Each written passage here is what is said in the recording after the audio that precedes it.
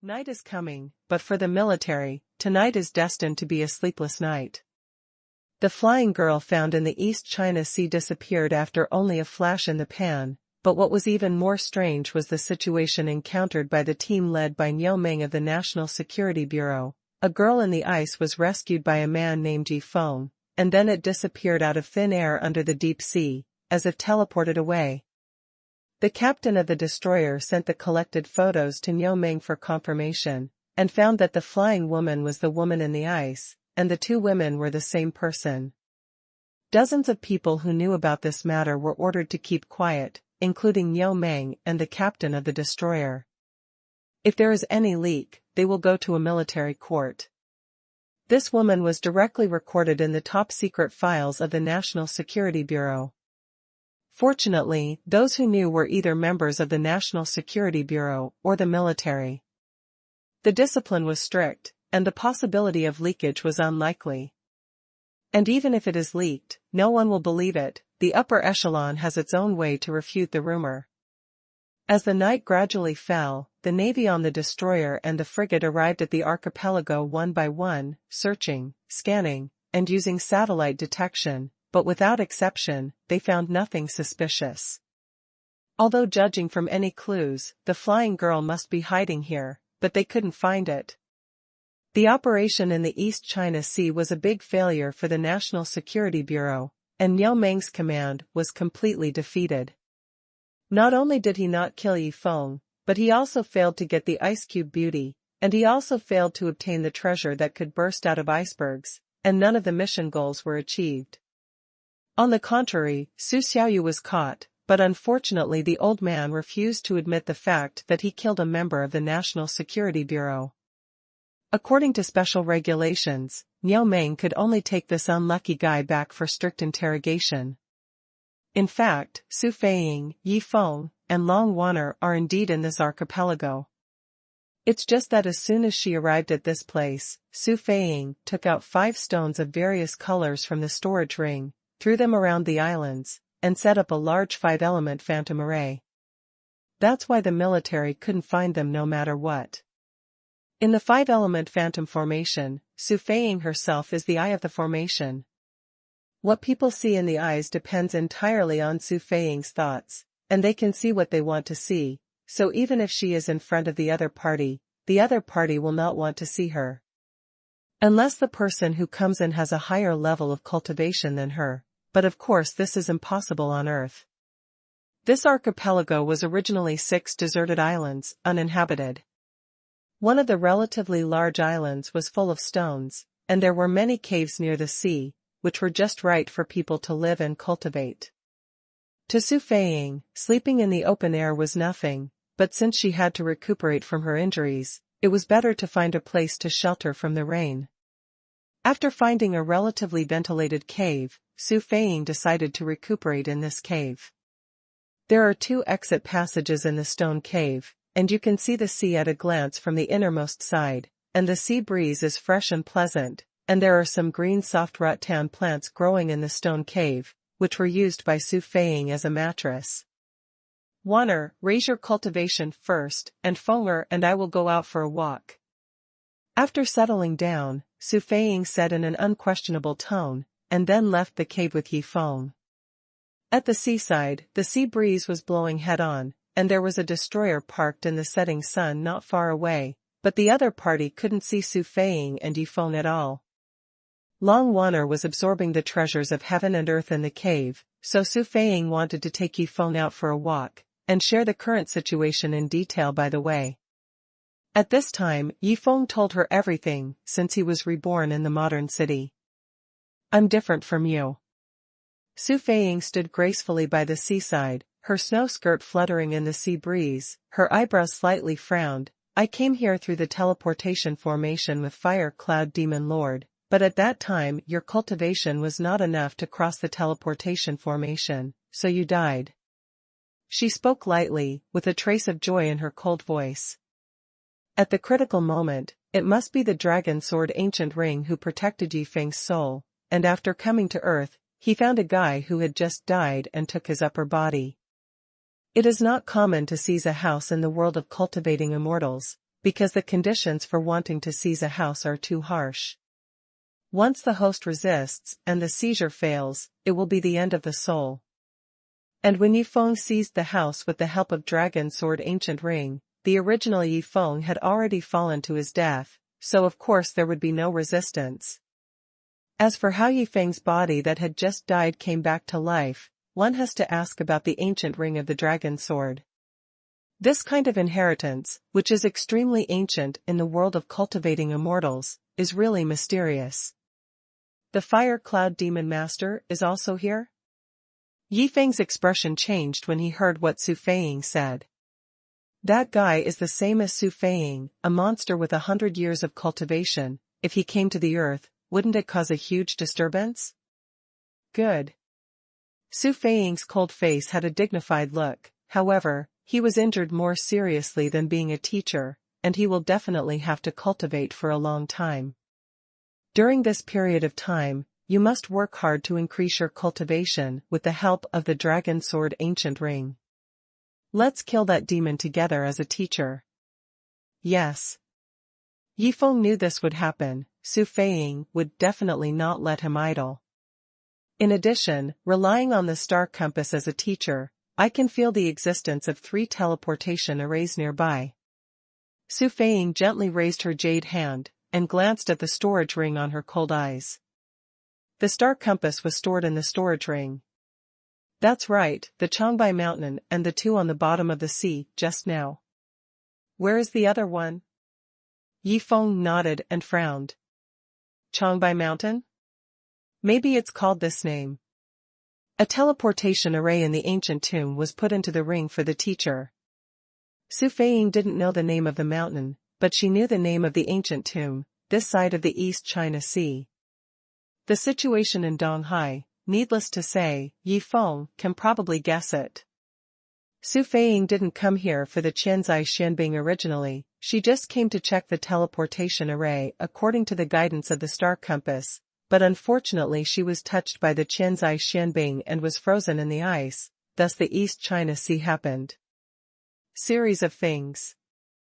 Within a radius of 10,000 miles, there is the last teleportation formation, in a desert in the northwest. Su Feiying looked into the distance, her beautiful figure was floating like a fairy. She took off the storage ring from Yu's hand, and handed it to Yifeng. Take it, wait for you to absorb the heaven and earth spiritual energy of Qianzai Xianbing, go check it out first. In her mind, when the Qianzai Xianbing recovers the spiritual energy of heaven and earth, Yifeng can absorb it and reach 25 years of cultivation. It shouldn't be a problem to check a teleportation array. However, Master, I have absorbed the spiritual energy of the 1,000 years Xianbing once. When Yifeng thought about the behavior of throwing watermelons to pick up sesame seeds before, he was a little puzzled, and there was another urgent matter. Now my identity is exposed, and I may face the encirclement and suppression of people in the martial arts at any time. It's easy to handle. As a teacher, I have already cultivated Yangshan. A cold look flashed across Su Feiying's eyes, wanting to encircle her apprentice? Dream. Su Feiying is not very clear about Yifeng's current situation, but it doesn't matter, she has many ways. What is the status of a middle-aged man in a white robe and one arm in the so-called rivers and lakes? Su Feiying's wonderful voice is cold, and she has no affection for the so-called people in the Jianghu. It should be pretty good, it is one of the 3 major forces, the head of the Long family. Yifeng thought for a while and said, well. Su Feiying nodded slightly, and raised her jade hand. The graceful phantom that had seized the profound ice for thousands of years appeared again. Immortal cultivators spend 10 years developing their consciousness with the Yin gods, and condense the incarnation of the Yang gods for 100 years. Su Feiying, who has cultivated for 100 years, can rely on the Yang god she cultivated to condense an incarnation outside her body. In an instant, beside Su Feiying stood a lifelike and beautiful figure, no different from Su Feiying's appearance. This was her former Yang god appearance. But now, with a wave of Su Feiying's jade hand, Yangshan's appearance began to change. The snow-white skirt changed into a white robe, and one of her originally white and slender jade arms was lost in an instant. In just a moment, her incarnation of the young god changed into Long Moran's appearance, and even her eyes were exactly the same. And based on the previous investigations, he also simulated 50 years of internal qi cultivation. Just by looking at his appearance, ordinary people can no longer tell whether he is real or not. He used a sword? Su Feiying said lightly, and took out a flying sword from the storage ring. Let him carry this flying eagle sword with him. The magic weapon is taken out casually. Since he was reborn in the modern city, the only magic weapon Yifeng has ever seen is the Shroud of Souls of the Corpse Cultist Order. It is not an authentic combat magic weapon, but an auxiliary magic weapon. But now this flying eagle sword is a pure battle weapon. It may not be a big deal in the world of cultivating immortals, but it is definitely a treasure if you get it on the earth. You said that Xuanhuan is his daughter. Let Xuanhuan teach the dragon family martial arts, and this incarnation of the young god can pretend to be her and go out. After Su Feiying said a word, she stared at Yifeng coldly. Stretch out your hand. Yifeng stretched out his hand as he said. Su Feiying handed over the small and light storage ring, and put it on his right ring finger, adjacent to the original dragon sword ancient ring. Su Feiying's fingertips touched him gently, and then retracted a little sensitively, only letting him feel the warmth for a moment. Sure enough, it was a fire injury. Yifeng remained calm, but in his heart he affirmed his guess. The Fire Cloud Demon Master has been cultivated for 100 years, and his strength is comparable to that of Su Feiying. The burns caused to Su Feiying are definitely not so easy to heal. How long will it take for Demon Master Huiyun to cultivate? Yifeng came to his senses, withdrew his hand, and asked a question. Within 1 year. Su Feiying replied. Her graceful and delicate body reflected a slanted shadow in the setting sun, and her hip-length soft long hair was lifted up and danced in the sea breeze at night. Under the snow-white long skirt, there is a pair of slender and beautiful legs, turning around and walking lightly into the cave. Neither of them wasted any time, and each started to prepare. When Su Feiying went back to the cave, she wanted to ask Long Xuanhuan about the 3 sets of martial arts of the Long family, and then let her Yangshan incarnation be able to perform them. In that way, the incarnation of Young God can pretend to be Long Moran, go back to the city with Yifeng, and use Long Moran's deterrent power to relieve Yifeng's crisis. As for Yifeng, who stayed alone by the sea, he glanced at the white speedboat not far away. Long Zi and Long Qing were still comatose inside, at least they would not wake up until the next morning. By that time, Yifeng and Su Feiying had already prepared everything. Now Yifeng started to search for Su Feiying's storage ring. In order to facilitate Yifeng's actions outside, Su Feiying temporarily gave him the storage ring. Yifeng wore the ring, and seemed to be able to feel the warmth left by Su Feiying on the ring.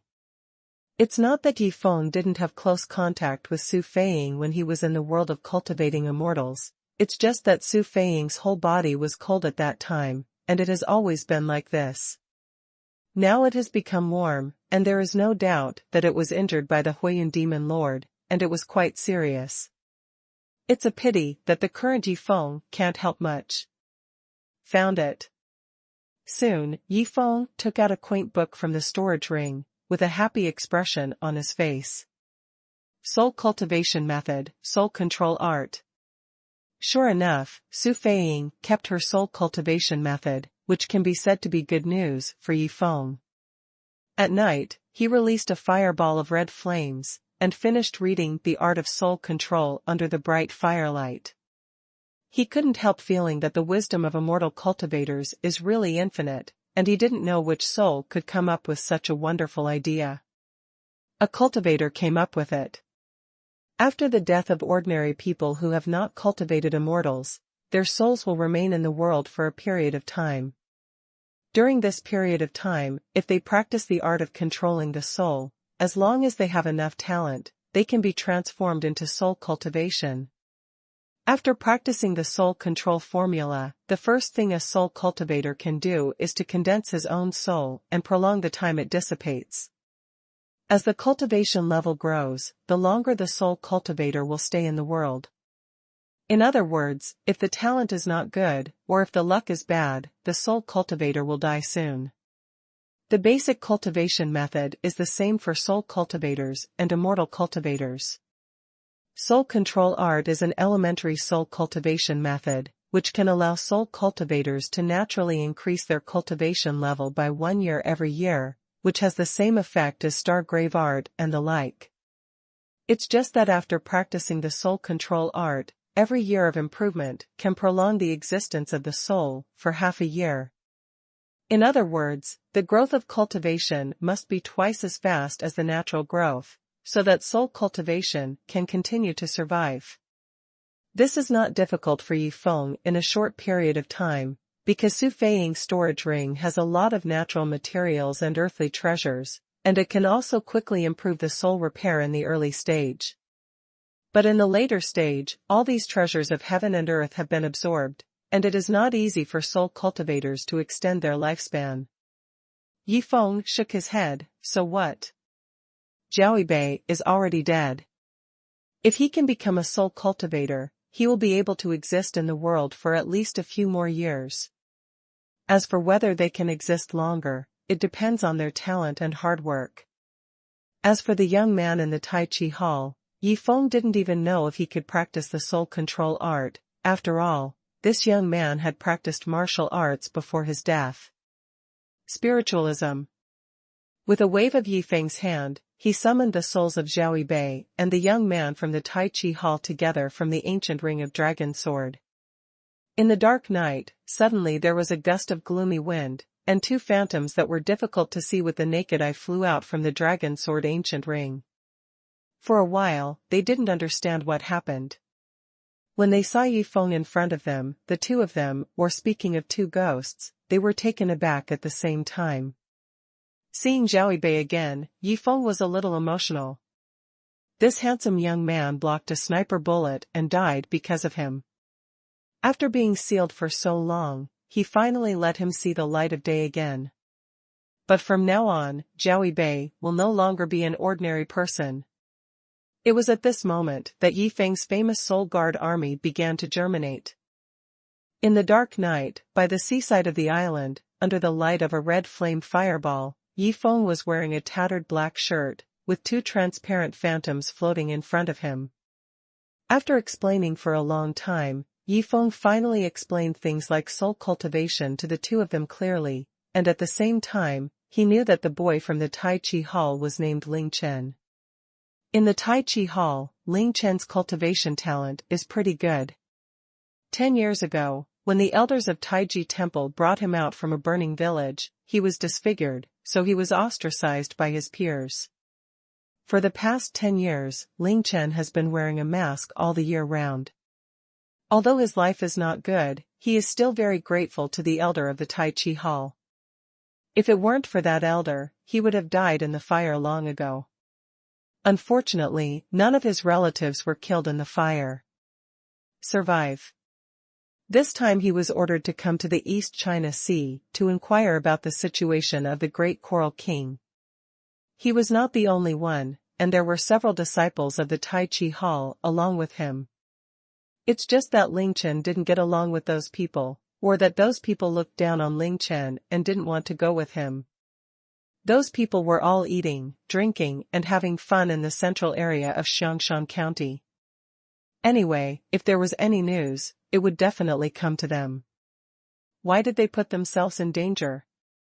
Only Ling Chen followed the elder's instruction and went to the small fishing village on the East Sea to inquire about the situation, but was bumped into by that crazy guy Li Feng. Yifeng also knew what happened after that. Brother Yi, it's because of you that you rescued me and healed my face. Ling Chen's transparent soul was floating, but his tone was extremely firm. I, Ling Chen, have no complaints or regrets. Now you have taught me the method of soul cultivation, and as long as I live in this world for a day, I will follow you forever. Follow and don't talk about it, it's just that you died because of me, so naturally I won't leave you alone. Yifeng shook his head. After practicing the soul control art, it's up to you whether you want to stay or not, but you must not do harm to the world. I've decided to follow Brother Yi. Ling Chen said firmly without thinking. Hey, Brother Yi, do you need to say how to choose? Zhao Bei smiled at the side, although I don't know much about soul cultivation. But from now on, I will be by your side just like Brother Ling Chen. The soul control art came from Yifeng. If they left, what would happen if something went wrong with their cultivation? No matter from which point of view, they have no reason to leave Yifeng.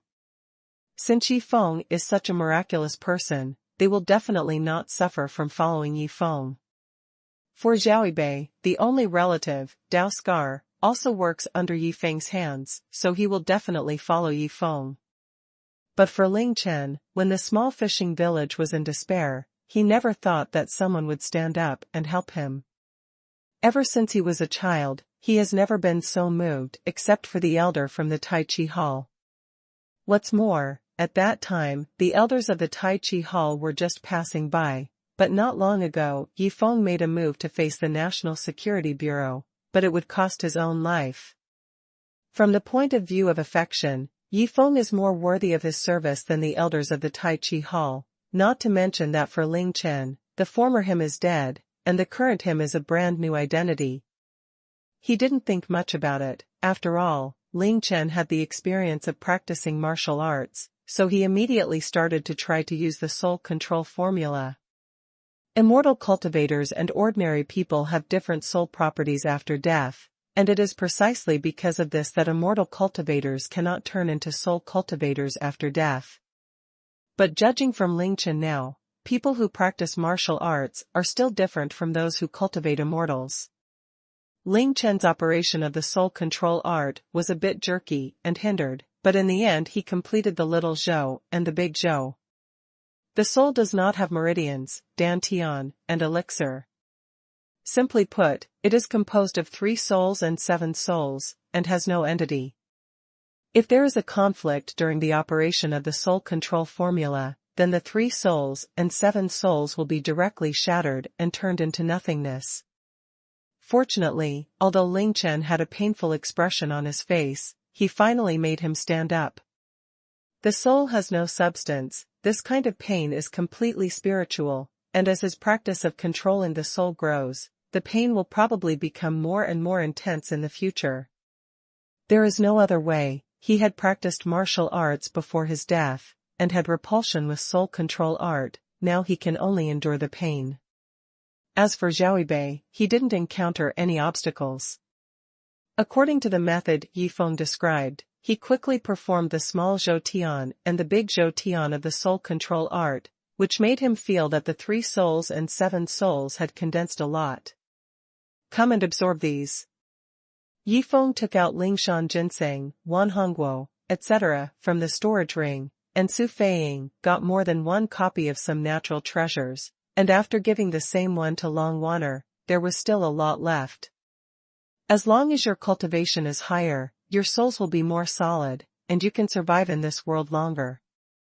As Yifeng said, he instructed the 2 of them to absorb the spiritual energy of heaven and earth, and their cultivation quickly increased in the initial stage. There is also an upper limit to the growth of soul cultivation.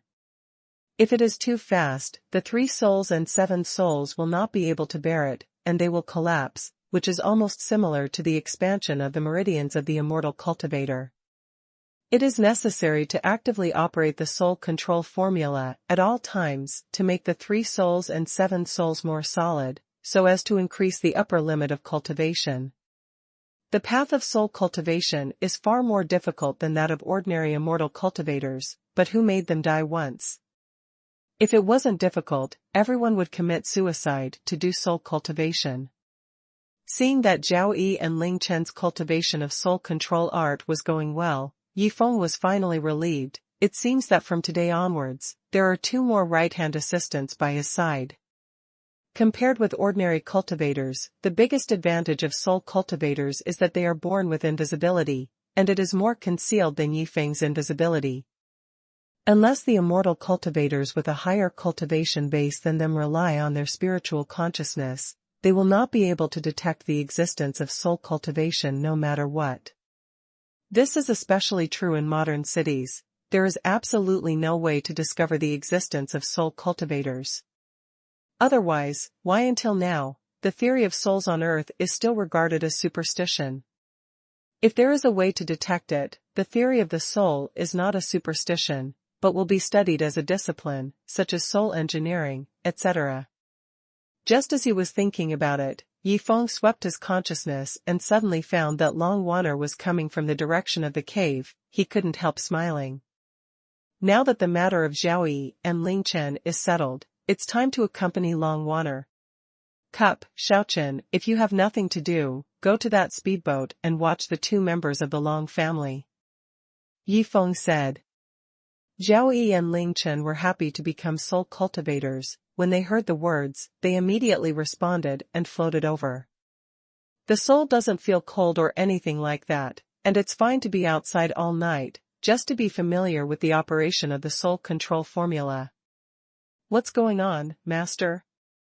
Yi Feng walked forward with a smile, and hugged Long Wanner into his arms. Well, it's all done. Long Wanner was hugged tightly by him. She blushed for a while, but of course she would not break free with her character. Instead she also hugged Yi Feng, stood on tiptoe, and leaned close to his ear. Go to rest first, master told us to go back tomorrow. When Yi Feng heard what Long Wanner said, he felt a little reluctant. Leave tomorrow? Although he knew he couldn't stay here forever, he didn't expect Su Feiying to drive them back so soon. Well, are you not willing?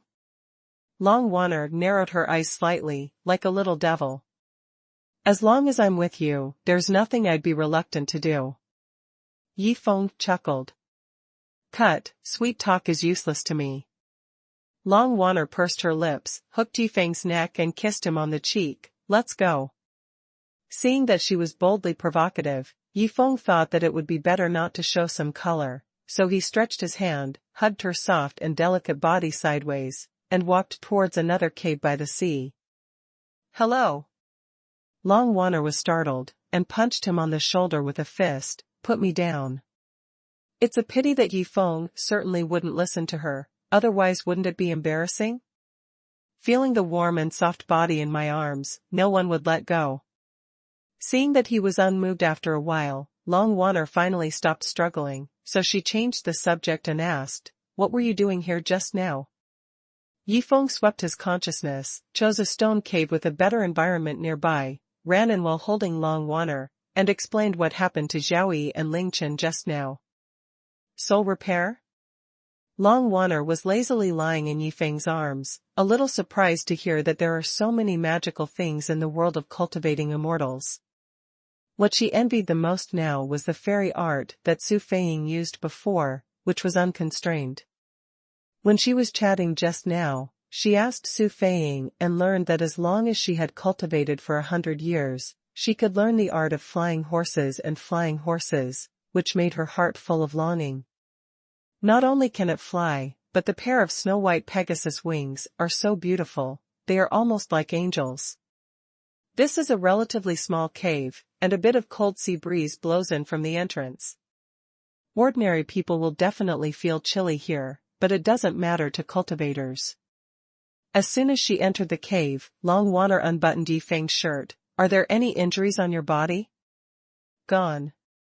Yi Feng shook his head. Ordinary wounds are easy to heal under the effect of lay-on hands, unless it is like the fire wound caused by the fire cloud demon lord. It needs a long time of cultivation. And you? Yi Feng immediately stretched out his hand and climbed onto Long Wanner's bulging chest. Feeling the plump and soft touch, he couldn't help but pinch it. I've recovered from my injury. The master is next door, and you still dare to play tricks. Long Wanner's cute face turned red, relying on her cultivation level being higher than Yi Feng's. She gave him a blank look, and pushed him away. I can't touch it? I don't want to do anything else. Yi Feng was puzzled. I haven't thought about it yet.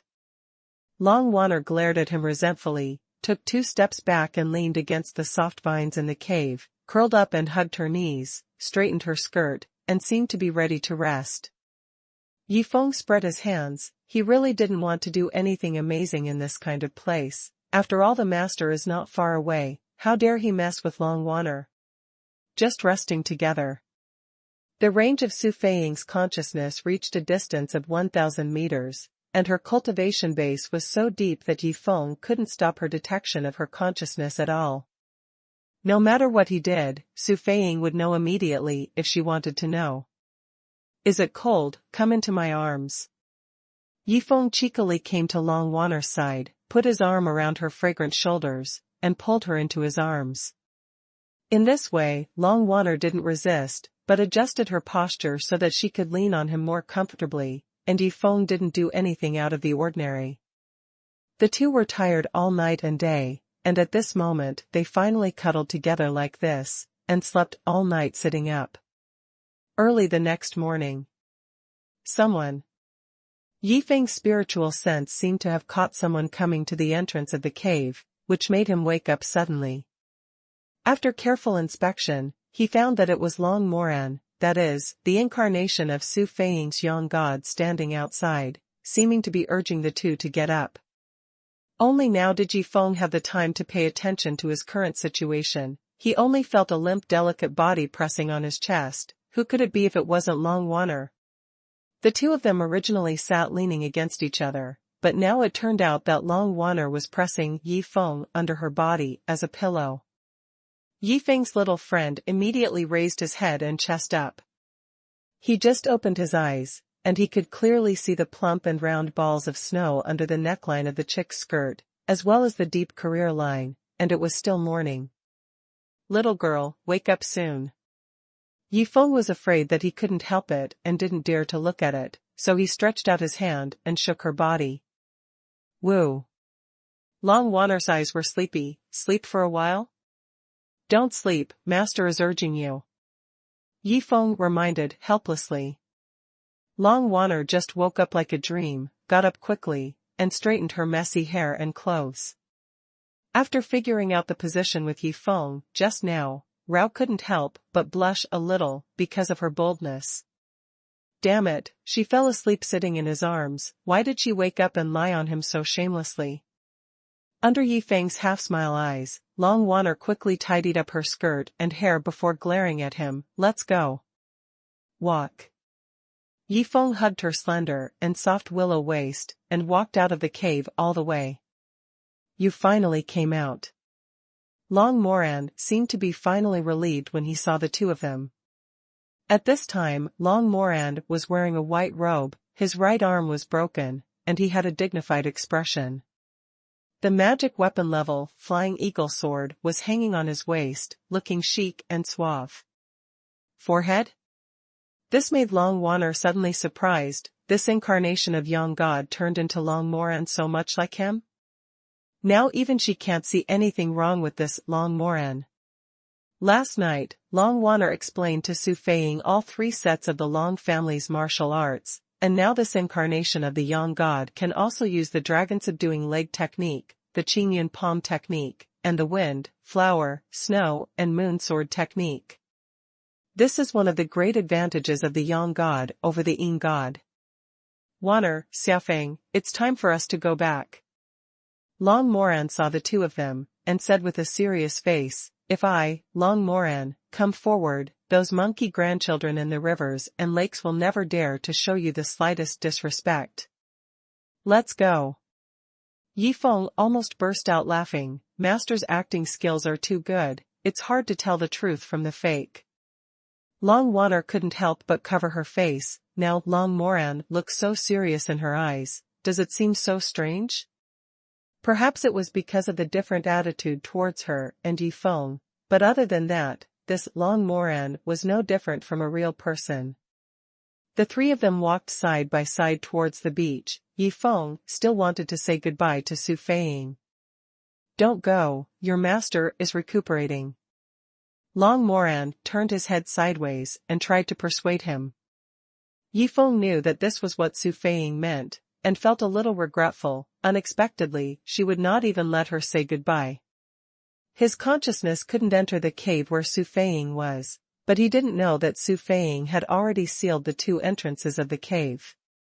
But she endured the torment of fire and poison in the cave. Her whole body was naked, and her white and tender skin that was originally ice-clear and jade-clean now glowed red everywhere. In such a situation, of course she would not let Yifeng in to say goodbye. Fortunately, her Yanshan incarnation was right beside Yifeng, and she could speak directly if she had anything to say. On the speedboat docked by the island, Long Zi and Long Qing finally woke up and turned around. When they opened their eyes, they saw Long Moran walking towards the shore together with Yifeng and Long Wanner. The two were shocked immediately. Long Zi and Long Qing rubbed their eyes respectively, wondering if they had read it wrong.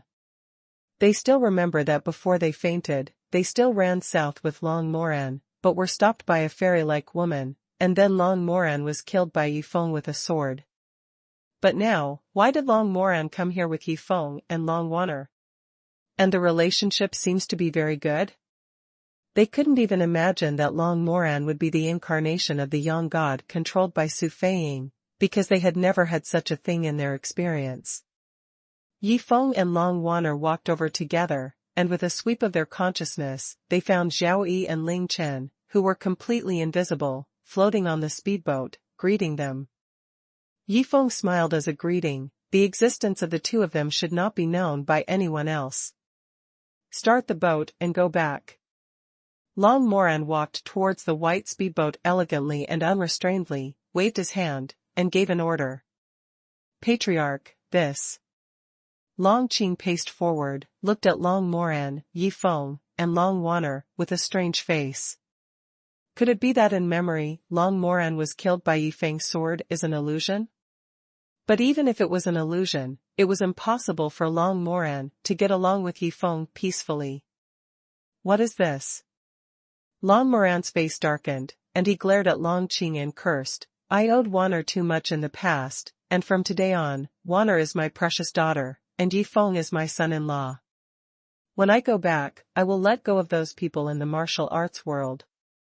In other words, just say whoever wants to get Yifeng's idea, let him come to me first.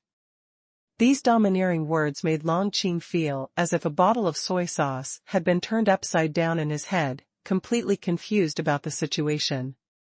What exactly happened that made Long Moran seem like a different person? He has no doubt that this dragon is indifferent, because it is impossible for a fake to be so lifelike.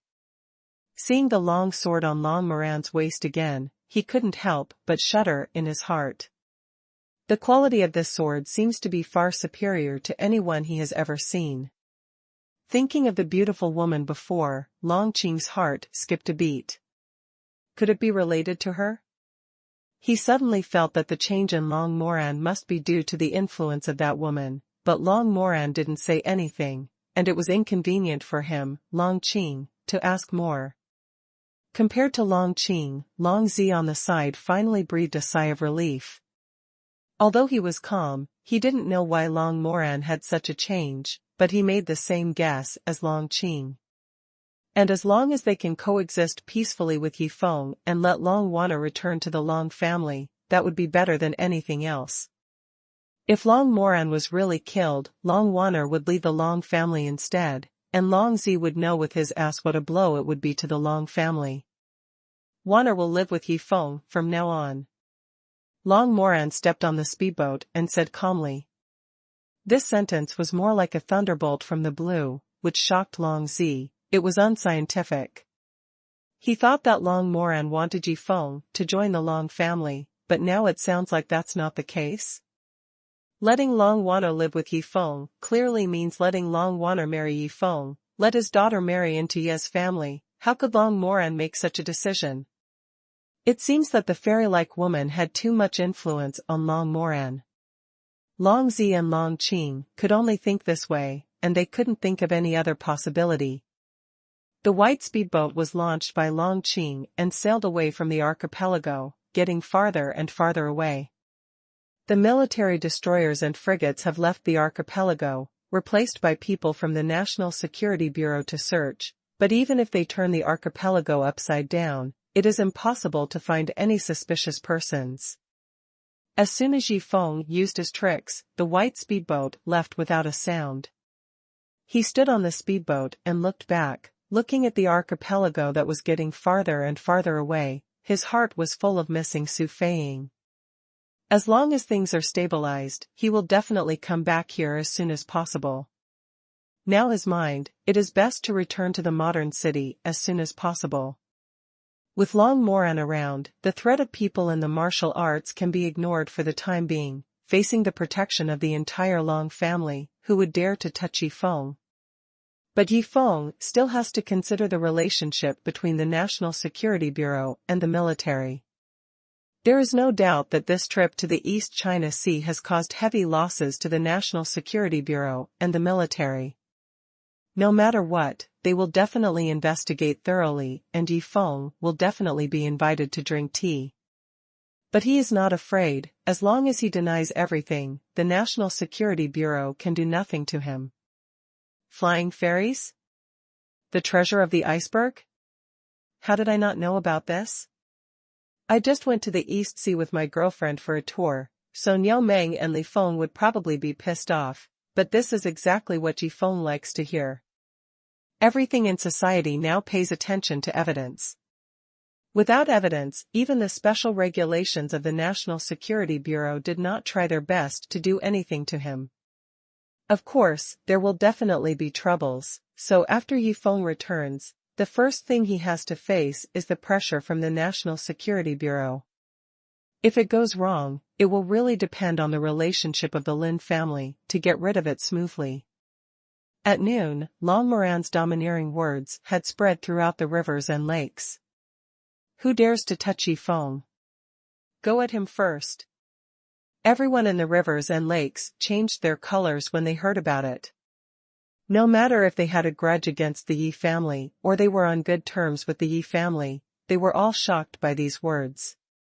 Why did Long Moran change his nature after seeing each other overnight?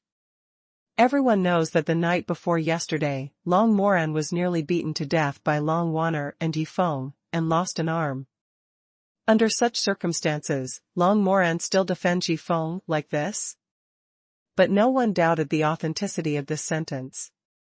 Because it was said by Long Zi and Long Qing, two important figures in the direct line of the Long family, and Long Moran also publicly announced this sentence. All of a sudden, the alliance that was rumored to encircle and suppress the Yi family 2 days ago disappeared. Now in this Jianghu, which sect can be compared with the Long family? Even the Tang family and the Tai Chi Hall are not as strong as they are. What's more, if they went to encircle and suppress Yifeng now, they would not only face the Long family and Yu Wendian. Besides, the strength of Yifeng and Long Wanner is also extraordinary. Who dares to mess around? In the center of Xuanhuan County, Yu Wendian and others stayed in the hotel for 2 days, and they were all shocked when they heard the news, especially Shu Shu. As a member of the Long family, Shu Shu had the most thorough understanding of Long Moran's character. How could such a vicious and narrow-minded fellow suddenly say such words to keep Yifeng? But no matter what, this is good news for her, because in this way, the actions to encircle and suppress Yifeng in the Jianghu will definitely come to an end without a problem. Yu Wendian frowned tightly in the room, hung up the phone, and remained silent for a long time. Long Moran, is there some kind of conspiracy? Just when they were all puzzled, Yifeng and Long Wanner went back to the entrance of the hotel where they were. When Yifeng and Long Wanner returned to the bustling area of Xuanhuan County together, they could clearly feel a depressing atmosphere.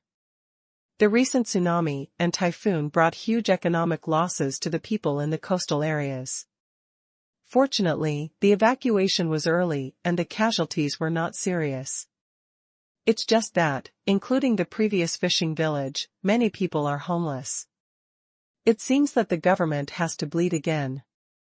Because Zhao Yi and Ling Chen were there, Yifeng quickly found out where Yi Wendian and the others lived. As for Su Feiying's incarnation of the Yang God, she didn't bother to see too many people, so she went back directly with Long Zi and Long Qing after landing. She still has to concentrate on dealing with the troubles of the National Security Bureau. Pretending to be Long Moran is a deterrent, but there are also many troubles. Yifeng thought back to what she said before the young god incarnation left. Try your best to improve your cultivation. If you can reach 40 years of cultivation within 1 year, then you and I will be able to defeat the fire cloud demon steadily, host. After finishing the trivial matters, he should go to the northwest desert to find the trace of the next teleportation array. For Su Feiying, her heart is still in the world of cultivating immortals, because Yifeng shook his head and didn't think much about it. He was only a little worried about whether Su Fei's identity as the young god incarnation would be exposed after returning to the dragon's cave. After all, Su Feiying didn't know much about Long Moran's character at all. In addition, I don't know where the fire cloud demon master is hiding now, to recuperate. Once this thing appears, it will act unrestrainedly, and it is very likely to turn the whole world upside down, unless it is killed in the bud. In any case, it was finally possible to relax for a short period of time. Yifeng and Long Waner followed the souls of Zhao Yi and Ling Chen to the hotel where Yi Wendian and the others stayed. Yifeng. As soon as he stepped into the door of the hotel, a pleasantly surprised and lively female voice came from inside.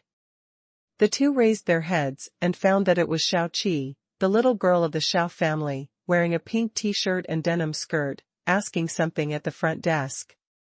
When he saw Yifeng, he looked happy and waved his hand to say hello. Now of course she knew that Yifeng was the masked man who saved her twice. Her feelings towards Yifeng became very complicated. But after thinking about it for so long, she decided to keep that feeling in her heart. Not to mention that Yifeng already has someone he loves. She can't overcome Lin Shiqing alone, and she can't do things like grabbing a man from a good friend. When we see Yifeng again, just be like friends. Xiao Qi decided in her heart. Yifeng didn't have any thoughts. He nodded slightly. Where are my grandpa and the others? It's breakfast in the restaurant, I'll take you there. Xiao Qi walked over while talking. She glanced at Long Waner who was holding Yifeng's arm, and secretly praised her in her heart. She really is a top-notch little beauty, whether it is appearance, skin, or figure, she is first class. Even compared with Lin Shiqing, she is only in temperament and style. The difference is indistinguishable. Xiao Qi, who is also a woman, couldn't help liking Long Waner's cute childlike face.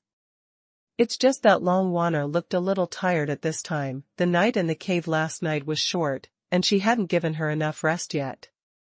For Xiao Qi's appearance, Long Waner was conditioned to be a little vigilant. She didn't want her man to have more and more beauties.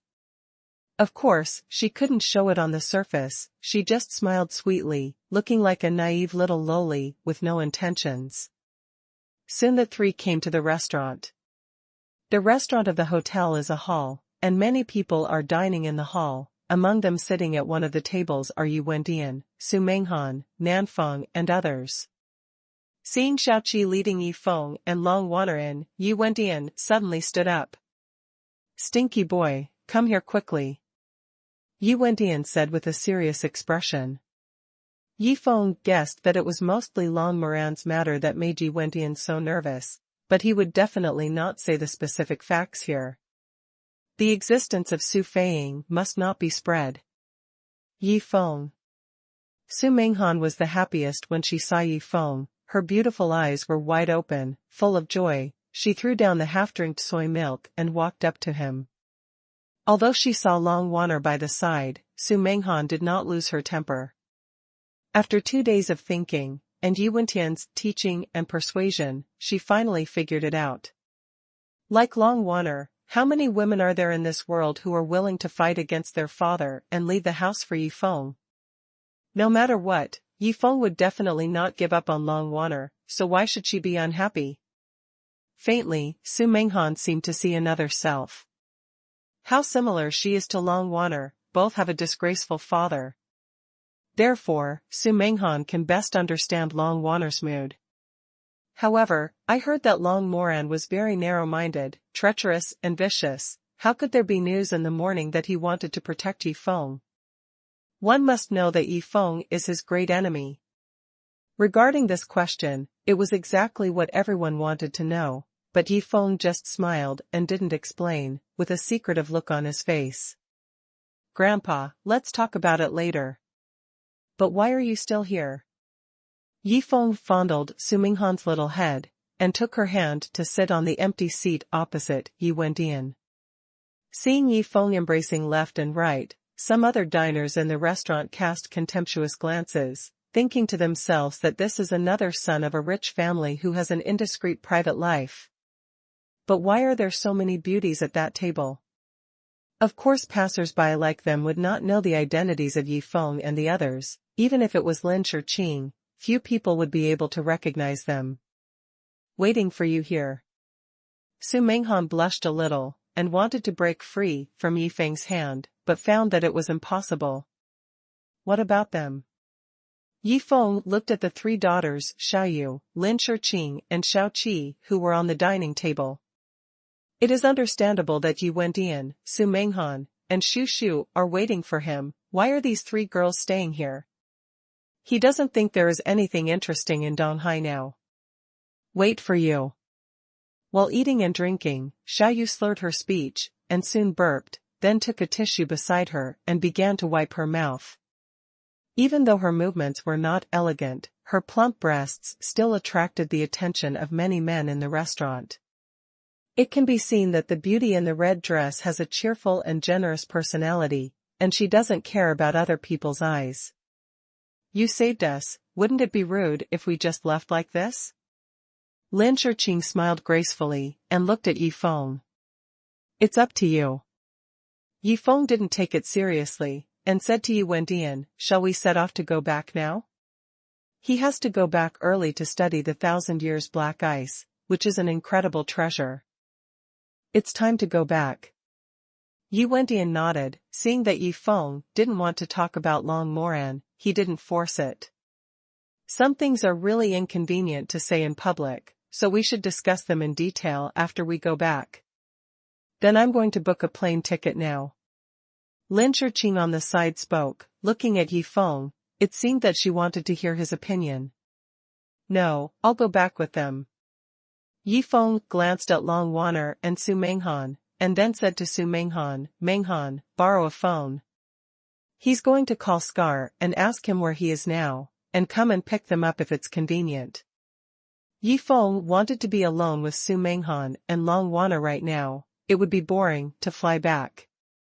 Now that the matter in the East China Sea is over, and the beautiful master has also been found, I will go back to cultivate for a while, and then head to the desert. At that time, there might be another bloodbath. Yi Feng suddenly thought, didn't Long Wanner say that the barren stone beads were also unearthed in the northwest desert? I don't know if there is any connection between the Tianhuang stone beads and the teleportation array. Su Minghan took out a small white mobile phone and handed it to him. Yi Feng called Dao Scar with the number he remembered, and at the same time subconsciously glanced at the place where Zhao Bei was next to him. His soul was floating above the restaurant, and he was practicing soul control with his eyes closed. Except for Yi Feng and Long Wanner, no one could spot him and Ling Chen. Scar, where are you now? When the phone was connected, Yi Feng asked. Brother Yi, you're still in Xiangshan. Scar replied immediately.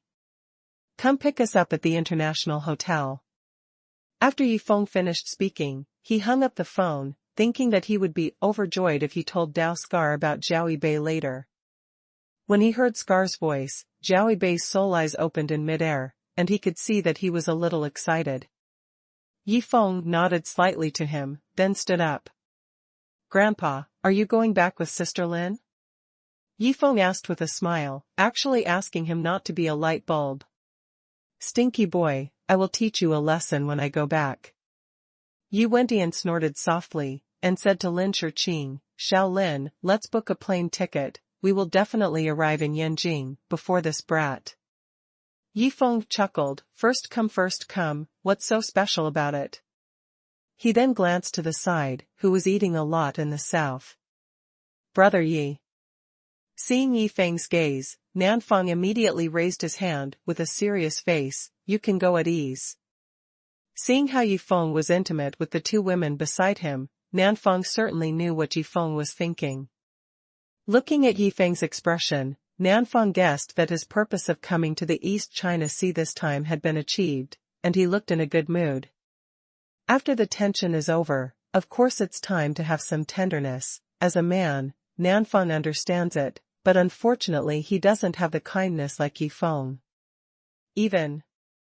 Nanfang quietly glanced at the other three beauties at the dining table, Lin Shiqing, Xiao Yu, and Xiao Qi, all of whom were already considered by Yi Wendian as grandson-in-law candidates. This made the South feel emotionally, Brother Yi, if you are too busy, why don't you share it with me? Auntie, come with me. Yi Feng finally said hello to Shu Shu. She was originally from the Long family. She might not be used to being with Yi Wendian and others these 2 days. It's better to take it with you and go. I thought it would be no problem for 5 people to sit in a BMW, right? Of course, he knew that he was wrong in this idea soon after.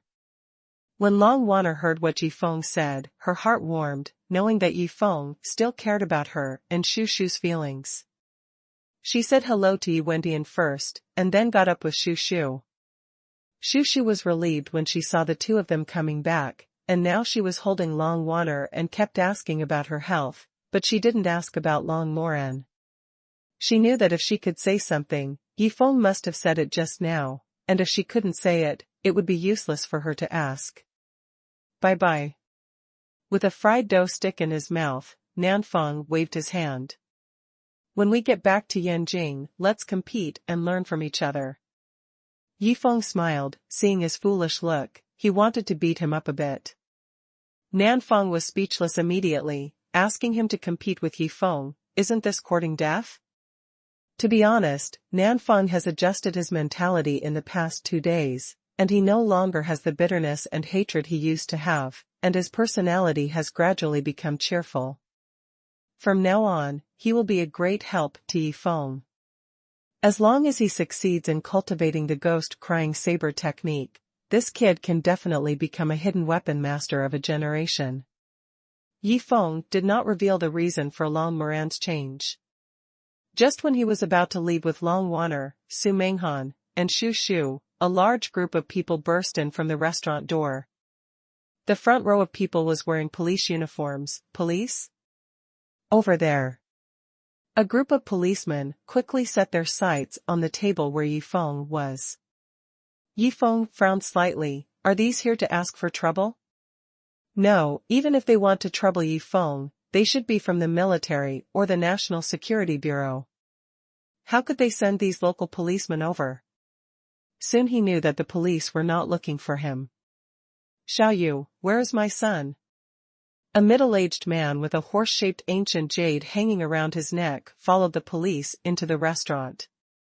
He caught sight of Xiao Yu in a red dress and asked with a serious expression. As soon as he saw the ancient horse-shaped jade on his neck, Yi Feng thought of Wang Xiaodong, who he pretended to be a shark and dragged into the water. Is this guy Wang Xiaodong's father? I still remember that the dog-shaped ancient jade hanging on Wang Xiaodong. Yi Feng chuckled secretly. He really came looking for trouble. The ridiculous person was killed by Yi Feng, but the other party was looking for Xiao Yu. Of course, Yi Feng would not watch Xiao Yu being bullied, no matter how that girl is now his own. Since he took care of Wang Xiaodong, it's up to him to solve this trouble, and it won't take too much time anyway. Dragged by a shark. At the same time as Yi Feng spoke, Xiao Yu said in unison, a bit lazy in her sexy and mature voice, she didn't take this matter to heart at all. Such a tacit understanding? Yi Feng heard Xiao Yu's voice that almost overlapped with his, and couldn't help but look back at her, but saw Xiao Yu was also looking at him. Her eyes met and each was surprised. Dragged by a shark? The middle-aged man's face turned livid all of a sudden. What kind of bastard's reason is this? I think Wang Qingzong is also a famous figure in the Shanghai stock market. Now his son came out with Xiaoyu, but disappeared inexplicably. If he doesn't figure out what's going on, won't it make other people in the Shanghai stock market laugh out loud? Wang Qingzong knew Xiaoyu, because Wang Xiaodong had been talking about getting Xiaoyu all day recently, so Wang Qingzong investigated Xiaoyu's information. I am from Yanjing, but I studied in Shanghai for 4 years, and stayed in Shanghai to work for nearly 2 years after graduation. Most importantly, Xiaoyu is still a member of Yanjing Zhao's family. The Xiao family is considered a small family in Yanjing, but if it gets the Shanghai stock market, its influence will definitely not be small. This makes Wang Qingzong have some scruples. After thinking twice, he decided to bring the local police to arrest people this morning, or wait until Xiao Wenyu returned to Yanjing. There would definitely be nothing she could do. Which one is Miss Xiaoyu? I'm sorry, but you are accused of being involved in an intentional homicide case. Please cooperate with the investigation. The horse-faced policeman in charge was almost dazzled at a glance. So many beauties. All of them are superb. I'm Xiaoyu. Xiaoyu got up and said lightly. Today she was wearing a long red dress with a braid, which swayed smoothly from her shoulders to her full chest, just blocking a snow-white gully, making people want to reach out and remove her braid. The headed horse-faced policeman saw that his eyes straightened immediately. This guy is about 40 years old, he is on the rise of his career, and he has received a lot of money from others in private. It's a pity that the yellow-faced woman at home made him want to die every day, and he dreamed of leaving and marrying a gentle, considerate, virtuous young beauty. All of these beauties in front of him are in line with his standards. Especially Xiaoyu, who stood up, caught his attention all of a sudden. What a superb beauty. No wonder it caught Mr. Wang's eyes, but unfortunately this beautiful woman is very suspicious. Maybe she is the murderer who tricked Mr. Wang into the wilderness to destroy the corpse. The horse-faced policeman sternly said, Sorry, Miss Xiaoyu, please come with us. Intentional killing is not a small crime. When it comes to the police, if you threaten and intimidate casually, it is very likely to take advantage of this beautiful woman. He couldn't help but look forward to it. It's a pity that Xiaoyu didn't want to go with him at all. You said that I was related to a murder case. What about the evidence? What about the motive? What about the murder weapon? After hearing her questioning, the horse-faced policeman thought to himself, Isn't your chest a pair of big murder weapons? Of course, as a policeman, he would never say such things in public. He looked very serious on the surface. There is a video showing that the victim Wang Xiaodong was with you for the last time, leaving the restaurant and heading towards the beach. In this regard, our police have the right to investigate, interrogate and collect evidence from you. There is no doubt that you are one of the suspects. Feeling the unscrupulous and lustful eyes of the horse-faced policeman, Xiaoyu felt a little angry. That Wang Xiaodong has no sense of shame. Since he met not long ago, he has been pestering her every day to get her into bed, and now he was finally dragged away by sharks. These policemen actually put the crime on her head. As a member of Yanjing Zhao's family, she actually knows that there is power in this world, but she still feels very touched when she experiences it herself. It is normal to take her away for investigation, but calling her criminal suspect directly is too overbearing. She didn't think too much. Staring at the horse-faced policeman, she walked over step by step. The horse-faced policeman was attracted by the majesty of her chest, and couldn't help swallowing, but before he could react, Xiaoyu slapped him across the face. Snapped. Xiaoyu has a fiery temper, and it is not the first time to slap someone. You attacked the police. The horse-faced policeman covered his face, his eyes were full of surprise. He stretched out his hand and pointed at Xiaoyu. Obviously he didn't expect Xiaoyu to dare to do it. His fingers were about to point to Xiaoyu's chest, making her take 2 steps back quickly. Although she slapped her across the face, it was a pity that she was not strong enough to do any harm to a thick-skinned police captain. Yi Feng stepped forward to stop her, and said with a smile, Girls don't do anything. how ugly. Little kid, go aside, it's none of your business. Seeing Yifeng standing in front of her, Xiao Yu put on a pretty face. She didn't want Yifeng to help, this was her own business. Little kid? Yifeng didn't know whether to laugh or cry. He thought he was right. He had just graduated from high school, while Xiao Yu had already graduated from university and worked for 2 years, so she was 5 or 6 years older than him. To Xiao Yu, he seemed like a little brat. I heard that Xiao Yu bought that Audi sports car with the money she saved for 2 years, so I don't know what kind of occupation she is. This earning ability is really not bad. Of course, even if Xiao Yu said so, Yifeng would not let her go to the front. Uncle, I know a little about Wan Xiaodong, how about we not embarrass other girls? Yifeng patted the shoulder of the horse-faced policeman, and said with a smile. And who are you? The horse-faced policeman was about to order Xiao Yu to be forcibly arrested, but when he saw Yifeng coming out to speak, he couldn't help becoming vigilant. He is not a person who does not wink, seeing so many top beauties around Yifeng. He knows that his status is definitely not ordinary, so he does not dare to offend easily, and he is cautious when facing him. And Wang Qingzong, behind the horse-faced policeman, heard Yifeng's words. His face changed. This kid knows about his son? My name is Yifeng. Wang Xiaodong is a scumbag, right?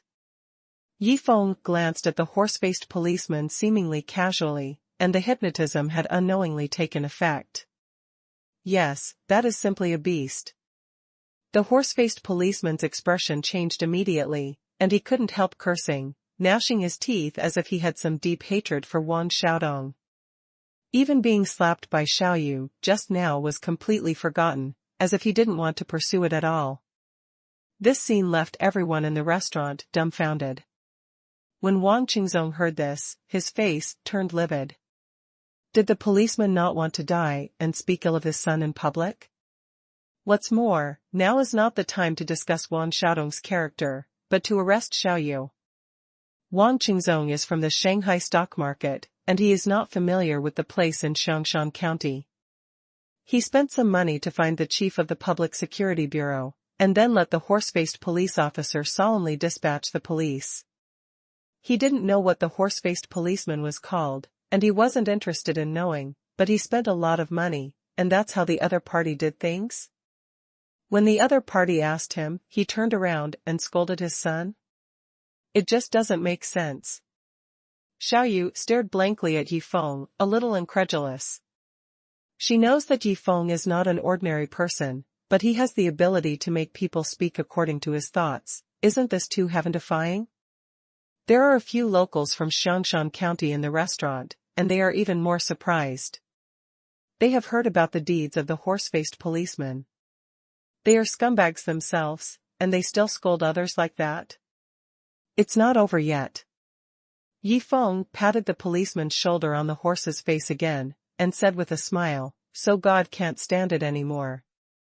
Not long ago, Wang Xiaodong went to the beach and was dragged away by a shark, right? Yes, that's it. Wang Xiaodong lost his conscience and finally fed the shark. The horse-faced policeman nodded firmly. Puff. Xiao Yu couldn't help laughing. She put her hand on Yifeng's shoulder, her delicate body trembling. This Yifeng is too amazing, isn't this all right? Originally, she planned to use the Xiao family to suppress it, but now that Yifeng is here, it seems that she doesn't need it. Yifeng felt the bursts of fragrance wafting from her body, as well as the softness and delicateness on her shoulders. He couldn't help being a little embarrassed. Why is Xiao Yu so close? Our relationship doesn't seem to be so good, right? What's more, our two girlfriends are still next to each other. Yifeng's consciousness swept away, and sure enough Long Wanner and Su Menghan stood aside, both looking a little upset. Hey, how did you become a policeman? Wang Qingzong couldn't take it anymore, and his face darkened. I'm standing up for justice. The horse-faced policeman had a serious expression on his face, and the few policemen who were familiar with him were all stunned at once. Something was wrong, this was really abnormal. When everyone was stunned, the horse-faced policeman waved his hand and said solemnly, Wang Xiaodong was dragged away by the shark, and he deserves to die.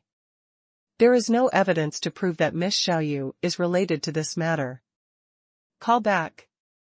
As soon as he spoke, several policemen behind him gave him winks, but the horse-faced policeman didn't notice him at all. He turned around and walked out of the restaurant first. What are you doing? You said to close the team. The horse-faced policeman walked a few steps, and when he saw his team members were still standing there in a daze, he immediately turned around and scolded him. Yes, yes. Of course, the police officers could only listen to the captain.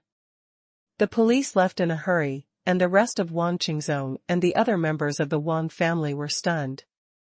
This situation seems a bit evil. What should we do now? Your name is Yifeng?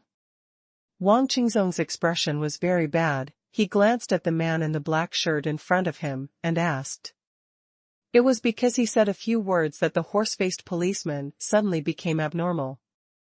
Wang Qingzong felt that there was something wrong with this man. Yes. Yifeng nodded with a smile. Are you Wang Xiaodong's father? What a pity, Wang Xiaodong was dragged away by the shark, so my condolences will change.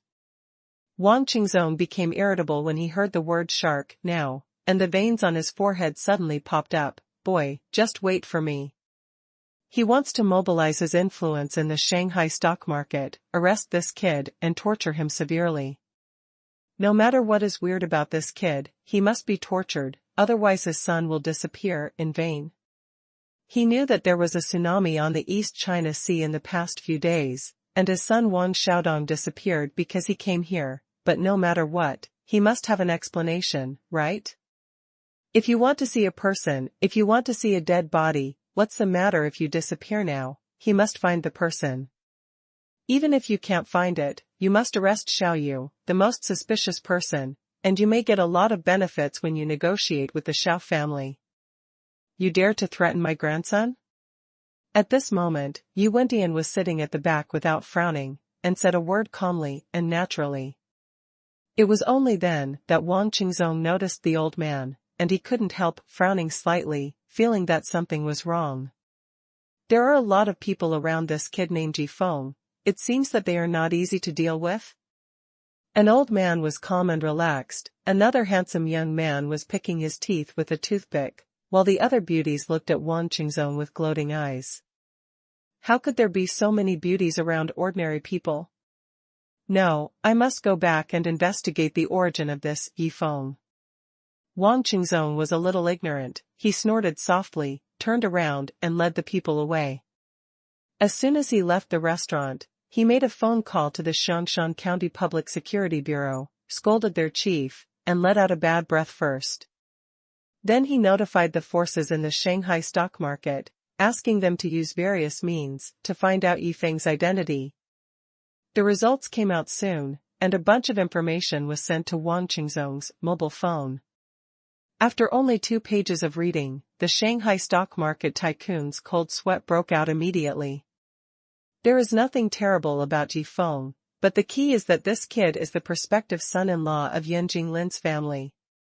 The Yan Jinglin family is the largest family in the country, and it is enough for Wang Qingzong to look up to. No wonder the Lin family's prospective son-in-law is so arrogant. In Wang Qingzong's eyes, he directly labeled Yifeng as second patriarch. His son Wang Xiaodong is already arrogant and playful, but there is no doubt that this Yifeng is more arrogant than his son. And he also got news that Lin Shiqing, the prostitute daughter of the Lin family in Yanjing, is also in Xiangshan County now, that is to say, one of the beauties at the table just now is Lin Shiqing? Wang Qingzong almost knelt down. What kind of eyes is this?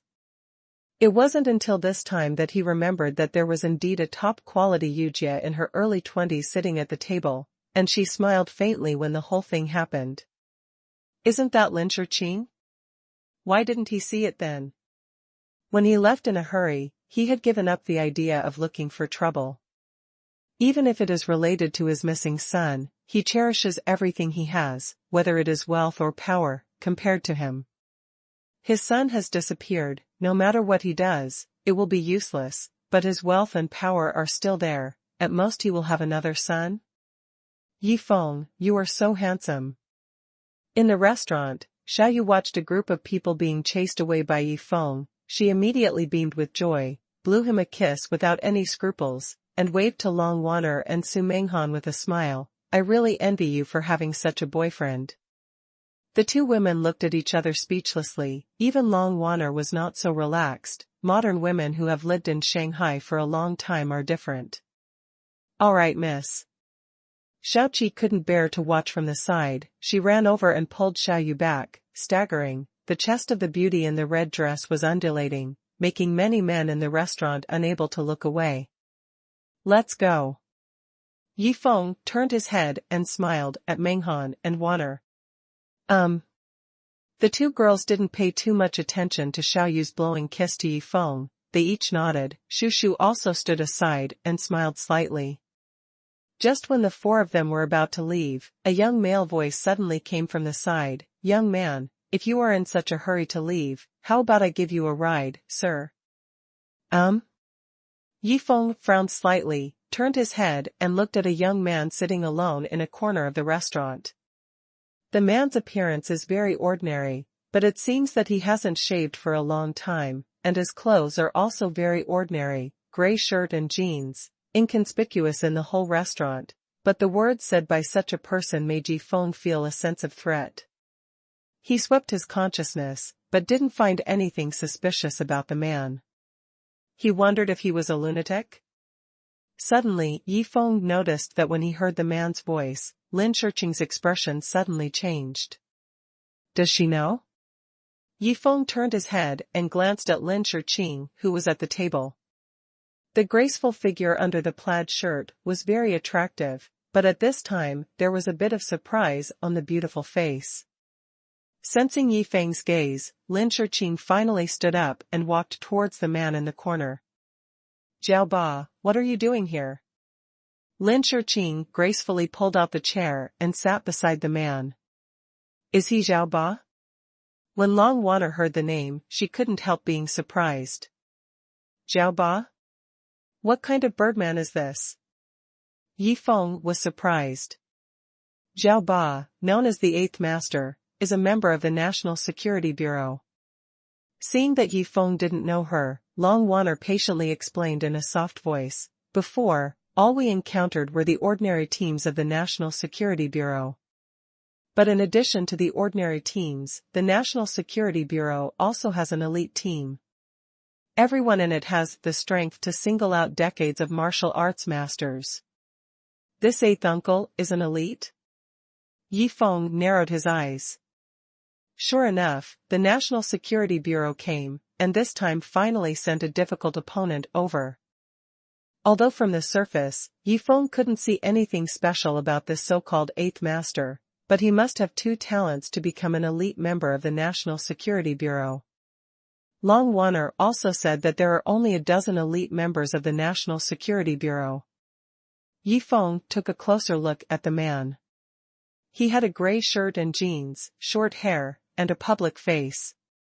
He looked like he was only in his early 20s, but he had a big beard, giving him a vicissitudes of life. Miss Lin, is it okay to borrow your fiancé for a day? Jiao Ba took a sip of his morning tea, stretched his hands, and smiled gently. I'm afraid it will be a borrowing without repayment. Lin Shiqing smiled, and confronted him tit for tat, with me here, there is no way. So straightforward. Yi Feng was a little puzzled. He didn't ask Lin Shiqing to help him. Why did this little girl make her own decisions? Even if he was caught by the National Security Bureau, there are still ways to deal with it. Miss Lin, aren't you embarrassing me? Jiao Ba smiled wryly. No way. Anyway, if you want to take Yi Feng away, there is no way, or you can tell my grandfather. Lin Shiqing seemed to be tempering her temper and pushed the matter onto Lin Hongchuan. Since Miss Lin defends your fiancé so much, I won't take him away, sir. There is just one problem. Jiao Ba became serious while talking, staring intently at Lin Shiqing's beautiful face. Miss Lin, did you read the love letter I wrote to you last time? Your fiancé already has 2 girlfriends, but you haven't had a boyfriend yet, sir. I feel anxious for you. As soon as these words came out, everyone in Yifeng was in a cold sweat. Roll rough. Lin Shiqing's face was full of black lines, and she cursed without thinking. Ahem, forget it. Zhao Ba coughed, put his hands in his pockets, raised his head to look at Yifeng, and smiled casually. Yifeng, Miss Lin is here. It seems that I have to go back and get punished. Do you have time to chat? Yifeng nodded. It would be good to have a talk with the National Security Bureau. Judging by Zhao Ba's appearance, he seems to like Lin Shiqing very much. He obeys what she says, and seems to have given up the idea of taking him back. Of course, these are all superficial, not to be believed. Yifeng still has the necessary vigilance in his heart. Yifeng thought so, and walked over. Lin Shiqing knew that the 2 of them had something to talk about, so she stood up knowingly, turned around and smiled at Yifeng, passing him by. Why help me? Yifeng asked softly. You saved me, and I will give you a favor. Lin Shiqing paused, leaned into his ear and smiled slightly. Don't worry, Zhao Ba listens to me very much. The 2 passed by, and Yifeng came to the corner table where Zhao Ba was sitting in 2 or 3 steps, but he was still reminiscing about the faint feminine fragrance on Lin Shiqing, which was different from the smell on Long Wan'er and Su Menghan. The 2 women stared nervously at the side, while Yi Wendian was even more willing to watch Zhao Ba's every move carefully. This is why Yifeng dared to go there without knowing the details. With Yi Wendian at the side, no matter how bad Zhao Ba is, it is impossible to take him away with violence, not to mention that according to Yifeng's spiritual perception, this guy is just an ordinary person, and he does not have any high-tech equipment on him. Brother Yi, I have admired you for a long time. Come on, sir, let me toast you first. Seeing Yifeng sitting down, Zhao Ba put on a smiling face and poured Yifeng a cup of tea. You're welcome, 8th Master. Please speak directly if you have something to say. Yifeng narrowed his eyes. Hey, I don't have much to say, just a few random words. Zhao Ba looked very casual, stroking his beard on his chin. Brother Yi, I'm easy to talk, and I don't care about you like you, but someone above gave an order, and I will definitely take you back. Even if I don't after completing the task, go back and take the punishment, there will still be other people. He said this sentence in a softer voice, which meant that the 2 had started a formal conversation. So what? Yifeng smiled. So, if you have anything to say, you can tell the uncle to me. Zhao Ba leaned on the chair, smiling leisurely. That's fine. Yifeng readily agreed. He knew that the other party wanted to know about things in the East China Sea, such as Su Feiying, Qianzai Xianbing, and how he destroyed the submarine, but of course he would not tell the other party. He has another trump card, enough to keep the NSA from bothering him. After I go back, I will personally go to the headquarters of the National Security Bureau. I have important things to hand over to the country. Yifeng lowered his voice and said mysteriously. What's important? Zhao Ba frowned. It's better that you don't know. Yifeng chuckled. It can only be said that it has something to do with space teleportation technology. His plan was to throw the teleportation array in Su Feiying's ring to the National Security Bureau. Anyway, it was broken and useless. When she was in the East China Sea, Su Feiying had quick eyes and quick hands as soon as she woke up. As soon as she cast the star shift, she directly threw the destroyed teleportation array in the East China Sea into the storage ring. Including the one in Changbai Mountain, there are 2 sets of destroyed teleportation arrays in total. Of course, Yifeng only needs to choose the more thoroughly damaged one and throw it to the National Security Bureau. Yifeng definitely did a great job in providing such an important research object. At least in a short period of time, it is impossible for the National Security Bureau to trouble him again. The reason why Zhao Ba is so polite is not because of the face of Yi Wendian and the Lin family. With the relationship between these two parties, if the National Security Bureau wants to trouble Yi Feng, it has to think carefully, and if Yi Feng does meritorious service, it is even more impossible to do anything to him. Spatial teleportation technology? When Zhao Bai heard these words, his whole body trembled immediately, and he couldn't keep his composure any longer. His face was full of shock. Now the senior officials of the National Security Bureau know that there is a flying ferry in the East China Sea, and that ferry seems to have mastered the teleportation technology, which is undoubtedly a great temptation for the National Security Bureau. But now that Yi Feng said that he would hand over the transmission technology to the country, it has to be said that this is very likely to bring about a qualitative leap in Huagua's technology. Yes. Yi Feng nodded, solemnly confirming. In fact, the destroyed teleportation array is not a product of science and technology at all, but a product of cultivating immortals. For national scientists and technicians, it must be extremely difficult to study this thing. But Yi Feng didn't care, as long as the other party didn't bother him. As for the research results, he didn't care. That thing is heavy, I have to find a way to get it to Yanjing. Yi Feng smiled, you have to go back and talk about it carefully, don't trouble me, otherwise I won't guarantee that there will be any problems. If it's really something related to space teleportation technology, then of course there's no problem. Zhao Ba smiled with satisfaction, give me a deadline, and I can do business when I go back. He was not afraid of Yi Feng running away, not to mention other things. Yi Wendian alone would not be able to let Yi Feng leave this country, otherwise Yi Wendian would definitely kill him with his own hands. Life is a Chinese person, and death is a Chinese ghost. People like Yi Wendian have very deep national complexes. I will explain to Uncle Lin within 2 months. Yi Feng nodded. Uncle Lin is Lin Dedian. Zhao Ba nodded to show that he understood, got up and waved, then I will leave first. After Zhao Ba left, Yi Feng looked back at Lin Shiqing. Bye-bye. Knowing that he was leaving, Lin Shiqing smiled and waved.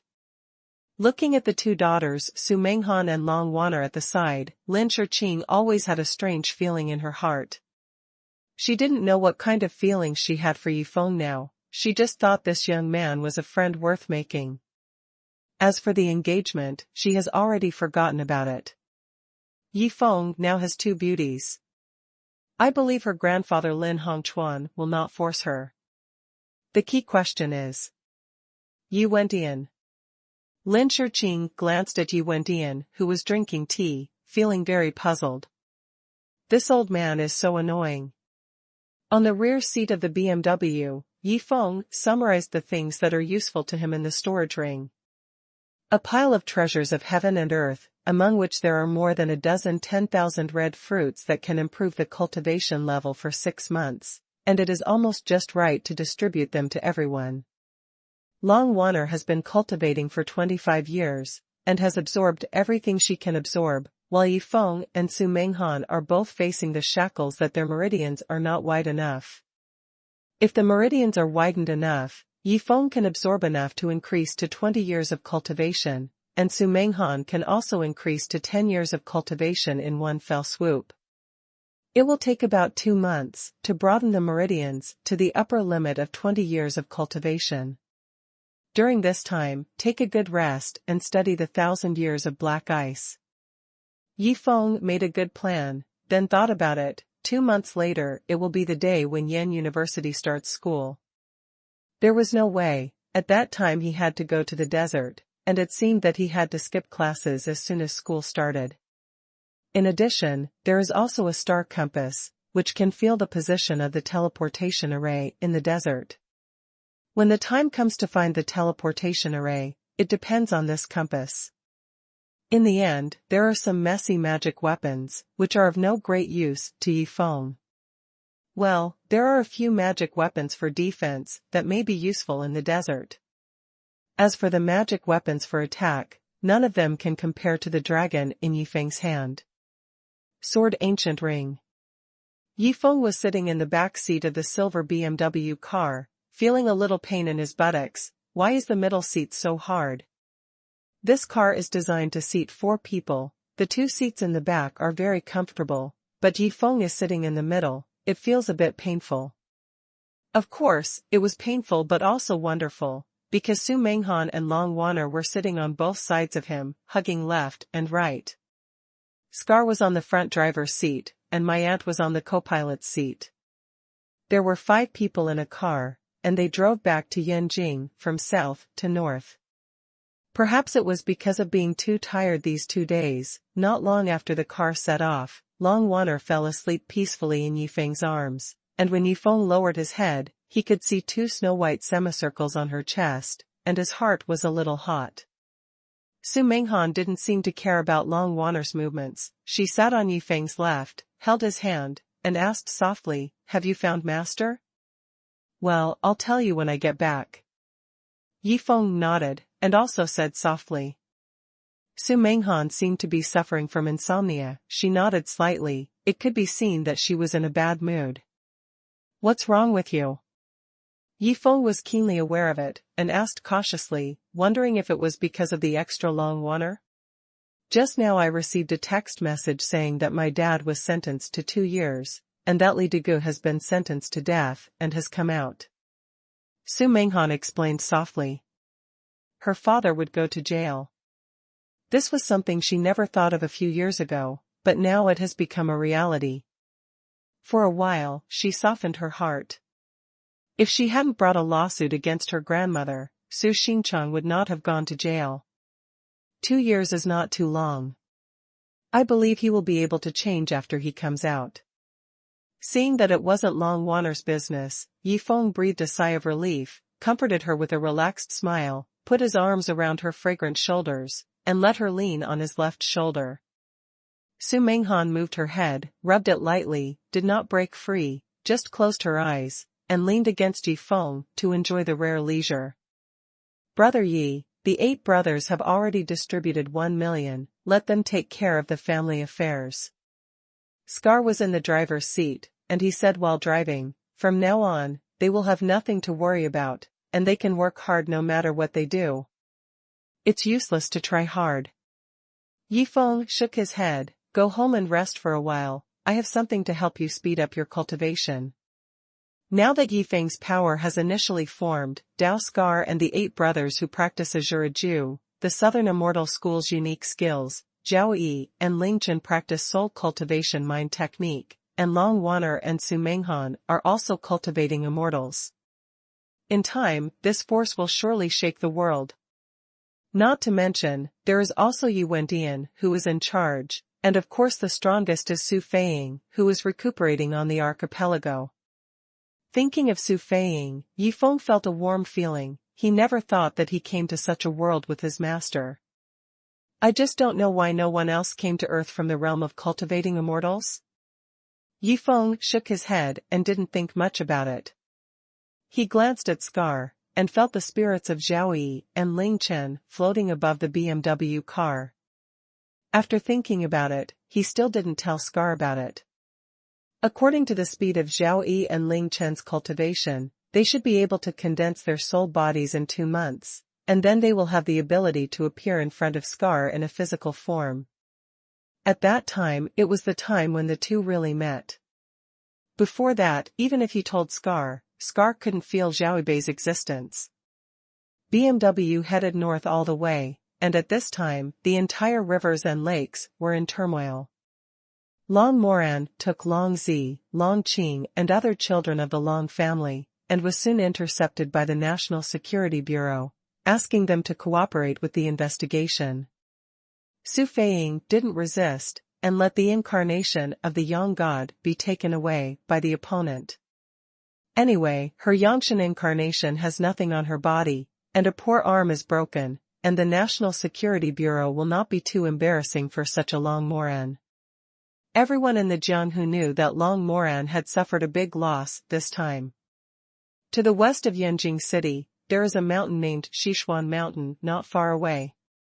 There is a peach blossom valley on Xuanhuan Mountain. This is the fourth of the top 10 caves in Huaguo, Sichuan Mountain Cave, where the Xuanhuan Zi is located, and it is also the gate of Taiji Hall, one of the three major forces in the martial arts today. This place is very close to Yanjing. At this time, a short old man in a white robe is going down the mountain to Yanjing. It could be seen that there was a hint of anger on the old man's face, which was almost uncontrollable. There are rumors in the world that Ling Chen, the apprentice he adopted 10 years ago, was used as a shield by Yi Feng of the Yi family when he was investigating the situation in the East China Sea, and died under the sword of Long Moran, another vicious descendant of the Yi family. Elder Li Xian listened to the rumors. First of all, he was going to Yanjing to trouble Yi Feng. As for Long Moran, after taking care of Yi Feng, he will argue with him. Li Xian, both in the Tai Chi Hall and in the martial arts world, is extremely prestigious, even compared to Yi Wendian, who has retired for 20 years, he is much more famous. In terms of strength, he can also be on par with Yi Wendian. Yi Wendian and his group returned to Yanjing faster than Yi Feng, and it was faster to fly than to drive. Because Su Xincheng was arrested and imprisoned and sentenced to 2 years in prison, the villa in King Fengyuan was put up for auction by the bank, and Yi Wendian bought it directly. Yi Wendian thought to himself that there are more and more women and men around Yi Feng, so it's better to live separately. So he dragged the south and moved into Su Xincheng's original villa. As for Yi Feng's original residence, it was left by Yi Wendian to Yi Feng and his women. Since the ghost crying sword technique was lost, the Yinxian sect has been in a slump. In the villa, Yi Wendian told the South about the history of the Yinxian school and the magic of the ghost crying sword technique. The one who took away the ancient manual and cheat book of the ghost crying sword technique was the former head of the Yinxian school, but was usurped by his disciples, was besieged and fled. With hatred, he slaughtered all the important figures of the Yinxian sect, but he was also seriously injured, and died after hiding the secret book. Because of this, the reappearance of the ghost crying sword technique will definitely shock the people of the Yinxian sect, causing troubles to continue. According to Yi Wendian's prediction, people from the Yinxian sect will come to the door soon. So remember from now on, don't use the ghost crying saber technique unless it is absolutely necessary. If you don't make a move, it's fine. If you make a move, you will be killed. Yi Wendian said solemnly, "From now on, I will guide you in martial arts." "Thank you, old man." Nanfang smiled. Finally, after the two revenges were avenged, he found a new goal, and his journey is the world of martial arts. As for Yi Wendian, he gave him a few casual pointers first, and then prepared to deal with the upcoming troubles. He has also heard the rumors in the rivers and lakes, whether it is the Yinxian sect or the old man Li Xian from the Taiji temple, they will definitely come to make trouble. The hidden immortal sect is alright, there aren't many people who can stand on the stage now, but that old man Li Xian is not easy to deal with. In the evening, a silver BMW finally stopped at the gate of Qingfeng Huyuan. Yi Feng got out of the car and stretched comfortably, it was really painful. Sitting in the middle of the back seat for a whole day made his ass almost split into 8 petals. And the weight of the two women, Long Wanner and Su Menghan, was on him, and that feeling was simply desire. Immortal. Desire. Death. After getting off the car, Yi Feng finally breathed a sigh of relief. "Are you home yet?" Su Menghan got out of the car sleepily, and yawned lazily, her pure face was flushed. "Arrive." Yi Feng nodded and said, then glanced at Dao Scar who was still on the car, and finally reminded him, "Dao Scar, your enemy is called Situzong Dao, and he is from the Temple of Heavenly Knife." When Dao Scar heard this, his expression was serious. "Brother Yi, don't worry, this is my own business. I will work hard and take revenge myself." Yi Feng smiled, "But don't be too anxious, martial arts practice is the most important step by step." "Understood, Brother Yi." Scar nodded yes. His current residence is still in the office building not far from King Feng, together with the 8 brothers. Bringing some myriad red fruits that Yifeng gave him, Dao Scar drove back to the office building, so that he and his 8 brothers could have half a year's cultivation. This is of great help to their comprehension of martial arts. It seems that I have to be your nanny in the future. Xu also got out of the car and followed Yifeng. Seeing Yifeng's intimate appearance with the 2 women, she was relieved. She didn't know what was going on with Long Moran, but since Long Wanner was by Yifeng's side, she wouldn't want to go back to Long's house, and now it seemed that it was a good choice to be by Yifeng's side. Well, my aunt's cooking is the best. Long Wanner was smiling, cute and lively, but sexy and alluring, which made the young security guard at the door almost salivate again. This time it was real, that Yifeng hugged him back. The long-awaited scene of the 2 girls meeting the young security guard finally appeared, but unfortunately it was a little different from what he had imagined. Shouldn't it be scolding and fighting with each other? So harmonious and unscientific. And also brought back a sexy mature woman. After coming and going, Yifeng also became familiar with the young security guard. He glanced at him, greeted him with a smile, and then led the 3 girls into the community. He greeted me? The young security guard was flattered all of a sudden, but he heard that Yifeng is already developed. He seems to have climbed into a powerful family in Yanjing, and he will be a son in the future. Such a person is so superior that he even greeted him as a small security guard? This made him have a good impression of Yifeng all of a sudden. When everyone entered the villa, they found that all the bookshelves of secret books had been moved to the adjacent villa, and Yi Wentian and Nanfang would live in the adjacent villa from now on, which made Xu feel a little relieved. With Yi Wentian here, there should be no problem with safety here. She began to clean the rooms that had just been vacated very carefully, mainly the bedroom, and she would have to live here in the future, and she thought to herself, Yifeng, Long Wanner, and Su Menghan couldn't live in the same room, right? In this case, at least 3 bedrooms must be prepared. Xu made dinner first, and then went upstairs to clean up. After dinner, Su Menghan and Long Wanner took a bath one after another, and then ran into Su Menghan's original bedroom together. Since they are going to be together with Yifeng in the future, the 2 girls must have a good communication. The most important thing is the 3 chapters. While taking a bath, Yifeng wanted to check the situation of the 2 girls with his spiritual sense, but found that the entire bedroom was blocked by Long Wanner. That chick, relying on her cultivation base to be 10 years higher than Yifeng, is so arrogant, she will have to give her a good spanking later. Yifeng put on his pajamas, went outside the bedroom and knocked on the door. Let's sleep together tonight, you go next door. Long Wanner's laughter came out. When Yifeng heard it, he felt angry. You 2 sisters sleep together, let us go to the next door, to guard the vacant room alone? Absolutely not. Even if you can't have a big quilt to sleep with, you still have to have a warm bed, right? At this time, Xu had just tidied up the other bedroom and made the bed. When she came out to have a look, she saw that Yifeng was locked outside the door. When she heard Long Wanner's laughter, she couldn't help but find it funny. It was too much.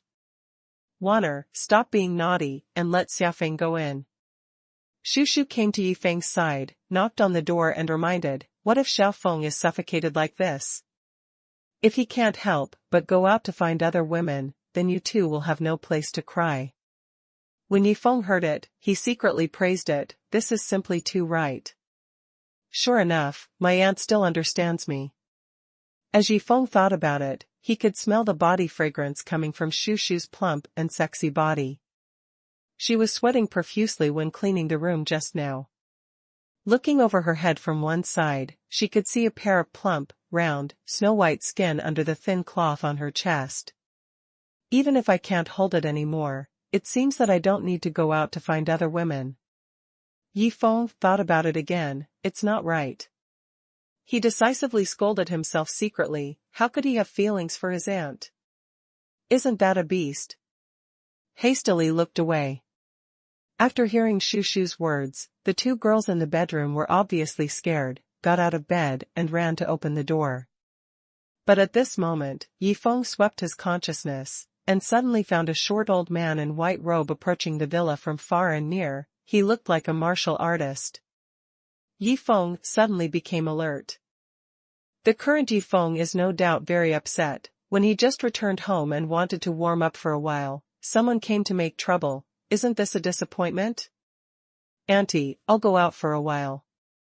Yifeng only had time to say something to Shu Shu before turning around and walking down the stairs. Eh? Shu Shu didn't know why he was in such a hurry to go down all of a sudden. It was a little strange, but of course she didn't stop her. Just then the bedroom door opened. Wanner, he just went down. Shu Shu explained. Well, it seems that some bad guys are coming, so I'll go down and have a look. It was Long Wanner who opened the door. Her consciousness range reached 250 meters, and she felt the short old man in white robe before Yifeng. She wrapped a coat over the thin nightgown, and then ran downstairs. I am coming too. Su Menghan followed closely, and went downstairs nervously. It's really... Shu Shu was confused by the actions of the three of them, but she was also a smart person, so she guessed that someone might be coming.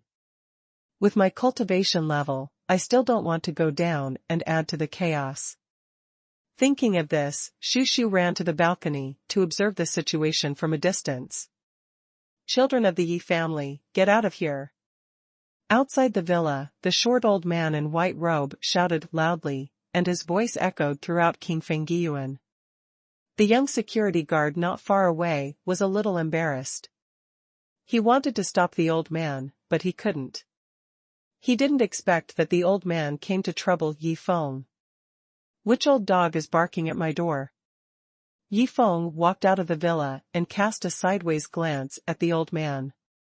He saw that short old man with a red face and white teeth, a very strong body, and a Tai Chi pattern embroidered on the white robe he was wearing, like an old Taoist priest. The old man was disrespectful to him, and he made it clear that he was looking for trouble. Of course, he didn't need to respect the other party, so he just called out "Old dog." Master? At this moment, a transparent phantom floated out from the villa next door, making a sound that only Yifeng could hear. That phantom was Ling Chen's soul, and his face was full of surprise at this moment. Master? When Yifeng heard this, he thought that this old man was probably from the Tai Chi Hall, but he didn't know what this guy was looking for him for. Young son of the Yi family, this old man is Li Xian, the elder of the Tai Chi Hall. Do you know why this old man is looking for you? The old man in white robe snorted lightly. He didn't care about Yifeng's address, but asked a straightforward question. Sorry, I don't remember any trouble with your Tai Chi Hall. If you want to make trouble, you can try it.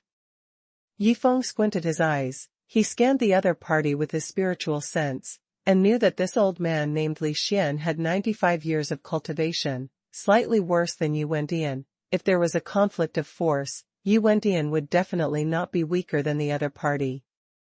What's more, Yifeng, Long Wanner and others were there. The only thing that is not appropriate is Ling Chen. This old man should be the one who rescued Ling Chen from the fire. If possible, Yifeng didn't want to conflict with him. Snort. Li Xian snorted coldly. My Tai Chi Hall originally had no enmity with you, but in the East China Sea you use my Tai Chi Hall disciples as a shield, bullying others too much. When Yifeng heard it, it was strange, a shield? It was clearly Ling Chen who took the initiative to block the sword for him, and now that he has become a soul cultivator, he is floating by the side. Could it be that the saying of the shield was spread by people in the martial arts? Although the nature is similar, there is an essential difference whether the shield is passive or active. Conscience of heaven and earth, Yifeng never grabbed one and used it as a shield like Long Moran did. Old man, I regret to tell you that what you listened to were rumors and slanders from others. Yifeng narrowed his eyes. 2 months later, I will give you an explanation. After 2 months, Ling Chen will be able to condense his soul body, and let him talk to Elder Li Xian by himself. Apart from this method, there seems to be no way to eliminate this misunderstanding. 2 months, what can you explain to the old man? Li Xian didn't believe it at all, but it's a pity that he couldn't see Ling Chen's soul gesturing anxiously at the side, and he couldn't even see what he said. He could only feel that the surroundings seemed a little gloomy and weird. Let Ling Chen meet you in person, and the truth will come to light. Yi Feng motioned for Ling Chen to be calm. The current state of Ling Chen, unless a cultivator who has cultivated for more than 10 years and relies on divine consciousness, cannot feel it. No matter how much Ling Chen called master, Li Xian couldn't hear him. Nonsense. Li Xian's face darkened, his disciple Ling Chen was obviously dead, and even the body was transported back to Xuanhuan Mountain in the Tai Chi Hall. Yi Feng also said that Ling Chen should meet him in person. Isn't that funny? May I ask, who did you hear that I used little brother Ling Chen as a shield?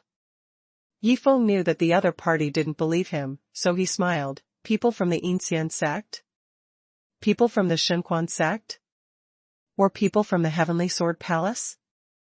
Elderly, these are all forces that want to encircle and suppress my Yi family.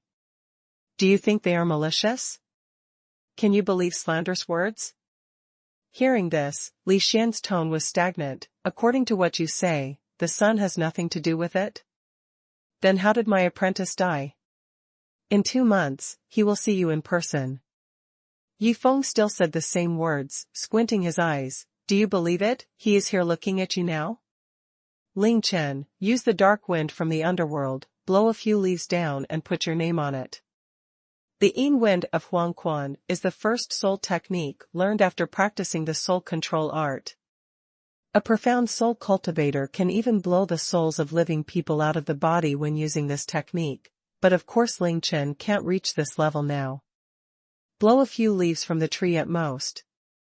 Hearing Yi Feng's words, Li Xian was full of doubts. Is this Yi Feng insane, so pretending to be a ghost? But soon he was shocked. I saw a cold wind suddenly blowing outside the villa, and dozens of leaves floated down from the trees at the same time, and landed on the ground in front of the door, gradually forming 2 characters, Sanner. It is not surprising to let the leaves fall to form a name. Li Xian heard that Yi Feng can let go of his internal energy and external energy, so it would be easy for him to do this. But what shocked him was the word Sanner. Wasn't this the nickname Ling Chen gave Ling Chen when he was in Tai Chi Hall? It is absolutely impossible for Yi Feng to know. Could it be that?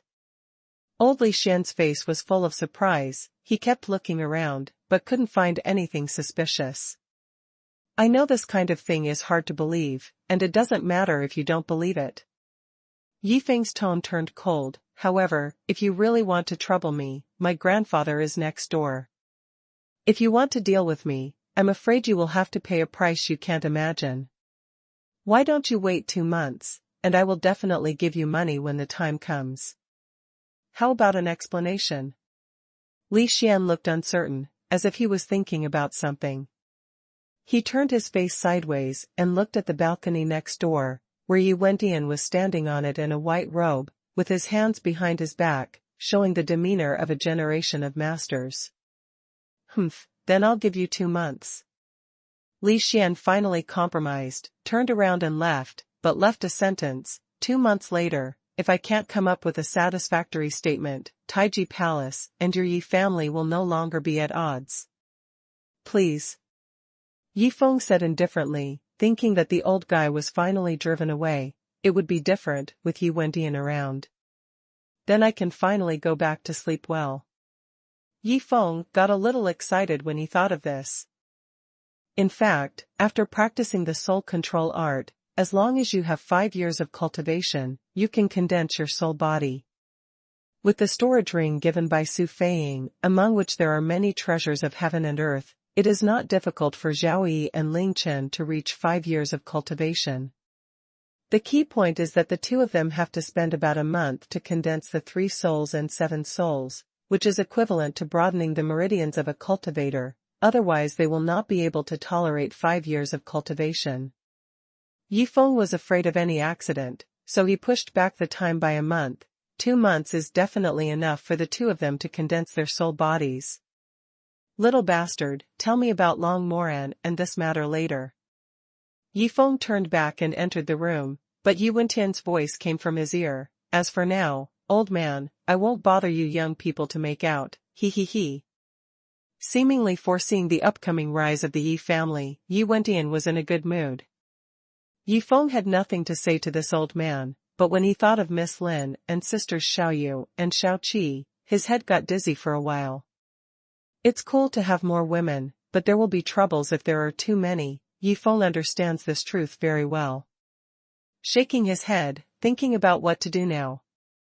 Yifeng turned around and found Long Wanner and Su Menghan standing at the door, looking at him worriedly. He was relieved when Li Xian left. As for Shu Shu, she also stood on the balcony a little nervously. Seeing Yifeng dismiss such an old man with a terrifying cultivation level so easily, she became more and more appreciative of Yifeng in her heart. Wrong. Let's go back. As soon as Yifeng waved his hand, he wanted to hug the two girls into his arms. Unexpectedly, Long Wanner smiled delicately, and dexterously dodged with her cultivation higher than Yifeng. My aunt and I went to rest, you two play slowly.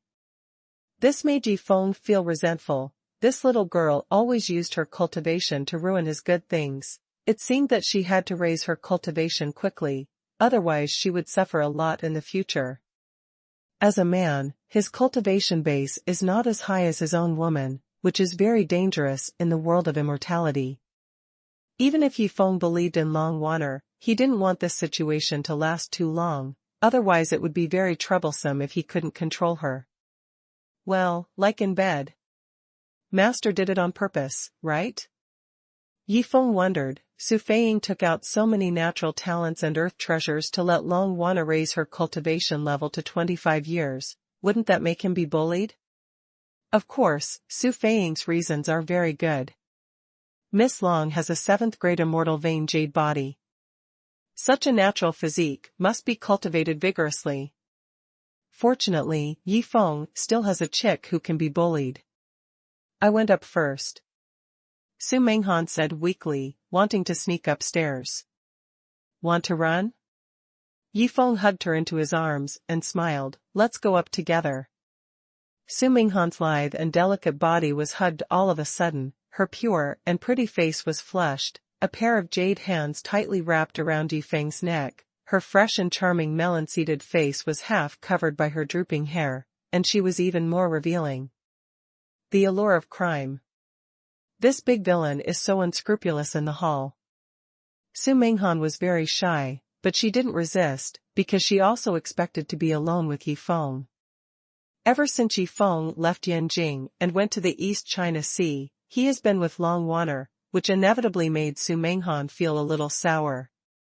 For the existence of Long Wanner, Su Menghan naturally disliked it deep down in her heart, but what happened to Long Wanner resonated in her heart, which made the two women a lot closer to each other. Just now the two girls hid in the bedroom, just chatting about the affairs of their families. Soon, Yifeng carried Su Menghan into the bedroom, and locked the bedroom door behind him. Like a beast that has been suppressed for a long time, Yifeng pushed the girl's delicate and fragrant body onto the big soft bed, followed by climbing up, and rubbed her beautiful body with his hands through the thin nightgown. Su Menghan let out a soft cry, and placed her 2 jade hands under his ribs, but her weak resistance aroused Yifeng's desire even more. Miss me? Yifeng kissed her earlobe lightly, and asked, softly. I don't miss you.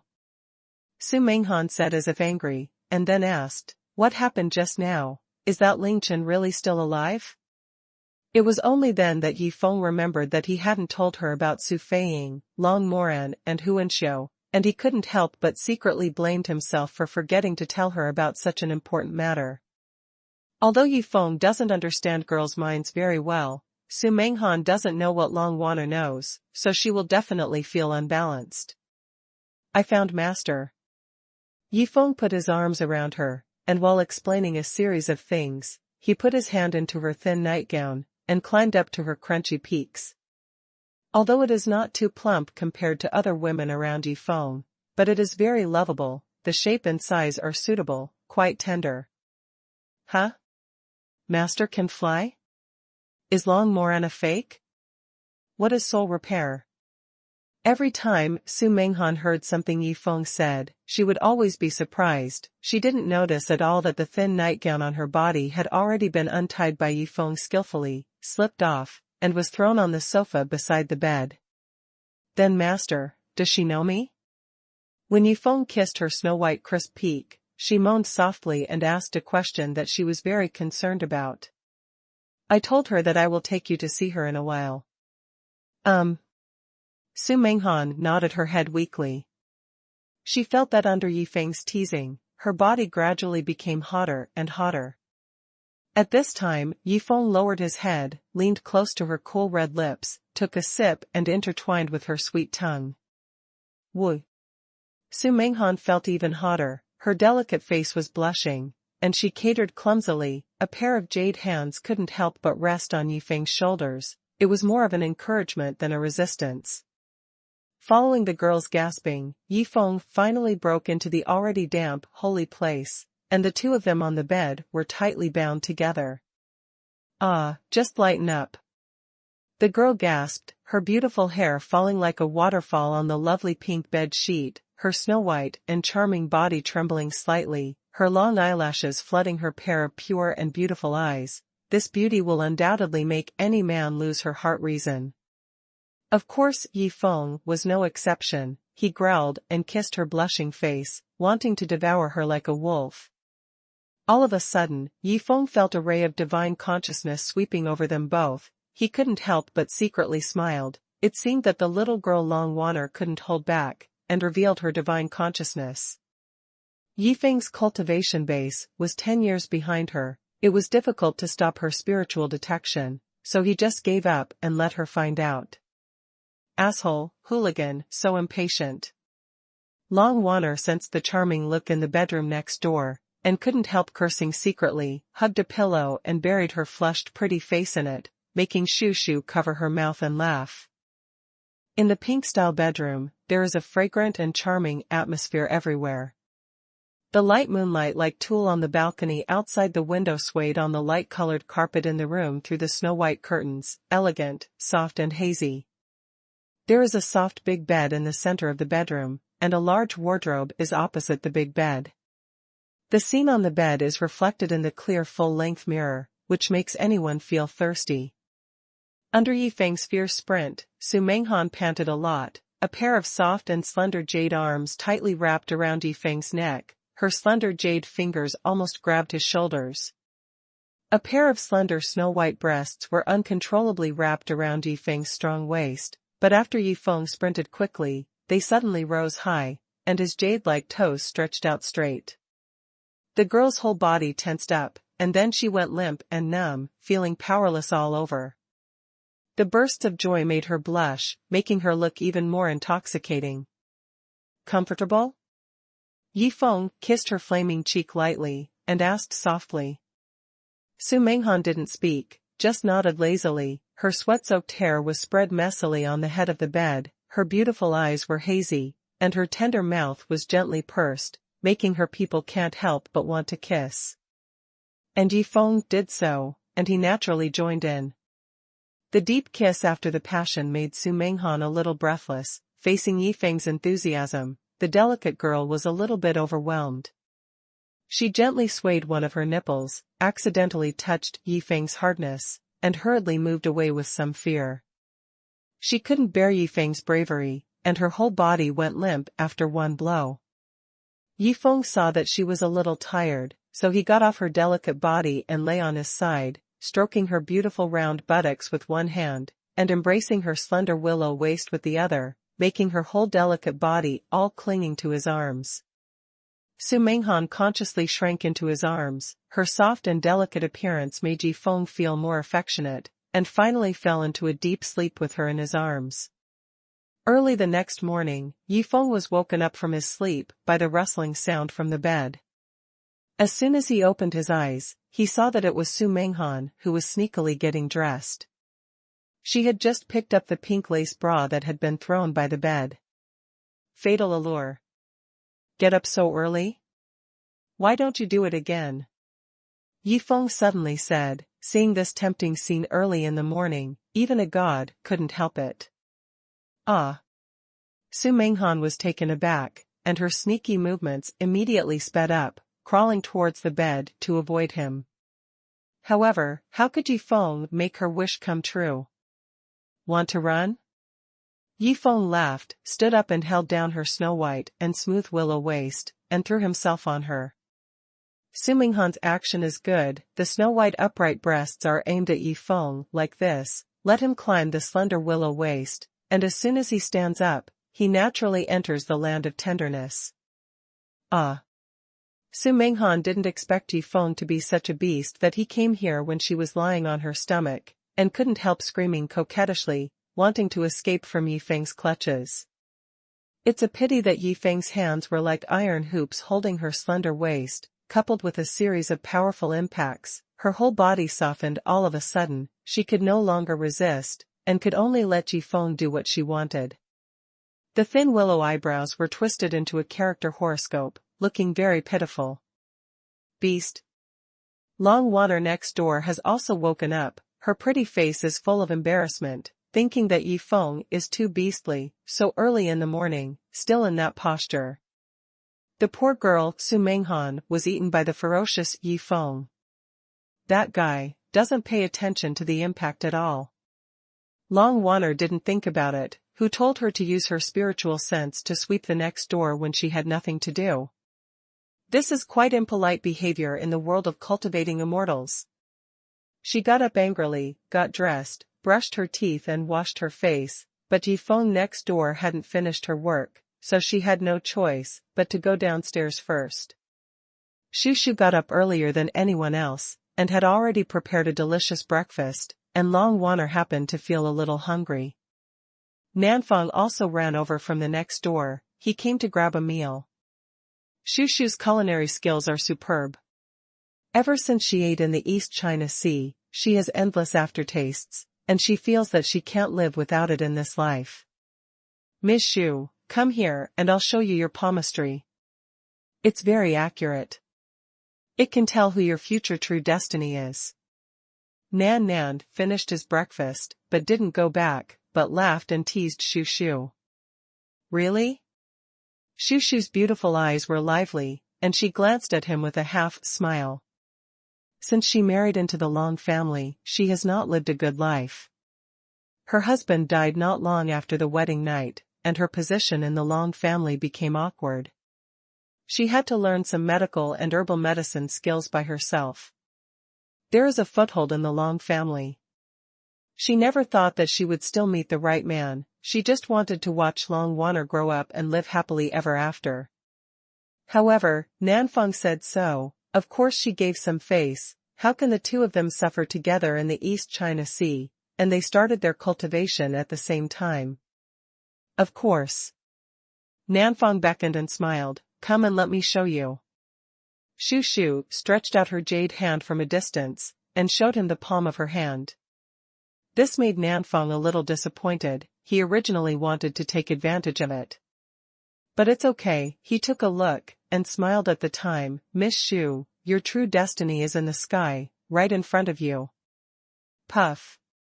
Shushu covered her mouth and smiled. This southern dog can't spit out ivory. Does this mean that her real son is him in the south? In my opinion, you just follow me.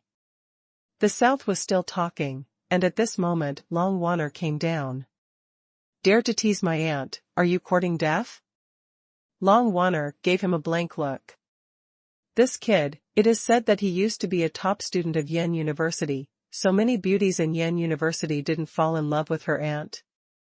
Although her aunt is very beautiful and sexy, she is in her 30s anyway, which is not appropriate at all, otherwise it would be fine.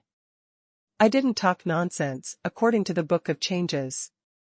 Nanfang became serious and wanted to explain something, but was interrupted by Shushu waving his hand. Okay, Waner, Xiaofeng and the others haven't woken up yet? Xu Shu asked, wondering if it was too intense last night, which caused me to sleep late this morning. Don't mention that guy. Long Waner was sullen, he's just a beast. These words surprised the two of them. Is Yifeng a beast? Xu Shu laughed with a poof. No matter how beastly he is, don't you belong to him anymore? Just accept your fate and come over and have breakfast obediently. No appetite. When Long Waner thought of Yifeng's beastly behavior, she lost her mind at all, nothing else, just feeling sour. When she was with Yifeng didn't look like that when he woke up in the morning. Does it mean that her allure is not as attractive as Su Menghan? This is not acceptable. After a while, Yifeng finally went downstairs alone. He casually wore a black casual shirt and looked quite energetic. Who did Waner just say was a beast? He smiles. Who else but you?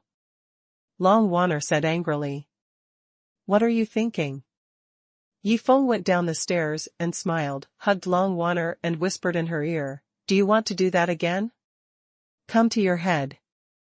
Long Waner's cute little face turned red with a swish, and she deeply felt Yifeng's shamelessness, but if it was really like that, she should, maybe she wouldn't resist.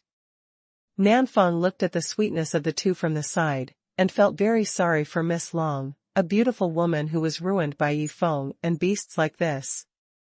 Where is Menghan? Long Waner huddled in Yifeng's arms and asked softly.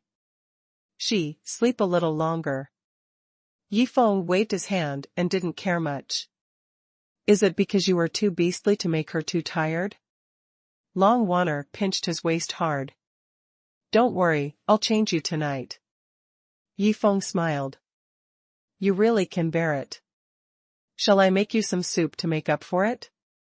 Long Waner is not the kind of passive girl, she giggled and teased Yifeng. That couldn't be better. Yifeng likes such a considerate girl, but with Long Waner's personality, he definitely won't make soup for her. Everyone ate breakfast warmly. Xu Shu also brought up a bowl of porridge for Su Menghan, who hadn't woken up yet. In her words, it would be bad for the stomach if you don't eat breakfast. Nanfeng also said hello and left, he had to go back to accept Yi Wentian's teaching. By the way, my aunt is talented in medical skills. Yifeng looked at Xu Shu's plump back as she went upstairs and suddenly asked Long Waner in her arms. Well, she's pretty good. Long Waner replied, but now we have lay on hands and don't need ordinary medical skills. Not like this. Yifeng shook his head, lay on hands is just the most basic healing technique, and it is only useful for ordinary injuries. If you suffer serious injuries such as severed limbs, or receive damage with attributes like master, lay on hands will not work. It worked. That is to say, there are other better healing spells that can even reconnect broken limbs. Long Waner was a little surprised. In her opinion, the effect of lay on hands is already powerful enough, but she didn't expect there to be something even more wonderful. Good. Yifeng nodded. A lot of immortal healing techniques require someone who is talented in medical skills to practice smoothly, at least me and my master can't do it. You want my aunt to practice? Long Waner's eyes lit up and she guessed Yifeng's thoughts. Well, it's just something like cultivating immortals. Yifeng was a little hesitant. First, even if Xu Shu started cultivating immortals, she would not be able to practice any kind of immortality. Second, cultivating immortals is of great importance. Now only Long Waner and Su Menghan know about it. If more people know about it, it will be difficult to handle if the news leaks out. It's not that Yifeng doesn't trust Xu Shu, but he's afraid that other people will use hypnosis and other methods, and in many cases, people will say things that shouldn't be said after dreaming or drinking. That's fine. Seeing Yifeng's hesitation, Long Waner smiled understandingly, but you just trust me. In case you annoy this girl one day, I will reveal your secret. If you dare to do that, I will eat all your bones. Yifeng laughed and squeezed her cute face, and then climbed up her chest with one hand in an unruly way. What do the beasts want? Long Wanner slapped his thieves away and jumped out of his arms, no longer being taken advantage of by him. I'll go play with Menghan. Yifeng didn't follow her lively back and went upstairs, a warm feeling welled up in his heart. He glanced at the 2 rings on his right hand. A dark gray simple dragon sword ancient ring. A small storage ring in bright silver. These 2 rings are very important to her. The storage ring represents her master, Su Feiying, and the ancient dragon sword ring is the reliance of all his cultivation. If one day he returns to the world of cultivating immortals, all he can rely on is the ancient dragon sword ring. 1,000 years of Xianbing. How long will it take for Qianzai Xianbing to recover the aura of heaven and earth? Yifeng penetrated into the space center of the storage ring with his spiritual sense, and felt that according to the current situation, it would take at least 2 months to complete it. When the time comes, Yifeng should take out the 1,000 years of black ice and communicate with the spirituality in it to gain its approval. Yifeng, Yifeng. Suddenly, a clear and pleasant female voice came from outside the door. Yifeng was taken aback when he heard this. What did Lin Shiqing do here so early in the morning? He got up and went to open the door, and saw a top-quality royal lady standing outside the door. It was Lin Shiqing, who was wearing a pink lace chiffon short sleeve paired with a delicate and cool elegant black velvet skirt, a pair of slender and white legs wrapped in flesh-colored stockings. That was perfect. The figure simply interprets the word sexy to the extreme. Not far away, a Mercedes-Benz gradually stopped outside Yifeng's villa. A middle-aged man wearing glasses in the driver's seat couldn't help looking at Lin Shiqing, but he was reluctant to drive away. Come in, Miss Lin. Yifeng felt the eyes of the middle-aged man and let Lin Shiqing in without even thinking about it. Although he didn't have any thoughts about Lin Shiqing, how could such a top-notch Yujia be desecrated by such a wretched middle-aged man? Well, if you take the liberty to come to you, you won't be welcome. Lin Shiqing entered the door with a smile and closed the door with her backhand. It seems that she also hates the middle-aged man in the Mercedes outside. How come? Yifeng shook his head and sat down on the sofa in the living room. Sit down. Lin Shiqing went to the sofa without politeness and sat beside Yifeng with a smile on her deep and charming beautiful eyes. This time, I would like to thank you on behalf of Xiaoqi and Xiaoyu. If it weren't for you, they might be dead now. I asked them to come in person, but they are not too embarrassed. Xiaoyu will be embarrassed too. Yifeng recalled the scene at the hotel in Xiangshan County and felt a little funny. She was a lively and cheerful, big beautiful sister. Well, she actually slept late. Lin Shiqing spoke the truth with a helpless face. Hey, here are the guests. When Shushu came down from upstairs and saw Lin Shiqing, she smiled slightly. Miss Lin, I'll pour you tea. She stayed with Yu Wendian, Lin Shiqing and others in the hotel in Xiangshan County for 2 days. Of course she knows Lin Shiqing's identity. Auntie, don't be so polite. Lin Shiqing smiled. I just came to talk to him about one thing. Yanda University has something else to do. I will leave soon. Of course Shushu didn't take this to heart, so she went into the kitchen to make tea. Looking for me? Yifeng asked straightforwardly, without so much nonsense. There will be a jewelry fair in Yanjing the day after tomorrow. Lin Shiqing smiled gracefully, put her slender, white and tender left leg on her right leg, and said her purpose. How about asking you to be a security guard?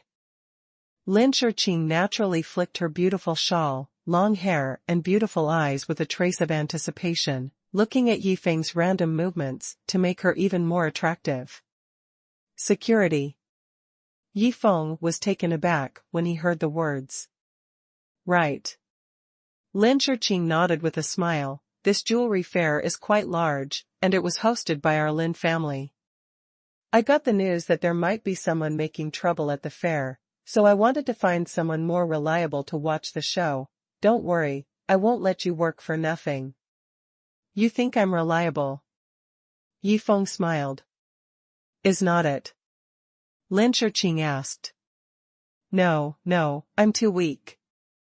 If there is some ruthless character to mess with the situation, I will definitely not be able to handle it. Yifeng doesn't really want to get involved in trouble, who knows who will come to make trouble. If it's some awesome character, it won't be fun. Really? There was a hint of amusement in Lin Shiqing's deep and ethereal eyes. Your big luminous pearl will also appear in the exhibition, so you are not afraid of being snatched away. What? Yifeng was surprised, didn't he? Didn't the Pearl of the Night be entrusted to Ob's family to sell? How could it appear at the Lin family's jewelry fair? Don't blame them either. Lin Shiqing's beautiful eyes were full of smiles. You want them to sell at a high price, so it's the most suitable way to bring them to our trade fair. Why don't you come? She seems to be determined that Yifeng is not afraid that he will not go, but she knows Yifeng's ability. The various means he has shown in the East China Sea will definitely be able to hold the place at the trade fair. I will think about it. Yifeng was a little hesitant. You got the news who is making trouble? Money is something outside of one's body. If you rush over for a big night pearl and get into trouble, it won't be worth it. If I'm not mistaken, it should be someone hired by Pecan Group. Lin Shiqing pouted and patted Yifeng's shoulder. What else are you thinking about? Anyway, I've told you that the National Security Bureau has broken your mouth, or they would have looked for you hundreds of times. When Sister Yu acted like a baby, Yifeng couldn't take it anymore. At that moment, Shushu made tea and brought it to the two of them. As soon as Lin Shiqing said, "Come on," Shushu's face showed a trace of confusion. But she is not a nosy person. After bringing the tea, she signaled to Yifeng, "Xiao Feng, I went upstairs. If you have anything to do, just tell me." Well, Auntie, you don't have to be so polite, just treat it as your own home. Yifeng smiled and picked up the teacup and drank a couple of sips. After thinking about it, he turned his head and coughed twice to Lin Shiqing and said, "Ahem, it would be great if the people from the Pecan Group were from the National Security Bureau. Do you think it's appropriate for the National Security Agency to do security for a trade fair?" Lin Shiqing was a little puzzled towards Yifeng. Why is this kid so inked now? If there's anything inappropriate, in your opinion, I'm suitable?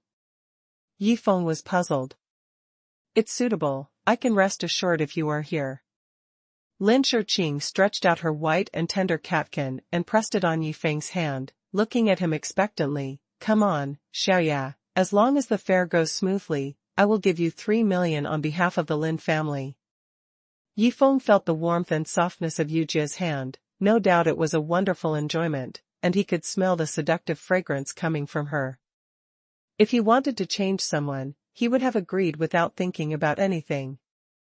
Fortunately, Yifeng is not an ordinary person. 3 million can't buy him. He has to consider how troublesome it is. Lin Shiqing came here and asked him to be the security guard of the exhibition. If someone from the Pecan Group came to mess with Yifeng and solve it, it would definitely attract the attention of the Pecan Group. Originally, the conflict between the Pecan Group and the Lin family might be transferred to him, Yifeng. Of course, in the capital of China, even the Pecan Group shouldn't dare to go too far. If it's just a small trouble, Yifeng can get 3 million just by going through the motions, which is still very profitable. The most important thing is that Lin Shiqing's current appearance makes it really hard for him to refuse. Subconsciously, Yifeng lowered his head and could see a white and seductive career line under the low collar of her pink chiffon shirt. Sexy yet dignified, and her fragrant breathing made Yifeng's heart beat naturally a little faster. It's really out of control. It is impossible for any man to remain 100% calm in the face of such a situation, let alone a young man like Yifeng. Help my sister.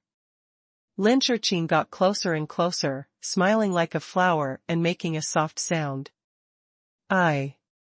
Just as Yifeng said a word, he suddenly became vigilant and pushed Lin Shiqing's fragrant body down on the sofa. Ah! Lin Shiqing exclaimed, she never expected that Yi Feng would suddenly get up like a beast. Is it too hot? Lin Shiqing felt a little regretful. This is the end of her life. Her reputation will be ruined at once. She has never been thrown on her by a man like this before, and this is the second time for Yi Feng. But soon she found that she misunderstood Yi Feng. Puff puff. A series of sounds of sharp objects breaking through the air entered the ears of the two of them. They could clearly feel the back of the sofa shaking several times in a row. At the same time, the teacups and fruit plates on the table were shattered by hidden weapons in an instant, and the sound of glass shattering was endless. Someone sneak attack. Yi Feng pressed Lin Shiqing on the sofa to avoid her misunderstanding, and explained in her ear. Don't worry, I'm not blind. Lin Shiqing moved uncomfortably. The table in front of the sofa instantly became a mess in her sight. It could be seen that a series of flying knives were shot in from the open window. If it wasn't for Yi Feng's quick response, the quality of the sofa is better, by now the two of them would have been shot into a sieve. In a hurry, Yi Feng swept out with his spiritual sense, but failed to find any suspicious persons. It seems that the distance between the sneak attacker and him was more than 150 meters. Until the first wave of attacks stopped, Yi Feng calmed down a little, and suddenly found that the place where his right hand was pressing felt a little wrong. Something was so big, so round, so soft. Subconsciously, Yi Feng rubbed and rubbed the thing, only to find that Lin Shiqing's face was flushed under him, and a feeling like an electric shock ran across her whole body, making her numb all over, and let out a coquettish moan. What are you doing, bastard? Lin Shiqing was blushing, but she was afraid that people outside would continue to sneak up on her and didn't dare to make any moves. But this kid is too good at taking advantage of the opportunity, right? No man has ever dared to treat her like this. At this time, Lin Shiqing suddenly changed from a top-ranking sister to a little girl. Her face blushed, she was caught off guard by Yi Feng's actions, and she felt numb all over her body, and she suddenly softened. Only then did Yi Feng realize what he was rubbing in his hands. He couldn't help being a little embarrassed. He quickly moved his hands away, but he couldn't help secretly praising her as the #1 royal sister of Yin University. Her size was much larger than the two girls he had come into contact with. It's just that compared with Xiaoyu, who likes to wear red clothes, she seems to be a bit worse. Kiki Yi Feng quickly came back to his senses. Now is not the time to think about this. What are you doing, beast? The girls upstairs could feel the movement below. Long Wanner was the fastest, and as soon as she ran to the stairs, she saw Yi Feng pressing Lin Shiqing tightly on the sofa. Her movements were very, very ambiguous. Long Wanner got angry all of a sudden. This guy is too beastly. Yi Feng raised his head. There was an assassin just now. I took her to hide for a while. The assassin has run away. Long Wanner said angrily. Her spiritual perception range is a circle larger than that of Yi Feng, reaching 250 meters away. From the time the hidden weapon was shot, she has been watching the movement outside and found that the guy ran away after missing a hit. Only then did Yi Feng heave a sigh of relief and got up from the body of the top-ranking Yujia, and he was still reminiscing about the wonderful touch in his hand just now. Lin Shiqing's beautiful face was still flushed. She tidied up her clothes and messy hair. She also sat up and looked like she just did something bad with Yi Feng. Long Wanner glared at Yi Feng bitterly, then ran to the sofa and took off a throwing knife that had stuck into the back of the sofa. A note hangs on the flying knife. It's the people from the hidden Immortal school who said that they want to return to the secret book of the ghost crying sword technique. Otherwise such a sneak attack may appear at any time and the target is not you. It may be other people around you. Long Wanner frowned slightly and said, I don't want to live when I'm full. Yi Feng secretly cursed that the people of the Yin sect are really lingering ghosts. To dare to threaten him like this is looking for death. If such a sneak attack just now is aimed at Su Menghan or Shu Shu, it is absolutely unavoidable. There is no doubt that the threat of the Yin faction must be eliminated as soon as possible. Should I call someone for help? Lin Shiqing is very smart. Just after finishing her clothes and hair, she said immediately after hearing this, it's definitely not a problem to have members of the National Security Bureau to protect everyone's safety. She thought to herself that no matter how powerful Yi Feng was, it would be impossible for him to stay with Su Menghan and Shu all the time. After all, the National Security Bureau has a large number of people. And this is also a fact, at least when Yi Feng sleeps at night, it is impossible for Yi Feng to protect everyone Zhou Quan, so it is good to sleep in the same bed with the three girls and not be beaten to death. Hearing her crisp voice, Long Wanner thought of the ambiguous scene between the two on the sofa just now, feeling angry and wanted to speak up to refuse. What use would it be if she wanted to come to the National Security Bureau? However, Yi Feng stepped forward and said solemnly, "Then I will trouble you, and I promise you about the trade fair." He was not polite to Lin Shiqing. This time is not the time to let Long Wanner make a temper tantrum. No matter what, everyone's safety is the most important thing. Yi Feng can go out with peace of mind if there are people from the National Security Bureau to protect him. The threat from the Hidden Immortal sect is very good. He can also threaten the Hidden Immortal sect. He can even directly kill the Hidden Immortal sect to go to the mountain gate, relying on invisibility and blindness. Well, I'll call someone over here. Without hesitation, Lin Shiqing took out her mobile phone and called her father. Long Wanner suddenly became depressed. "Wanner, don't make trouble, that was just an accident."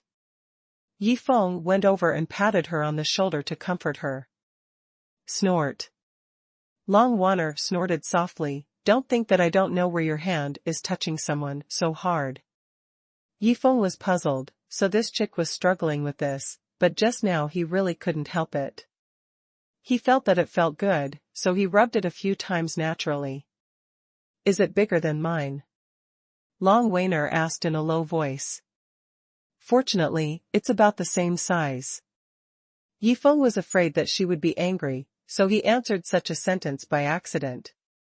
Who would have thought that Long Wanner would get even angrier when she heard that, grabbed one of his arms, opened her mouth, and bit it down. Even if she didn't have spiritual sense, she would know that Lin Shiqing was bigger than her. Yi Feng would open his eyes and talk nonsense to lie to her. It's unforgivable. Bite the blood on the back of Yi Feng's hand to make Yi Feng tremble. This chick is really ruthless. No lay on hands. Long Wanner leaned close to his ear and said viciously. Yi Feng nodded helplessly. "I love you." Long Wanner followed the three words, then stood on tiptoe, hooked Yi Feng's neck and kissed him hard on the face several times.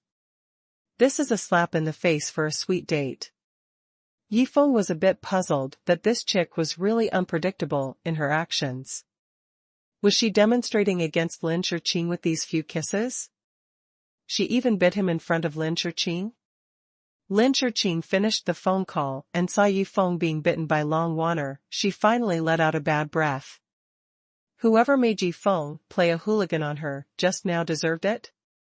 But now that she thinks about it now, she still has a red face.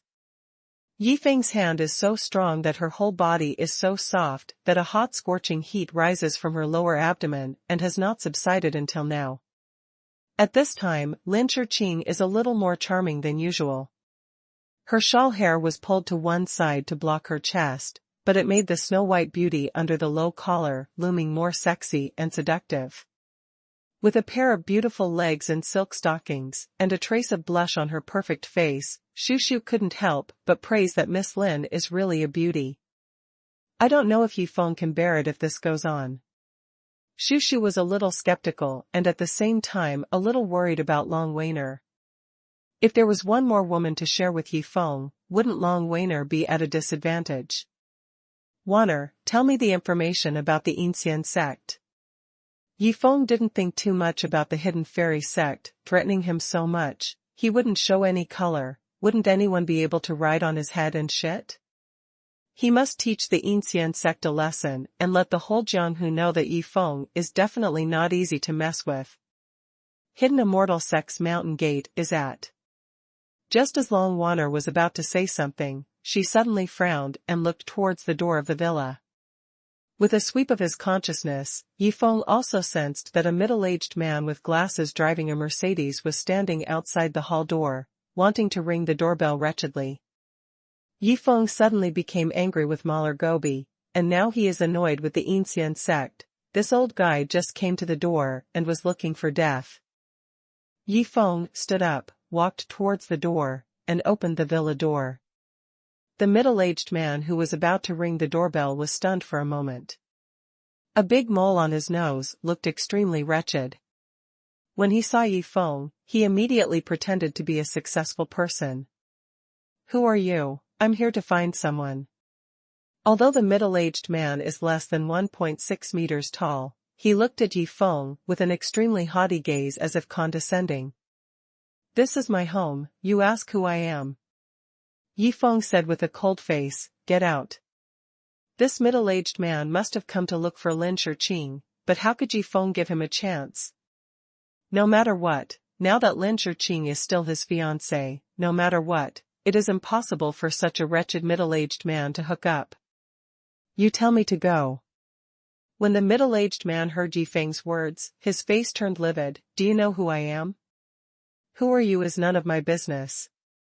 Yi Feng snorted softly when he saw that the other party still wanted to pester him, but he didn't even want to kick him up with a bang, kicking him far away and crashing into his black Mercedes.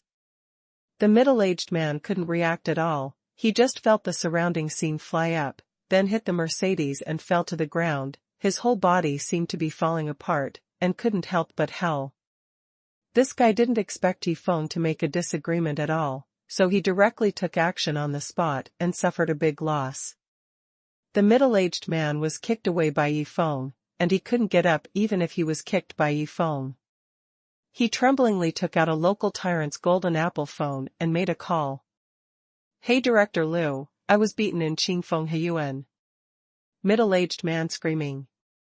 Seeing this, Yi Feng didn't pay attention at all, but turned around and asked Lin Shiqing, "When will the National Security Bureau come?" Lin Shiqing was confused by Yi Feng just now. She didn't expect Yi Feng to get angry so scary. Hearing his question, she quickly replied, "Uncle Lei is bringing people over and should be here soon." Yi Feng nodded. No matter who the middle-aged man called, anyone who came over and ran into the National Security Bureau would have to stop. He didn't bother to care about the next thing. After closing the door, casually, Yi Feng returned to the house and saw Long Wanner and Su Menghan playing with a mobile phone. "The mountain gate of the hidden immortal sect is here." Long Wanner didn't care about the unexpected situation at all. Seeing Yi Feng came back, she opened the phone map and gave Yi Feng a signal. Yi Feng took a look and found that Quokang Mountain is located in the southeast of Zhejiang Province. It is not far from the East China Sea that he visited not long ago, but it is a little further south. Huyandang in the south, Yingshantai in the north, Shandu in the west, Shandu in the east, overlooking the sea. The location of Quokang Mountain very superior, worthy of being one of the top 10 caves in Huagua. Quite far. Yi Feng thought to himself, it seems that he must have flown there by plane. "If you want to go there, you have to fly to Taizhou, and I will book a ticket for you." Lin Shiqing came up and stood beside Yi Feng and asked. "Yes, I can book tomorrow." Yi Feng squinted his eyes. Ever since he was reborn in the modern city, he hasn't been to any paradise yet. It's really an honor for the hidden immortal sect to be this first time. At this time, Long Wanner and Su Menghan couldn't care less about being jealous, and they were a little worried about Yi Feng's safety. "You really want to go just in case?" Long Wanner frowned. Although the immortal sect is not as good as before, it is still one of the top 10 sects in Jianghu. "Isn't it a little too reckless to run over like this?" "Don't worry, Master's storage ring has a lot of defensive magic weapons, I will be fine." Yi Feng said softly. Then I'll go with you. Long Wainer asked tentatively. You stay here to protect Menghan, you know? Yi Feng gently hugged the two girls and patted their jade backs to comfort them, then asked, who are the powerful people in the Ancien sect now? Headmaster Qi Linzi has been cultivating for 65 years as the God Slayer, and Ghost Hand Qin Shi is now 55 years old, and is the elder brother of Qin Ge, who is the slayer of gods and ghosts, for the other three ordinary elders who have been cultivated for 50 years. Long Waner quickly took stock of these things in the Jianghu. She knew much more clearly than Yi Feng. Other than that, they are all middle-aged generation of 30 or 40 years, and the next generation is our generation. Nothing to fear for you. After she finished speaking, she smiled softly. As long as you avoid those three big guys, you'll be fine no matter what you make trouble with. When Yi Feng heard this, he wanted to avoid him, but he still didn't want to dodge. With those few defensive magic weapons, he was confident enough to kill the ordinary head of the Immortal sect who had been there for 65 years. Also, there are organs everywhere near the mountain gate of the Ancien school. It is difficult for ordinary people to go in and get out alive. But you have spiritual organs and so on, which are useless to you at all. Long Wainer added. Oh, that's good. Yi Feng nodded his head and thought of it. He must be careful over there. It's not fun to capsize in the gutter. After figuring out the basic situation, Yi Feng heard the sound of a police car honking from far and near, and quickly entered the community and drove outside his villa. The movement here didn't disturb Yi Wendian next door at all. If such a trivial matter had to be taken care of, wouldn't he be busy all day long? What Yi Feng can solve, Yi Wendian will definitely not take action. Menghan, take a good rest. Yi Feng smiled at the innocent girl who just woke up, completely ignoring the situation outside.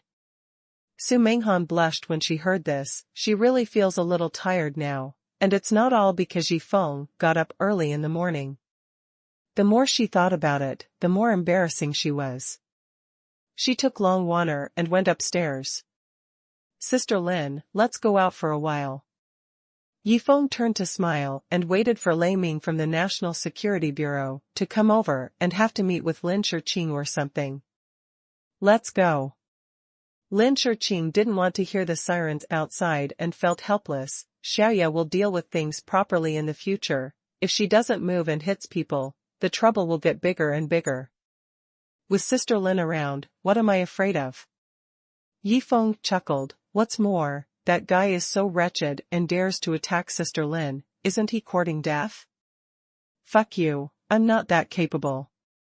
Lin Shiqing smiled slightly. If you accidentally beat someone to death, should you go to jail or not? Sister, I can't help you.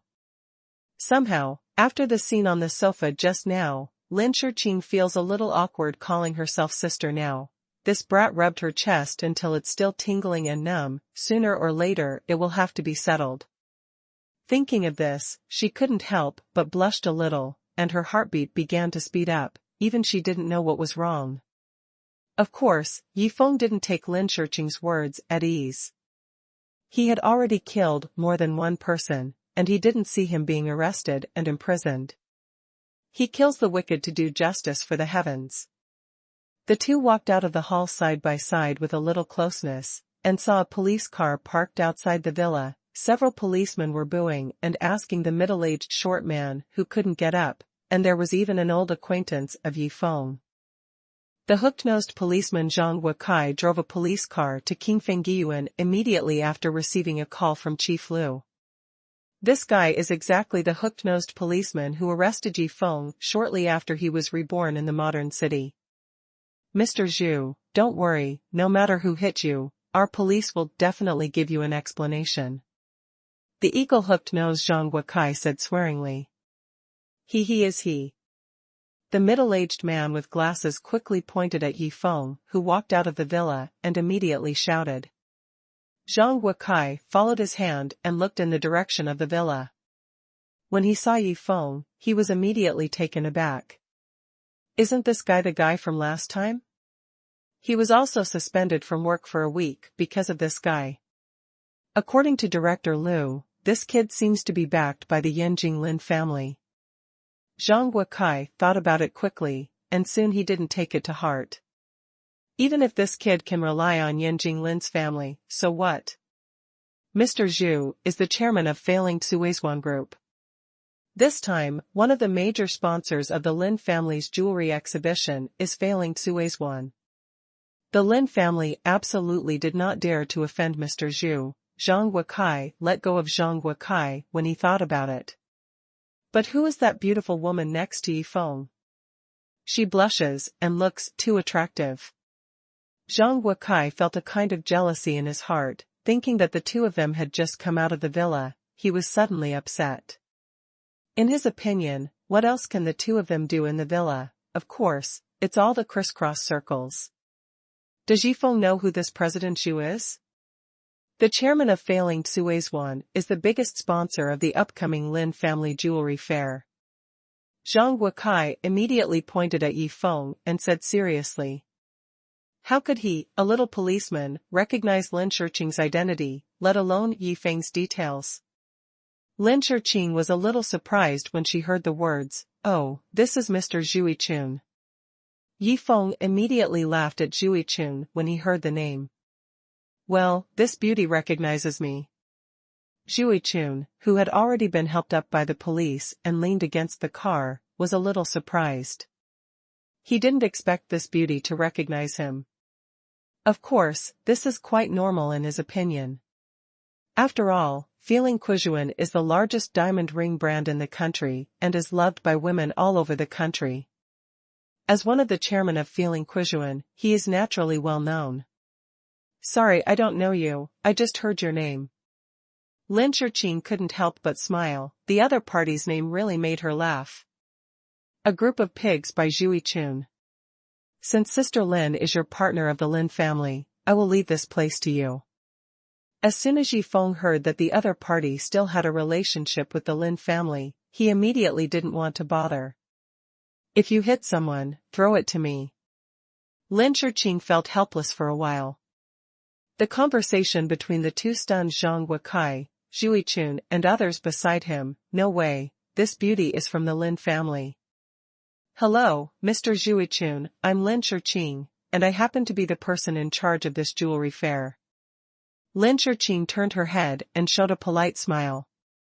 Ms. Erlin, hello, I didn't expect that we would meet by chance in this poor place. It's a pleasure to meet you. Zhu Chun was stunned all of a sudden. No wonder this beauty is so beautiful and attractive. She is actually the legendary #1 beauty in Yanjing. The headquarters of failing xuanhuan is located in Shanghai, and Zhu Chun, as the chairman of failing xuanhuan, bought a seaside villa in Shanghai. Compared with King Feng Yin, this kind of villa is really not very good for him. This is just because he came to Yanjing. Just a temporary residence. So it's normal for him to call this shitty place. Did he want to use these words to belittle Yifeng? How could a top-notch beauty like Lin Shiqing live in such a broken place? After speaking, Zhu Chun looked at Yifeng contemptuously. This kind of reckless, stupefied young man will definitely suffer a big loss in society in the future. Seems to have seen what Zhu Chun meant. Lin Shiqing smiled slightly and pulled Yifeng into his arms. Let me introduce this as my fiancé Yifeng, so if Mr. Zhu is not satisfied, then don't participate in this event. Jewelry fair is going well. Zhang Guokai, Zhu Chun and others who were stunned when these words came out were stunned again, and this time the degree of stunned was far more than just now. What's the situation? This stupefied Qing Yefeng is Lin Shiqing's fiancé. Fuck. They just want to curse out loud. This is too nonsense. Yifeng's expression also changed when he heard it. Mr. Zhu tried to harass me and my fiancé beat him up. It doesn't seem wrong. Lin Shiqing said lightly. Mr. Zhu wants to withdraw his investment in the exhibition, so just withdraw it. I will definitely stand by my fiancé. One word shows domineering. If the other members of the Lin family were in charge of facing this situation, They would try their best to please Zhu Yiqun not to withdraw the capital, but Lin Shiqing didn't take it seriously. The way Zhu Yiqun looked at her disgusted her so much. If she had chosen the partner in the first place, she would definitely not pick this guy. Good. Zhu Yiqun trembled with anger 3 times in a row, never thought that Lin Shiqing would be so straightforward. This. Zhang Wekai was stunned. He couldn't get his hands on a conversation of this level. What should we do now? Call your bureau, Lu. Yi Feng said to Zhang Wekai. When Zhang Wekai heard it, it was like a dream. Fang Xing quickly took out his mobile phone and called Lu Lihui, the director of the bureau. He hid aside and talked about what happened here. It didn't take long for Lu Lihui to scold him, dare to provoke Yi Xiao to live impatiently. What is a mere Zhu Yiqun? Hurry up and apologize to Yi Xiao and take Zhu Yiqun to the hospital to finish the work. Zhang Wekai waited submissively for Director Lu Lihui to hang up the phone before turning around. I'm sorry, young Master Yi, it's because we have eyes, but don't know Mount Tai. This is the second time Zhang Wekai has spoken to Yi Feng in a low voice. This time Yi Feng had no intention of bullying the other party and waved his hands. Stop talking nonsense and leave if you want, no one is stopping you. Zhang Wekai didn't even want to lift Zhu Yiqun, who couldn't walk, into the police car and roared away, leaving behind a black Mercedes, where a shallow dent was found on the door. It seems that Zhu Yiqun was seriously injured. Lin Shiqing smiled and looked very happy. Hey, you can relax. Yi Feng felt a little embarrassed by the jade hand on his arm, so he didn't need to think about it. This scene must have been noticed by Long Wanner, and the title fiancé. Not yet, you have to compensate me. Lin Shiqing smiled gracefully and took his arm, getting closer. Compensate. Yi Feng was taken aback. Does he owe Lin Shiqing anything? It seems like he doesn't. Lin Shiqing blinked her eyes. Failing Xuanhuan originally planned to invest more than 10 million yuan in advertising for the fair, and also planned to sell its products at a discount at the fair. If they withdrew the investment, the flow of people at the fair would be reduced by at least half, you see. After hearing this, Yi Feng thought it was wrong. What does failing Xuanhuan's divestment have to do with him? Didn't Lin Shiqing force her to divest herself? You want to. Lin Shiqing saw his thoughts at once and explained, if I didn't say that, wouldn't Zhu Yiqun make trouble for you everywhere? Now if he wants trouble, he will also find our Lin family. When Yi Feng heard it, he felt that what she said made sense. Only. How do you want me to compensate you? Yi Feng smiled helplessly. What do you think? My sister listens to you. Lin Shiqing covered her mouth and smiled softly. It seems that you can't afford that much money. It doesn't matter, just remember to owe sister this favor. She finally showed her fox tail. What she wanted was Yi Feng's debt to someone. It's a pity, how could Yi Feng give her a chance? When does the fair start? Yi Feng asked. 5 days later. Lin Shiqing replied casually. Then I'll give you an explanation when I come back from the Immortal sect. Money is not a problem. Yi Feng smiled. You want to rob? There was surprise in Lin Shiqing's beautiful eyes.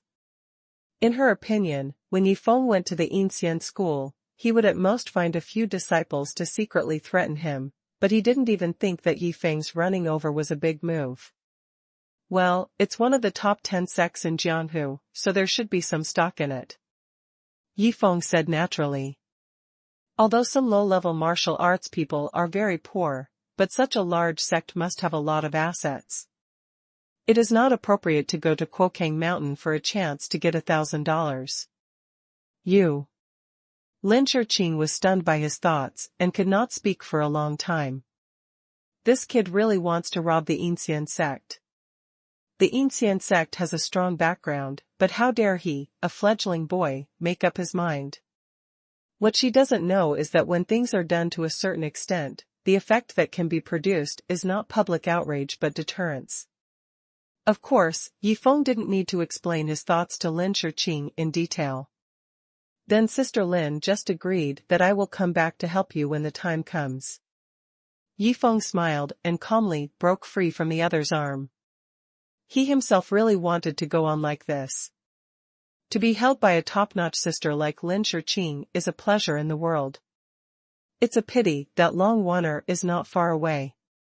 Yifeng dare not take advantage of other beauties so blatantly. Oh well. Lin Shiqing hesitated for a moment, so she nodded. The moment Yifeng withdrew her arm, she seemed to feel a little lost in her heart, but she didn't even notice it.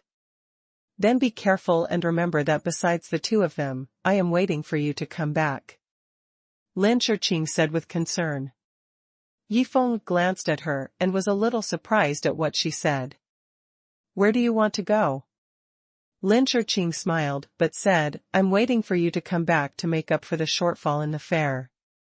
In fact, if other members of the Lin family were in charge of this trade fair, failing xuanhuan would be considered a mess if they offended failing xuanhuan. It would definitely affect their status in the Lin family for the rest of their lives, but Lin Shiqing didn't care about anything. She is a girl after all. What's the use of being beautiful when it comes to getting married? After getting to know Yifeng, she began to change her mind on many things, and began to let her personality go. This gave her a feeling of freedom. The two stood and chatted for a while, and soon Lei Ming arrived with more than a dozen members of the National Security Bureau. It can be seen that Lei Ming came in a hurry, but there was a hint of perplexity on his resolute face. He couldn't figure out why Lin Shiqing asked them to go out. Before, Lin Shiqing had never been so willful. Leave your guard off. When Lei Ming arrived at King Fengyuan, he immediately dispersed the team members to various parts of the community. They have all kinds of precision instruments, and if any suspicious person appears, they will be able to find it immediately. There is absolutely no one in this world who can stealthily pass through the blockade of the National Security Bureau like Yifeng. What's more, even if the National Security Bureau didn't stop them and Yi Wendian was still there, Yifeng could still leave a defensive magic weapon for Long Wanner's multiple insurances. If he wanted to sneak attack them, he would definitely pay a heavy price. After the team members took their positions, Lei Ming ran towards Yifeng and Lin Shiqing. Seeing the two standing together as if they were very close, Lei Ming was puzzled. Miss Lin, are you okay? Lei Ming first cared about Lin Shiqing. Look if I'm okay. Lin Shiqing smiled slightly. If Yifeng hadn't helped me just now, I would have been molested by a hooligan. Yifeng thought that if Zhuiqin knew that Lin Shiqing called him a hooligan, he wondered if he would vomit blood. Thank you, bro. Lei Ming looked at Yifeng with even more doubts in his eyes. He couldn't figure out why Lin Shiqing and Yifeng had such a good relationship all of a sudden. To be honest, Lin Dedian would not have sent Lei Ming to protect Yifeng if it wasn't for Lin Shiqing's strong request. What's more, the nature of protecting Yifeng's villa is not Yifeng's. Uncle Lei, stop guessing. Lin Shiqing took Yifeng's arm again and smiled. Now he is our own person protecting him, there is nothing wrong with that. Seeing her actions, Lei Mingxin's head looks like it was bombed by a nuclear bomb. Ms. Lin will fall in love with this kid, right? I am willing to become a fiancé. Yifeng felt Sister Yu's sexy and alluring body clung to him again. His face couldn't help being a little weird. What the hell is Lin Shiqing doing? Is this deliberately flirting with him to seduce him? What's your expression? Lin Shiqing glanced at Yifeng and complained, you treat me like that, don't we still belong to ourselves? In Lei Ming's mind, there are tens of millions of grass and mud horses running wildly past, can't they? What happened to the two of them? This made Lei Ming realize that from now on, he can no longer treat Yifeng the same way as before. This Yifeng is very likely to be Lin Shiqing's husband in the future. Even what should happen has happened. Miss, rest assured that brothers will never slack off in this protection operation. Lei Ming changed his attitude almost immediately, gave a solemn military salute, then turned and left, and solemnly ordered the members of the National Security Bureau to come over the intercom. Okay, leave. Lin Shiqing finally breathed a sigh of relief. A blush also appeared on her beautiful face, and the corners of her mouth curled up. This will be all right, Uncle Lei will definitely do his best. Only now did Yifeng realize what the hell she was doing. It turned out that he was afraid that Lei Ming would be slack in performing the task and intentionally provoke him. Sigh, Yifeng just thought that Yu Jia fell in love with him. After the matter was over, Lin Shiqing left first. Before leaving, she repeatedly told Yifeng to make him be careful. It can be seen that she was not worried about Yifeng's robbing money back, but was really worried about his safety. This made Yifeng feel warm in his heart. Although the relationship with her is a bit unclear now, but to be cared by a beautiful woman like Lin Shiqing sincerely, I believe that any man would feel secretly happy. After returning to the villa, Yifeng and Long Wanner had a careful discussion all night. The so-called know yourself, know your enemy, and win 100 battles, you will never end in 100 battles. However, this sect has always been in the dark in the martial arts world. Long Wanner doesn't know too many details. So far, the Ancient sect's mountain gates are full of organs, and there are basically no other martial arts people intruding. At the same time, Yifeng left Long Wanner a jade spirit bracelet and explained to her the complicated usage methods. This is a defensive magic weapon that is very common in the world of cultivating immortals, but it must be deployed in a modern city. You don't even have to be afraid of the bullets of the blue light gun, let alone the flying knives of the Ancient sect. Defensive magic weapon needs at least 10 years of cultivation before it can be used. Yifeng did not prepare it for Su Menghan, but asked Long Wanner to take care of it. A peaceful night without any accidents. Yifeng set off for the capital airport at noon the next day, preparing to go to the Ancient sect mountain gate. The old man, Yu Wendian, knew about Yifeng's whereabouts, but he didn't stop him. Now he knows that Yifeng's master is supernatural, and even the previous Long Moran is a fake so-called incarnation of the young god. This is something he has never heard of before. This made Yu Wendian feel that Yifeng is indeed a person with great luck and good luck to meet such a beautiful master. In this case, since Yifeng wants to go to the Ancient school to make a fuss, let's go make a fuss and let everyone in the world know the consequences of threatening their Yi family. Yu Wendian is sure that Yifeng's departure will definitely cause another big wave in the rivers and lakes, and it seems that it is not difficult for his Yi family to rise up, which is far beyond his original estimate. Linhai is a small city with beautiful scenery not far from the foot of Quokang Mountain. In the evening, Yifeng got off the plane and came to this city quietly. He just wanted to go to Quokang Mountain to take action, but he suddenly found something strange in his heart. It was a very ordinary small restaurant. Sitting by the window was a beautiful woman in a purple dress. Her pure and peaceful temperament was incompatible with the noisy environment around her. Many men in the small restaurant were staring at her, and even the business of the entire small restaurant was booming because of this beauty in the purple skirt. The beautiful woman is no more than 20 years old. She is dressed in blue silk that hangs down to her chest softly like a waterfall. The bright water, shearing eyes reveal an uncontested tranquility and serenity. People will remember this pair of beauty deeply at a glance. The perfect and pure melon seed face is so tender that one can't help but want to take a bite after seeing her, but after looking at her, I can only remember those bright eyes like a calm lake, elegant and fresh, like a fairy who doesn't eat fireworks down to earth. On the chest of her purple skirt is a lovely purple bowknot, and at the waist is a small wooden sign. I don't know what it is for. She seems to be a little hungry and a little envious watching other people eat because she no money. What's worse than this is that her face will turn slightly purple from time to time, and she looks a little painful. I don't know what's going on. Beauty, if I invite you to dinner at the hotel opposite, would you give me a face? An Audi commercial vehicle slowly stopped outside the window of the small restaurant. A handsome young man rolled down the window and revealed a kind smile that couldn't hide his amazement. The beauty in the purple skirt seemed to be a little moved, but in the end she shook her head and quietly glanced at the clock hanging in the small restaurant. There was a faint anxiety in the depths of her pupils. Sorry, this beauty is mine. At this moment, a handsome and domineering man's voice rang out from the small restaurant, and then a handsome man in a black shirt sat with a smile on the opposite side of the beautiful woman in the purple skirt. It's Yi Feng. When he swept his consciousness from a distance, he discovered that there were several throwing knives hidden in the belt around the waist of this purple-dressed beauty, which caught his attention at once. What is Yi Feng doing here? To trouble the hidden immortal sect?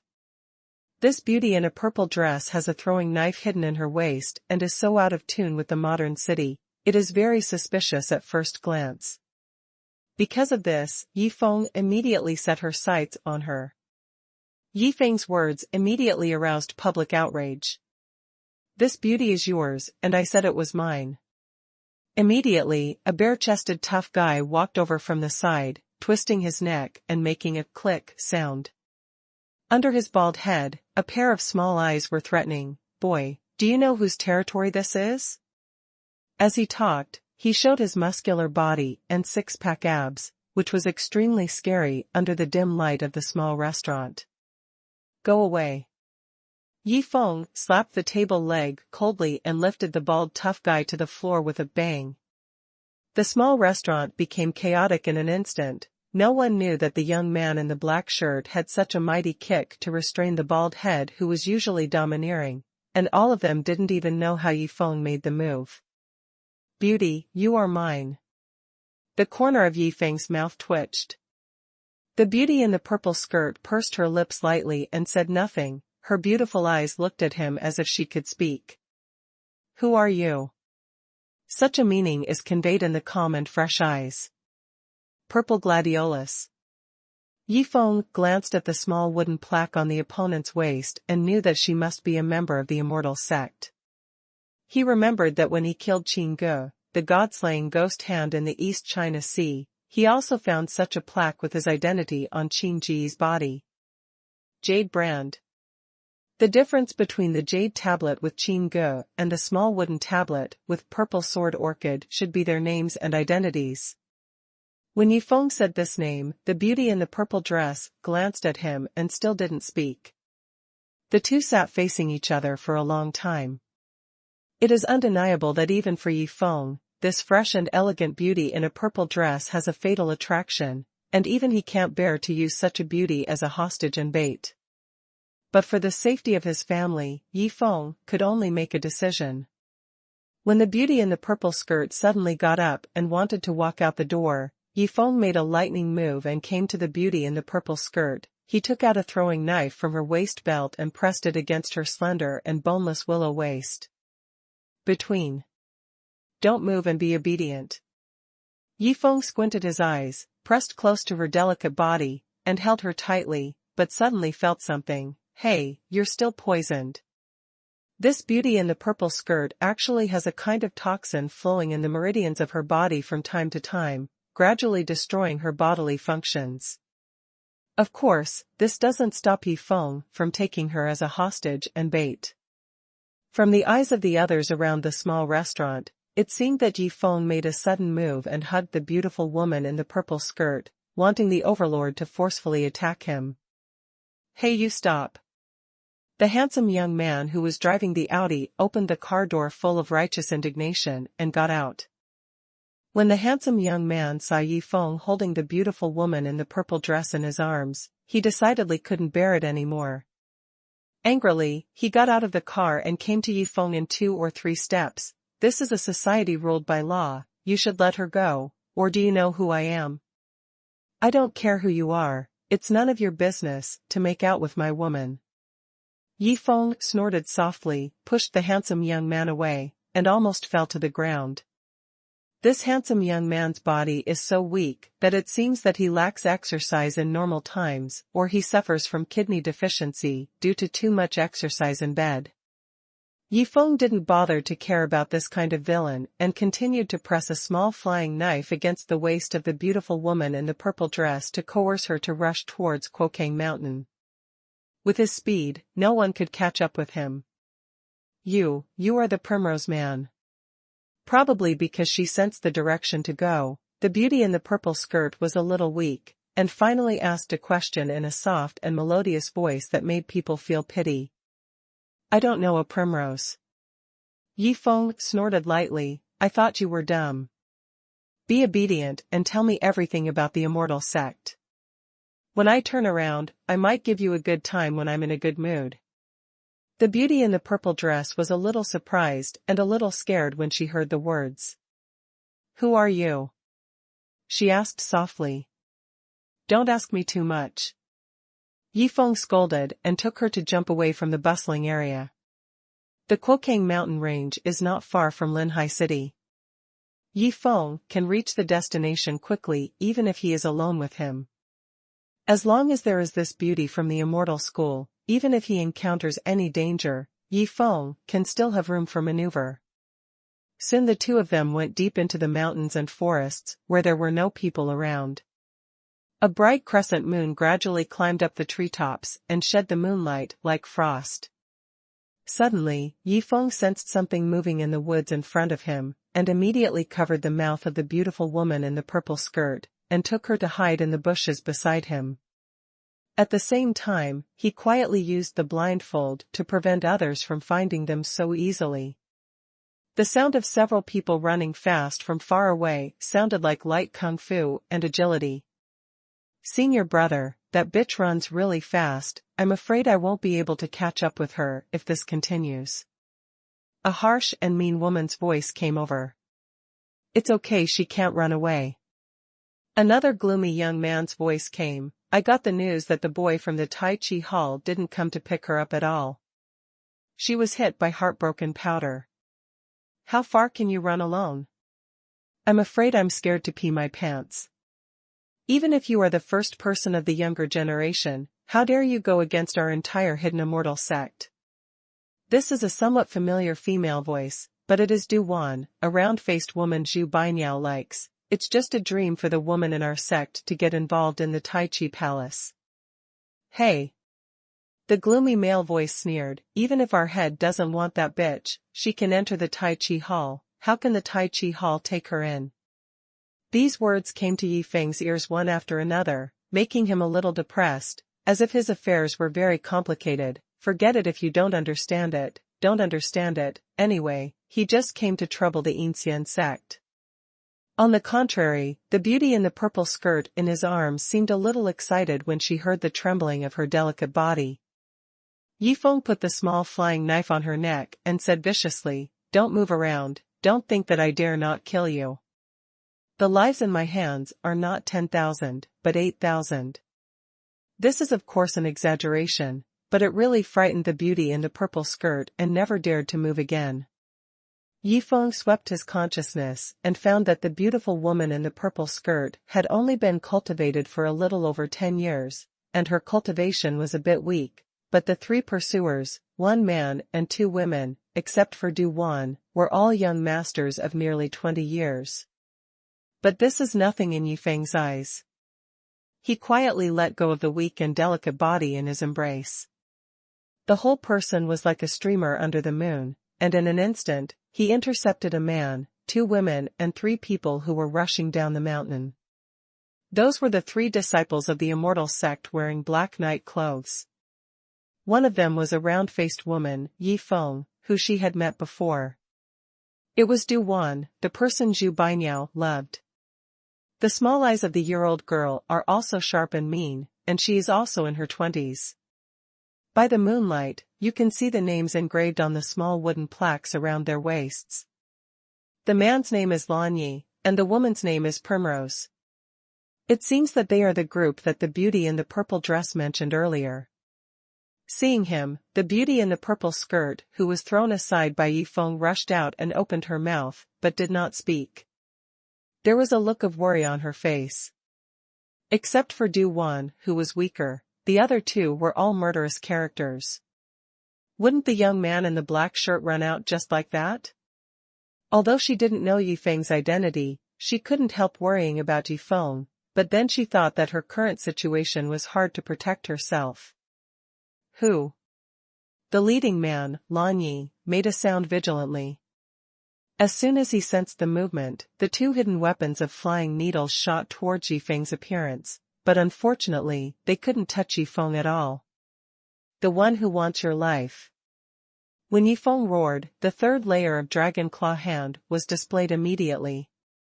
A howling dragon chant spread from the forest, and two pale golden dragon claws swept out, instantly grabbing the two disciples of the Immortal sect who had cultivated for nearly 20 years and throwing them heavily on the ground. Bang bang.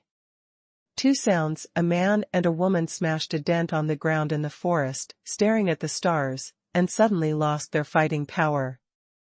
As for the last Duan, he was stunned by Yifeng's domineering appearance, took 2 steps back and wanted to escape, but was tripped by a tree branch on the ground and desperately crawled far away. Want to run?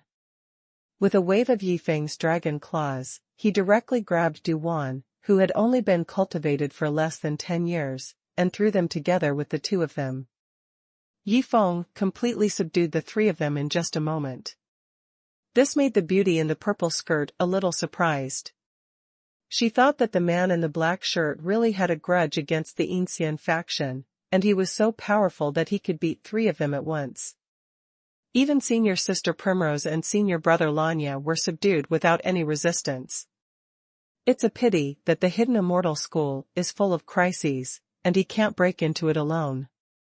Just as Yifeng wanted to inquire about the situation, his phone vibrated. In order to keep in touch with his family, Yifeng decided to turn off the phone after he actually entered the mountain gate of the Yin school. Now there is no need to be so cautious. He took out the counterfeit phone and saw that it was Su Minghan calling.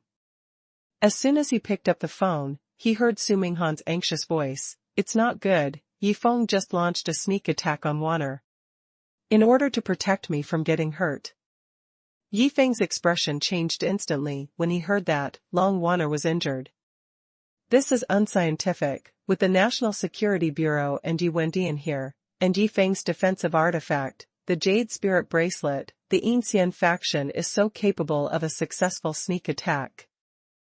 Yifeng put the matter in front of him aside and quickly asked, "What's going on? Isn't there a defensive magic weapon?" Many of them attacked the National Security Bureau, and Grandpa failed to stop them all. Su Minghan said worriedly, "She didn't have time to use the bracelet you gave Wanner." When Yifeng heard it, he thought it was the way to use the defensive magic weapon. It's very complicated. It's normal for Long Wanner to be unable to use it in a hurry. Is she seriously injured? Yifeng quickly asked. My aunt said the injury wasn't serious, but I saw that Wanner was in so much pain, and their throwing knives had a poison called heartbroken powder. If there was no antidote, Wanner would be dead within 2 days. Su Minghan's heart was broken. She couldn't say the following words, but Yifeng could guess it. In an instant, his expression turned cold. Su Minghan continued anxiously, "Now they are all caught by Grandpa and people from the National Security Bureau, but they still threaten that if we don't hand over the cheats, the assassination will continue." When Yifeng heard this, he deeply felt that this trip was the right one. If he was still in Yanjing, he might not be able to do anything in the face of this situation, but now he is already outside the mountain gate of the Yin sect. Yifeng would not do such a stupid thing as handing over the ghost cry knife technique cheats to increase the enemy's strength. Long Wanner has been poisoned by the deadly poison, so go to the Yin sect to get the antidote. If the other party still wants to continue to carry out assassinations, then he will take the other party's nest. Anyway, Yifeng has a clear picture of the strength of the Immortal sect, relying on the few defensive artifacts in the storage ring, at least it can guarantee safety. The organized assassination of the tree falling and the Hosen scattered will naturally be solved. the Yin faction is not strong. In order to get back the secret book of the ghost-crying knife technique, the senior officials of the Yin sect seem to be a little crazy. Don't worry, I'll find an antidote right away. Yifeng comforted him and then ordered, call Lin Shiqing or tell Lei Ming directly to ask them to send more people. As for the captured immortals, don't let them escape. Su Menghan said solemnly. You have to be careful yourself and try to stay with Grandpa as much as possible, you know? Yifeng said again, okay, turn off the phone first, let everyone rest assured that I will bring the antidote back. After speaking, Yifeng heard Su Menghan's gentle answer, then hung up the phone and directly threw the copycat machine into the storage ring. Then he raised his head coldly and looked at the 3 disciples of the Immortal sect who were caught by him in front of him. What is heartbroken powder? The dark green sword light flashed. The long sword was already lying on the neck of the leading male disciple, Lan Yi. Yifeng asked threateningly. It's because our sect smears a deadly poison on the hidden weapon of the flying knife. If there is no antidote, it will die in 2 days. Before Lan Yi could speak out, Duan was so frightened that he confessed everything. She saw it. Isn't the guy in the black shirt in front of him the one in Changbai Mountain? Li Juanlong's head was chopped off by him with a single blow. This made Duan seem to have seen the devil and hurriedly answered Yifeng's intentions. Where's the antidote? Yifeng snorted softly. The antidote for heartbroken powder is only available to us. A soft and weak voice came from behind Yifeng. It was the beautiful girl in the purple skirt, Zi Jianlan. She hid aside and listened to Yifeng and Su Menghan's phone call, so of course she knew Yifeng's identity and the relationship between Yifeng and the Yin sect. She was on the same front as her, and now she is also heartbroken. As soon as she made a sound, Lan Yi, Primrose, and Duan were taken aback. Why did the purple gladiolus appear here? Bitch, how dare you? Primrose, which looks sour, has a pair of small eyes showing hot envy and jealousy. It seems that it is very dissatisfied with the youthful beauty of purple gladiolus. You shut up. Yifeng didn't even want to wave his hand to cast the fairy art extreme flame. The white flames flashed past. Primrose wearing black night clothes was burned to ashes in the flames, not even the screams and dregs remained. This scene directly surprised the remaining 3 people present. Yifeng, what kind of method is this that can actually release fireballs? It seems that the rumors in the world are not all unbelievable. In the rumors, Yifeng's rise in the Yi family turned out to be the case. No, he's too much of a threat to the hermit sect. Lan Yi realized something and whistled almost immediately as if to convey some message. Puff puff. Yifeng's complexion changed, and then he threw 2 balls of extremely hot fire, turning Lan Yi and Duan into ashes as well. In Zhu Bainiao's face, Yifeng left Duan alive, but that had already brought him a great deal trouble. Letting her go once doesn't mean letting her go a second time. The master will know soon. As soon as Zi Jianlan heard the whistle, she knew that something had been exposed. Bai Ninqiao had a look of worry on her face. Let's go. Walk what to go? Yifeng snorted softly. Is it so easy for that guy to convey the message? After hearing the whistle, a gray flying bird fluttered its wings and flew towards the deep mountains. Yifeng didn't even think about it, and an extremely hot fireball flew out, directly burning the gray flying bird to ashes. Zijianlin immediately closed her mouth. That is the message from the Immortal sect. The hidden pigeons are elusive. Even the people in the Immortal sect find it difficult to find their traces, but I did not expect Yifeng to have a sense of consciousness, and he wiped them out with a fireball. Apart from getting the antidote, is there any way to detoxify the poison of the sausage powder? Yifeng briefly dealt with the traces of the 3 people who were burned to death and asked again. Now he already knows that Zijianlin and Yin sect also have enmity. As for the specific situation, he doesn't know. It sounds like it has something to do with Tai Chi Hall and the head of Yin Zi Chen sect. Or rely on the pure Yang Bao Jian in the Tai Chi Hall, which can remove all poisons in the world. Purple Gladiolus made a soft sound. As soon as Yifeng heard that there was still a way, he continued to hold Zijianlin and ran to the mountains while asking about Zijianlin. It took a while for Yifeng to figure it out. It turns out that Zijianlin is the adoptive daughter of Qi Linzi, the head of the Yinxian school. A while ago, she went out to play and ran into Chen Hui, a genius boy from the Tai Chi temple. After coming back, it happened that Kalinzi left after many years of retreat. At this time, Kalinzi has 70 years of cultivation and retreat. When Kalinzi saw Zijianlin, who had grown up, he immediately became lustful and wanted to force her to marry him. Zijianlin naturally refused to inform Chen Hui from the Taiji Palace to let him take her away. Knowing Zijianlin's plan, Kalinzi immediately announced to the world that Zijianlin is his woman. Whoever dares to get involved is an enemy of the entire Yinxian sect. At first, Zijianlin thought that with the title of the first person of Chen Hui's younger generation, she would definitely not be afraid of Kalinzi, but she just realized that she was too naive after listening to the conversation between Lan Yi and Primrose. Chen Hui won't take risks for her at all. Zijianlin found a chance and she fled down the mountain, but was hit by chasing soldiers throwing knives on the way to escape. At first, she was still waiting with hope, hoping that Chen Hui would come to pick her up. As the contemporary chief disciple of the Tai Chi Hall, he would definitely be able to borrow the pure Yang Bao Jian from the Tai Chi Hall to help her detoxify. But just now her hopes were completely dashed. Now I either go back or die of poison. 2 days later. There was a touch of sadness in Zijianlin's tone. Let's go get the antidote and you tell me all the gate organs of the Yinxian sect.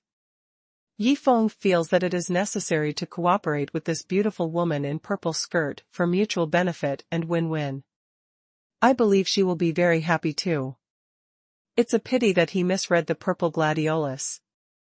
Zijianlin was very moved. That's too dangerous, I can't hurt you, I'd better go back first, Kalinzi won't embarrass me, at most he will be the most. Then I can secretly bring out the antidote to you, so you don't have to take risks up. Yifeng was a little puzzled. This purple sword orchid is really pure, I'm afraid I have never seen the sinister hearts of the world, the two just met, even Yifeng is holding her hostage, this girl is willing to sacrifice her own happiness for his sake. Is this innocence or stupid? Yifeng, as a man of integrity, of course he can't cheat and take advantage of such an innocent little beauty, not to mention that he came here to trouble the hidden immortal sect. So it's impossible to back down halfway. Do not worry. Yifeng said firmly to Zijianlin, you tell me some tricks that are easy to get tricked, and finally find Kalinzi, and I will get the antidote. Not only that, the entire Yinxian sect will not be at peace tonight. Zijianlin was more and more moved. Seeing Yifeng's firm belief, she thought to herself that his lover is really happy. Yifeng couldn't help curling his lips when he saw how touched she was in a mess. No wonder this little girl was fooled by Chen Hui from the Taiji Palace, she was so easy to deceive, right? Fortunately, Yifeng can feel that this girl is still a virgin and has not been spoiled by that Chen Hui, otherwise it would be a pity. No, what is Yifeng thinking about? Shaking his head, Yifeng's consciousness spread to a radius of 150 meters around him, and he felt a chain bridge in front of him, standing steeply and dangerously. According to what Long Wanner said, that's the place to enter the mountain gate of the Yinxian sect. This is nothing more than a chain that is tens of meters long and surrounded by clouds and mist all the year round. Even acrobats who are good at tightrope walkers can only see this chain beyond their reach. And after passing through this iron chain, you will enter the range of the mountain gate of the Yinxian sect, and there will be dangers everywhere, and there may even be traps everywhere. Walk.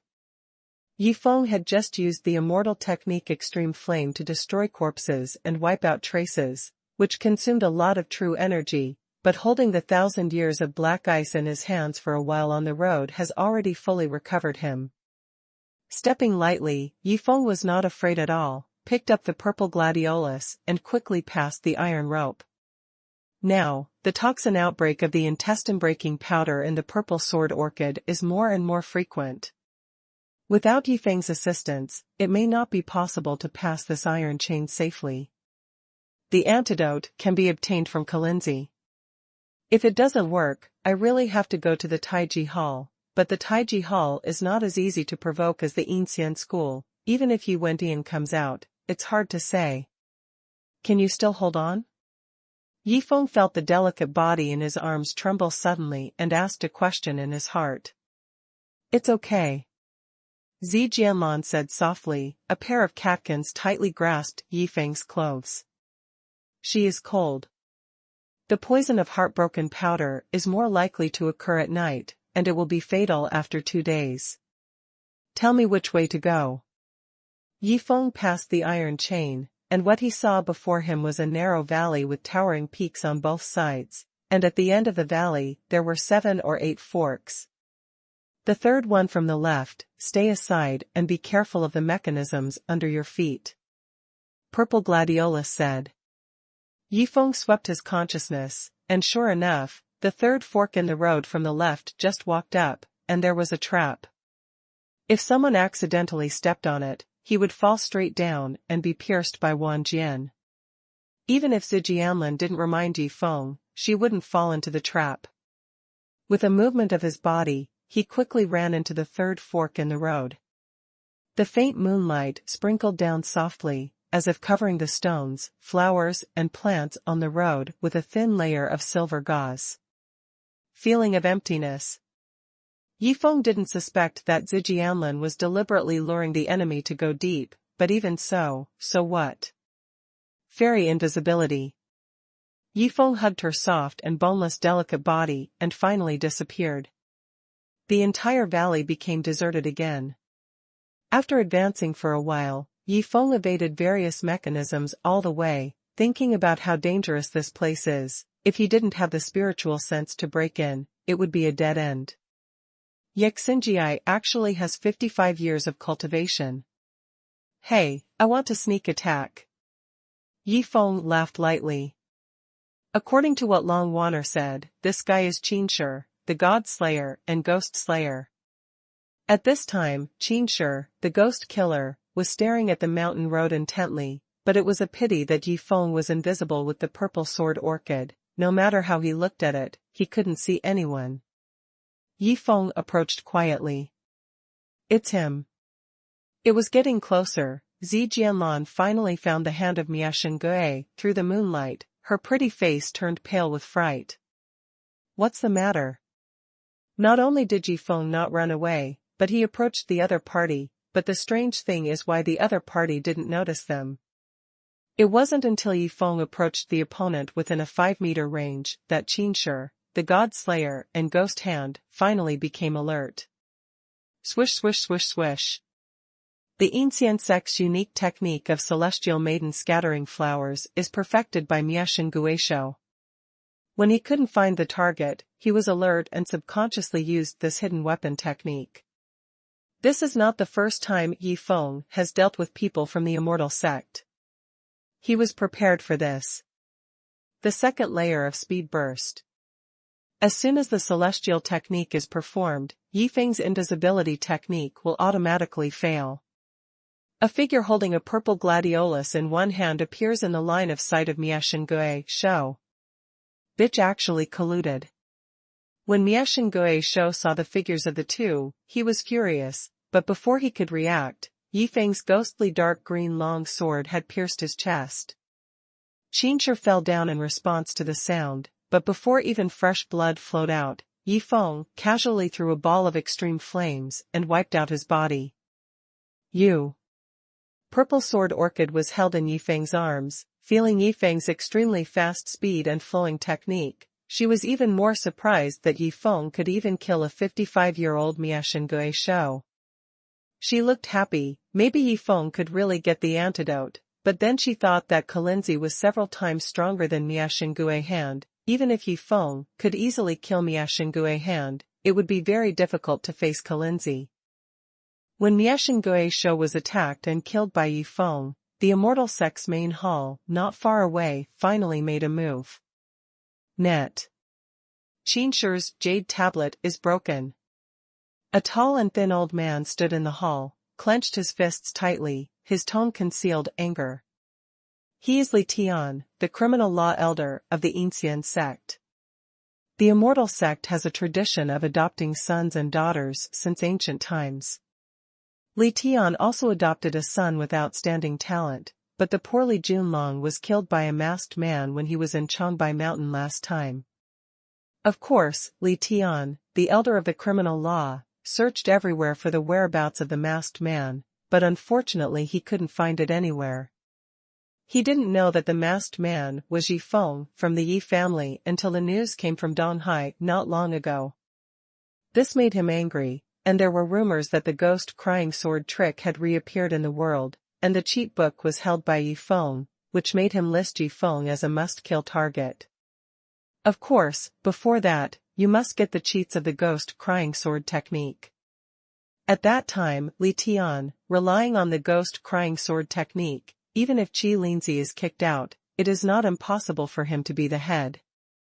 Because of this, he dispatched many core members of the sect, preparing to assassinate Yi Feng one after another, forcing him to hand over the cheats of the ghost crying saber technique. But he didn't expect that one of his people died first.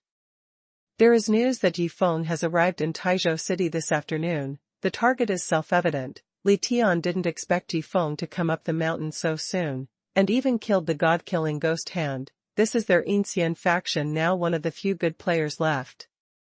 Veins popped up on Li Tian's forehead. Yi Feng's behavior had already enraged him completely. Even if he could kill God Mia Xingui's show, the Yin sect was not a place where he could come and go whenever he wanted.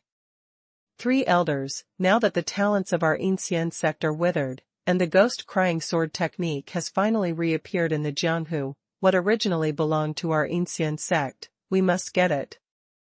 With a serious expression on his face, Li Tian ordered to the other 3 old men beside him, now the 4 of us set out together to capture this son Yi Feng. By then, everyone will learn the ghost crying sword technique and your strength will be improved. The hidden Immortal sect will definitely win the world again. Follow Elder Li's order. The 3 old men had different expressions, but they all agreed. No matter how they intrigue on weekdays, when facing foreign enemies, it is best to work together. It is widely rumored in the Jianghu that Yi Feng is not even afraid of Long Moran. You must know that Long Moran is stronger than their leader. Qi Linzi came out of seclusion with only 70 years of cultivation, but Long Moran's combat power was comparable to that of Nandu Xuanhuan with 80 years of cultivation. Set off. The 4 old men stood up and decided to attack together. As for the other disciples of the Yin sect, they were all restrained from taking a step out of the room. This was to avoid unnecessary sacrifices. Facing the frightening Yi Feng in the legends, those disciples of the Immortal sect who have cultivated for 20 or 30 years are undoubtedly small shrimps. Even if they go out, they will deliver food. Yi Feng, you better go. The jade cards of our sect are all sensitive. Beside Yi Feng, Zi Jianlan said anxiously and nervously, the elders of the criminal law are much stronger than the hands of the gods and ghosts. If you sneak attack you won't be able to find it at all. Have you ever heard of Unfeeling Granny and Six-Fingered Old Man? Yi Feng didn't answer her directly, but asked back. Zi Jianlan was taken aback. She didn't know why Yi Feng asked this, but she nodded slightly and replied, these 2 people. I heard that they live in seclusion in the East China Sea, and they should have cultivated for more than 50 years now. Both of them died at my hands. Yi Feng said lightly, so you don't have to worry about me, just tell me what needs attention in the hidden Immortal sect. Zi Jianlan suppressed the surprise in her heart, feeling that this Yi Feng was too incomprehensible. Now that she has said so, Zi Jianlan seems a bit self-indulgent if she persuades him more. She thought for a while and said quickly, "Not long from here is the former square, and iron towers can be seen everywhere in the square. The cage, it's hard to escape if you're trapped in it. There is also the hall behind the front square. There are many quivers on the wall. Once activated, the arrow rain can cover the entire front square, and no one can survive in it." Yeah. The corner of Yifeng's mouth curled up. He wanted to see what it means that no one can survive. After sweeping his consciousness, he found that 100 meters ahead suddenly opened up, and a large square with marble floor appeared, which was glowing with a faint blue light under the moonlight, looking eerie and strange. Suddenly, several old figures appeared within the range of his spiritual perception, and it could be seen that they were coming straight towards him. 350 years, 160 years, Yifeng thought to himself that the elders of the Ancien sect had arrived. "If you stay here, they won't find you. I'll take care of those 4 old guys first." Yifeng put down the purple sword orchid, leaned her soft and boneless body against a tree, and then used blindfold to cover her body. "Well, be careful." Zijianlin couldn't bear it, but in the end she didn't say anything. She was also a little angry in her heart. The 4 old guys must be the elders of the hidden immortal sect, and since he can handle it so easily, there must be a tragic ending by then. Yifeng insisted on going his own way. She knew she couldn't persuade her, but just watching Yifeng go to die like this was really a kind of torment for her. What would she do if Yifeng died? With broken intestines, and Chen Hui from the Tai Chi Hall didn't come to pick her up, she would have no choice but to die. As for obediently going back to marry Kalinzi, she is absolutely unwilling. That is a hunchbacked old man with white beard and hair. How could she accept it? Originally, she could have sacrificed for Yifeng first, but if Yifeng died, she would not be able to find a target to sacrifice. She felt uneasy in her heart. Watching Yifeng leave, there was a hint of worry in her calm and tranquil eyes. It was extremely lovable, but unfortunately no one appreciates it in this place. Yifeng stepped out. Immortal art, invisibility art. 4 old men came flying from far away. Obviously they knew where Miashingue Shou was lying in ambush, and the first target was the place where Miashingue Shou died. The 4 old men are tall and short, fat and thin, but in Yifeng's eyes, there is no big difference. The only difference is that there is a slight difference in their respective cultivation bases. Injuring 10 fingers is worse than cutting off one. Yifeng deeply understands this truth. Facing the 4 old men, Yifeng did set Li Tian, the elder of criminal law with the highest cultivation level, as the first target, otherwise it would be troublesome if he couldn't kill him with one blow. He stared at a short and fat old man with a round face running around the edge of the 4 of them. This round-faced old man had a fox-like look in his eyes, and he was a little timid in his actions, and he was extremely cautious. It's a pity that facing Yifeng, no matter how cautious this old guy is, it's useless, begging to share. The fastest update, the least error, please go to the net. Facing the 4 old men who were coming towards him, Yifeng was not afraid at all. Even though the combined cultivation of the other 4 was more than 10 times that of his own, cultivation was not the only thing that mattered in life and death. Net. The cultivation of true qi was originally twice as powerful as the cultivation of internal qi, and Yifeng's endless stream of immortal arts was beyond the reach of anyone in the martial arts world. Yifeng ran towards the opponent incognito. The 2 sides were getting closer and closer, but the 4 old men didn't notice it. Finally, Yifeng came to a place 5 meters away from the round-faced old man again. Immortal art, extreme inflammation. A group of white flames appeared out of thin air, and hit the chest of the round-faced old man head-on, bang, and along with Yifeng's figure, he passed him by. Suddenly, the round-faced old man couldn't react at all, and was burned to ashes by the extremely hot fireball in less than half a second. Immortal art, invisibility. Yifeng immediately disappeared again, looking like a ghost under the moonlight. Shwa, shwa, shwa. The other 3 old men reacted quickly. and flew out hidden weapons towards his vicinity, covering a large area. Even if Yifeng was fast, he couldn't dodge them all. He gritted his teeth, poof. Two throwing knives pierced his arm, and fresh blood flowed out, gradually dripping on the small rocks on the mountain road, so that the remaining 3 people found his trace at once. Although they didn't know why Yifeng became invisible, they felt that Yifeng was injured and bleeding. Even if he was invisible, he couldn't escape their pursuit. Zi Jianlan, who was hiding in the dark woods, thought she was dazzled when she saw Yifeng disappear at first, until Yifeng suddenly appeared and burned a round-faced elder to death with lightning speed. Only then did he know that Yifeng would indeed be invisible. No wonder it was so easy to get close to the hands of the gods and ghosts just now. Who is this Yifeng, who even has the ability to be invisible, and can release fireballs, but now he has been hit by a throwing knife, and he is bleeding continuously. Even if he is invisible, he can't escape. Zi Jianlan's heart was wrenched. She was worried about Yifeng's safety. Deep in her heart, of course, she hoped that Yifeng would kill all the high-level officials of the Inxian sect, so that not only would she get the antidote for heartbroken powder, but she would also be free in the future. But she felt rationally that Yifeng at such a young age, he will definitely not be the opponent of the head Kalinzi. What a hassle!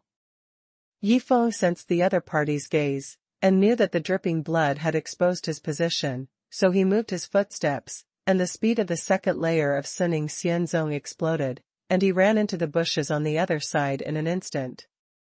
Chase! The elder of criminal law, Li Tian, let out a cold snort, threw out several throwing knives casually, followed closely behind Yifeng, and rushed into the woods. All the throwing knives were shot at the tree trunk, and the 3 old men who ran into the woods only saw a golden light flash somewhere in the woods, and then there was no trace of Yifeng. Lay on hands. The wound was healed quickly. Yifeng pulled out the 2 throwing knives, and threw them away, then became invisible. Where are people? The 3 people who entered the woods took advantage of the moonlight to follow the blood on the ground, but they stopped at one place. Subconsciously, the 3 of them looked up, thinking that Yifeng had climbed up a tree, but at this moment, a dark green sword flashed across the bushes, and the sword pierced another skinny old man's chest. Puff! The old man reacted in time, turned his body sideways, and was stabbed into the arm by Yifeng's sword. Just as the old man wanted to fight back, Yifeng opened his mouth and sprayed out a fireball, directly covering his face. Ah! What Yifeng could only spit out was red flame fireball. It didn't burn people to death so quickly. The skinny old man screamed subconsciously. His face was actually on fire. If Long Moran was a strong man who could release his internal energy, he would be able to attach his internal energy to the surface of his body and block the attack of the flames. Unfortunately, this old man couldn't do it. When Yifeng appeared again, Li Tian and the remaining old man with the big nose reacted immediately, and finally used the secret weapon of the hidden immortal sect. Killer method. When they thought about it, Yifeng pierced the old man's arm with a sword, and it would take time to pull it out, and during this time, the 2 of them performed a lure together, which was enough to kill Yifeng.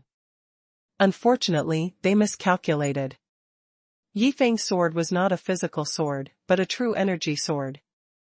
With a thought, the dark green long sword disappeared, and the old man who was on fire fell down in the woods.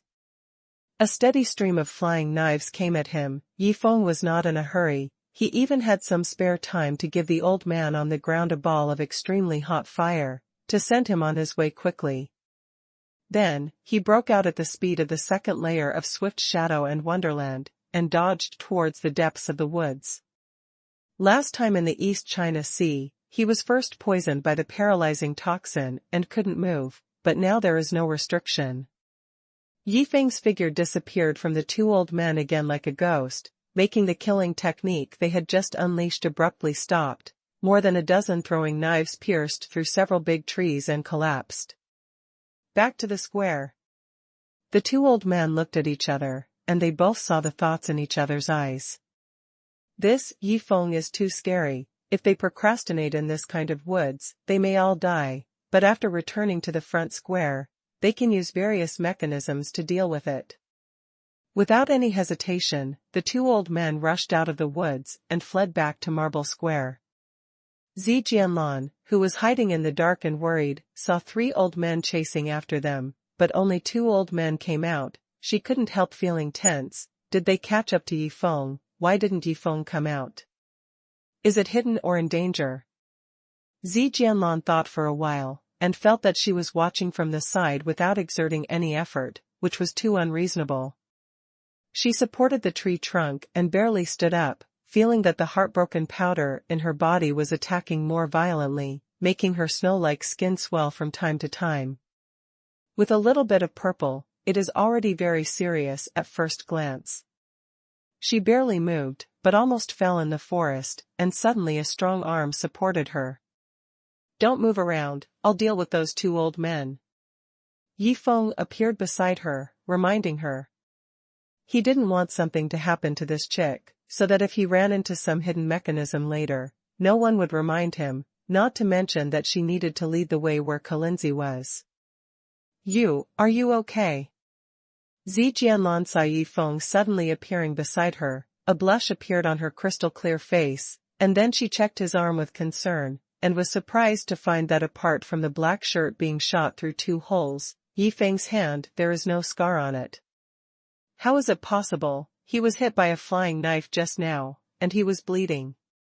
How can something happen to me?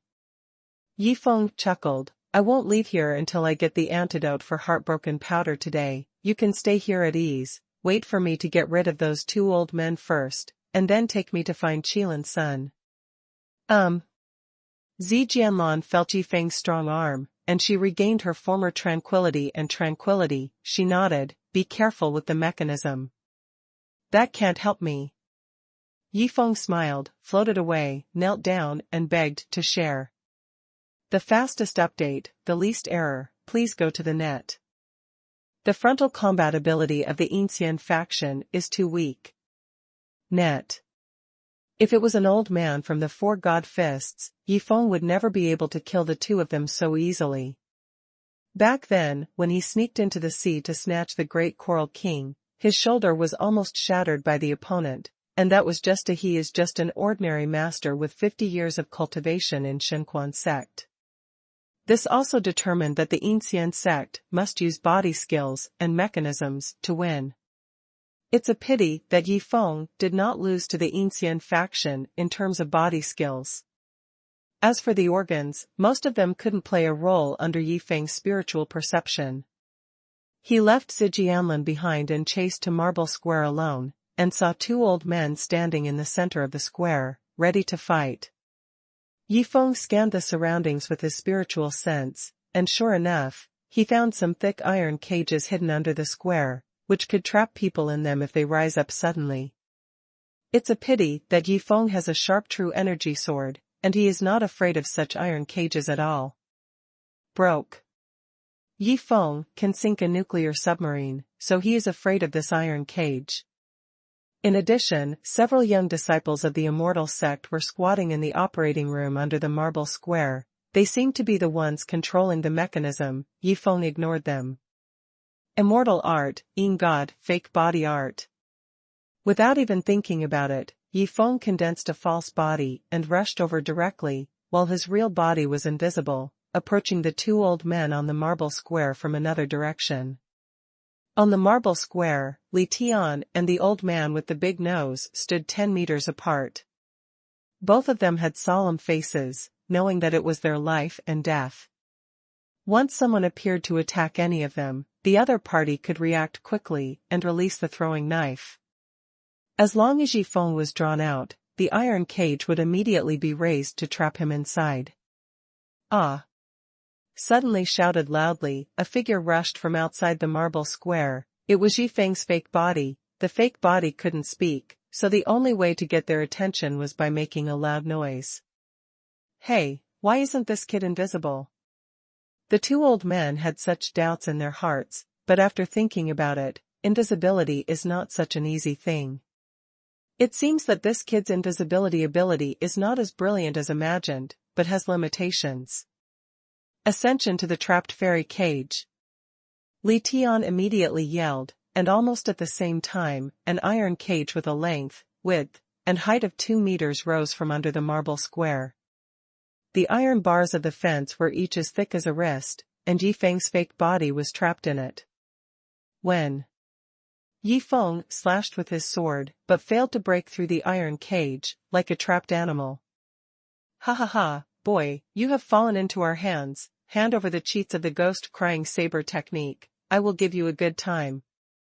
Seeing this, Li Tian, the elder of the criminal law, immediately burst out laughing. His brows were full of joy. Not only can he get the secret book of the ghost-crying sword technique, but he can also avenge his adopted son Li Junlong, killing 2 birds with 1 stone.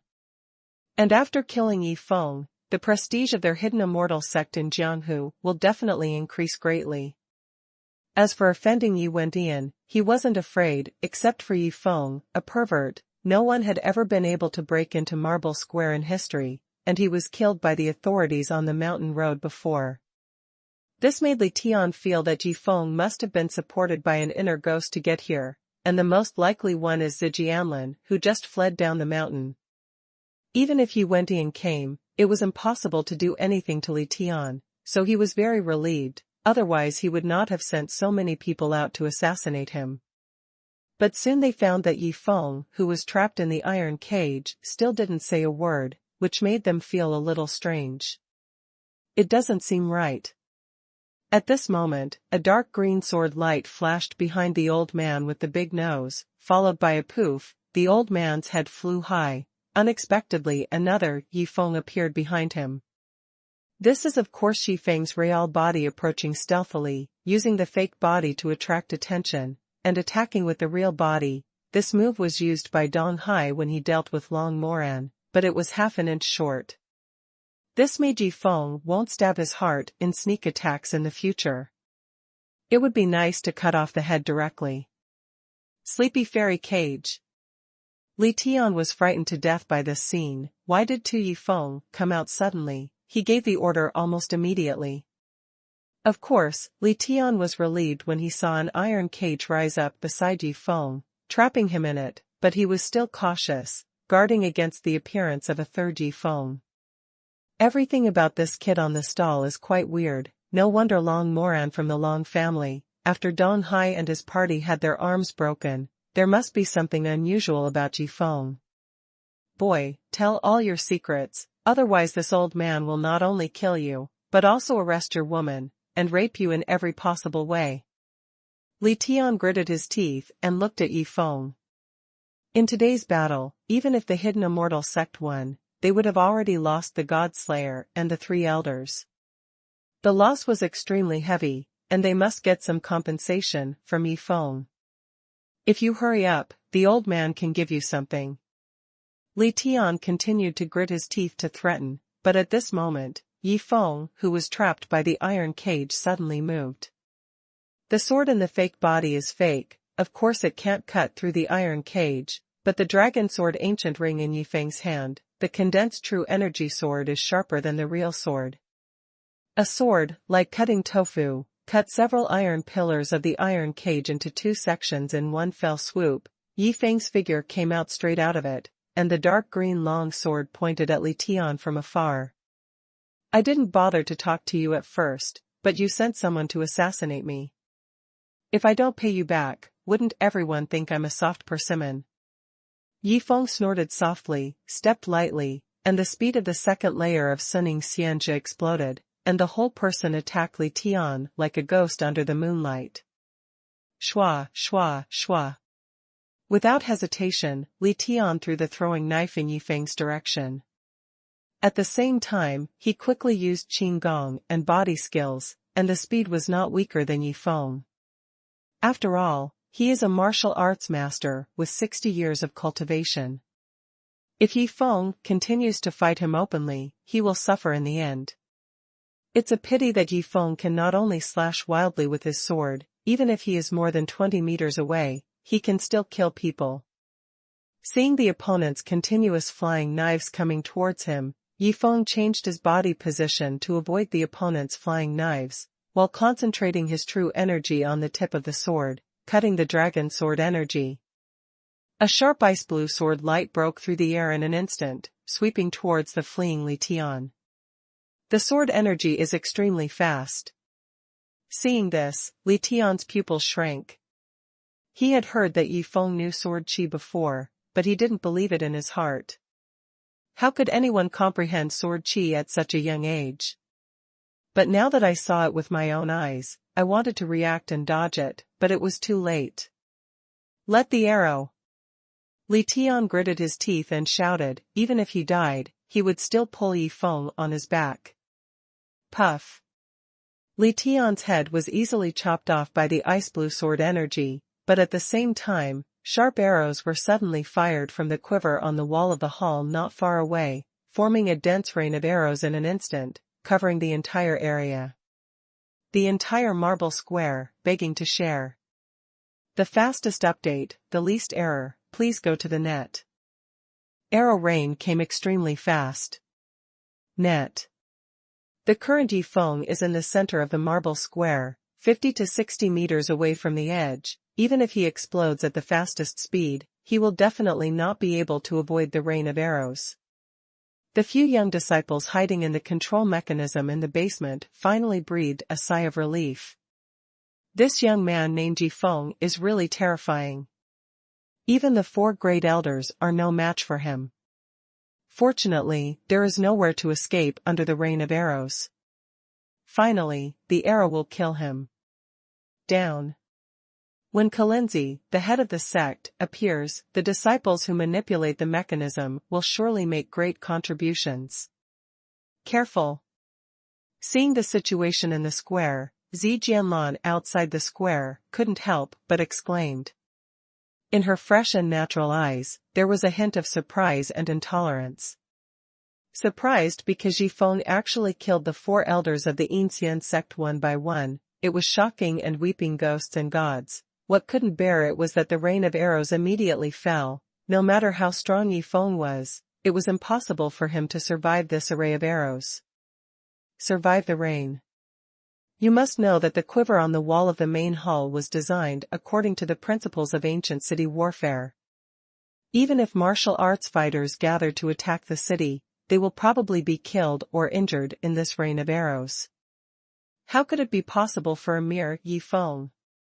However, Yi Feng quickly turned the surprise in her eyes into shock. Void sword art. Yi Feng can not only become invisible, but also teleport. In less than 1/10 of a second, Yi Feng's figure flashed past. At first, he was still in the center of the square, but the next moment he was outside the square, and his whole body seemed to break through the space, moving instantly. Arrows rained down behind him like a torrential rain, but there were no living people in the entire square. Elder Big Nose and Elder Criminal Law Li Tian had already died under Yi Feng's sword, while Yi Feng's fake body was trapped in the cage, which quickly turned into a puff of smoke under the rain of arrows and disappeared. Yi Feng's consciousness range has returned to 150 meters. Yi Feng used the void sword technique many times in critical situations, and Yi Feng had a deep understanding of this move, as if he had already touched the threshold of the 2nd floor. Let's go and find Kalinzi. Yi Feng came to Zi Jianlan, who was already stunned, and said to her calmly. Zi Jianlan hadn't reacted from this situation just now. She seemed to have seen Yi Feng being pierced by thousands of arrows to death, but in the blink of an eye, Yi Feng ran out of the square at a very fast speed, came in front of her. How on earth did he do it? In Zi Jianlan's heart, she finally began to have confidence in Yi Feng. Yi Feng is so amazing and powerful, even if he faces Qi Linzi, he must have the power to fight. Can you still walk? Yi Feng looked at her fresh and natural, but haggard face, and frowned slightly. Can walk. Zi Jianlan spoke softly, and reluctantly got up. Let me take you away. Seeing her like that, Yi Feng knew that the poison of heartbroken powder was getting more and more serious, so he hugged her graceful and delicate body under the purple skirt with all his strength. With one step, he set foot on the marble square full of arrows again, and the surroundings were in a mess. Bang! An iron cage rose again, but Yi Feng waved his hand, and the sword light flashed, cutting it into two pieces. But Yi Feng kept walking, holding Zi Jianlan in his arms, and continued to walk in. This woman is still very useful to him. All hidden immortal sect listen to me. Yi Feng knew that there was only one Feng Yin left in the Yin sect, which was a bit of a threat, so he stopped hiding. Today, I, Yi Feng, will kill Feng Yin, the head of your sect. Get out of the way for those who don't want to die. Whoever makes trouble, be prepared to lose your life. The thousands of years of Shen being stored in his arms made his true energy recover several times faster, and he would soon return to its peak state. With Yi Feng's words, the young disciples who were hiding at the side fell silent, and they didn't dare to activate any mechanism immediately, so Yi Feng was allowed to pass through the marble square and enter the front hall.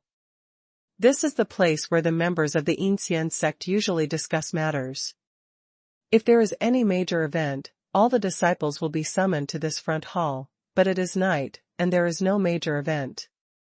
Most of the disciples of the Yin sect have gone to bed. No one. Feng Yin has been resting in the apse after leaving the customs. Zijianlin gently reminded her in her arms. Yi Feng quickly passed through the front hall, exited the gate of the front hall, and came to a courtyard. On the left is a back garden with rockery springs and flowing water, on the right is a row of residences. It is the place where the disciples of the Yin sect live. And directly in front of a square tens of meters apart, stands a 3-story mahogany tower, which is exactly the apse that Zijianlin said. Yi Feng didn't need to scan with his consciousness, he saw at a glance under the moonlight, an old man with a stooped figure standing in front of the railing on the 3rd floor of the tower, looking coldly at Yi Feng below. Feng Yin. As the head of the hidden immortal sect, he certainly would not be ignorant of Yi Feng's arrival. The reason why he hadn't appeared before was because he was using Yi Feng's hand. Everyone wants the secret book of ghost crying saber technique. If Li Tian, the elder of the criminal law, gets it, then he will be at a disadvantage all of a sudden. For this reason, he sits and watches Yi Feng fight with the 4 elders. He is all favorable. Young man, you are very courageous. As soon as Feng Yin opened his mouth, a gloomy old voice came from the tower, hoarse and harsh, very unpleasant. As soon as Zi Jianlan saw the crooked old man, 2 expressions of disgust and fear appeared on her face. Fortunately, leaning against Yi Feng's chest made her feel solid and warm, which slightly relieved the fear in her heart. I also want to say you have a lot of guts, old man. Yi Feng smiled. It was your idea to send someone to assassinate me. Feng Yin was condescending, watching Yi Feng hold Zijianlin in his arms. A trace of cruelty flashed in his cold eyes. This is the woman he has set for, and this kid dares to hug her like this. Although Feng Yin is old, but because of his martial arts practice, he is also getting older and stronger. Especially after 5 years of retreat, he was lonely. When he left the retreat this time, he had the idea of finding a woman. He just found out that his adopted daughter had grown up. It turned out to be slim and graceful, and his heart was moved just by looking at it. For him, the immortal sect is his, and no one in his sect dares to object to whatever he wants. Even if there were a few male disciples who thought about Zijianlin on weekdays, they put away their thoughts after Feng Yin let go. It was my idea, so what? Feng Yin smiled coldly. Now that you're here, your life doesn't belong to you anymore. Yeah. Yi Feng was non-committal, looking at both sides seemingly casually. He could clearly feel that in the back garden on the left and in the residence of the disciples on the right, there were more than a dozen disciples of the immortal sect hiding in ambush, waiting for an opportunity one by one, and all kinds of hidden weapons of throwing knives were shining with a gloomy luster. Put down the woman in your arms, and hand over the ghost cry knife technique cheats. Feng Yin's crooked body looked extremely gloomy under the moonlight. Perhaps the old man can consider letting you live. This is pure nonsense, and a fool will do what he says. Yi Feng can be sure that as long as he puts down the purple sword orchid, the hidden weapons of those guys around will be thrown over. It's just that the old guy is still thinking about the purple sword orchid and doesn't want to hurt her. To deal with this situation, Yi Feng also has a trump card, which Yi Wentian told him before he left, begging to share. The fastest update, the least error, please go to the net. Yi Feng let go of his hand, letting Zi Jianlan get down from his arms and lean on him. Net. This made Zi Jianlan nervous, thinking to herself that Yi Feng might be imminent. She should be handed over to Qi Linzi. Oh my god, she might as well commit suicide on the spot. But soon, she let go of her heart. Yi Feng is really not that kind of person. Yi Feng glanced at the two sides, and said lightly, "This time, I accepted Senior Gu Ying's entrustment, came to take back the order of the head of the Yin sect, and brought back the cheat book of the ghost-crying saber technique, and I will be going to Guanyao Hidden. Anyone who dares to stop the Immortal school will be disrespectful to Senior Guiying and the ancestors of the Yin school." Senior Guiying, he was talking about the head of the Yin sect back then, but unfortunately he was usurped and fled. He killed all the backbone of the Yin sect and died, so the technique of ghost-crying sword was lost. Kalinzi was one of those who participated in usurping the throne. As soon as Yi Feng said this, even Zi Jianlan at the side was taken aback for a moment. Why did it suddenly involve Senior Guiying? And those hidden Immortal sect disciples hiding on both sides were even more shocked. Senior Guiying. This name has been one of the taboos that cannot be mentioned in the Yin sect in recent years, causing many young disciples to not know who Guiying is. But now those who participated in the besieging and killing Yi Feng were middle-class disciples in their 30s and 40s. Of course they knew that when Yi Feng mentioned this name, it reminded them of the dusty past. Qi Linzi was one of those who usurped the throne back then. He was ambitious and plotted against the law. It was he who led to the decline of the Yin sect today. Yi Feng stared at the crooked figure on the 3-story mahogany tower, and continued, "I was entrusted by Senior Guiying to avenge him and kill the traitors. The world is gone forever." A few words in succession stupefied the disciples of the Immortal sect around him. This Yi Feng turned out to be inherited by Senior Guiying. These few words were of course Yi Feng's nonsense, but before he left, Yi Wentian said that if he encounters an embarrassing situation, he can use Gu Ying's name and impersonate him, which may solve the urgent need. The current Yi Feng, of course, is not trying to understand the urgent need, but just wants to disturb the minds of those around him. Furthermore, it is also beneficial to control the Yin sect after killing Kalinzi. Qi Linzi was furious after Yi Feng said a few words. "Guiying, what time did that happen? This kid was talking nonsense, talking nonsense." His stooped body was trembling with anger, and he wanted to refute, but at this moment, Yi Feng suddenly moved. Yi Feng has been staring at the other party, waiting for the moment when the other party relaxes. Void sword art. With a flash of Yi Feng's figure, he left the purple sword orchid in place, but he went directly towards the shattered space on the railing on the 3rd floor of the tower, and cut out with a sword. Teleportation can be horizontal, of course it can also be vertical. Even if Qi Linzi stands at a height of nearly 30 meters, it is not a problem for Yi Feng at all.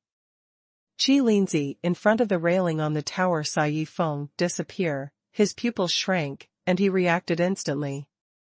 Puff.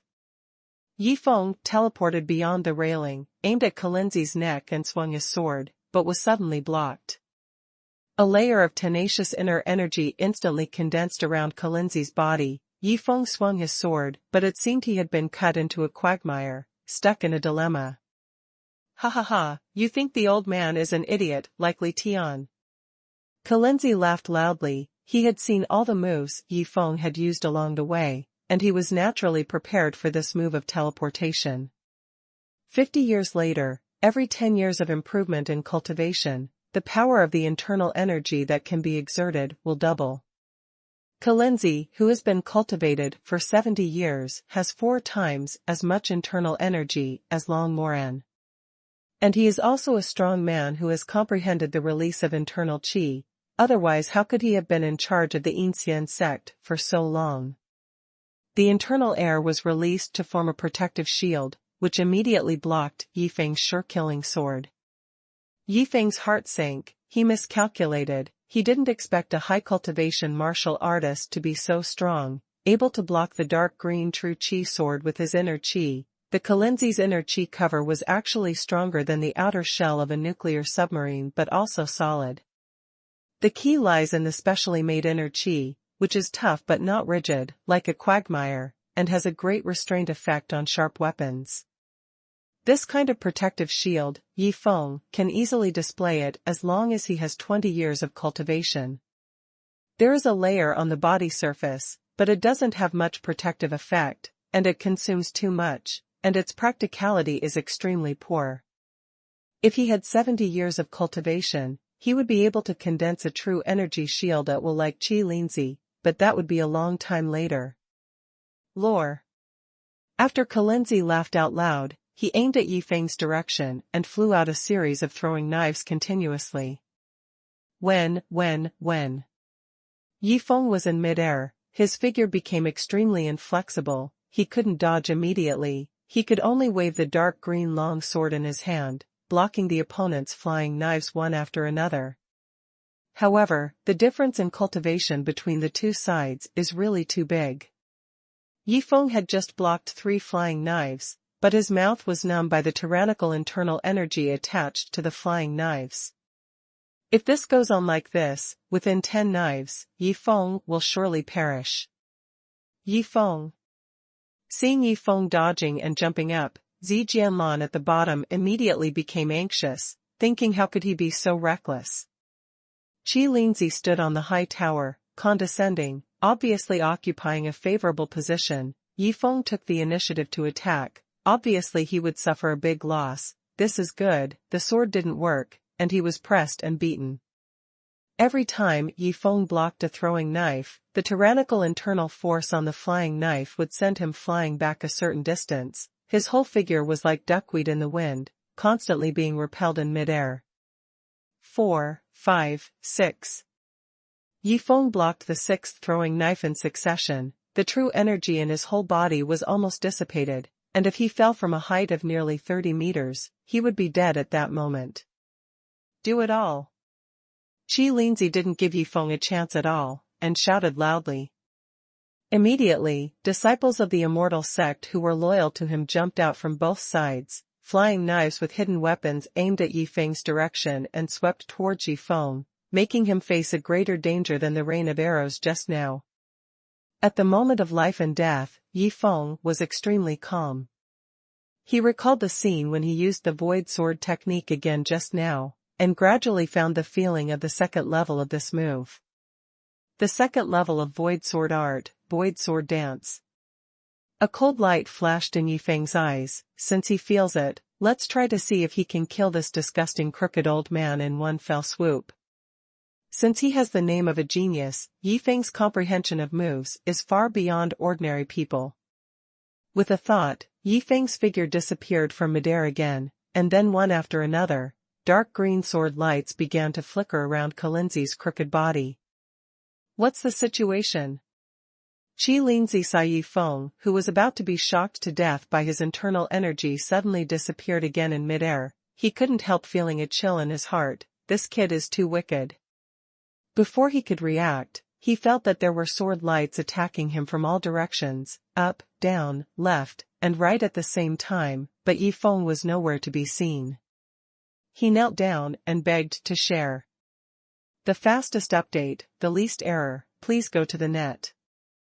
Void sword dance. When Yifeng used this move, his whole body was in a distorted space, only the sword light actually existed in the real world.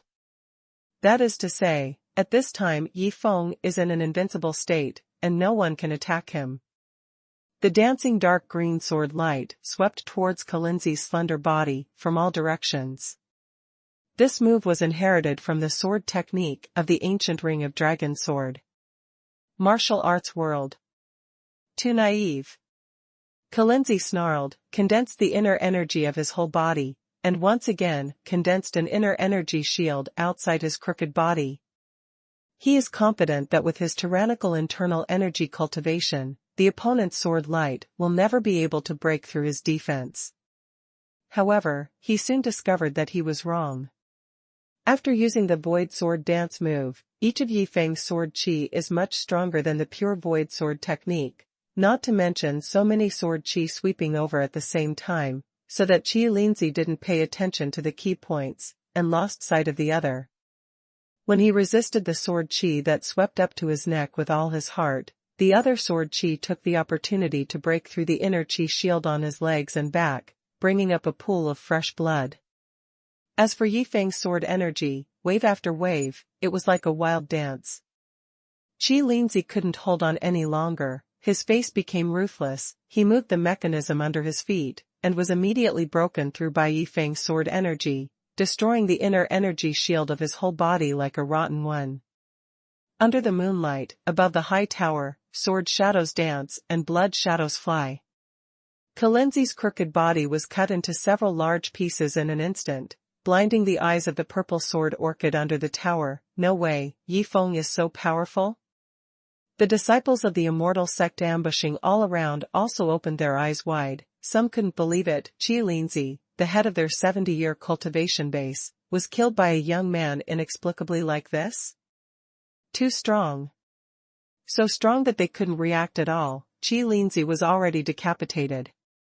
The shadow of the sword gradually dissipated, and Yi Feng's figure finally reappeared on the 3-story mahogany tower, standing where Yin Zi was originally standing, put away the true Qi sword, and tightly held the 1,000 years Shanbing. This move of sword dance in the void was too consuming, and it took all the true energy in his body. Yi Feng. Under the tower, Zi Jianlan couldn't hold back the joy in her heart, and gave a soft cry. Yi Feng waved to her when he heard her joyful voice, but he didn't forget what he should do after killing Yin Zi. With a sweep of his consciousness, he found a kit at his feet, which was originally hanging on Yin Zi's waist. There are several medicine bottles in the kit, presumably the antidote for the heartbroken powder is in one of the medicine bottles, right? Yi Feng picked up the kit. The disciples of the Immortal sect outside were stunned and at a loss when they saw Yin Zi being killed by force. Gladiolus. A brisk man's voice came from the side, and a tall young man ran towards the purple sword orchid. He was wearing a black knight suit, and he was one of those who had just participated in the siege of Yi Feng. The tall young man looked about 26 or 17, with joy on his face, looking at Zi Jianlan with admiration in his eyes, and said while running, "Great, the old man is dead, you don't have to be forced to marry him. He is a talented disciple of the younger generation of the Yin sect, named Jian Yixing. He has been in love with Zi Jianlan since he was a child, and he has confessed his love for it more than once. It's just that when Yin Zi came out and announced that he was going to be married to Zi Jianlan, this sword immediately separated from Zi Jianlan as soon as he was promoted, and never said a word to her again. Of course, he was afraid of being blamed by Yin Zi. Now that Yin Zi just died, this kid jumped out all of a sudden. As soon as the sword rises, you will die of this heart." Immediately, someone nearby began to laugh and flatter Yi Feng. Now that the villain Yin Zi is dead, junior sister Jianlan is of course the hero Yi Feng's woman. You still want to get involved? Go away. Everyone knew that since Yi Feng killed Yin Zi so quickly, then the next Yin sect must be controlled by Yi Feng.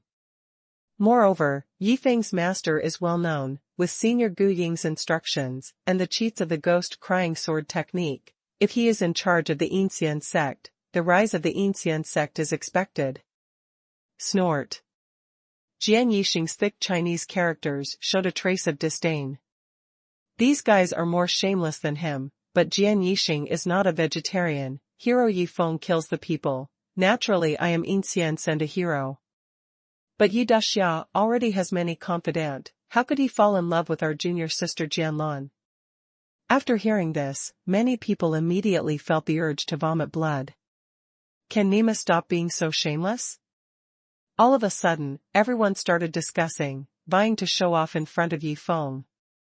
The poison of heartbroken powder in Zi Jianlan's body has not yet been cured, and it is a bit annoying to hear a group of people chattering, but she is not the kind of girl who likes to show off. She just stays quietly, raising her pretty face and looking at the tower Yi Feng on top. Now in her mind, Yi Feng is really a hero, but he is not the kind that Jian Yixing and the others said. Yi Feng was alone on the high tower, picked up Kalinzi's bag of medicine bottles, and wanted to jump off the high tower to deal with the next thing.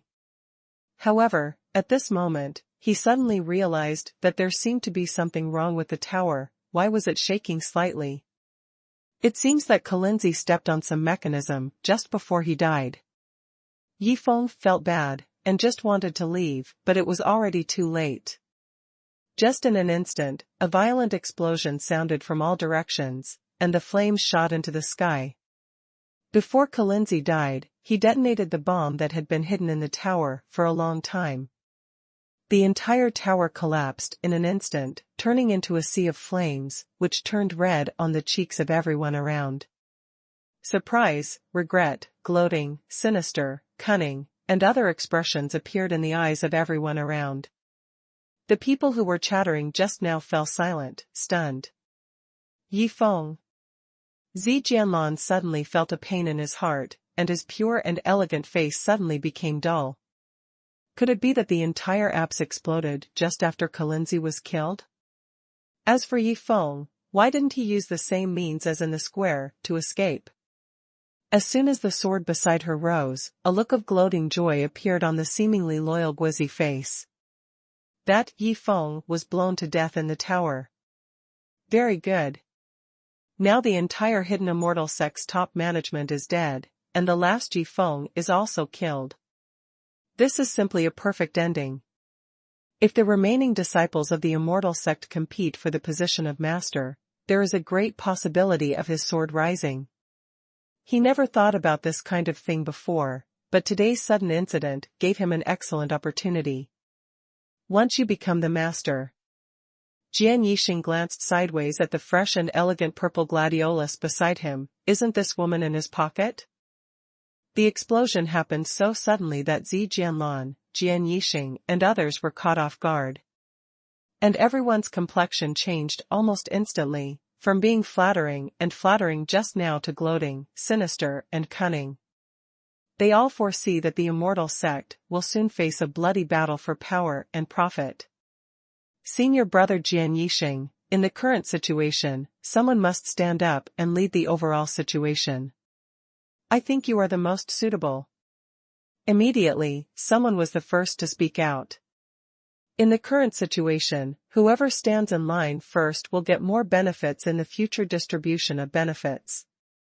That's right, senior brother Jian Yixing's prestige and strength are enough to take on the job. And senior brother has a deep love for junior sister Jianlan. In my opinion, we can get married soon. Some of the weaker disciples began to attach themselves to higher branches one after another, and soon several distinct factions formed in the crowd. Zi Jianlan was furious when she heard this, but her cultivation level is not high, so she can't play any role in this situation.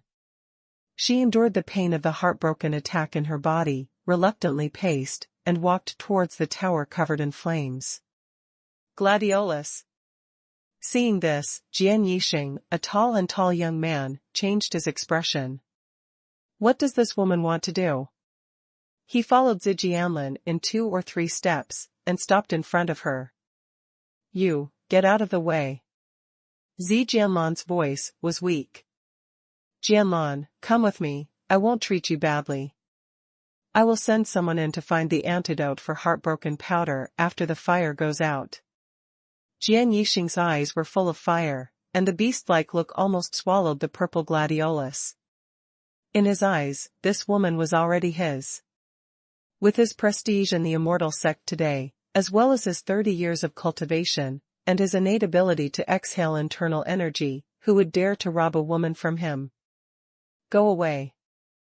There was a trace of boredom in Zi Jianlan's beautiful eyes, and she chased people away without any politeness.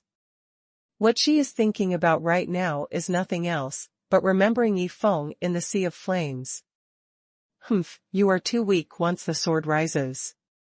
Another handsome young man sneered, floated out, and rushed into the ruins of the high tower, covered in flames. Whoever can detoxify the gladiolus, she will be hers. As he said that, the young man looked greedily and lustfully at Zi Jianlan.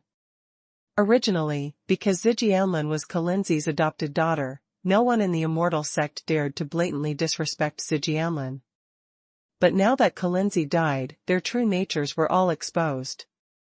Facing the head of the Yin sect and the pure and lovely beauty Zi Jianlan, they are about to do whatever it takes. However, just as the handsome young man ran into the Sea of Flames, he probably wanted to take out the antidote for heartbroken powder, and then there was a scream, ah. The scream stopped abruptly, and a human head flew straight out of the Sea of Flames and landed on the backyard square in front of the tower.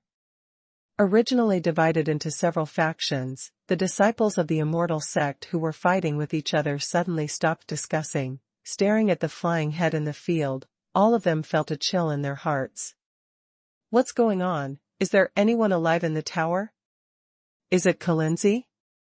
Impossible, they saw with their own eyes that Qilinzi was chopped into several pieces by Yi Feng. Could it be that Yi Feng? But with such a violent explosion, Yi Feng was at the center of the explosion. How could he still survive? A group of people became vigilant and raised their eyes to look into the Sea of Flames. A handsome young man in a black shirt stepped out of the Sea of Flames intact, with a faint smile on his face. Who could it be? Yi Feng. Yi Feng walked out of the Sea of Flames safe and sound, and looked at the disciples of the Immortal sect with contempt. Do these guys only have power and beauties in their eyes? All of them tend to be popular, flattering, and sycophant, even more so than those in the officialdom in the secular world. People in the officialdom still pay attention to ostentation and tricks, but these ancient sects are fighting nakedly for power and profit. When the explosion sounded just now, the true energy in his whole body was nearly exhausted, and it was impossible to escape by using the void sword technique. Therefore, he made a decisive decision and took out a defensive magic weapon, the purple spirit bracelet, from Su Feiying's storage ring. The purple spirit bracelet and the jade spirit bracelet given to Long Wanner are a pair, and they are both common defensive artifacts, but they are perfect for use in this situation. Yi Feng pinched a few magic formulas, only a little true energy flowed, and instantly activated several defensive magic circles in the purple spirit bracelet. In an instant, the purple spirit bracelet emitted a lavender light curtain, protecting Yi Feng in the center. An explosion of this level can't even break a tenth of the defense of the purple spirit bracelet, let alone hurt Yi Feng. When facing Kalinzi, Yi Feng was in midair, and he didn't even have time to activate the purple spirit bracelet. What's more, if he had activated the purple spirit bracelet at that time, Yi Feng would not have been able to master the void sword dance move. Yi Feng. Seeing Yi Feng's figure, Zi Jianlan showed a look of joy on her face. She didn't think too much about why Yi Feng survived such an explosion.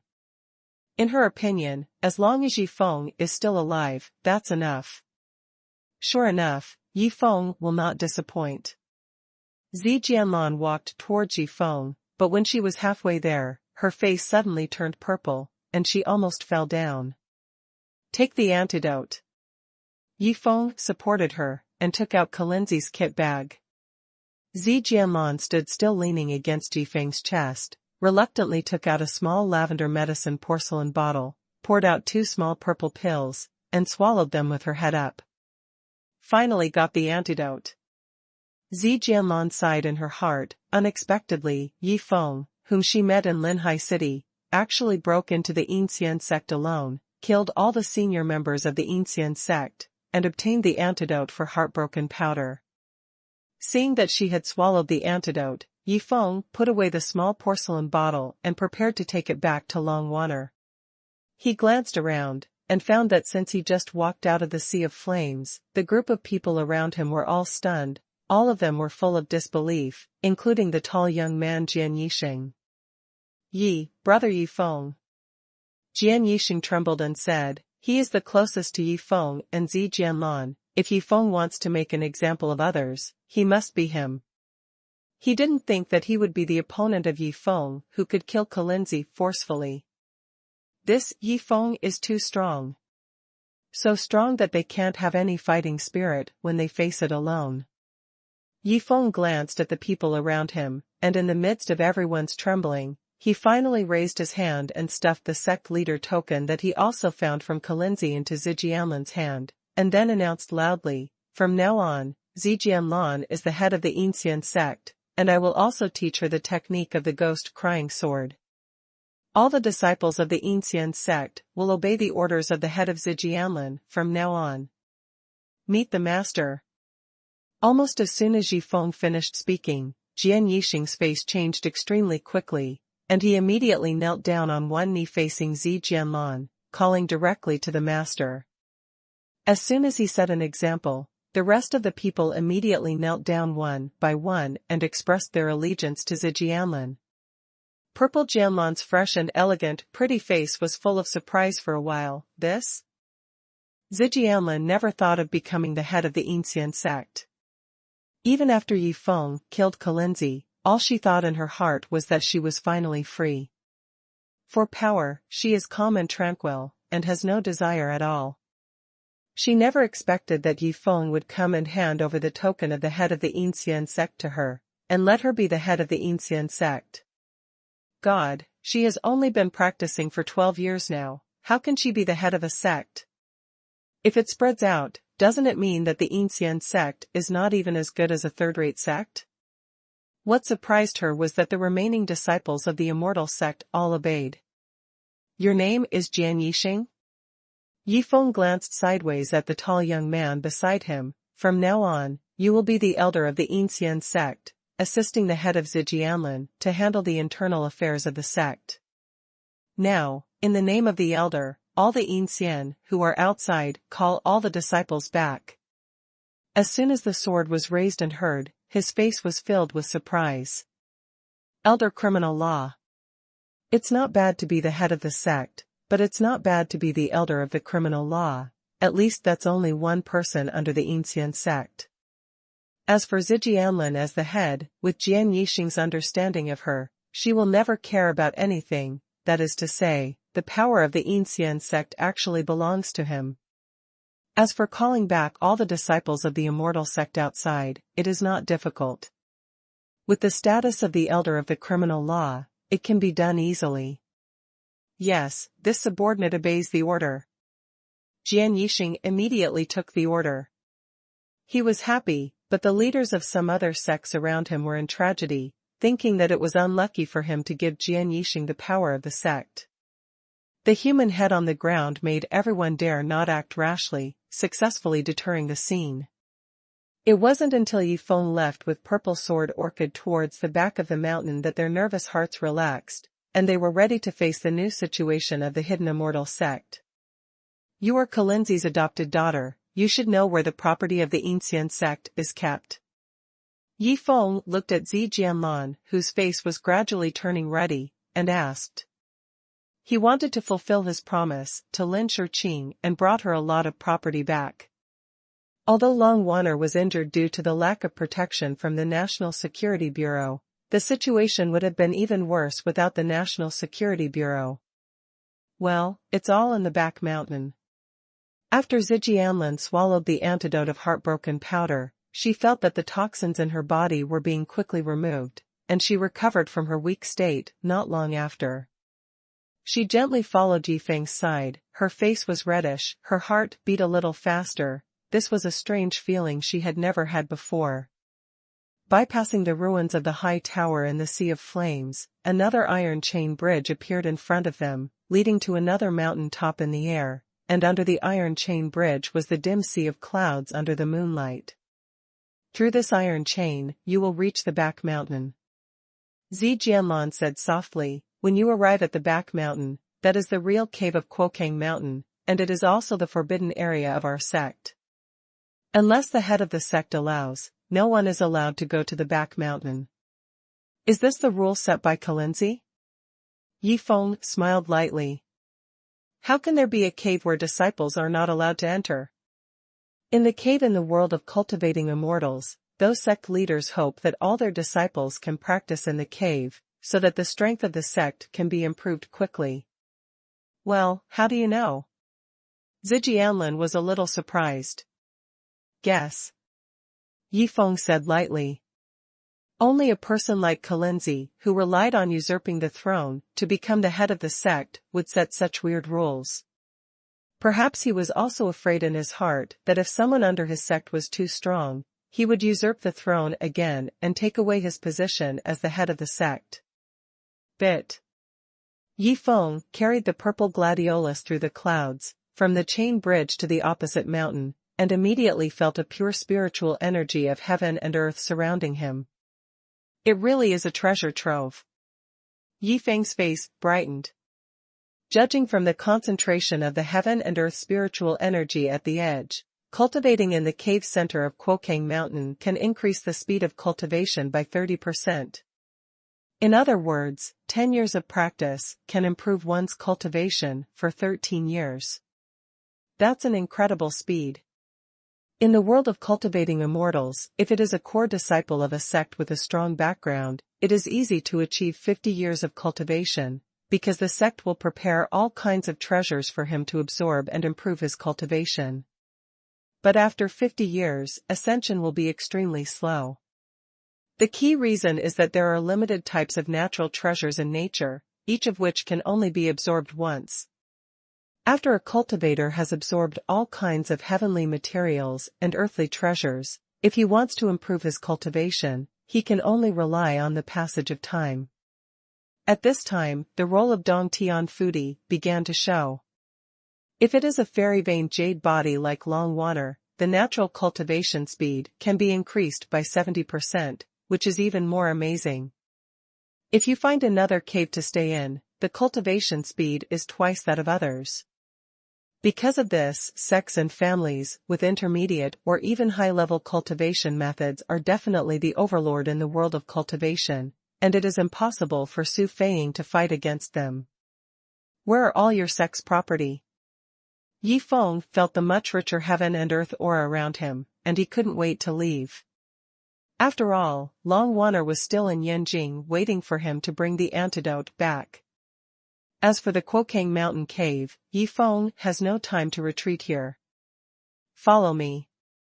Purple Jianlan blushed a little and took Yifeng's hand, and pulled him to the back of the mountain.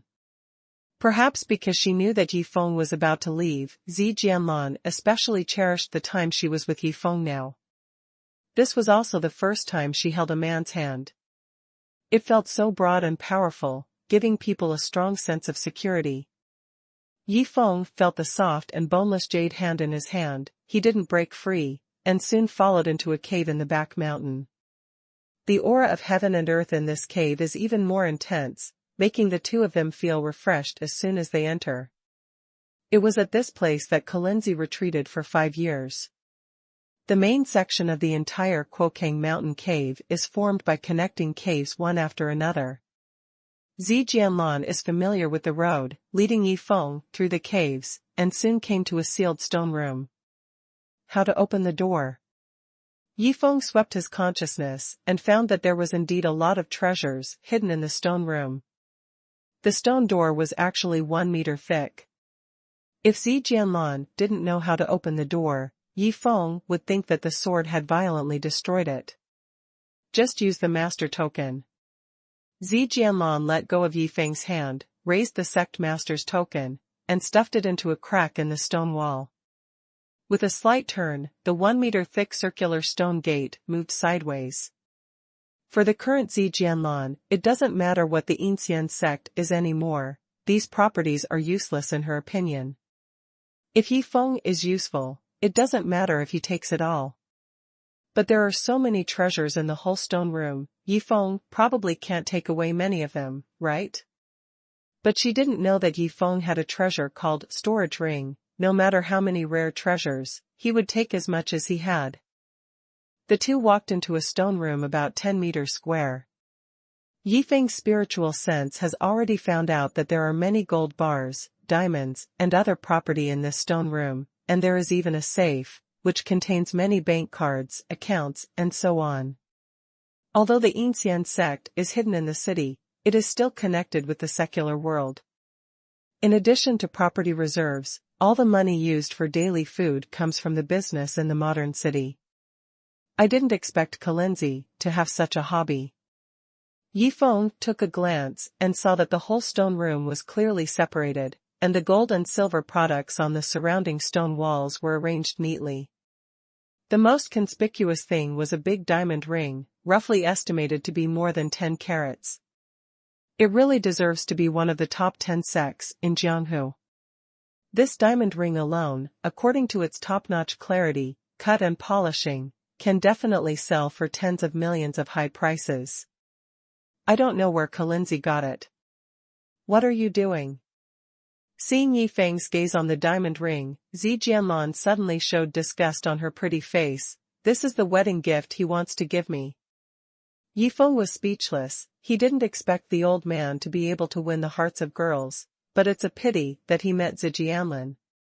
If it is some secular women who get into the eyes of money, even if they are old men, what if they have such a big diamond ring? They will post it in minutes. Of course, Kalinzi would definitely not want such a woman, and only top-notch beauties like Zi Jianlan could be favored by Kalinzi. The total value of the properties in the entire stone chamber is about 200 to 300 million, which is much less than Yifeng expected, but it is definitely enough to sponsor Lin Shiqing. I don't know how much money is stored in those bank cards, and what is the password? Huh?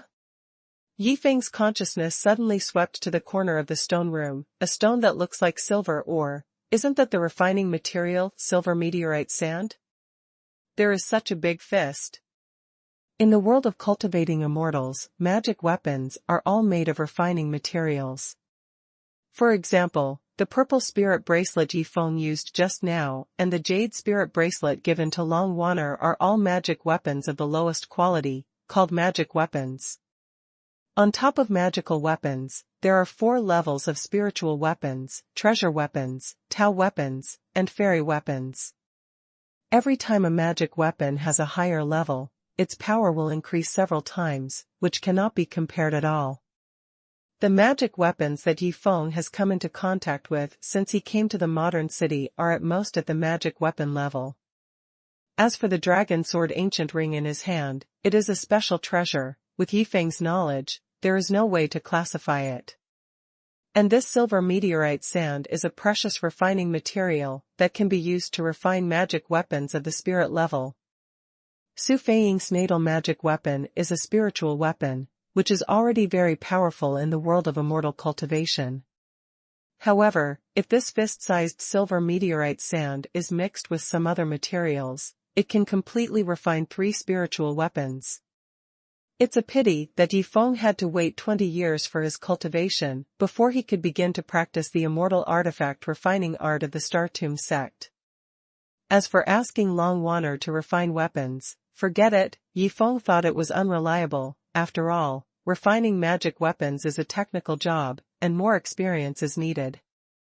Yifeng was the first to put the silver meteorite sand into the storage ring. This rare refining material, in Yifeng's opinion, is the most valuable item in the entire stone room.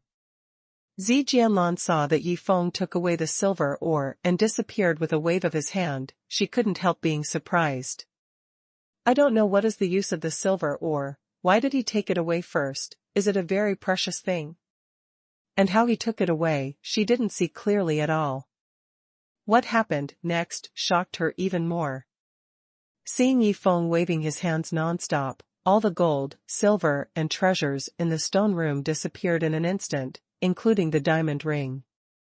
Zi Jianlan thought she was dazzled, so she couldn't help rubbing her eyes, but when she opened her eyes again, she found that the entire stone room was empty, and all the things worth 200 to 300 million were taken away by Yifeng. It's a pity that these are not cash. and you have to go through complicated procedures to exchange them for money. Of course, this is not something Yifeng should worry about. Just leave it to Lin Shiqing or Obi and his son. Let Yifeng suffer. Of course, these are not the only assets of the entire Yinxian sect, these are at most Kalinzi's personal property. Most of the other properties are controlled step by the disciples of the Immortal sect, and they are also involved in secular business, which is so intricate that Yifeng is too lazy to waste time to get it. Okay, I should go.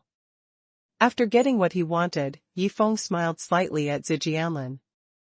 He had to say that the little girl in the purple dress saved him a lot of time during this operation. If he was looking for it by himself, at least he would have to find the stone room. 4 hours. So fast? Zijianlin was startled, a little bit reluctant. Well, you can be your head. If there is a destiny, we may meet again. Yifeng had no intention of controlling her to become the puppet head of the hidden Immortal sect. After the death of the 4 elders, including Qi Linzi and Li Tian, the Yinxian sect had already become an unpopular sect. Yifeng didn't need to rely on these people at all. As for the purple sword orchid, pretty is pretty, but Yifeng didn't have any thoughts about her. Meeting by chance, that's all. Yifeng took steps and wanted to leave the stone room and go down the mountain. Etc.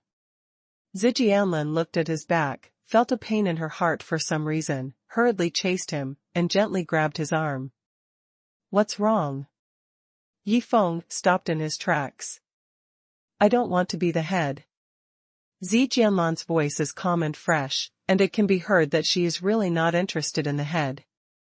What do you want? Yifeng asked with a chuckle. Zijianlin wanted to say that she would follow him, but she swallowed the words abruptly, and said another sentence. I want to leave the Yinxian school and go to the outside world. Now there is no one to restrain you, if you want to leave, then just leave. Yifeng smiled. Can I go down the mountain with you? Zijianlin didn't expect Yifeng to take her with her, but she wanted to leave a good memory at the end. Why not? Let's go. After Yifeng finished speaking, he turned around and walked out of the stone room. Zijianlin hurriedly followed. When the two returned to the back hall of the Immortal sect, the fire had already been extinguished, leaving only a mess of ruins, and many disciples of the Immortal sect were cleaning the surrounding area. When they saw Yifeng and Zijianlin, those Yinxian sect disciples saluted one after another, their eyes full of awe. This is Yifeng, the terrifying existence who can kill Kalinzi by himself. And from now on, Zijianlin will be their head, which makes them feel a little weird. This is the first time in the history of the Yinxian sect that a woman is the head. But they didn't know that Zijianlin didn't care about it, and she was about to leave with Yifeng. As for what will happen to the Hermit Immortal sect after they leave, that has nothing to do with them. Whether it's internal strife or making every effort to bring order to justice, Yifeng cannot be involved. The current hidden Immortal sect, with the highest cultivation base of only 30 or 40 years, is no longer a threat to Yifeng, and the remaining cowards, who would dare to provoke Yifeng. When going down the mountain, Yifeng took out the phone that had been thrown into the storage ring, and saw several text messages from Su Menghan. No way, it spread so fast? Yifeng was stunned when he saw these text messages. He had just killed Qilinzi not long ago, and this matter has already spread outside? Of course, it is purely spread in the Jianhu. Ordinary people in the world will not know this kind of thing. Thinking about it, now that technology is so advanced, none of the young disciples of the Yinxian sect have a mobile phone. Even in Quokang Mountain, many places are covered by mobile communication signals. In this case, it is normal for news to spread. Along the way, Zijianlin had a lot to ask. She wanted to know more about Yifeng. For example, who did Yifeng bring back the antidote for the heartbroken powder when he came to the Yinxian sect this time? Is it Miss Long's family? Where did Yifeng's so many miraculous abilities come from? But walking beside Yifeng, she found that she couldn't ask any of these questions. She just followed quietly, and looked at Yifeng's side face quietly from time to time. Under the moonlight, the two walked together and soon came to the chain bridge in front of the mountain gate. Yifeng passed quickly as usual, but after passing, he came up with an idea and asked Zi Jianlan, if this iron chain is cut off, is there any other way for the disciples of the Immortal sect to go down the mountain? It's the only way. Zi Jianlan answered calmly and elegantly, with a complex expression in her beautiful eyes, and finally glanced at the direction of the Ancient School's mountain gate. According to what Yifeng said, she left the token of the head of the Immortal sect in the marble square, and she believed that she would find it when someone else cleaned it. If she carried the token with her, it was foreseeable that she would encounter a series of sneak attacks and assassinations. Yifeng still didn't want this little girl in the purple skirt to encounter any danger. Click! With a flash of dark green sword light, Yifeng cut off the iron chain leading to the mountain gate of the Ancient sect, and the distance of tens of meters between the two mountain peaks suddenly became a natural barrier. Unless they can fly, or swing a chain, the people inside will never be able to get out, and the people outside will also be unable to get in. And if you want to swing another iron rope, it is absolutely impossible for people with only a little cultivation left in the Ancient sect. Unless someone can comprehend the level of internal qi and external release, or someone from the outside helps. And this, I don't know how long it will take. After cutting off the iron chain, Yifeng brought the purple gladiolus down the mountain quickly. Since Zi Jianlan doesn't want to stay in the Ancient sect, there is no need to teach her the ghost-crying saber technique. The air ticket back to Yanjing has already been booked by Su Minghan online. Yifeng only needs to arrive at the airport, and he can leave by noon the next day. From the perspective of time, it is not too late to send the antidote back. Do you want to buy a dress? Seeing the tattered black shirt on Yifeng's body, Zi Jianlan finally found the topic and asked a question with concern. Wait a minute. Yifeng nodded, but actually he didn't plan to buy clothes. Before he set off, he had brought several sets of clothes in the storage ring, and he didn't need to buy them, he just needed to find a place to change later. Zi Jianlan nodded slightly, raised her head, and saw the bustling city was in front of her eyes. When it finally came out, she felt a little emotional. She has been in the Immortal sect for so many years, and she has never been as free as she is now. This feeling of breaking free made her seem to have gained a new life. Let's separate now, there will be a period later. Seeing Linhai City in front of him, Yifeng said something to Zi Jianlan. With a sweep of his consciousness, there is a department store not far ahead, he can go in and change a set of clothes first, so as not to walk in tatters on the street and be surrounded by people. So fast? Zi Jianlan was stunned when she heard the words, and there was a trace of reluctance in her fresh and natural eyes. But soon she thought about it again, no matter what, the two of them will eventually be separated. In this case, what difference does it make if it is sooner or later? See you, she said softly, and followed Yifeng to the entrance of the department store. The slim figure in the purple skirt stood still at the entrance of the mall, quietly watching Yifeng enter the mall. Her beautiful eyes reflected Yifeng's back as he walked farther and farther until it gradually disappeared. Suddenly, a moment of confusion surged from the bottom of her heart. She finally came out and was free, but where should she go?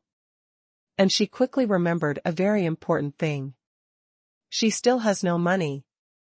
The fresh and beautiful figure under the purple skirt made her attract many people's attention at the entrance of the department store.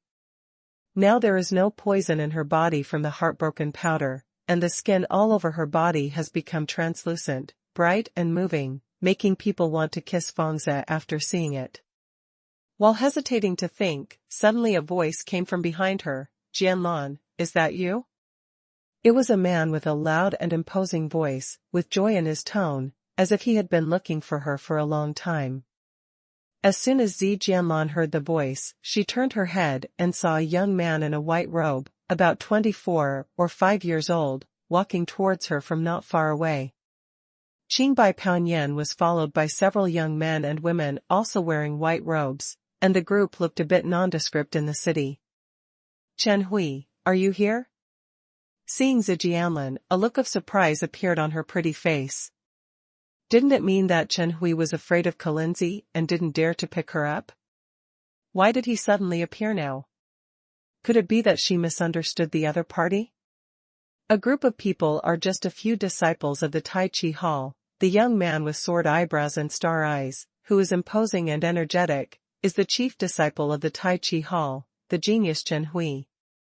At the same time, Chen Hui is also the first person of the young generation in martial arts today, and enjoys a very high prestige in the martial arts. With the great resources of the sect, Chen Hui, who is only 25 years old, has cultivated for 38 years now, and has reached the level of letting his internal energy out. If there is no accident, the position of head of the Tai Chi Hall will be his sooner or later. Good. Chen Hui strode forward with a handsome smile on his face. "Jianlan, I'm not late, am I?" "Oh." Zi Jianlan was non-committal, and looked back at the place where Yifeng's back disappeared. A pair of small hands were holding the hem of the purple skirt, looking a little lost. Of course Chen Hui was late. It has been midnight, 5 or 6 hours since Yifeng saw her. If it wasn't for Yifeng, she would have been captured by Primrose and Lanyi a long time ago, so it's easy to know what will happen to her now. But since it's here, Zi Jianlan won't be too harsh on the other party. "Jianlan, what are you looking at?" Chen Hui noticed that there was something wrong with her gaze, and he couldn't help becoming vigilant in his heart. No, this woman is an important target for him to take down, there must be nothing wrong. "Where is Kalinzi?" Chen Hui immediately said seriously, knowing Jianlan, "You are my Chen Hui's friend, but to persecute you like this old man is too shameless. Tell me where he is, and I will help you get rid of him right away." Upon hearing Chen Hui's question, Zi Jianlan was still a little moved, as if Chen Hui wasn't the kind of person she imagined before. "Qi Linzi is dead." Zi Jianlan looked at Chen Hui, feeling a little sorry. "I'm fine now, I'm sorry to trouble you to go." "Already dead?" Chen Hui's sharp eyes showed the look of really so, but Zi Jianlan didn't let Zi Jianlan see it, but asked in feigned surprise, "How did you die?" "Brother Yi killed him. If it wasn't for him, I would definitely." Zi Jianlan thought of Yifeng again, a smile appeared on her pure and elegant face. No matter what, meeting is fate, she was already very happy to meet Yifeng tonight. As for the future, let's see the fate in the future. Yifeng? Chen Hui narrowed his eyes. He had seen countless women. Of course he could tell that the quiet and elegant purple sword orchid seemed to be concerned about someone, so it must be Yifeng. Chen Hui had already heard about Yifeng's killing of Kalinzi, but now he just confirmed it from Zi Jianlan. In fact, Chen Hui and his group were sent to the East China Sea to inquire about the news together with Ling Chen. A group of people isolated Ling Chen, and then they ate, drank and had fun in Xiangshan County. It is more than 100 kilometers away from Xiangshan County to Kuokang Mountain. At the beginning, Chen Hui received a message from Zi Jianlan, saying that she had escaped from the Yinxian sect and hoped that he would pick her up, but Chen Hui was completely unconcerned. Move. How dare he provoke Kalinzi? But tonight, I suddenly heard that Qi Linzi was actually solved by that man named Yifeng. He felt strange at that time and brought people over from Xiangshan County. When he mentioned Kalinzi's angry look just now, he was completely pretending. If he really faced Kalinzi, even if Chen Hui was the first person of the younger generation, he would probably follow suit and dare not breathe loudly. Yifeng is really powerful. Chen Huiyan praised insincerely, and then seduced Zi Jianlan. Where is he now? Why didn't he come with you? He left earlier. Purple Gladiolus felt a little regretful, the color in her eyes dimmed. I really don't know how to pity the fragrance and cherish the jade. Chen Hui sighed. Jianlan, since this is the case, why don't you go for a walk with Brother Chen and tell me what happened tonight? If you are tired, I will open a room for you and go to bed early. Killing Yi Feng halfway made him feel a sense of crisis. This Zi Jianlan is proficient in all hidden weapon techniques of the Ancient school, and she is simple and foolish, very easy to deceive, she must not be missed.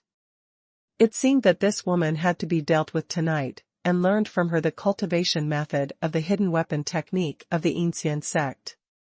As for how to get it done, is there any need to talk about it?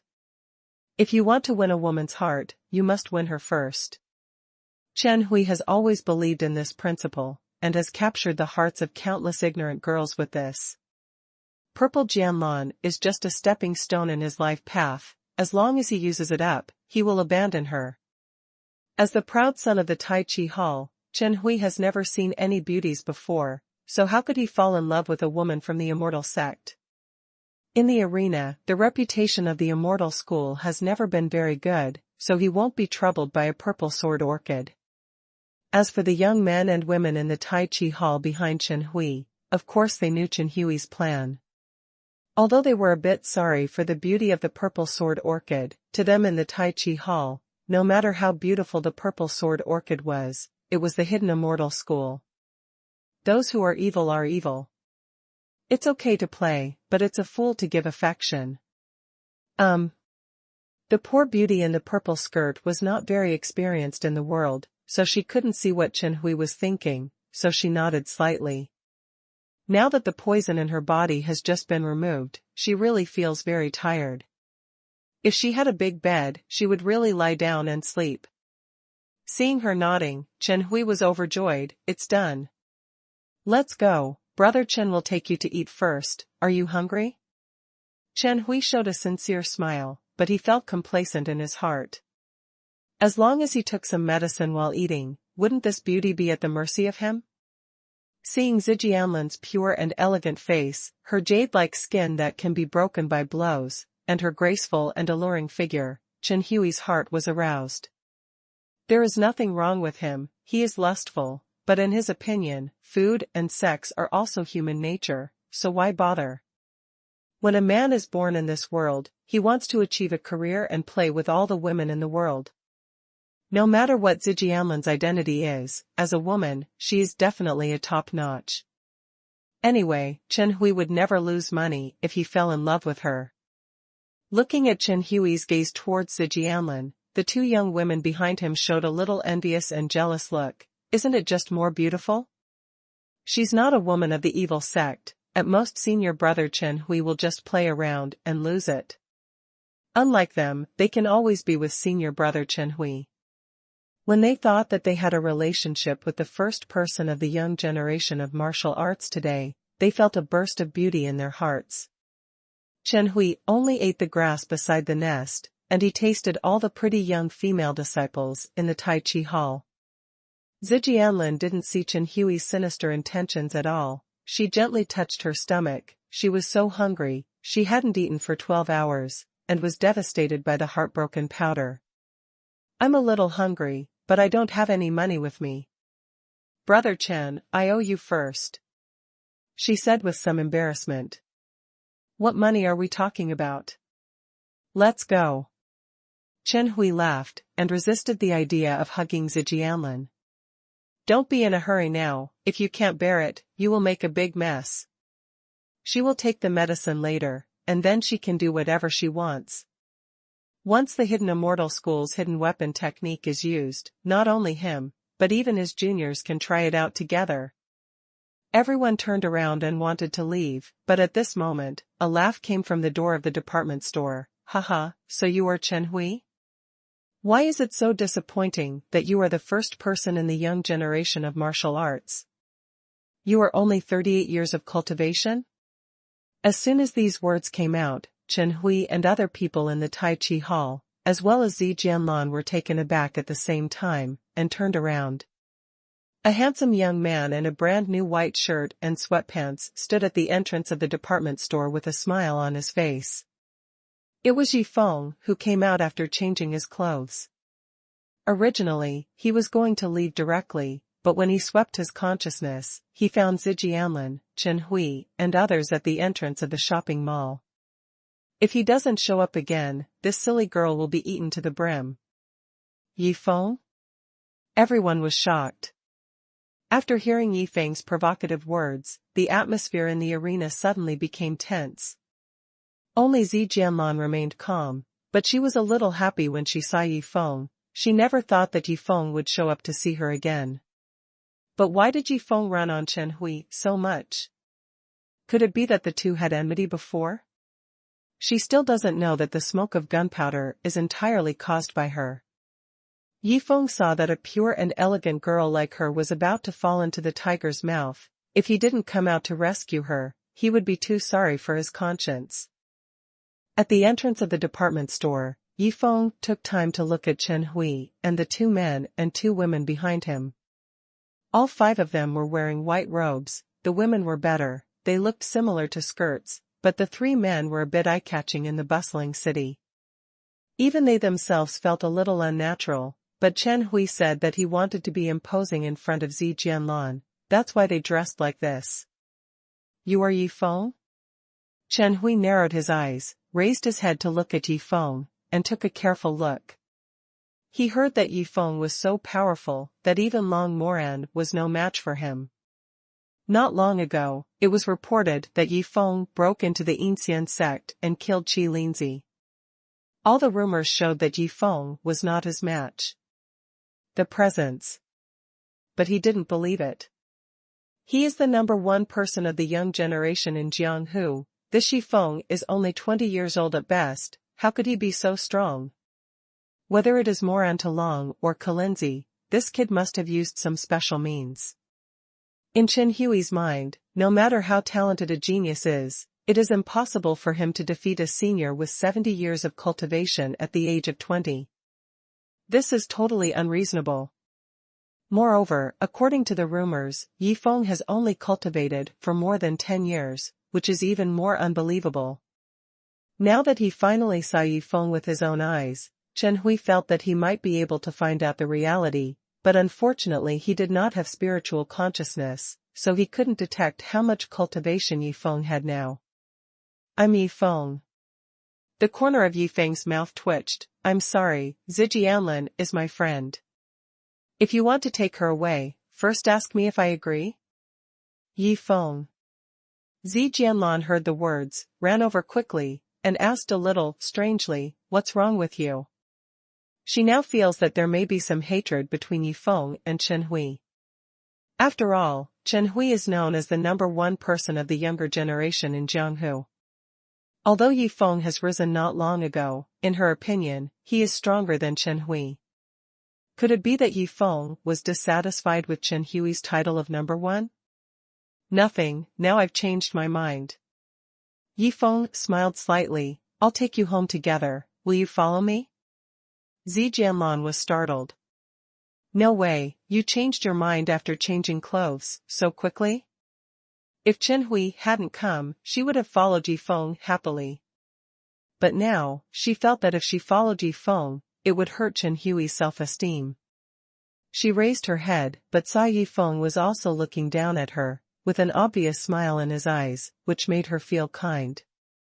Yifeng's idea is to develop Zijianlin into his own people, of course not like Long Wanner and Su Menghan, but like Nanfang. After bringing her back, she can also teach the South the full set of hidden weapon techniques of the hidden Immortal sect. The two sides will discuss and study each other, and the progress will definitely be faster. After seeing the conversation between Zijianlin and Chen Hui just now, Yifeng felt that it was definitely a wrong choice for this girl to wander outside alone.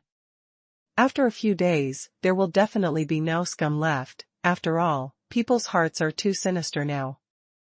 Well, I'll go with Brother Yi. Zijianlin thought for a moment, and finally nodded. When Yifeng heard this title, he thought it was pretty good. It belonged to brother and sister, taking it back like this would not make Long Wanner and Su Menghan jealous. Then let's go. Yi Feng naturally took Zijianlin's little hand, raised his head to look at Chen Hui, who was not far away, and smiled faintly. In terms of intimacy with Zijianlin, Yi Feng led her to kill Kalinzi alone. This kind of relationship is far beyond Chen Hui's. If there is a choice between the two, Zijianlin will undoubtedly choose Yi Feng. In the past, she was bound everywhere in the Yinxian sect and had no freedom, but at least she still had a home. Now that she has left the Immortal sect, she suddenly lacks a sense of belonging and feels a little at a loss.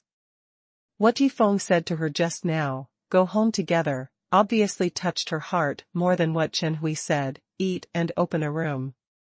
The Tai Chi Hall always looks down on people from evil sects like the Yinxian sect, and Zijianlan has to consider this.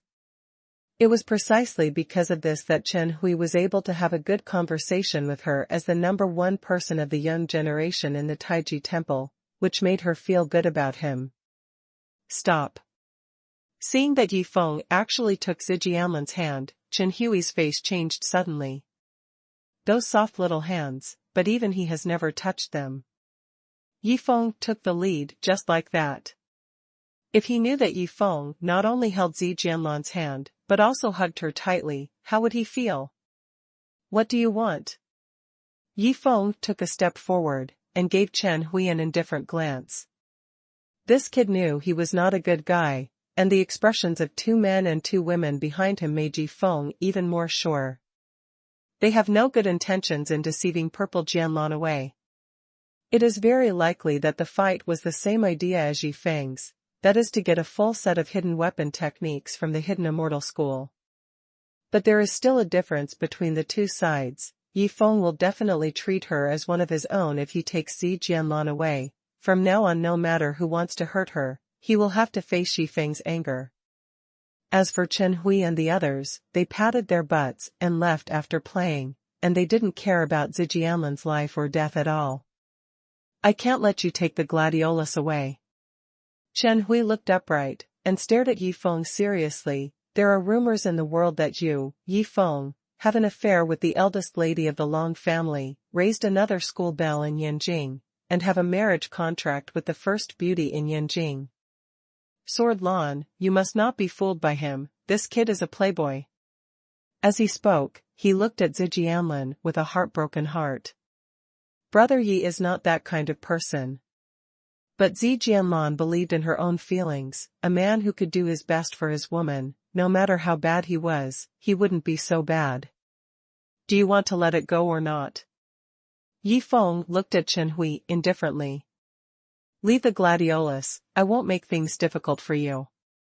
Chen Hui raised his head proudly. Seeing the two of them like this, Zijianlan wanted to say something to persuade them, but Yi Feng was too lazy to talk nonsense. "If you don't give in, hit until you have to. It doesn't take much effort to achieve this goal, just a punch is enough." Mainly in a busy city where people come and go, Yi Feng feels that it's not good to be an assassin, not to mention he doesn't want to be a sworn enemy with Tai Chi Hall, at least it's not suitable for now. Void Fist. This name was chosen by Yi Feng at will. In fact, he teleported there and punched him hard, changing the void sword technique slightly. In the eyes of the passing crowd, Yi Feng, who was wearing a brand new white shirt, suddenly disappeared, causing everyone to be taken aback. What's going on? Why did that person disappear all of a sudden? Immediately afterwards, they discovered that Yi Feng's figure suddenly appeared in front of the 5 white-robed youths. Boom! Without any time to react, Chen Hui was teleported by Yi Feng and punched him in the stomach. Kong has 38 years of cultivation, but he can't show it at all. He never thought that Yi Feng's speed is so fast. But that is of course, can the teleportation speed not be fast? This was a terrifying move that even Long Moran couldn't react to. With just one punch, Chen Hui's white-robed body was sent flying. Yi Feng retracted his fist and stood firmly. Seeing Chen Hui being punched flying and knocking down the trash can on the side of the road, making his body full of stench, Yifeng laughed from the bottom of his heart. This kid is really weak. It seems that the world of martial arts and the world of martial arts cannot compare with the world of cultivating immortals. 25 years and 38 years of cultivation can only be considered average in the world of cultivating immortals. Many disciples of those sects with a long history have cultivations of more than 50 years at this age. Of course, this cannot be said that Yifeng in his previous life was weak, because he really didn't have enough resources. In the world of cultivating immortals, even a golden leaf grass would have to risk his life to grab it.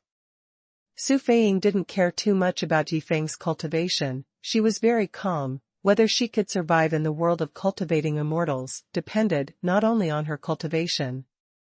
After only 10 or 20 years, with Yifeng's talent, his strength is definitely far beyond ordinary people. It's a pity that before that time, the two were teleported to the earth one after another. Let's go. Yifeng returned to Zi Jianlan's side, pulled her away. Chen Hui's 4 younger brothers and younger sisters did not dare to stop them. While shocked, they all ran to Chen Hui, who was blown onto the trash can, and helped him up. This is simply a great shame. Chen Hui felt that his internal organs were in severe pain from being punched by Yifeng. Does that kid really only have more than 10 years of cultivation? How could it be so fast? It was so fast that even he, the number one of the younger generation of martial arts, couldn't react. He is very angry. However, when he raised his head again, Yifeng had already left quickly with the purple sword orchid and disappeared. Search. Find that kid and chick, labor and management will let him live or die. Chen Hui's handsome face was full of anger. When he thought of Zi Jianlan being taken away by Yifeng, he felt uncomfortable, and added another sentence, catch that chick and play her to death, idiot. These words fell into the ears of Yifeng and Zi Jianlan, who were invisible at the side. In the eyes of the two, Chen Hui at this moment became angry from embarrassment, and finally revealed his true colors. Of course, Chen Hui never dreamed that Yifeng would be invisible, otherwise he would never have confided his heart so casually. Do you know who he is? Yifeng sneered, but now is not the time to deal with him. If I run into him alone, I will kill him immediately.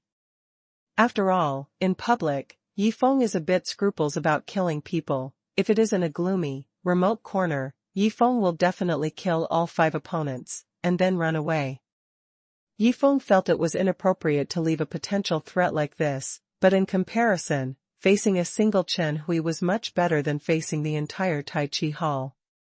Zi Jianlan leaned close to Yifeng's arms, hiding from the side, looking at Chen Hui, whose veins bulged out of embarrassment and turned into anger. She felt very lucky. Fortunately, Yifeng was there, otherwise she would have followed him away, I'm afraid. Thanks. The little beauty said softly. Thank you, we will be our own people from now on. Whoever dares to touch you, I will let him see Lord Yen. Yifeng touched her head and said with a smile. People from the Immortal sect hurt Long Wanner, and when Yifeng came, he nearly wiped out the other party. No matter who the opponent is, as long as he dares to touch the person around him, Yifeng will definitely make the opponent feel uneasy. At least when he was on Earth, Yifeng absolutely had the confidence to say this. If he returns to the world of cultivating immortals in the future, Yifeng will have to fight desperately if he can't beat him. After hearing Yifeng's words, the little beauty felt even more warm in her heart, and once again felt that meeting Yifeng was really her luck. The two left quietly, took a taxi, and headed to the nearby airport. It was just a ticket for one more person. Hello? Menghan, book an extra ticket. Yifeng called Su Menghan, I'll bring you a younger sister back. Younger sister? Su Menghan was puzzled when she heard the words, what is a younger sister? Soon she learned Zijianlan's name and ID number, and she couldn't help wondering when she saw that she was a 19-year-old beauty. Who is Yifeng, who brought a beautiful woman home after running out? If it goes on like this, it's okay, the whole Qing Feng Yuan belongs to him, and there are not enough beautiful women to live there. However, Su Menghan didn't ask any more questions, and after knowing the basic information of Zijianlin, she booked a ticket for the same flight as Yifeng. Sister Jianlan is so beautiful, but she can't compare us all. Su Menghan smiled lightly. From these words, Yifeng could clearly hear a sour smell. He couldn't help, but he thought he had better go back and explain, so he hung up the phone first. Zijianlan stood quietly by the side, and when Yifeng called and talked about her, she couldn't help pricking up her ears. That must be sister-in-law.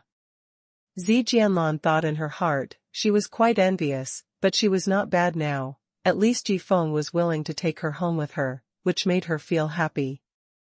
When the two returned to Yanjing and took a taxi to Qingfengyuan, it was already past 4 o'clock in the afternoon. Thinking of the purple sword orchid being surrounded by so many people along the way, Yifeng couldn't laugh or cry. This girl's charm is really great. The key is her calm and elegant temperament, which many beauties who rely on makeup can't learn no matter what. Just like Lin Shirqing's sister Yu's temperament, the difference can be seen at a glance. No matter where she is, she stands out from the crowd and attracts attention. Get out of the car. The taxi stopped at the gate of Qingfeng Yuan. Yifeng took the little beauty out of the car, but the young taxi driver was reluctant to leave, staring at the graceful back of Zijianlin for a long time. Hey, little brother, stop thinking about that beauty. Seeing this, the young security guard came out, smiled, and patted the car cover. That brother is a big shot in Yanjing, and the beauties he brought back have never been able to escape. Yeah? A young taxi driver in his early 20s was puzzled when he heard the words, would a big man still take a taxi? But when he thought of the perfect and pure face and fresh and natural temperament of Zijianlin seen in the rearview mirror of the car, he was deeply attracted. Hey, another pure beauty who was harmed by a rich boy. Brother shook his head and sighed, and finally drove away. Yifeng's consciousness covered the door, and when he heard the conversation between the two, he was a little puzzled. Why did the beauties he brought back never run away? Make it look like he is a dude. Obviously those beauties don't want to leave.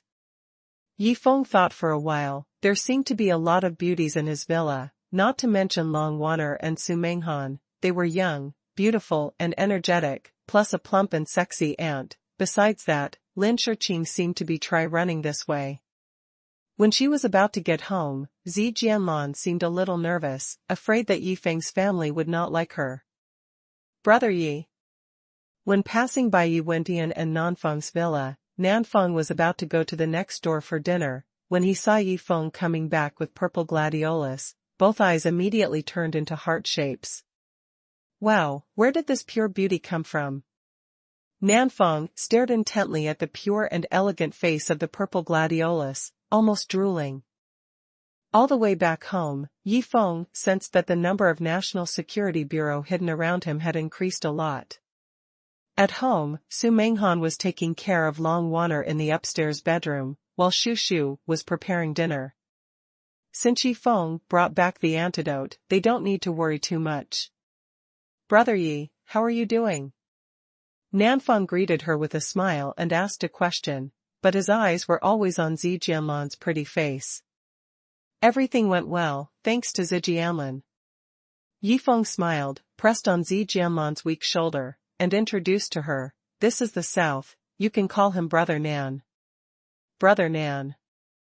Zijianlan greeted a little timidly. Okay. Nanfeng waved his hand, seemingly casually, but not to mention how proud he was. The Brother Nan really touched his heart. But could this girl be Yifeng's woman again? In that case, the South would be so sad and sad. Yifeng didn't say anything to him. He took Zijianlan back to his own villa. He still missed Long Wanner, who was lying on the bed after being poisoned.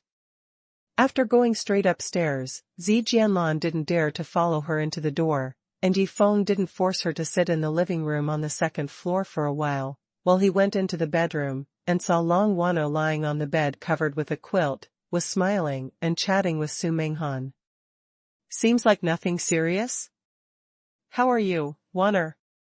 Yifeng entered the door, asked a question with direct concern, and ran to the bedside with a little eagerness. It's okay, I just found out that the heartbroken powder is not very useful for cultivators. Long Wanner smiled. Since Yifeng brought Zijianlin all the way, she had already discovered it, but she didn't care, knowing that Yifeng would definitely give them an explanation. Even so, you have to take the antidote. Come. Yifeng took out the antidote of heartbroken powder, and personally fed 2 pills to Long Wanner. He had swallowed 2 pills when he saw the purple gladiolus, so it was right to give Long Wanner 2 pills. This action moved Long Wanner quite a bit. She pulled Yifeng and kissed him hard on the face. Yifeng was helpless, this chick was still so rowdy. Soon Long Wanner fully recovered. Yifeng took everyone to the living room downstairs and told about Zijianlin, and introduced Zijianlin to everyone by the way. It was only then that she knew that Yifeng really had 2 women. Seeing the pure and beautiful Su Menghan, and the childlike and delicate Long Wanner, the 2 women could live together peacefully. She couldn't help but feel a little unbelievable. Only then did Nanfang know that the relationship between Yifeng and Zijianlin's little sister is pure, and Zijianlin will live here from now on. Stay here. With one sentence, Yu Wendian announced that Zijianlin's residence was still at Yifeng's side. Yifeng burst into tears, knowing that the old man would say that. When others see a beautiful girl, they want to take it for themselves, but this old man is lucky. When he sees a beautiful girl, he wants to make him his granddaughter-in-law. Shushu quickly prepared a room for Zijianlin, and the little beauty has lived here since then. After having a sumptuous dinner, Yifeng received a call from Lin Shiqing, greeted all the girls, and went out. In a coffee shop outside Qingfengyuan, Yifeng saw Lin Shiqing, who was dressed as a sexy yujia, went up and sat opposite her, smiled and asked, "Why don't you come to my house directly? There are so many beauties in your house, I'm too stressed to go there." Lin Shiqing blinked and smiled mischievously, "I heard that you brought a big beauty back today?" "Ahem, that's my sister." Yifeng was a little embarrassed and coughed. "Well, your sister." Lin Shiqing covered her mouth and smiled lightly. Yifeng didn't talk to her too much. He guessed the purpose of Lin Shiqing's visit to him, then directly took out the big diamond ring from the storage ring, and put it on the table in the coffee shop. The 10-carat diamond ring instantly blinded Lin Shiqing's beautiful eyes under the light. "This is?" Lin Shiqing's heart beat faster. "I promised you before I left, how will the effect be if I use this thing to advertise?" Yifeng blushed when he saw Lin Shiqing, and he didn't know whether he was shocked or frightened. Forehead. Only now did Lin Shiqing realize that she had misunderstood her, and she couldn't help but blush even more. Seeing Yifeng coming up and taking out a big diamond ring out of the blue, she thought Yifeng had something in mind for her. In fact, she really wasn't looking for Yifeng this time because of the trade fair, it was just. She carefully picked up the big diamond ring on the table, took a look at it, and felt that it looked familiar. After thinking about it carefully, she asked suspiciously, "Diamond Emperor? Diamond Emperor?" Yifeng was a little strange when he heard this term, and explained, "This is something from the head of the Yinxian sect, I moved it." Lin Shiqing was a little speechless, but what Yifeng said was really easy. Diamond Emperor is a series of high-quality diamonds produced in England a few years ago. There are not many of them, but each one is unique. Lin Shiqing looked at the big diamond ring in her hand, and admired Yifeng's skill. "This one should be the one that was lost a few years ago, but I didn't expect it to be in the hands of the head of the Immortal sect. How much is this stuff worth?" Yifeng asked a question that he cared about. "It's a conservative estimate of 20 million, but, if it's used as a marketing advertisement for a trade fair, it's worth far more than 20 million. Lin Shiqing thought about it for a while, and said with a smile, "Diamond Emperor is a bit famous in the circle of high-ranking officials and nobles. If it is used for advertising, it can attract many rich people to participate in the fair. The potential benefits brought by it cannot be ignored. Compared with the investment of Fei Ling Chui diamond, which one is better?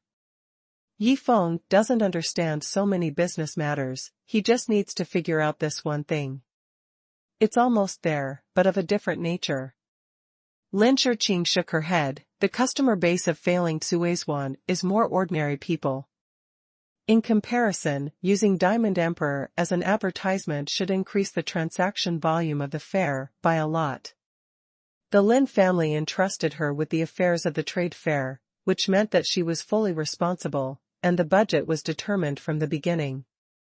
The divestment of the Fei Ling Chui diamond was indeed a big blow to Lin Shiqing, but fortunately, the presence of the Diamond Emperor helped her regain her confidence. Although in this way, the number of ordinary customers at the exhibition may be small, and it seems that the popularity is not enough, but the purpose of the exhibition is to make money. As long as it can attract dignitaries, it will definitely make money. That's good. Yi Feng smiled and nodded. I'll see you off. What a shame. Lin Shiqing said so, but she was saving the diamond ring and she smiled gracefully. If this diamond king can be sold at the fair, sister, I'll share half with you, how about it? Don't want nothing. Of course Yi Feng would not refuse such a good thing, he smiled. Originally, he wanted to give it away for nothing, but the other party returned the money to him, which would be great. There are still 3 days until the exhibition, and the safety of the venue will depend on you. Lin Shiqing said with a smile. Of course I will do what I promised you. If there is nothing else, I will flash first. After Yi Feng finished speaking, he got up and wanted to go back to sleep with the beautiful girl. Although Lin Shiqing had a sexy and attractive figure, she could only look at it but not touch it. Wait, what are you in such a hurry for? Lin Shiqing was a little anxious. She came to Yi Feng not for this matter, but for other things. Seeing her anxious look, Yi Feng had no choice but to sit down again, and smiled helplessly. Let's talk about anything else. Lin Shiqing had complained to Yi Feng hundreds of times in her heart. If others had this opportunity to sit and chat with her, they would still be in high spirits even if they chatted all night. It was only Yi Feng who didn't even chat a few words. I just want to leave. Uncle Lei and the others failed to protect Warner and the others well last night. I want to apologize to you. Lin Shiqing said with some apprehension. Forget it, it's good that people are fine now. Yi Feng shook his head. The hidden immortal sect is insane. I heard that several people came together to sneak attack. 6 of them are masters who have cultivated for about 40 years. Now they are arrested by Uncle Lei, and they will be dealt with when you come back. Lin Shiqing said. Don't blame me for not reminding you. Yi Feng was a little amused. Now that all the senior officials of the Inxian school are dead, these people can't be let go, otherwise they will be elements of social instability. As for how to deal with it, let Uncle Lei figure it out. When Lin Shiqing heard this, she was speechless. It seems that the rumors in Jianghu are true. Yi Feng went to pick out the entire Inxian sect by himself. Isn't that too awesome? After hearing Yi Feng's words, she didn't know what he was thinking, and immediately agreed. Don't worry, these people dare to commit crimes in the downtown area. They can all be sentenced to death according to special regulations. None of them can escape. That's good. Yi Feng nodded. He was too lazy to do it himself. Since the National Security Bureau would do it for him, it would be much more comfortable. By the way, I heard that the National Security Bureau has arrested Long Moran. Yi Feng suddenly thought of the rumors he heard on the road, and asked. Yeah, it's still being interrogated. Lin Shiqing nodded. About the East China Sea? Yi Feng thought for a moment, smiled, and stared at Lin Shiqing's beautiful face. Sister Lin, why don't you tell them to let them release Long Moran? My old man is pitiful enough. Dong Hai, you didn't get anything, and you lost a hand, so you can't find anything by asking. The current Long Moran is the incarnation of Su Feiying's young god. Feng must get it out if he has a way. This. I can try. Lin Shiqing felt that this matter was a little difficult. After all, compared to the National Security Bureau, she was completely an outsider. Lei Ming listened to her, because of Lin Dishan's face. But now Long Moran and Lei Ming can't control him, only Lin Dedian can speak. Although it is difficult, but because Yi Feng said it, Lin Shiqing will try her best to do it. Unknowingly, Lin Shiqing began to care about Yi Feng's affairs.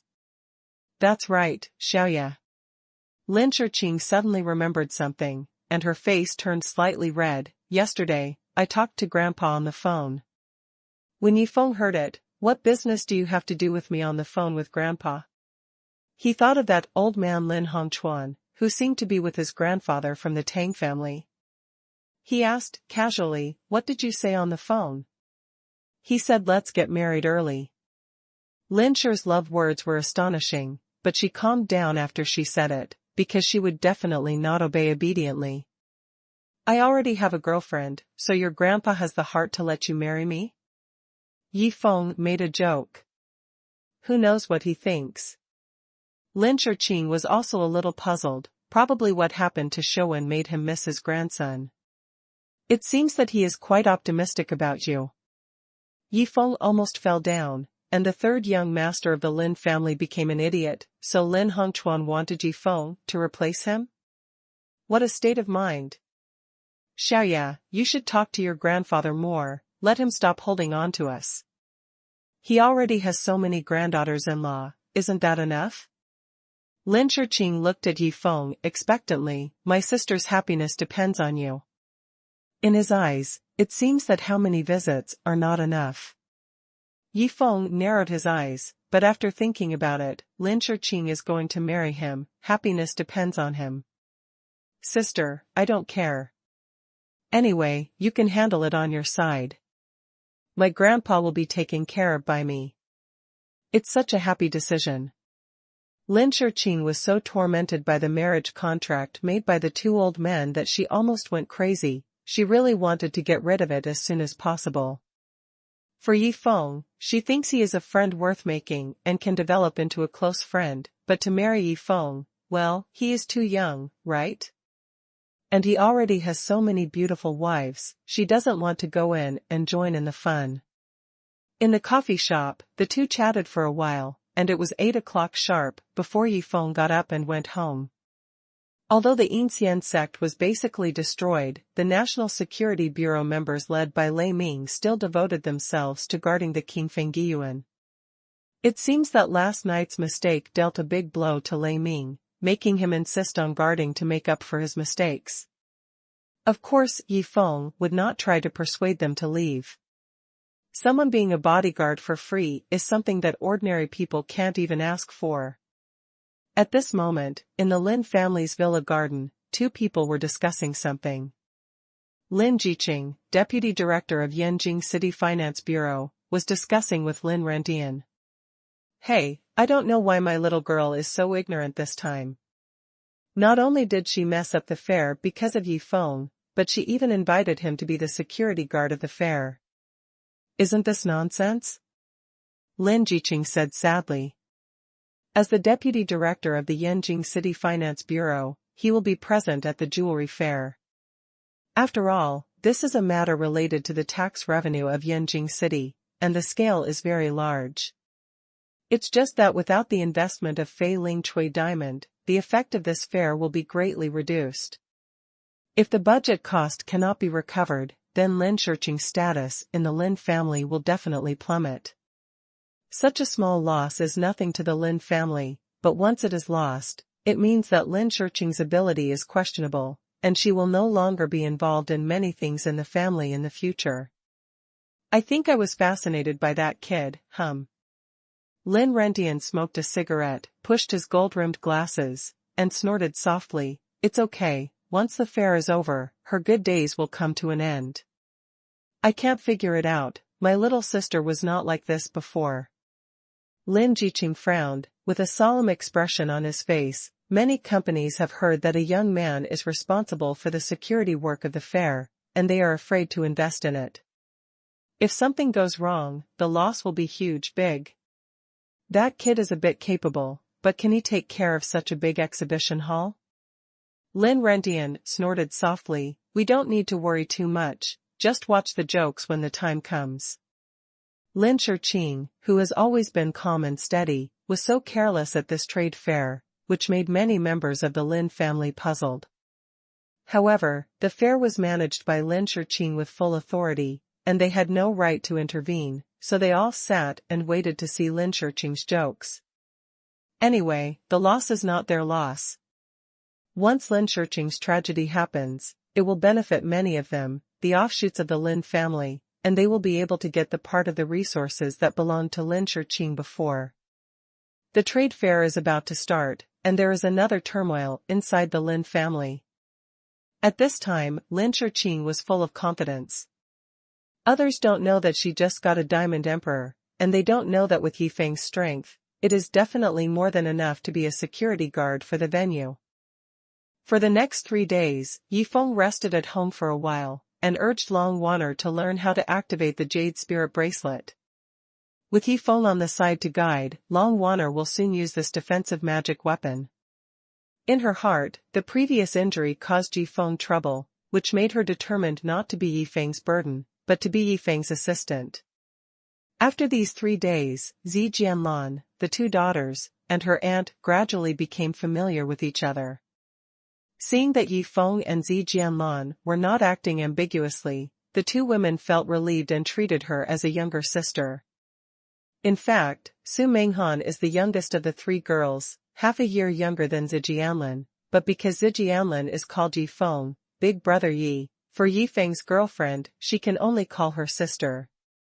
During the 3 days, Yifeng and the girls had a very stable life, but there was a storm in the whole Jianghu. The reason was of course that the news of Yifeng's destruction of the Immortal sect spread farther and farther. In the night battle, Yifeng killed the Yin sect by himself, fought against the 4 elders, and finally used his mysterious swordsmanship to easily kill Qi Linzi, the head of the Yin sect, and finally hid his merit and fame. The news spread everywhere in the martial arts world as if it had grown wings. According to the clues provided by Yifeng, people from the National Security Bureau chased and intercepted all the disciples of the Yin sect who were still outside in Linhai City. These were all sent out by Qi Linzi and criminal law elder Li Tian to assassinate Yifeng and the others, but because of what happened that night, the new Yin sect elder Jian Yixing summoned all of these people back based on his status as an elder.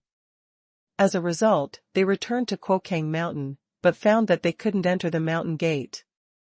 When they were stranded in Linhai City, they were caught by the National Security Bureau. Of course, these people didn't have time to do anything, and they would at most be locked up first if they were brought back, and they would not be sentenced to death. This incident was called the change of the Yin school by the martial arts people. This made many forces who wanted to deal with Yifeng shut up all of a sudden. At first, everyone thought that one of the current Yifeng relied on Mr. Yi Wendian, and the other relied on Long Moran's family, but until now, they didn't know that Yifeng himself was also very powerful. Even in some respects, he was better than Yi Wendian. At least Yi Wendian couldn't single-handedly enter the Yin sect and finally come out alive. That requires not only absolute strength, but also a careful and witty response, otherwise you will be killed by endless tricks if you are not careful. As for the reason for Yifeng's success in this trip, people in the world all attribute it to Zijianlin. Everyone knows that there is another peerless beauty beside Yifeng, it is Zijianlin. It is said that she is from the Yin sect, and the woman Kalinzi announced to marry before. But the fact that Yifeng punched Chen Hui flying that day did not spread widely. Chen Hui can't afford to lose face like this. Yifeng was obviously 5 years younger than him, and his cultivation was only over 10 years old, but he punched him flying at an extremely fast speed. If word of this got out, where would he put his face? He ordered the 4 younger brothers and sisters on that day to keep their teeth tight and not to reveal a single word. After returning, he told his father about it. His father's name is Chen Jianxiong. He is now 55 years old. He is in his prime. He is one of the 8 elders of the Tai Chi Hall, and his status is comparable to that of the old man Li Xian. Qin Jianxiong heard from his son that he was punched by Yi Feng. He didn't feel angry, but extremely calm. He analyzed all the recent rumors about Yi Feng, and finally came to the conclusion that Yi Feng was definitely the winner. With some kind of unimaginable opportunity, the current Chen Hui is by no means his opponent. Chen Hui was a little dissatisfied when he heard this, but he was slapped by Qin Jianxiong and scolded him, "You still think you are invincible?" This slap woke Chen Hui straight away. I also heard that Li Xian went to Yi Feng because of Ling Chen's matter. Qin Jianxiong and Li Xian communicated all night, and they both decided not to provoke Yi Feng for the time being. When confessing, he dug out his secret in one fell swoop. The 2 departments of the Tai Chi Hall soon began to arrange their arrangements intensively. After 3 days, the jewelry exhibition in charge of Lin Shiqing finally ushered in the opening ceremony, which was located in an international expo center near Yenqing University. In order for the exhibition to go smoothly, Lin Shiqing had already arranged all aspects of the relationship, including the venue, exhibitors, notary units, etc. It can be seen that her ability is absolutely second to none. And this exhibition, which was not expected because of the withdrawal of failing Jade Diamond, has become more popular and even more eye-catching than before because of the promotion of Diamond Emperor through various channels in the past 3 days. No one expected that Lin Shiqing would be able to launch a Diamond Emperor. You must know that this series of diamonds has been rare in recent years. There is no place to buy them, and they cannot be bought with money. This suddenly attracted the attention of all the dignitaries in Yanjing, the second generation of red and rich second generations. They all decided that when the exhibition starts, they must come to feast their eyes. Even if you can't afford the Diamond King, you can still see the beauty. Even because of this Diamond King, the whole exhibition was full of dignitaries, and everyone had some ideas to make some friends at the exhibition, so as to expand the scope of business. Therefore, in the early morning of this day, the entrance of the expo center was already full of luxury cars, and it was a lively scene of people coming and going. However, when many people came, they found that there were not as many showcases as advertised, and some booths were even empty, which made them a little confused. Many people only found out after communicating in private that it turned out that it was the reason for the person in charge of security that made many jewelry companies that were supposed to participate in the exhibition retreat. Fortunately, these powerful people are not interested in those ordinary jewelry when they come here. What they are interested in is the Diamond Emperor. Lin Shiqing looked at the somewhat empty booth, and frowned slightly. In fact, she had tried her best, but because Yi Feng was appointed as the security guard, and many members of the Lin family obstructed it, many jewelry companies withdrew as a result. This fair. Even, the number of companies that exited exceeded 50%, which was far beyond Lin Shiqing's estimate. Lin Shiqing would never believe that Lin Rendian and his group hadn't made small moves. In this way, the transaction volume of the entire exhibition will definitely drop significantly. Even if many people are attracted by the Diamond King, the final result is still not optimistic. The exhibition officially started, and Lin Shiqing was standing in front of a booth in the expo center, talking with Zhu Yichun, the chairman of failing xuanhuan. Judging from their expressions, the conversation between the two parties seemed not to be pleasant. Lin Shiqing wore a V-neck white shirt and black short skirt, showing her sexy demeanor, and her graceful figure attracted the attention of many people in the field. At this time, she frowned, looking at the smiling Zhu Yichun in front of her, thinking, why is this guy so shameless? Zhu Yichun didn't go back to the Shanghai stock market immediately after withdrawing his investment in the fair, because he wanted to wait for the fair to start and see Lin Shiqing's embarrassment. Although I don't know where Lin Shiqing got a Diamond Emperor, but it doesn't matter. He, Zhu Yichun, is a bigwig in the jewelry industry. Many small jewelry companies that were supposed to participate in this exhibition, after being interviewed by Zhu Yichun, Lin Rentian and others, directly retreated. These two sides, those small companies can't afford to offend them. How is it, Miss Lin? Zhu Yichun smiled cheaply, his eyes kept scanning the perfect career line on Lin Shiqing's chest, and threatened, let your fiancé come over to apologize to me, and discuss compensation matters. I, failing xuanhuan, promise to deliver the goods immediately. How about showing up and filling the vacant booth at the fair? This is Zhu Yichun's very insidious move. First persuade other companies to quit, and then take the opportunity to threaten Lin Shiqing, and put Fei Ling Cui diamonds jewelry and diamond rings on all of them at the exhibition. Not only does Fei Ling Cui diamond earn back his face, but he can also get more benefits.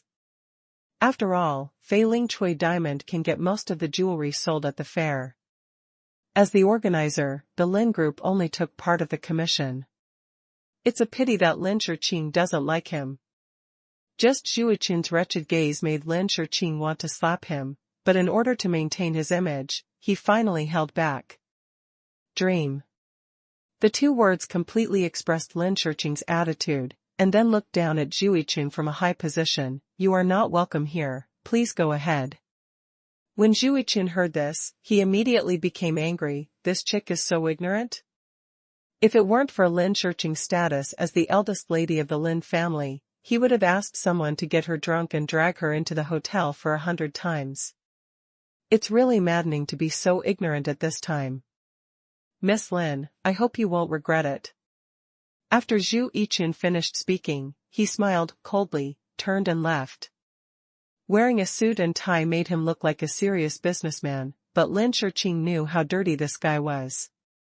After Zhu Yichun left, Lin Shiqing looked at the empty booths in some places, feeling a little anxious in her heart, wondering if she wanted to make something happen, put on a show? The exhibition will last for 3 days, and today's show will let everyone know Yi Feng's strength. In the next 2 days, there should be more jewelry companies participating in the battle.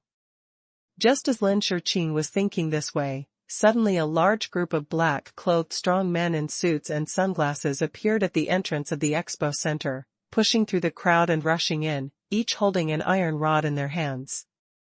Seeing this, several security guards at the entrance of the expo center did not dare to stop them at all, thinking that they were just supporting anyway, and there was no need to work hard for a trade fair. Their security guards are recruiters of the expo center, and they will guard the door no matter what activities there are in the expo center. This jewelry fair has nothing to do with them, and it is normal for them to be indifferent. When this group of strong men in black broke into the expo center, everyone else was shocked, but Lin Shiqing was the only one who laughed. What a coincidence!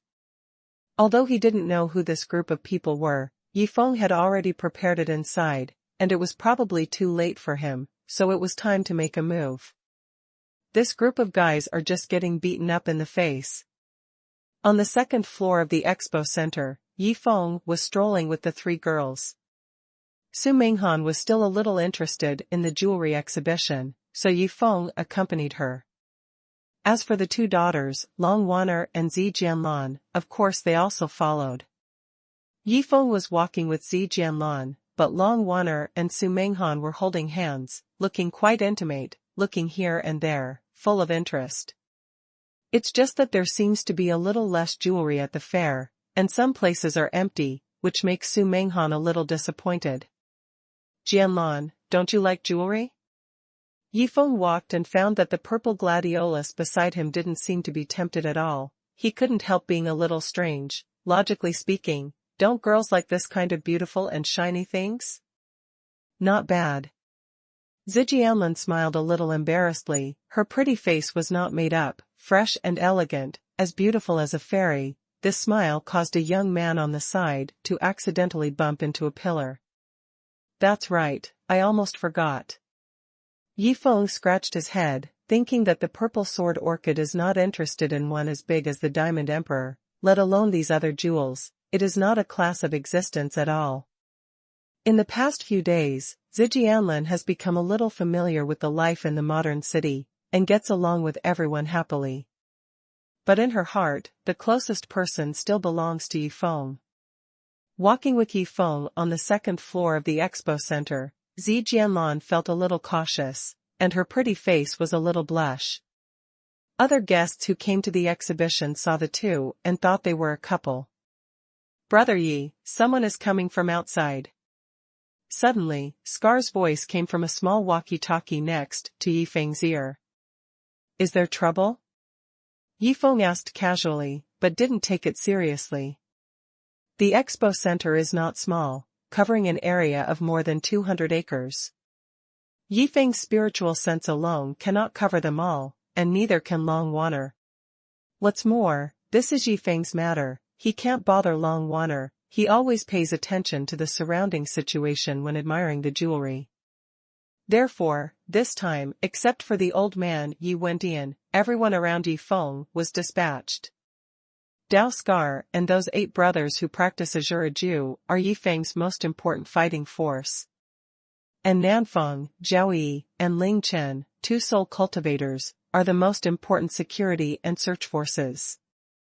Nanfeng is proficient in using various high-tech products, and borrowed a set of equipment from the National Security Bureau to tinker with it. As for Zhao Yi and Ling Chen, they have no physical body and are permanently invisible. No matter if there is any abnormality in the expo center, they can notify Yifeng in time. "It's a riot, it looks like a gangster, all holding iron bars." Scar reported the situation to Yifeng through the walkie-talkie. "Then it's up to you, beat them all up and throw them out," Yifeng ordered lightly. Of course, Yifeng was too lazy to do it himself as a gang member with an iron rod, so it happened to let Scar and the others exercise their limbs and move their muscles. Since practicing the Azure Ju, they haven't touched it yet, and they are probably itchy. "Yes." Scar took command immediately. Yifeng continued to hang out with the beauties, wondering who sent the gangsters to smash them up. This is too substandard, and when the time comes to catch them one by one, they will all have to suffer, endangering public safety and so on. Of course, if it was ordered by Lin Rentian and others, then it would make sense. With Lin Rentian's power, they would not be allowed to go to jail. Yifeng shook his head, he didn't pay attention to it, this kind of small role is not threatening at all. What he was worried about was when the people from the Pecan group would do it. When a group of strong men in black with iron bars rushed into the expo center, the crowd immediately exploded. On the first floor of the expo center, there are some low-priced jewelry booths, most of which are ordinary people who are attracted by the advertisements. The failing emerald diamond discount product they were expecting did not appear, which already made them a little disappointed, but now there are gangsters coming in to make trouble, making them want to leave one after another. But at this moment, they all stayed because of a commotion. One of the favorite things for Chinese people today is to watch the commotion. But in front of them, when a group of strong men in black broke into the expo center, suddenly 2 people in the expo center the tall man appeared. The tall men were all wearing security uniforms, looking very fierce, without any weapons in their hands, but with their heads held high, they walked towards the group of 7 or 8 strong men in black. Seeing that the 2 sides were about to contact each other, many people stayed far away, and discussions arose. "The 2 of you are the security guards of this fair? It seems quite powerful, but why are there only 2 of you? The lack of people is not a problem. The key is that they didn't have anything in their hands. If there is a fight..." I'm overthinking myself. I've heard that there are security issues at this fair, but now I see that it's true. Some of the guys who were watching in secret wanted to applaud when they saw this situation. What are those 2 guys doing, trying to confront 7 or 8 strong men with iron bars with their bare hands? It's too naive. If you really fight, you will definitely be beaten to death. Zhuichun didn't go far away, watching the conflict in the expo center, he smiled contentedly. He thought that Yifeng was really capable, and now he only sent 2 surrogates to come out, it seems that's all. Miss Lin is really blind to find such a softie as her fiancé, and let him be responsible for the security of the fair. Nominally, the security of this jewelry fair is in charge of a little-known security company, which is a company that Yi Feng just established for the convenience of future actions, called Blade Security Company. It is precisely because of the unknown name that people cannot be trusted, and everyone in the industry knows that the legal person of the company is Yi Feng. After some inquiring, the company has no security force at all, and there are only a few dozen employees registered. That is Scar and his 8 brothers. And the 2 tall men who ran out now were of course the second of Scar's 8 brothers, who had practiced Shuriju, and because of the myriad red fruit Yi Feng provided, they had already cultivated for half a year. At that time, after Yi Feng was reborn, he had just started to practice and gain true energy, so he was able to knock the little bastards away with a single punch. Brother Scar, who has been cultivated for half a year now, is of course even more terrifying. Just when everyone thought that the 2 tall men only dared to talk to the strong men in black when they came out, they suddenly made a move without warning. When they were still about 10 meters away from the strong men in black, the 2 of them ran towards each other with lightning speed. Quick! The Shureman's ghostly soul-invigorating step was activated by these 2 people, approaching each other extremely fast, and without thinking about it, they swung their fists the size of sandbags. Boom! Boom! Boom! After several noises in succession, the black-clothed strong men holding iron rods were all blown out one by one. They didn't even have time to react, and fell heavily to the ground in a mess, as if they had been blown away. The scene at this moment made all the onlookers around unable to react, and they were all stunned. What is the situation? Did they see Superman? The 2 men then ran to the side of the black-clothed strong man who was beaten into the air, held one in each hand, and threw the black-clothed strong men out of the expo center like chickens. It wasn't until this time that the surrounding people all realized, were those 2 big men knocking out 7 or 8 gangsters with iron bars with their bare hands? Wow! This is too powerful, right? Whether it's those people who don't know the truth, or people like Zhuichun who are watching, they all open their mouths as if they could swallow an egg. Strong, strong, strong, they couldn't find any other words to describe these 2 big guys, they just kept admiring. Fuck. Who said that the security forces at this fair are weak? Break the dog legs. Xiaoqi, continue to be vigilant. Scar's voice came from the side, everyone, don't panic. This incident was purely accidental. The organizer has conducted an investigation based on this incident, and will give you an explanation soon. Please trust our Blade Security Company strength. After the word spread, some people were deeply moved immediately, no wonder the name of this company was called. Judging from the performance of the 2 big men just now, the members of this security company are really like blades, which is intimidating. Xiao Ba, who made the shot, took a step forward, randomly grabbed a strong man in black, and carried him into the expo center like a chicken. He received Yi Feng's order to bring one of the opponents to Yi Feng, and Yi Feng wanted to ask who made them come to make trouble at the fair. And the other people led by Scar, from the eldest to the 6th, dealt with the remaining 6 strong men in black, threw them on the truck beside them, and simply ignored them after calling 120. After seeing the situation, he opened a room at the opposite hotel. Zhuichun, who was about to watch the joke, was completely stunned. Who are those guys? Then what kind of people from the Blade Security Company are so stupid? He thought it was wrong, quickly took out his mobile phone and dialed a call to Lin Rendian. Today's matter was all decided after he discussed with Lin Rendian. If Lin Rendian didn't exist, would he, the chairman of a company, dare to send people to this kind of public place to make trouble? But when he dialed the number, he found that Lin Rendian's number could not be connected.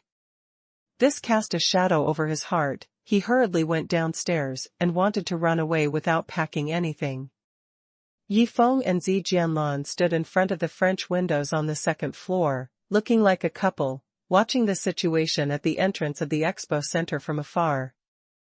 Among the people coming and going, some people were attracted by the situation over there and came to the window, but many men still turned their attention to the purple sword orchid. Even a fierce fight is not as attractive as a pure beauty like Zijianlin. They did a small test this time, and the effect was pretty good.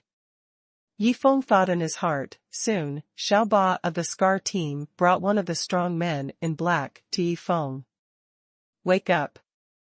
With a rough voice, Xiao Ba slapped the burly man in black twice. Forehead. The burly man in black foamed at the mouth, was beaten twice, and finally recovered a little bit. "Who sent you to do it?" Yifeng stared at the other person's eyes, using hypnosis directly. "Zhuichun, Chairman Zhu, he is the one who told us." The strong man in black was hypnotized and immediately revealed everything. "Did you record it?" "Leave it to Sister Lin." The corner of Yifeng's mouth curled up. It really was that old guy. Now that he has the recording, why don't he kill that guy? The initiative was in Yifeng's hands all of a sudden. Lin Shiqing was very surprised that Yifeng was able to pry open the mouths of those people so quickly. But when she got the recording, she was more surprised than surprised. It really was Zhuichun. Wouldn't it be possible to clean up that wretched man? She immediately went to the broadcasting center in the expo center and explained in person, "I'm sorry to disturb everyone, and here I would like to explain the violent conflict just now. Due to the dispute over the cooperation contract, Mr. Zhuichun, the chairman of failing xuanhuan, held a grudge. Deliberately hiring people to try to smash it is an extremely bad act of unfair commercial competition. The organizer has obtained relevant evidence and will hand it over to the police for handling. Finally, I wish you a happy shopping, thank you for your support." Her voice was originally clear and pleasant, but now it expanded, and it fascinated all the men even more. As soon as the words fell, the people in the entire expo center began to discuss, and the topics of discussion were nothing more than two aspects. The first is failing xuanhuan. The chairman actually hired people to ruin the scene. Isn't this too tasteless? No wonder there were no failing xuanhuan products at the fair. It turned out to be a cooperation dispute. But even if there is a dispute, there is no need to call someone to smash it, right? This caused many people present to change their attitudes and opinions towards Fei Ling Chui Diamond. Looking at the product from the perspective of character, are there any defects in failing xuanhuan's products? The chairman's character is so bad, which makes people have to doubt it. Some people were discussing about Lin Shiqing's voice. "Who is that girl who spoke just now? She's so juicy." "I don't know, the voice is pretty good, but I don't know what it looks like." "Fuck you, isn't that the person from the organizer this time? I saw her talking to that group of pigs just now, she looks so pretty." Many people don't know Lin Shiqing's identity, but Lin Shiqing's charm has long attracted the attention of many people. After this time, I don't know how many people will be haunted by their dreams when they go back. Where's Zhuichun? I remember he left not long ago. Lin Shiqing returned to the expo center, found a staff member of the Lin family, and asked a question. "Okay, I seem to have gone to the hotel opposite." The staff member was a young man who had been at the entrance of the expo center. When he saw Lin Shiqing questioning him, his face turned red and he was a little speechless. This is the first time for him to have close contact with such a sister Yu, who is simply the goddess in his heart. "God," the goddess smiled at him. "Thanks." Lin Shiqing smiled slightly, and turned around to communicate with Scar on the side. "Xiao Lu, you go to the hotel, to arrest people. Xiao Wu, you go to block the back door of the hotel." Scar waved his hand and sent out 2 people. Scar didn't think it needed too many people to catch a wretched fat man who had no strength to restrain him. The 2 hardcover men immediately walked out of the expo center and ran towards a 20-story hotel across the road. Unfortunately, it's a step late. Zhao Bei, who was floating invisible above them, slowly shook his head. When he was investigating just now, he had already seen Zhu Yichun take a taxi from the back door of the hotel. Unfortunately, his 3 souls and 7 souls don't have physical bodies now, so there is no way to stop him. He could only come back and tell Yifeng the news, and let Yifeng come up with a countermeasure. Yifeng's legion, each performing their duties, is already quite large, and it is enough to be the security guard for a jewelry fair. In terms of force, even if someone drives a tank to rob, it is impossible to succeed. Yifeng can even blow up a nuclear submarine, so he is afraid of a tank. As for those who came to Yin, it is also impossible to have Yifeng's consciousness and 2 soul cultivators wandering around. Zhu Yichun escaped from the back door of the hotel, already guessing that he might be exposed. Damn it, Lin Rentian is also a member of the Lin family. Why am I so stupid and believe in cooperating with him? This time I was cheated. Zhu Yichun sat in the back seat of the taxi, thinking bitterly. In fact, it wasn't that he was stupid, but that the original plan was foolproof. Those 7 or 8 strong men in black were all Sonda experts. Wouldn't it be easy to deal with a mere blade security company? He never thought that Yifeng's subordinates would be so awesome. Well now, after what happened, it was obvious that Lin Rentian had abandoned him. No matter what, it's impossible for Lin Rentian to expose it, otherwise, wouldn't it be embarrassing for him to spread the word? As a member of the Lin family, he actually tripped Lin Shiqing's own family, and he was also responsible for Lin Dedian knowing about it. In the current situation, he can only escape first. The most important thing is not to be caught. I hope those strong men in black can hold on for a little longer. If he was caught by the Lin family in Yanjing, he wouldn't even think about it. A businessman like him with no big backing would definitely be tragic.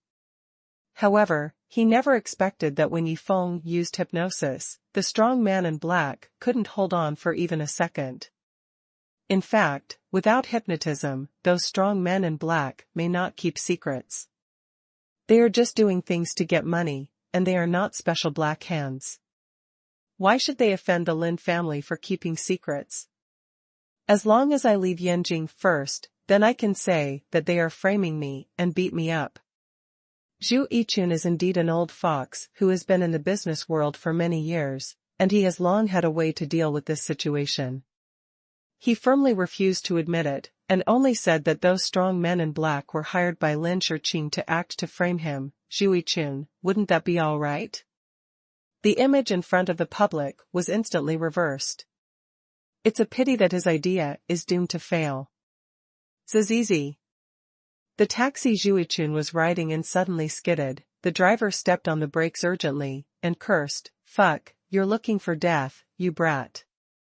Zhu Yichun raised his head to take a look, and was stunned. I saw a young man in a black shirt standing in front of the taxi, smiling slightly. Who is it? Not Yifeng. Until now, Zhu Yichun still had doubts about Yifeng's kick last time. It made him lie in the hospital for 2 or 3 days, and cost him a lot of money. He couldn't even pay for the medical expenses. Sorry, brother, your passenger is related to a criminal case, and he must be asked to cooperate with the investigation. Yifeng walked over calmly, and after speaking to the taxi driver, he opened the door and pulled Zhu Yichun out by his collar. A red ticket floated into the taxi, and the driver was overjoyed. This kid is really generous, and the one who came to arrest him gave him back 100 yuan. If it were another policeman, maybe he would be arrested, and he would be compensated if he insisted that he was an accomplice. The driver was so happy that he stepped on the accelerator and drove away. Zhu Yichun, isn't it? It seems that the lesson from last time hasn't been enough. Yifeng squinted his eyes and stood on the side of the road, grabbing Zhu Yichun's collar. This middle-aged man had a big mole on his nose that looked extremely obscene, and with his height of 1.6 meters, he had to look up even in front of Lin Shiqing. After being caught by Yifeng, Zhu Yichun felt a little guilty, but he still retorted, "Don't arrest people randomly, be careful and I will sue you." "Why, don't you admit it? Those who messed up the scene were the ones you called, right?" Yi Feng snorted softly. "What are you talking about? Why can't I understand?" Of course Zhu Yiqun himself would not admit it, otherwise wouldn't he be committing suicide? Unfortunately, this kind of resistance was futile in front of Yi Feng. "Do you dare to admit it?" At that time, when hypnotism is used, everything has to be said obediently, and it may damage the brain, which is even more harmful than the gain. When performing hypnotism, the more things the other party is unwilling to say, the more things the other party is forced to say, the more harmful it will be to the brain. For example, when people voluntarily confess their guilt, Xie Min and Xie Qingya, who were at the trial scene before, woke up a little mentally disturbed. And if you want to ask some unimportant things, the damage to the brain will be minimal. For example, in Changbai Mountain, when Yi Feng used it on Long Wanner, he learned about the past of the Long family and the Yi family. This is a well-known fact in Jianghu, and of course Long Wanner would not resist, so she did not suffer any harm. Walk. Yi Feng picked up Zhu Yiqun. He was too lazy to talk nonsense with this guy, so he took it to Lin Shiqing to let her handle it. By the way, he helped perform hypnotism and let her record a voice to collect evidence. Zhu Yiqun's 178 kilograms body was held by Yi Feng like a chicken, and the two of them headed back to where the expo center was. Because he didn't want to attract attention, Yi Feng entered through the side door, and soon came to the conference hall on the first floor of the expo center, where Lin Shiqing was waiting. "Hey, you caught it back so soon?" Lin Shiqing stood alone in the conference hall, her professional attire outlined her proud and sexy figure, the V-neck shirt wrapped two fatal round and plump balls, and Yi Feng couldn't help swallowing his saliva when he saw it. So tempting. Ask him anything. Yi Feng threw Zhu Yiqun to the seat in the conference hall, and then sat on the sofa beside him in a chic and comfortable manner, admiring Lin Shiqing's stunning beauty and graceful figure to himself. The beauty is in front of him, he doesn't look at it for nothing, anyway, he has nothing to do now. Lin Shiqing is calling the heads of some jewelry companies, including those who came to the exhibition and those who did not, trying to fill up all the vacant booth positions before tonight. In fact, Lin Shiqing couldn't be blamed for his lack of preparation. In fact, before the fair started, the other companies said they would participate, the contracts were all signed, and they didn't break the contract. But it didn't even come when things came to an end. This has to be said to be the insidiousness and cunning of Lin Rendian, Zhu Yiqun and others. Now Lin Shiqing called, but the other party all said that they were not ready, and they might not come until tomorrow or the day after tomorrow. Isn't this cheating? If you don't come, then don't come. Lin Shiqing thought to herself, let the company that has already come occupy their booth, since the other party breached the contract first, she doesn't care about business ethics. Seeing Yi Feng bring Zhu Yiqun, Lin Shiqing hung up the phone, planning to stop for a while. "Mr. Zhu, long time no see." Lin Shiqing smiled slightly, walked to Yi Feng and sat down, facing Zhu Yiqun. Smelling the fragrance wafting from the side, Yi Feng couldn't help feeling a little distracted, but he still knew that it was important to do business now, so he glanced at Zhu Yiqun's eyes, and quietly used hypnotism. "Sister Lin, if you have anything to ask, just ask." I've tapped it, and he won't fail to answer. Yi Feng was afraid that Lin Shiqing would still argue with her, so he reminded her. Lin Shiqing was a little strange, would Zhu Yiqun cooperate like this? Seeing that Zhu Yiqun didn't respond to her greeting, she took the attitude of giving it a try and asked Zhu Yiqun, "Did you call those men in black before?" "Yes." Zhu Yiqun answered honestly, with an extremely respectful expression. Even the big mole next to his nose was not so insignificant. When Lin Shiqing heard this, she was startled. "Zhu Yiqun, is he really so honest?" "I'm right, Sister Lin, just ask." Yi Feng chuckled. I don't know what the hell you did. Lin Shiqing leaned over and smiled softly. The fragrance poured out, making Yi Feng's ears itchy. Soon, Lin Shiqing experienced the happiest interrogation process in her life, and Zhu Yichun actually asked and answered everything, without hiding anything. Even Lin Rentian said that Lin Rentian was instigated behind the scenes. Lin Shiqing suspected that if he asked the other party how many times he had opened the room, the other party would probably answer respectfully, and couldn't help being amazed. It was amazing. How did Yi Feng do it? She didn't believe that it was Zhu Yichun who figured it out by himself. Seeing that Lin Shiqing had finished asking all the necessary questions, and the conversation between the two parties was recorded, Yi Feng quietly cancelled the hypnotism. Zhu Yichun woke up suddenly, and broke out in a cold sweat. Looking at Lin Shiqing and Yi Feng, who were sitting across from him, he couldn't recall what happened just now, but vaguely, it was like a dream, and he put himself in a dream.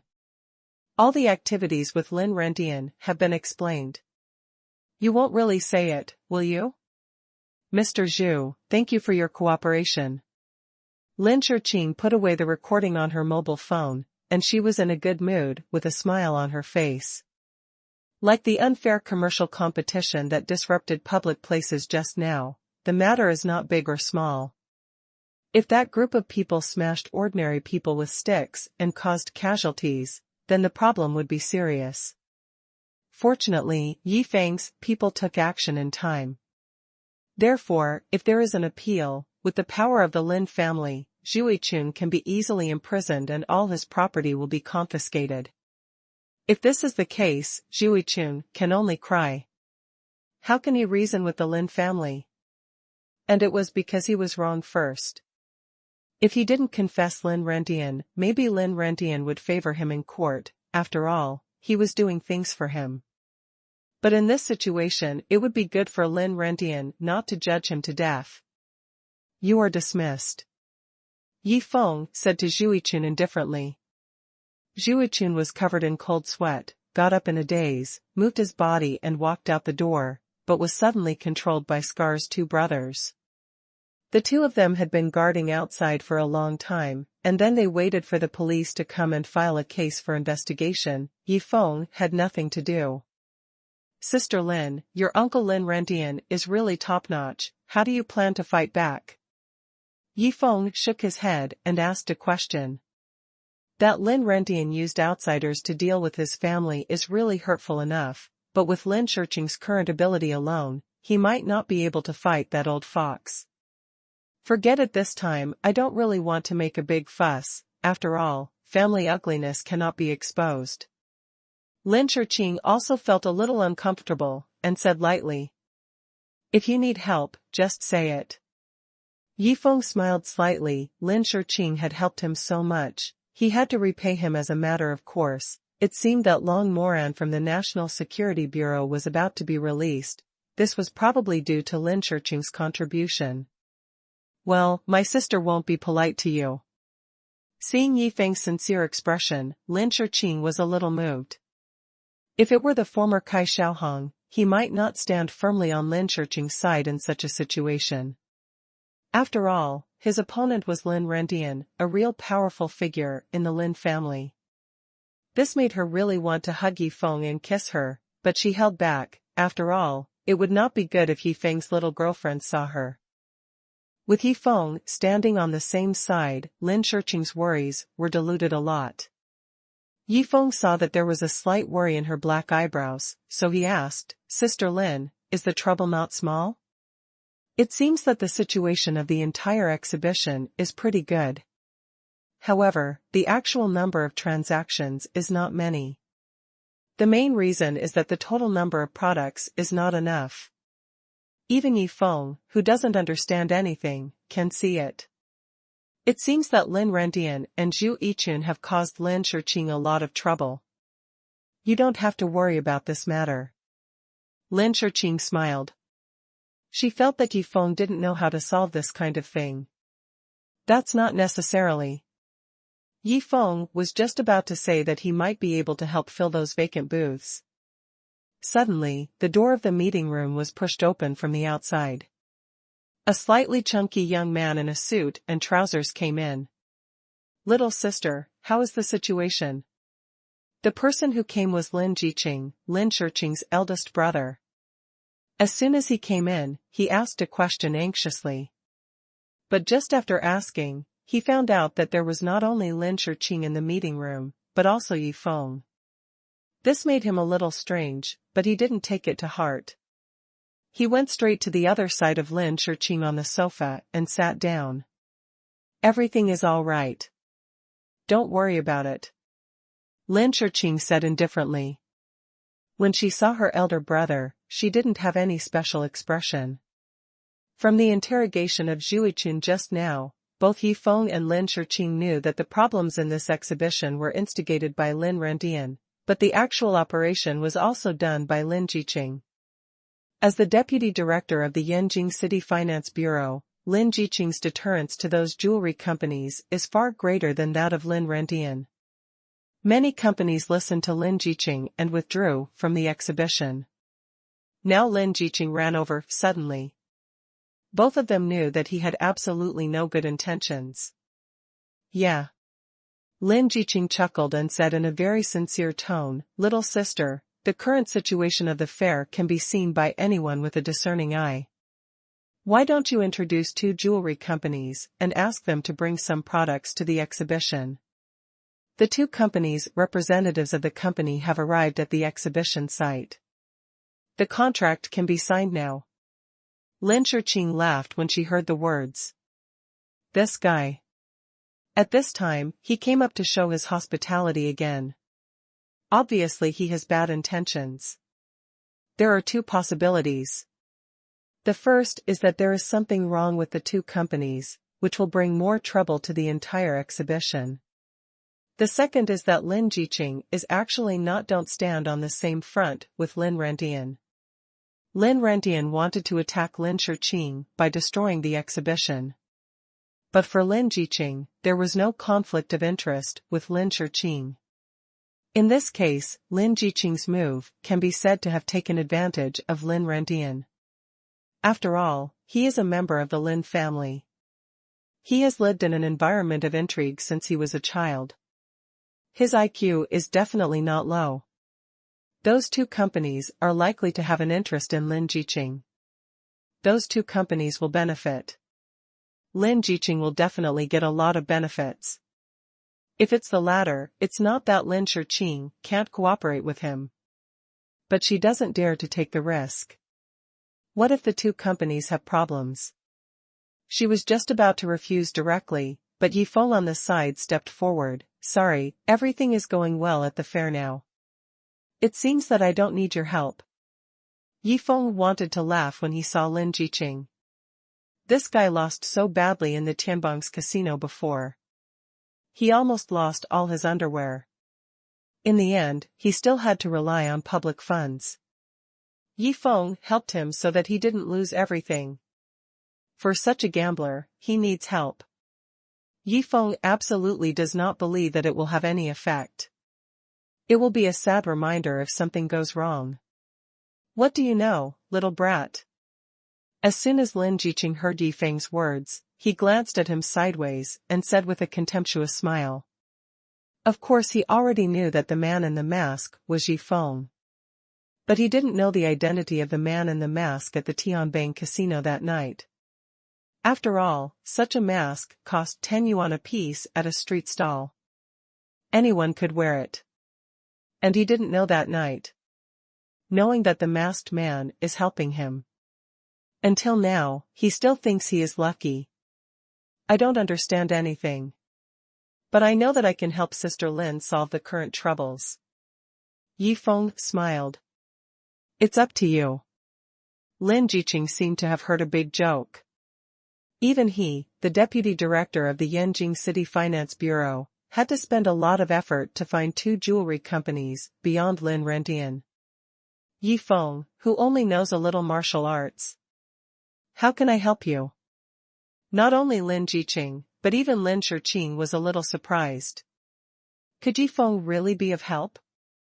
It is different from Lin Jiqing. Lin Shiqing has a better understanding of Yi Feng's magic. After all, he has witnessed the battle between Yifeng and Long Moran. Compared with Lin Jiqing, his vision is much wider. Of course there is a way. Isn't it just some jewels? Yifeng chuckled lightly.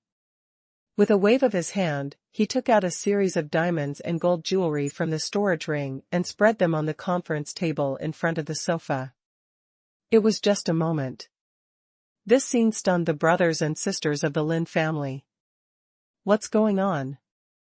Yifeng obviously just waved his hand. Why are there so many jewels out of nowhere? Not only ordinary diamonds and gold, but also beautiful gemstones such as sapphires, rubies, agates, and so on. Underneath is a seductive sheen. These were Kalinzi's private property originally. Of course, they all belong to Yifeng now. For Yifeng, it's better to put it away anyway. It's better to make the best use of it. Take it out and do Lin Shiqing a favor. Of course, Yifeng will definitely get more than half of the income from selling it. After all, he is also short of money. If there is enough money, he can buy some common medicinal materials now. With 15 years of cultivation, he can refine better pills that restore true energy, heal wounds, and stop bleeding. With these elixir reserves, Yifeng's confidence in going to the desert is much greater. Although it is a common medicinal material, the price is not low. You even need old-fashioned ginseng, snow lotus, Polygonum multiflorum, etc. Those medicinal materials are all expensive, costing millions each. It is no longer available in ordinary medicinal material stores. Moreover, he prepared the pills not only for himself, but also for Long Wanner, Su Menghan, and others. Yi Wendian also needed them. After a rough calculation, even a few $100 million would not be enough for him to spend. Of course. Compared with the life-saving elixir, money is just something outside of him. Converting these useless jewels into elixir is a very important thing for Yifeng at the moment. Xiaoya. Where did you come from? Shock flashed in Lin Shiqing's eyes.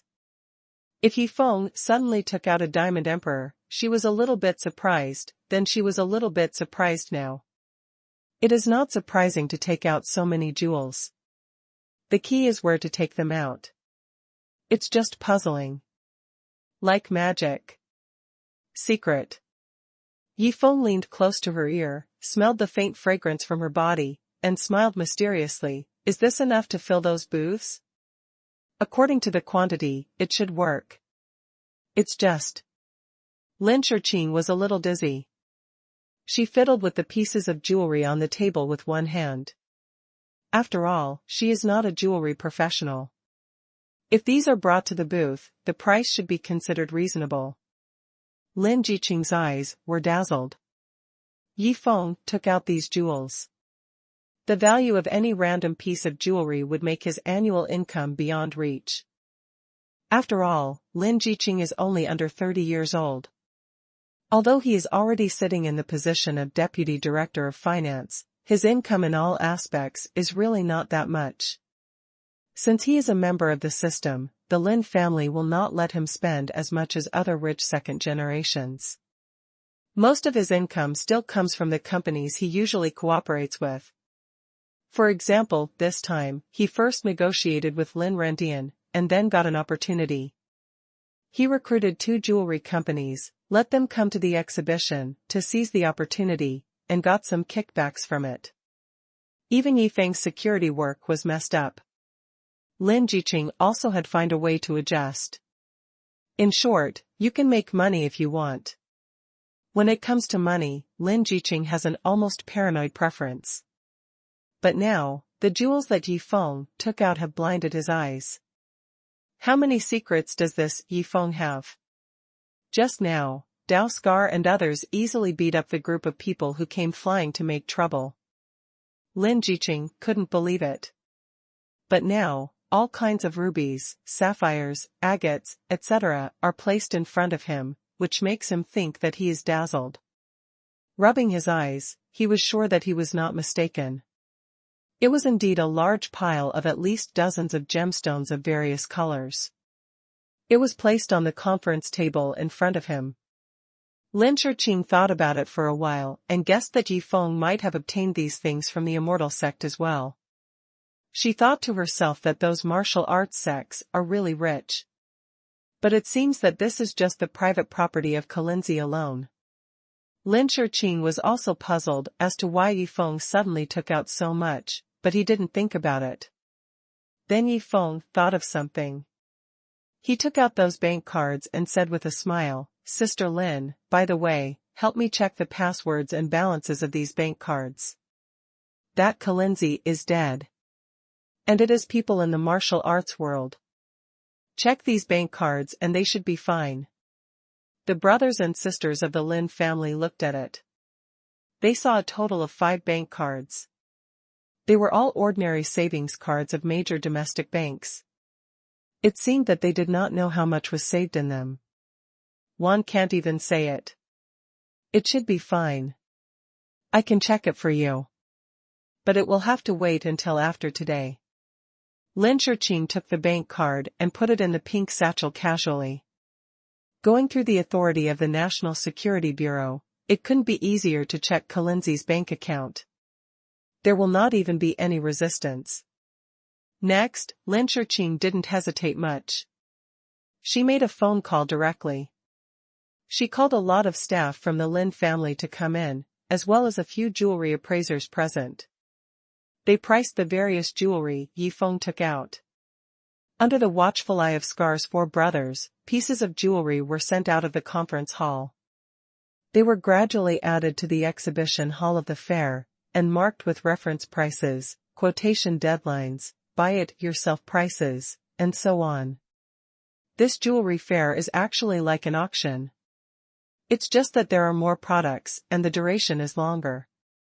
As long as you can afford a buyout price that is 20 to 30% higher than the actual value, which one does the customer look for? Can be taken away anytime. Of course, this is for high-end products. Most of them are placed on the 2nd floor of the Expo Center. And those on the 1st floor of the Expo Center have only one price tag.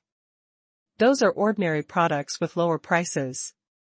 For example, tens of thousands or hundreds of thousands. Diamond rings, jade bracelets, etc. The products on the 1st floor and the 2nd floor are aimed at completely different customer groups. Yi Feng calculated one by one. Finally, he found that if all these items were sold, they would be worth about 200 million in total. Of course, it would be unrealistic to sell them all. But as long as half of them were sold, Yi Feng would become a billionaire in an instant. Of course. The premise is that all the money from the sale belongs to Yi Feng. Xiaoya. You did me this favor. The proceeds from the sale of these jewels. I won't charge you any more. Lin Shiqing flicked her hair lightly and said with a smile. Then how can I do it? Let's charge 2% according to your regulations. Yi Feng shook his head. He knew that Lin Shiqing's purpose in this exhibition was to make a profit. As the organizer, the total profit of this exhibition might not be as good as the most expensive jewelry among them. But they just provided a platform. It's just a little bit of manipulation with the resources in hand. I haven't launched a product yet. It's not bad if I can make a profit of tens of millions in 3 days. The money that Yi Feng needed. That was a big number. I didn't bother to argue with Lin Shiqing about the millions. Anyway, I was relying on the money earned by the other party's exhibition. Lin Shiqing on the side watched those jewels being taken away one by one. He finally swallowed his saliva. These are all money. It's a pity that none of them belong to him. It makes him a little envious. I don't know where Yi Feng got these things. Little sister, since the booths on the 2nd floor are almost full, let those 2 companies come to the remaining booths on the 1st floor. Lin Shiqing considered the wording for a while, and finally spoke out. Now he is not as proud as before. He said he was helping Lin Shiqing. Instead, he asked Lin Shiqing to do him a favor. After all, he had negotiated with the representatives of the two companies and received a lot of money. Benefits. No matter what, you have to help the other party win a chance to make money. The other party makes money. Only Lin Shiqing can make money. At least one of them must be guaranteed to participate. Which two companies are they? Lin Shiqing got Yifeng's help. She had a sweet smile, and she didn't feel so disgusted with Lin Shiqing anymore. Now it seems that her elder brother should want to earn some extra money, not harm her. This made her let go of her vigilance.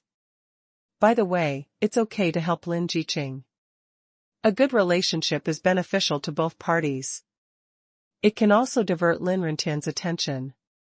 Blue Sky Jewelry and the Lu Group. Lin Shiqing said the names of the two companies. What? The Lu Group. Lin Shiqing frowned all of a sudden. This Lu's Group is not a company specializing in jewelry. A few years ago, it was an all-powerful enterprise in Yanjing. Recently, it has gone from bad to worse.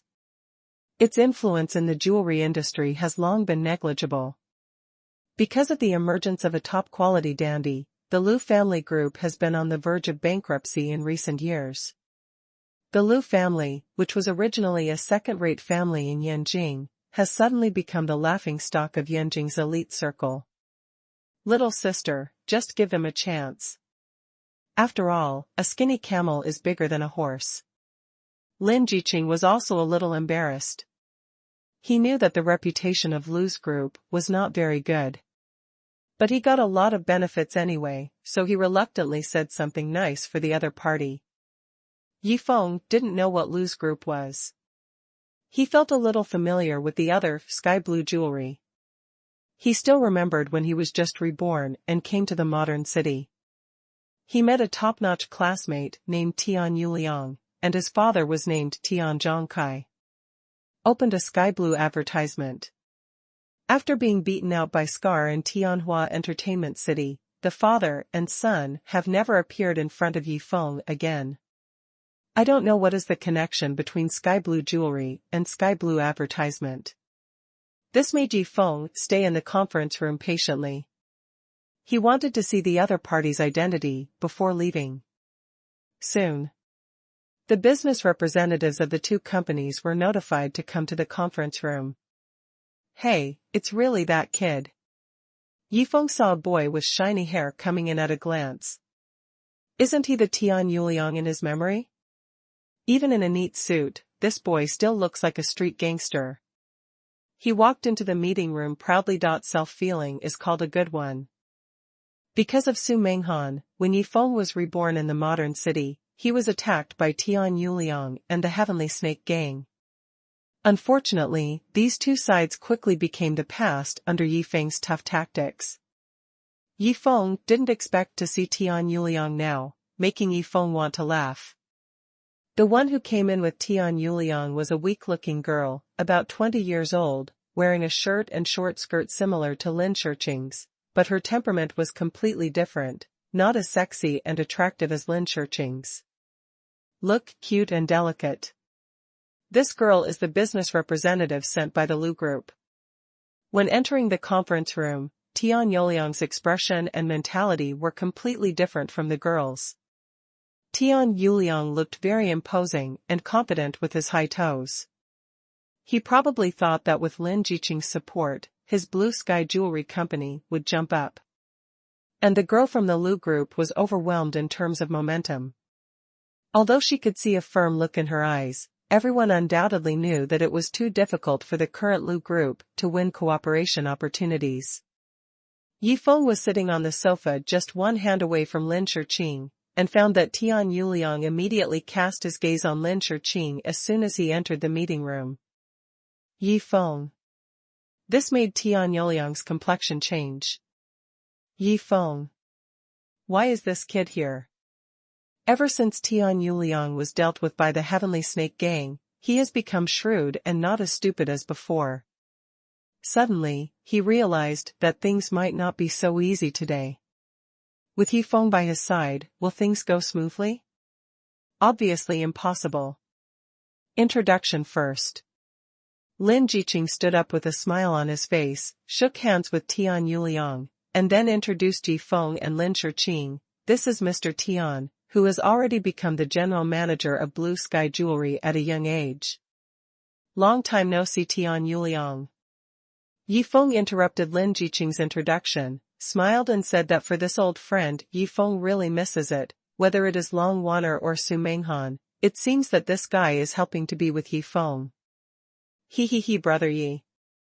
Tian Yuliang smiled with a guilty conscience and didn't even dare to look at Lin Shiqing next to him. He carefully looked at Yifeng for fear that he would make a sudden attack or something. He knows that Yifeng is awesome now, he is Lin Shiqing's fiancé. How can he, the general manager of Blue Sky Jewelry, fight with Yifeng? What's more, the Blue Sky Jewelry is not his, but his mother's. In addition, Yifeng's force value is simply a monstrosity in his eyes, so he has no intention of confronting Yifeng at all. Forget it, I won't say much. Yifeng looked at Tian Yuliang and shook his head. I won't embarrass you even if Lan Tian Jewelry is in this jewelry fair. You can go by yourself. He is too lazy to argue with the other party, but it is absolutely impossible to let the other party participate in the exhibition. This Yifeng. Lin Jiqing was surprised. Isn't this not giving you any face? This Yifeng is too out of line, right? Lin Shiqing was also a little strange. She didn't know what kind of quarrel Tian Yuliang had with Yifeng, but she waved her hand without hesitation and said in a crisp voice, Yifeng's words are mine, you go. Tian Yuliang didn't dare to speak out when Yifeng spoke. Now seeing Lin Shiqing say the same thing and saying that Yifeng's words were hers. Obviously, this is Lin Shiqing's acknowledgement of Yifeng's identity as her husband. Tian Yuliang instantly felt that Yifeng was so lucky that he stepped on shit, but the situation made him dare not stay any longer. He got up and didn't even say hello to Lin Jiqing. He only signaled to Yifeng and hurriedly left the meeting room. This scene stunned the weak girl sitting opposite Lin Shiqing. What the hell is going on? Before entering the door, the general manager of Lan Tian Jewelry told her arrogantly that Lan Tian Jewelry would take up all the vacant booths this time. In the blink of an eye, he was scared away by a young man. Didn't even say a few words and didn't even talk about the jewelry fair. Who is that young man called Yifeng by Lin Jiqing who can make decisions instead of Lin Shiqing? Could it be Lin Shiqing's rumored fiancé? Okay, Miss Lin, let's continue talking. Yifeng smiled when he saw Tian Yuliang leave. He didn't want to worry about the next thing. Stay with me a little longer. Lin Shiqing smiled and stretched out her hand to grab Yifeng, who was about to get up, then turned her head and said to Lin Jiqing, Brother, you go first. It's not appropriate for the deputy director of the finance bureau to stay in this conference room all the time when she wants to come. Little sister, I said that you just said that Lan Tian Jewelry is also a good partner. When Lin Jiqing was talking, Yifeng looked away from time to time, as if he was saying that he was ignorant of business matters, so he had to stand up and sabotage. Say what you want to say. Yifeng smiled lightly. I can cooperate with anyone, that is, Blue Sky Jewelry, but Lin Jiqing, do you remember the 18 o'clock and 9 o'clock in the Tianbang casino last time? When these words came out, Lin Jiqing was shocked. 18 o'clock and 9 o'clock are the two numbers that he remembers in his heart. If it weren't for these two numbers, he would have caused a catastrophe because of gambling with public funds. Fortunately, his character broke out at a critical moment. These two numbers made him win back all the lost money. It's just how Yifeng knew these two numbers. You really think your luck is that good? Yifeng had a half smile but not a smile. I can make you a steady profit without losing money, and at the same time, I can also make you bankrupt, so it's better to walk around when you see me in the future. Yifeng didn't want to pay much attention to Lin Jiqing. If it wasn't for Lin Shiqing's face, he would have already gone up and beat him up. Colluding with Lin Rintian's scum, Lin Jiqing would definitely not be much better. Hearing Yi Feng's words, Lin Jiqing broke into cold sweat instantly. Could it be that there was another mystery behind the incident in the casino last time? It immediately reminded him of the fact that Yi Feng was the masked man that the masked man had revealed not long ago. Lin Jiqing didn't dare to stay for a long time and looked deeply at Yi Feng. He stepped out of the meeting room, and there was even a weak beauty from the Lu group. It was too late to introduce him to the two of them. He has to quickly check some information to see how awesome this Yi Feng is. Listening to Yi Feng's words, this time not only the little beauty from the Lu group, but even Lin Shiqing was a little surprised. Yi Feng had met Lin Jiqing before, and seemed to have helped Lin Jiqing. She was just about to ask what's the matter. Yi Feng has already pinned down her soft and smooth hands and said with a smile, "Okay, if Sister Lin has nothing to do, I'll go first." Yi Feng is not interested in the conversation between the little beauty from the Lu group and Lin Shiqing. The key point is that Long Wan'er and Su Menghan, who are visiting on the second floor, seem to be in some trouble from Yi Feng's spiritual perception. Yi Feng got up and left. Lin Shiqing stayed in the meeting room with the little beauties from the Lu group. "Hi Sister Lin, my name is Lu Yingying." The little beauty thought about her wording and greeted Lin Shiqing according to Yi Feng's address. If there is no accident, after the people from Blue Sky Jewelry are driven away, Lin Shiqing will only have her Lu's group as her choice, but I don't know if Lin Shiqing is willing to cooperate with the not-so-famous Lu's group. In the exhibition hall on the second floor of the expo center, Long Wan'er and Su Menghan came to one of the booths arm in arm. On the booth is a luminous pearl that is bigger than a fist, which has already attracted many people to watch. The price at the bottom is 8.88 million, which is relatively expensive in the entire venue. But such a big luminous pearl is really uncommon, so many people gather around to discuss and point. Long Wan'er stopped here because she felt that Yi Mingzhu looked familiar. Isn't this the one she and Yi Feng got in Changbai Mountain? Could it be that Yi Feng used it as a commodity and sold it? Long Wan'er was not reluctant, but just felt a little embarrassed. Before Changbai Mountain, she hated that masked man to the extreme. However, after passing through Changbai Mountain, she developed a special feeling for the masked man, Yi Feng, and thus came to the present day. Su Menghan heard Long Wan'er talk about Changbai Mountain before, so she cast a curious look at Yi Mingzhu in front of her. "Do the two beauties like this night pearl?" At this time a voice that sounded a little annoying came from the side, with a smile on his face. Long Wan'er turned her head to look, but saw a young man in a floral shirt and sunglasses walking over from a distance with a cigarette in his mouth, his malicious eyes constantly wandering over her and Su Menghan. Walk. What's ridiculous is that the young man in the flower shirt is still hugging a charming big beauty.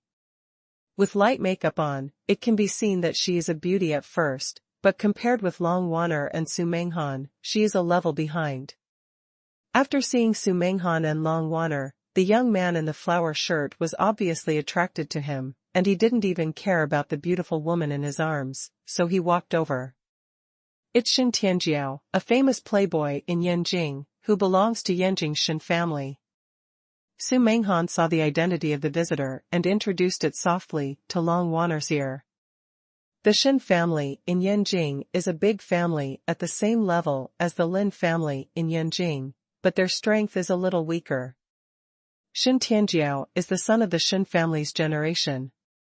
The status in the Shen family is similar to that of Lin Xuanhuan in the Lin family.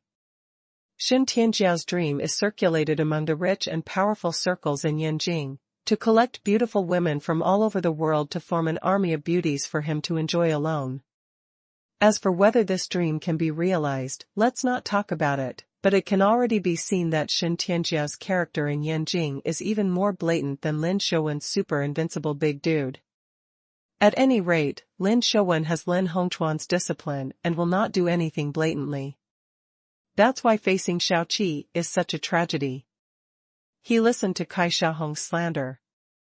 Do everything. There is no doubt that Shen Tianjiao was tempted when he saw Long Wanner and Su Menghan. Just ignore it. What Long Wanner despises the most is that this kind of guy who relies on his family background to do whatever he wants doesn't understand why he only knows how to play with women, so he doesn't bother to talk to each other. Su Menghan thinks so too, but Shen Tianjiao never backs down because of the coldness of beauties.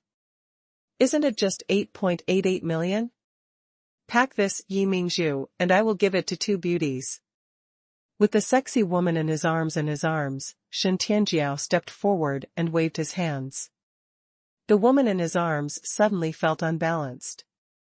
Shen Tianjiao only bought her a diamond ring worth more than 300,000 yuan after coming to this fair, but now he sold 8.88 million Yi Mingzhu to the other two beauties. How to make her swallow? No way, God is proud of me. Sexy tall beauty busy acting like a baby. You are dismissed. Shen Tianjiao's unrestrained smile, his handsome face wearing sunglasses made all the women around him feel a little chilled. This guy is too shameless. The sexy and tall beauty was stunned for a moment, then pushed away by Shen Tianjiao, staggered and almost fell. Why is it that Shen Tianjiao has just hooked up with her and doesn't want her anymore? This is unscientific, and he hasn't slept yet? Could it be that the two beauties in front of him are so beautiful that Shen Tianjiao can't bring up the desire to have sex with her? We all know that if you want to hook up with Shen Tianjiao, he will give you more money only after you have sex, and generally a woman will play with sexy girls for a week. This is undoubtedly a huge blow to her who has always been confident. She couldn't help but look at the two daughters Su Menghan and Long Wanner beside her. Su Menghan is beautiful and pure, and a pink long dress makes her look slim and graceful. Her beautiful eyes are shining with a seductive look. Long Wanner's pretty face is extremely cute, like a baby face, but her figure is plump and proud, and her icy muscles are like snow. Smell of crime. Especially after these 2 days, Yifeng's nourishment at night, the two women naturally exuded a more charming allure. Shen Tianjiao couldn't hold back all of a sudden.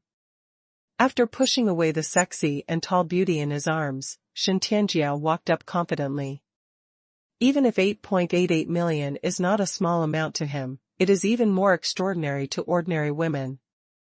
Shen Tianjiao found that these two beauties had been staring at Yi Mingzhu for a long time, and he wanted to buy Yi Mingzhu as a gift for them. Definitely win the hearts of two girls. With the looks of these two women, it's a good deal to buy one for 8.88 million. Crazy, let's go. Long Wanner saw Shen Tianjiao in a floral shirt walking over, cast a contemptuous glance at Su Menghan's little hand, and was about to leave. Hey two beauties. Seeing this, Shen Tianjiao's heart skipped a beat and he thought to himself that these two beauties wouldn't be so ignorant. Humph, you better be obedient, otherwise you will use any means to get these two beauties. In his eyes, except for Lin Shiqing, who he must never touch, other women in the entire Hua kingdom will dare to disobey whoever he likes. One must know that the Yan Jingshan family has the same strength as the Miao family, and can be said to be able to cover the sky with one hand in the entire Hua kingdom. He spit out the cigarette butt and stamped out the expensive leather shoes with one foot, then walked proudly towards Long Wanner and his daughter. He felt that he had to show his identity, to scare the two girls, and make them obedient. After finally meeting such a top-notch beauty, he would never let her slip away easily. Long Wanner and Su Menghan just wanted to leave. Shen Tianjiao stopped in front of the two girls. Step aside. Long Wanner said with a blank face. She is not a good man and a believer. As a member of the dragon family, she has always been more decisive in killing.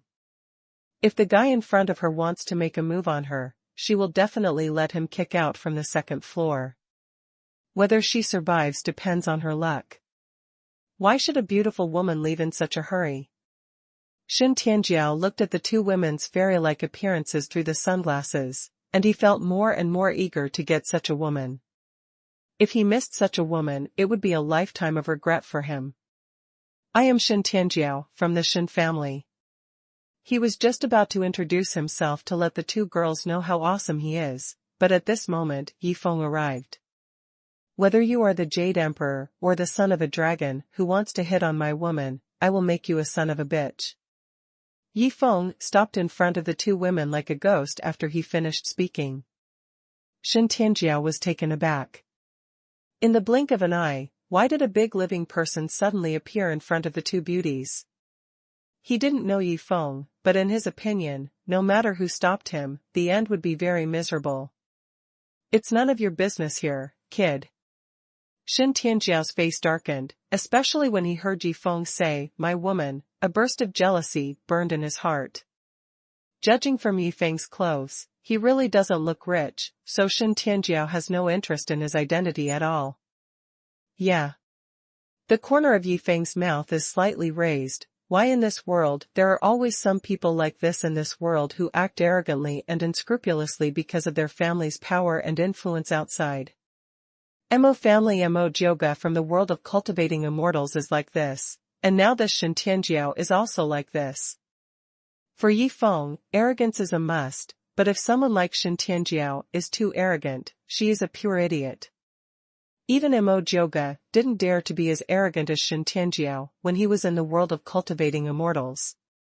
After all, there are heaven and man outside the sky. There are so many people in the world of cultivating immortals. There are so many hermits. Yi Feng, don't disappoint him. Long Wanner smiled when she saw Yi Feng appearing. She didn't think much at all, she just asked him to quickly get rid of Shen Tianjiao, so as not to be an eyesore. As for the onlookers around, they immediately thought that there was another good show after watching Shen Tianjiao. The famous super-rich dude of the Shen family is bound to win the beauty. These people can come to watch the more than 8 million Yi Mingzhu. Of course, their vision and status are relatively high level. They understand the Yanjing dignitaries very well, especially Shen Tianjiao. No matter what the identity of the boy in the black shirt in front of him is, if he offends Shen Tianjiao, he will definitely end badly. It's a pity that what happened next made their eyes pop out. Yi Feng was too lazy to talk nonsense with Shen Tianjiao and his ilk, waved his hand and slapped him across the face.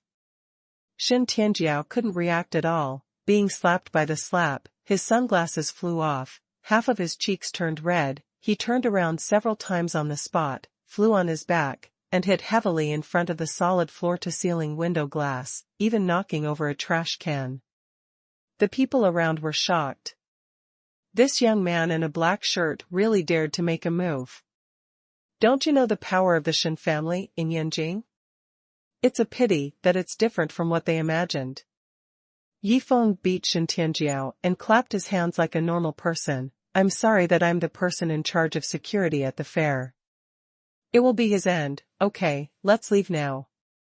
Yi Feng's words made Shen Tianjiao swallow the next words.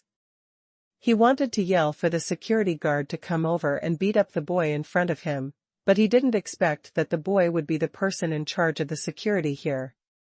He had a good reason to molest others at the exhibition. My old man, even if he sexually harassed me in public, who would dare to attack me? I just said a few words. Shen Tianjiao was furious all of a sudden, felt the burning pain on his face and the pointing from the surrounding people. A sense of shame rushed over his face. In the past, he was the only one who slapped others. How could anyone else slap him? The sexy tall beauty who was just abandoned by him suddenly covered her mouth and couldn't believe that there are still people in Yanjing who dare to do something to Shen Tianjiao. Isn't this courting death? As for the rest of the people, they suddenly realized that the boy in the black shirt was Yi Feng. This time, the security company that Lin Shiqing invited was registered with Yi Feng as the legal representative. Many people know that Yi Feng and Lin Shiqing are unmarried couples, and the relationship depends on Lin Shiqing, so Yi Feng dares to deal with it. Shen Tianjiao did it. A lot of people guessed like this. It's not a little bit different from the truth, but it doesn't matter to Yi Feng how they guessed. He saw the cruelty flashing in Shen Tianjiao's eyes, he snorted softly, stepped forward, picked up the collar of his floral shirt, stared at the other person's eyes, and performed hypnosis, without even thinking about it. From now on, if you see me, you will always take a detour. Such a deep obsession was hypnotized by Yi Feng and implanted in Shen Tianjiao's mind. For this kind of order, anyone would subconsciously resist Shen Tianjiao. Unfortunately, how could he resist Yi Feng's hypnosis? The more you resist, the more your brain will be hurt. After a while, Shen Tianjiao's IQ dropped by 20%. When he opened his eyes, he saw Yi Feng running away, and ran all the way down the stairs. As his cultivation base grows, Yi Feng's hypnosis becomes more and more perfect, and it becomes easier to control it. Of course, hypnotism is an immortal technique that cannot be used unscrupulously in modern cities, otherwise it will cause chaos. The scene of Shen Tianjiao's escape was unbelievable in the eyes of the surrounding crowd. No matter what Yi Feng's identity is, Shen Tianjiao should put down a few harsh words before leaving after being beaten.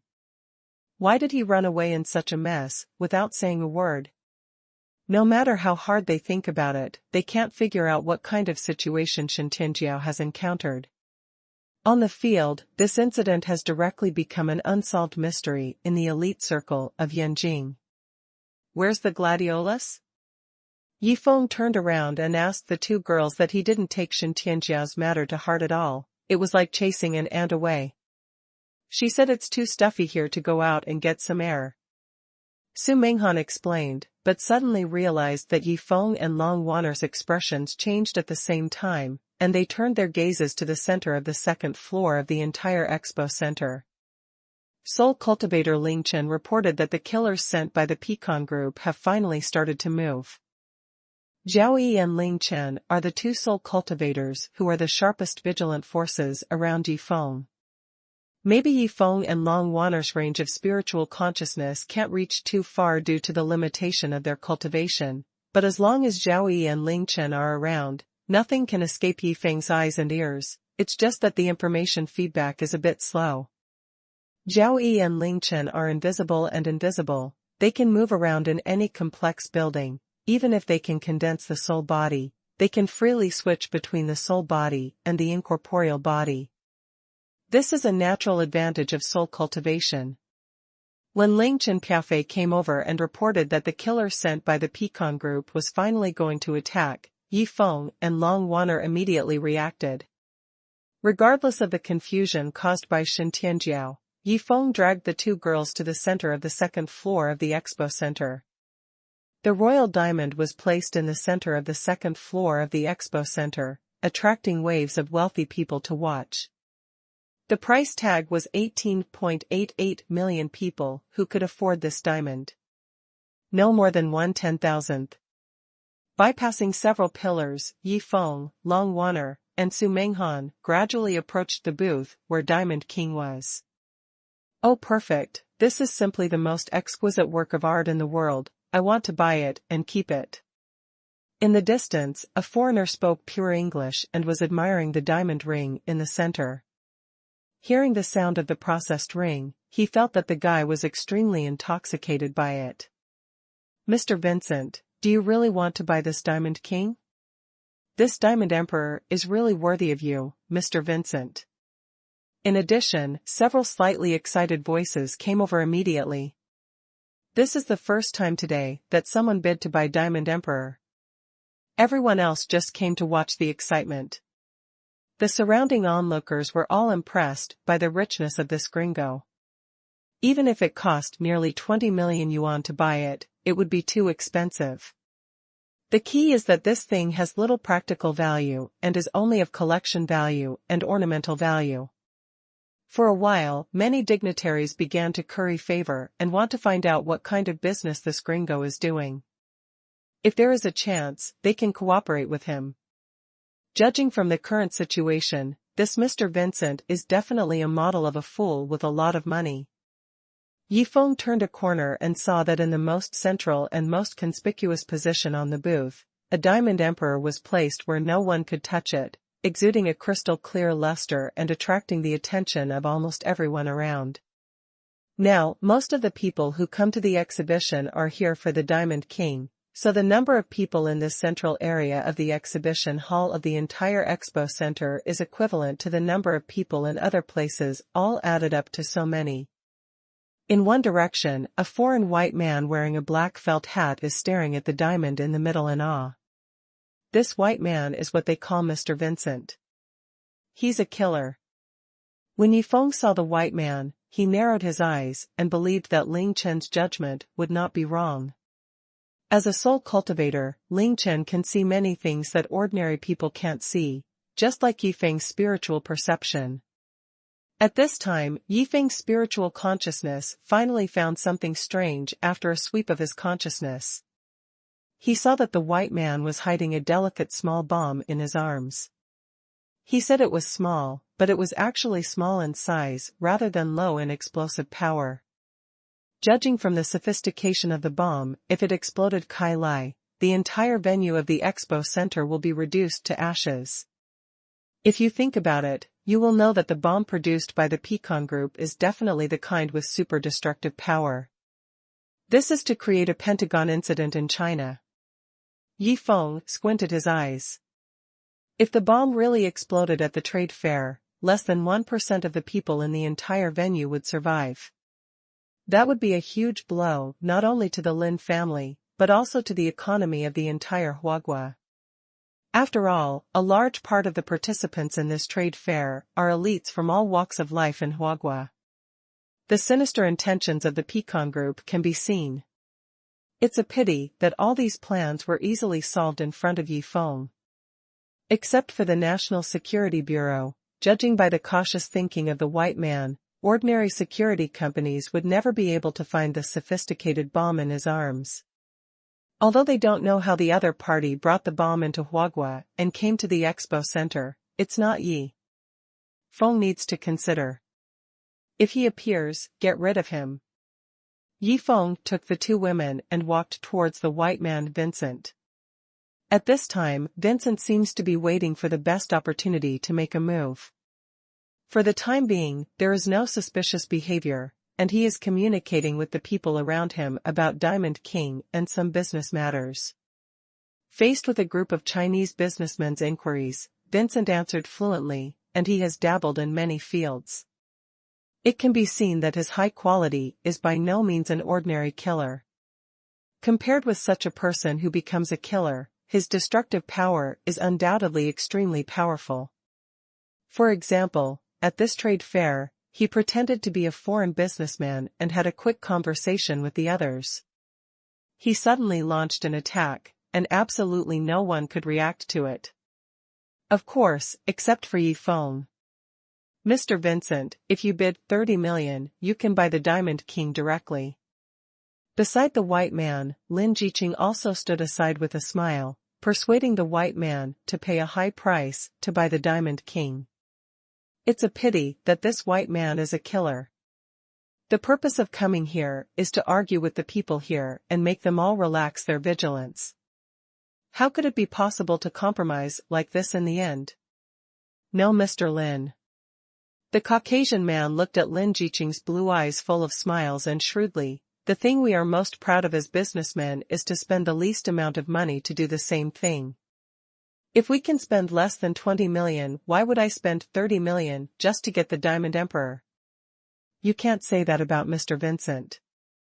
Lin Jiqing was obviously dissatisfied. If someone pays 30 million to buy the Diamond King during this period, wouldn't you be at a loss? The value of this Diamond Emperor is not worth 30 million. The white man continued to argue, but at this moment, a flower pot suddenly fell from the side. The white man had no time to dodge, and was hit by a flower pot in the face. 2 teeth fell off, his mouth was covered in blood, and he flew upside down. The figure in a white suit fell heavily to the ground in an instant. This sudden change made the group of people around Lin Jiqing stunned, and then they saw Yifeng walking over.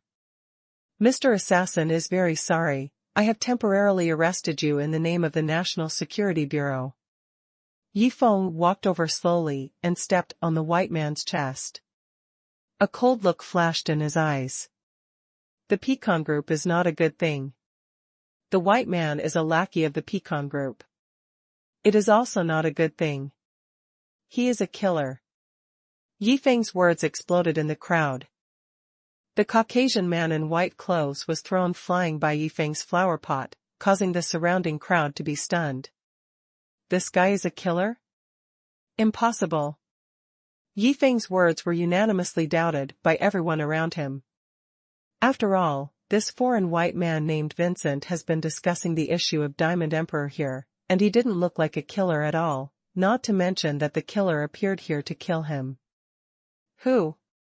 Yi Feng, are you messing around again? Lin Jiqing felt very upset when he saw it. He was fooling this foreigner into spending 30 million yuan to buy a Diamond King. Who knew that Yi Feng would come out halfway, smash Vincent's face with a flower pot, and say that it was true? Killer. The news came just now that Lin Shiqing and Lu Yingying of the Lu Group hit it off and planned to let the jewelry branch of the Lu Group participate in the exhibition. This made Lin Jiqing's previous depression swept away. Get enough benefits. That's why he showed up, preached to Vincent, and thought of helping Lin Shiqing to increase the transaction amount of the fair, who knew Yi Feng would make trouble again. Go away. Yi Feng glanced at him coldly. Lin Jiqing swallowed his saliva immediately after seeing it.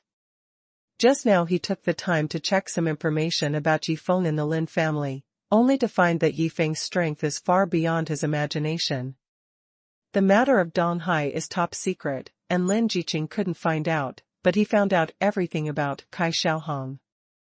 Thinking of Yi Feng being able to kill that terrifying mutated monster alone, Lin Jiqing knew deeply that there was a reason why his sister brought Yi Feng to be the security guard for the fair, and it was even more reliable than any other security company. Spectrum. At this moment when Yi Feng gave him a cold glance, Lin Jiqing swallowed his saliva, and subconsciously took several big steps back. It's a pity. Yi Feng lowered his head, looked at the white man who was stepped on his chest, squinted his eyes, but saw that the man was already foaming at the mouth, and was knocked unconscious by the flower pot, which was broken into several pieces. Halfway, the porcelain fragments were broken on the smooth tiles, and the mud was scattered all over the floor. Take him away. As soon as Yi Feng spoke, two scarred brothers ran over and grabbed the white man on the ground. Sorry, this international friend has a bomb on him, and we suspect he is the killer. Yi Feng stretched out his hand and took out a palm-sized flat precision bomb from the white man's arms. This is a small remote control bomb. Unfortunately, the white man is already foaming at the mouth and unconscious. After all, it was the flower that Yi Feng smashed over. Pot. As soon as they saw the flat bomb that Yi Feng took out, all the surrounding crowd screamed, and the whole scene immediately became chaotic. All the people present were rich and well-informed people. How could they not know what Yi Feng was holding? That gringo is really a killer, and he hid a bomb with him. Lin Jiqing's face changed suddenly. He couldn't figure it out. How did Yi Feng suddenly find out that this guy had a bomb hidden in his arms? It really is unfathomable. It seems that Lin Shiqing's choice is undoubtedly correct. In fact, according to Ling Chen's observation, the white man had dismantled the electronic bomb into several parts in advance, and hid them in various places throughout the expo center. After arriving, he secretly assembled them and prepared to wait for the opportunity. The reason why they didn't do anything was probably because the white man wanted to wait for the best time, that is, when the expo center was the most crowded, so that when the bomb exploded, it would have the greatest destructive power and cause the greatest economic loss to Huagua. It's a pity that this delay was discovered by Ling Chen, who was flying by in the sky. When the bomb was a spare part, Ling Chen and Zhao Yibei couldn't recognize it. Now it's assembled by a white man. If they can't recognize it again, their lives will be in vain. After all, it is impossible for ordinary people to carry such an extraordinary bomb. Electronic equipment, which looks suspicious at first glance. Continue to be vigilant and be more careful. Yi Feng grabbed a killer and didn't relax easily. Instead, he asked Zhao Yi and Ling Chen to continue to relax, while he commanded Dao Scar and his brothers to drag the white man into an office next to him. As for the chaotic scene, Yi Feng didn't bother to take care of it, so he left it to Scar and the others to deal with it. You go out. Yi Feng drove everyone away, leaving only him and the white man, and he wanted to get some useful words out of the other party. As for Long Wan'er and Su Menghan, knowing that Yi Feng had something to do, they were very obedient and didn't bother him. Immortal art, hypnotism.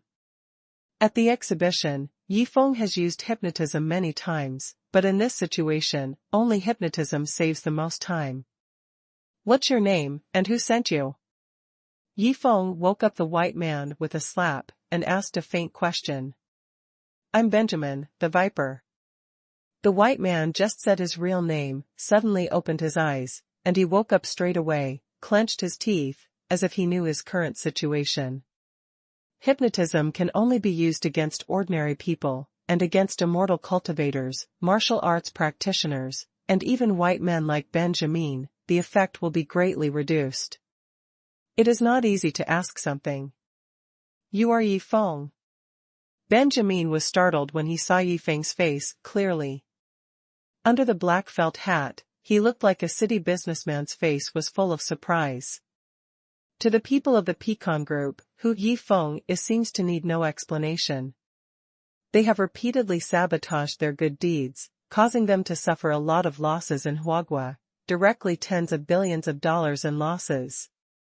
The cost of building a nuclear submarine alone is billions, and there are various other losses, which are simply countless. It cannot be blamed that the Pecan group hates February.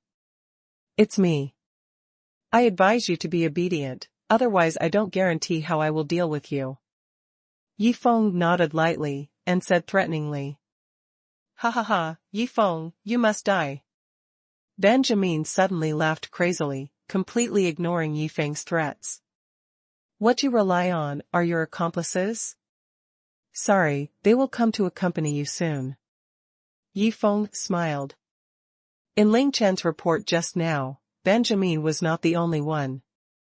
There were a total of 3 killers in this group, but the most sophisticated bomb was on Benjamin. That's why Yi Feng caught Benjamin first, but now, the other 2 should also be arrested, right? Just as Yi Feng thought, at this time, Scar and South were chasing 2 other killers. These 2 guys just wanted to assemble their own bombs, but unfortunately, with the example of Benjamin in front, they just started assembling the bomb was discovered by Ling Chen and Zhao Bei respectively. Almost without hesitation, those 2 guys turned around and ran away, and they were equipped with sophisticated equipment that could not lose to the National Security Bureau. It's a pity, whether it's Scar or Nanfang, it's really easy to catch up with these 2 guys. According to the guide, Nanfang quickly found a suspicious person wearing a black coat. It was a bald-headed, black strong man. When he found him, he was outside a toilet on the first floor of the expo center, casually waiting for someone. Suddenly, the expression of the black man changed. He seemed to feel something. He immediately turned his head and ran to a safe exit passage. At this time, the South happened to come over. He realized that the white man above was restrained by Yi Feng, but the black man noticed it. However, it's not that easy to escape from Nan's hands. At this time, the South not only borrowed a set of sophisticated equipment from the National Security Bureau, but also possessed the electric jumping boots of the exorcist and the crossbow of breaking the devil, and also cultivated the mental method of the hidden fairy school. In terms of equipment, it is better than the other party. Much stronger. It was almost just an instant. South closely followed the footsteps of the black man and chased after him. He quietly released a throwing knife in the safe passage. Puff. The flying knife accurately hit the back of the black man's neck. Fresh blood splashed out all of a sudden. The whole person fell to the ground without warning. It seemed that he would not survive. Ghost crying knife technique. It's quite easy to use. Nan thought in his heart. quickly approached and dragged the black killer's body away. Female. When Scar found the target, a blonde girl in a long red dress, the other party was having a cordial conversation with a fat businessman from Hua country, and made ambiguous moves from time to time, teasing the fat businessman from Hua country. Come and hear some news. It's the same as the blacks in the south. As soon as the tall blonde girl realized that something happened to Benjamin above her, her expression changed slightly.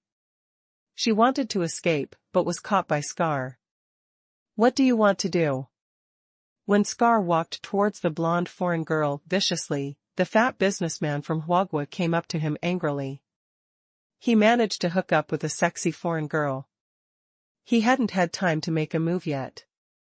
He couldn't be destroyed by life. It's a pity that Scar ignored him at all. Go away.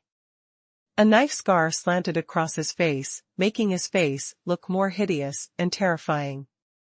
In addition, he had already pulled out a machete from his waist during the approaching process. Pale as paper. Machete. Isn't this scarred face the head of the security guard at the fair? He actually has a machete and wants to kill people. Scar doesn't care about anything else at all. He only knows to fulfill the orders given by Yifeng. But for that sexy bastard, fighting recklessly with Scar is obviously not a wise choice. One look at the Scar is killing people without blinking an eye. Even facing her an exotic beauty, she will not show any mercy. The foreign girl is a killer. Of course she knows the stakes. She made a decisive decision. She kicked the fat businessman behind the knee with her high-heeled foot. Kicked him to the ground. Then she grabbed the collar and lifted him up. Up. The whole action took less than a second. The fat businessman was stunned. What the hell is going on here? The sexy foreign girl I talked to suddenly became a master of kung fu. No matter what he said, he weighed 200 caddies. But he was held by the sexy foreign girl like a chicken. The fat businessman suddenly realized that the situation in front of him seemed to be more complicated than he imagined. However, what followed him was the gleaming machete in Scar's hand. The bright silver blade was like a life-threatening talisman. Fat businessman is out of his mind.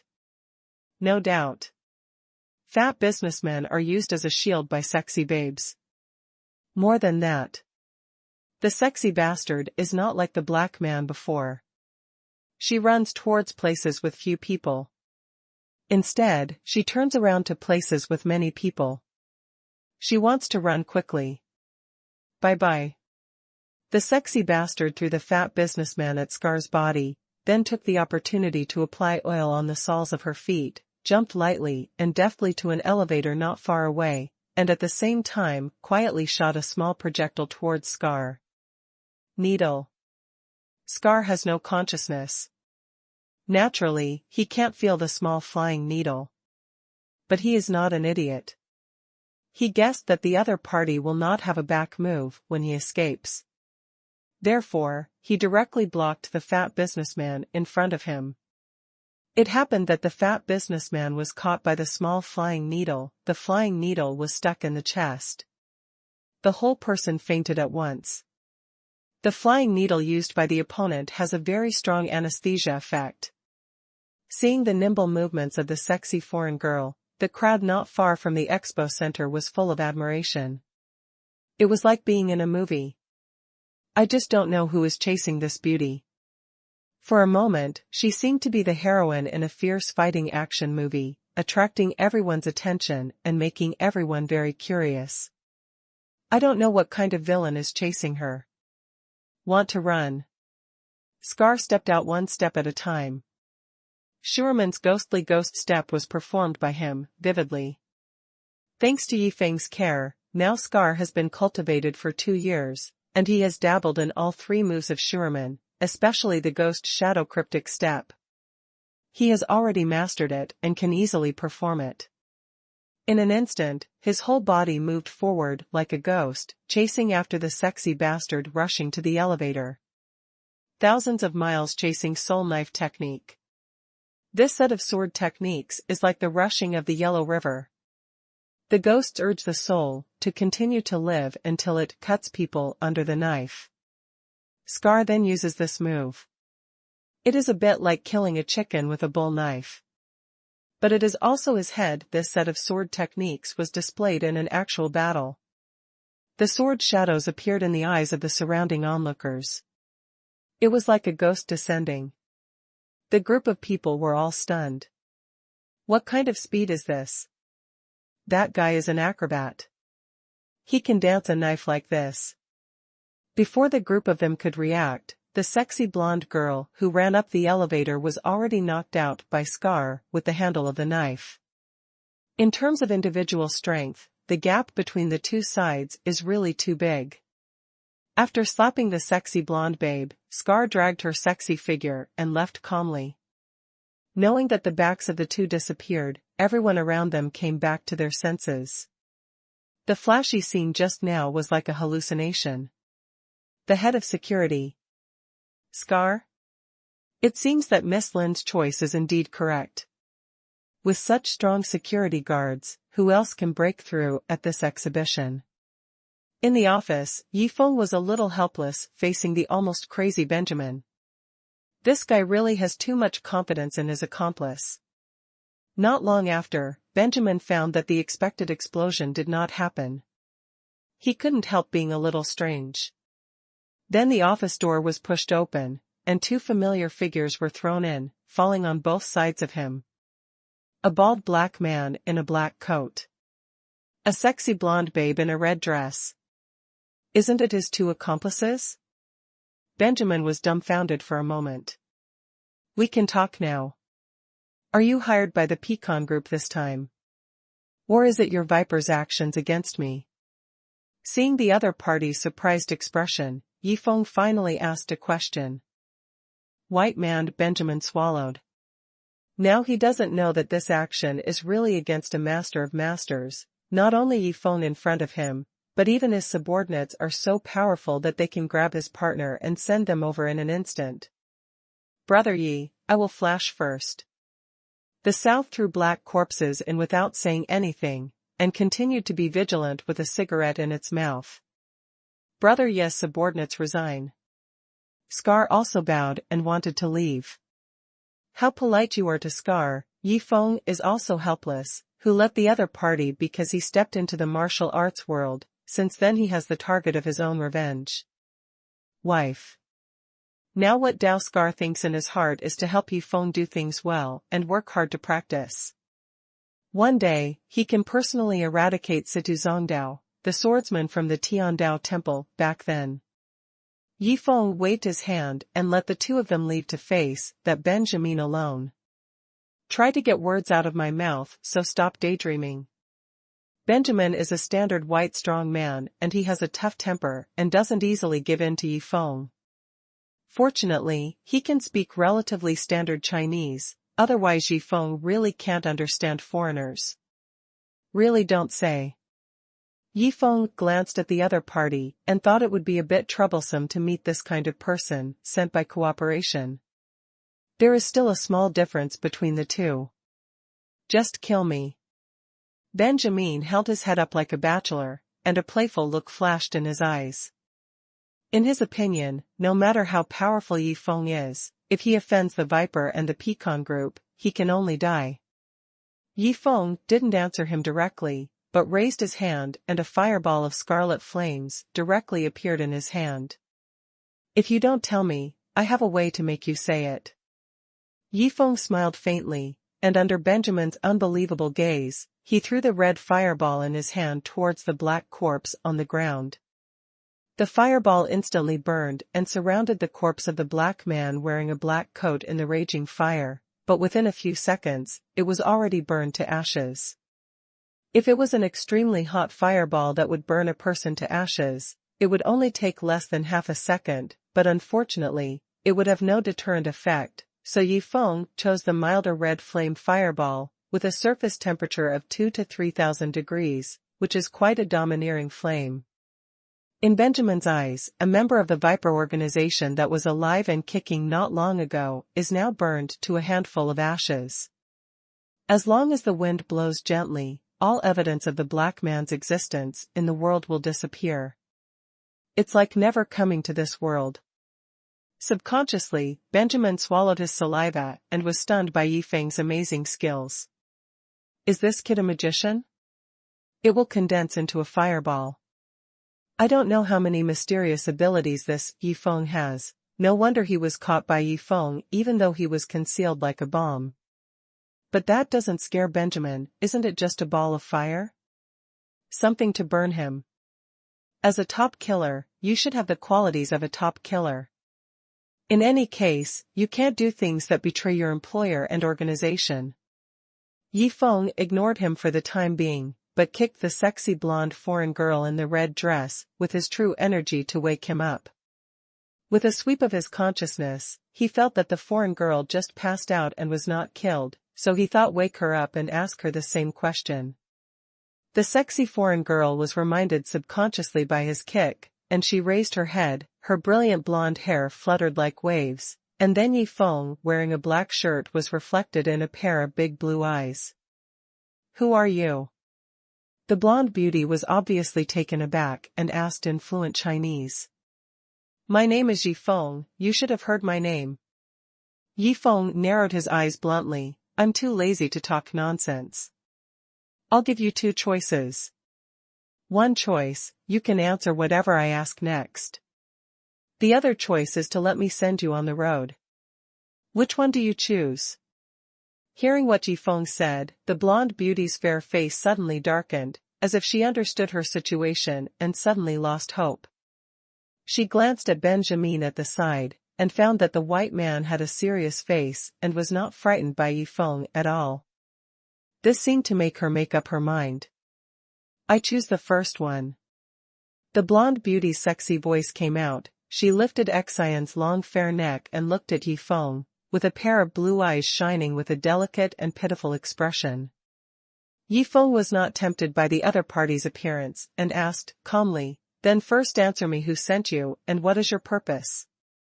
I'm from the Pecan Group, and this is Mr. Benjamin from the Viper Killer Organization, one of the top 100 killers in the world.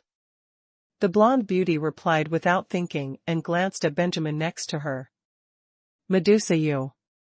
Benjamin was furious all of a sudden. He never thought that this woman would fall to Yifeng's side so simply.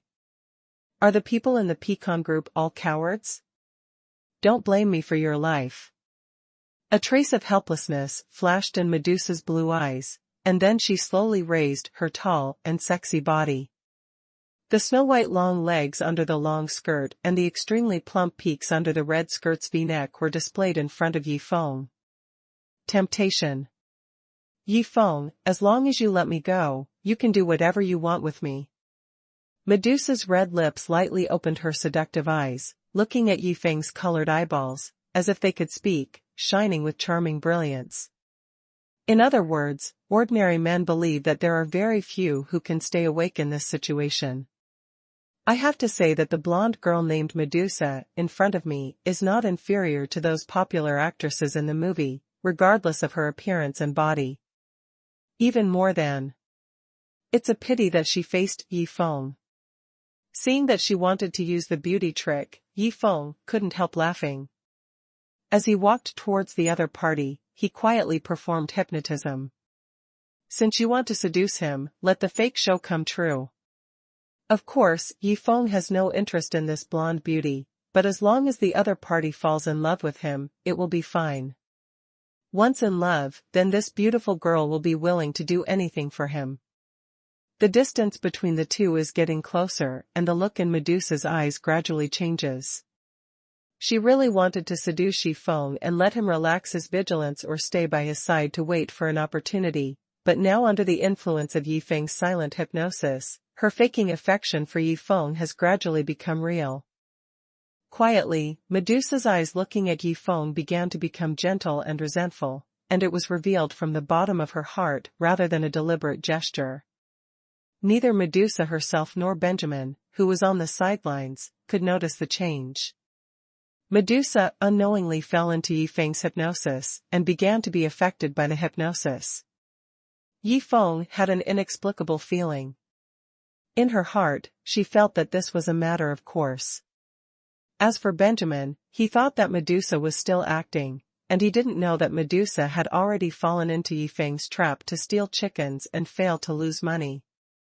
He even spent the rest of his life in it, and she and herself were also involved.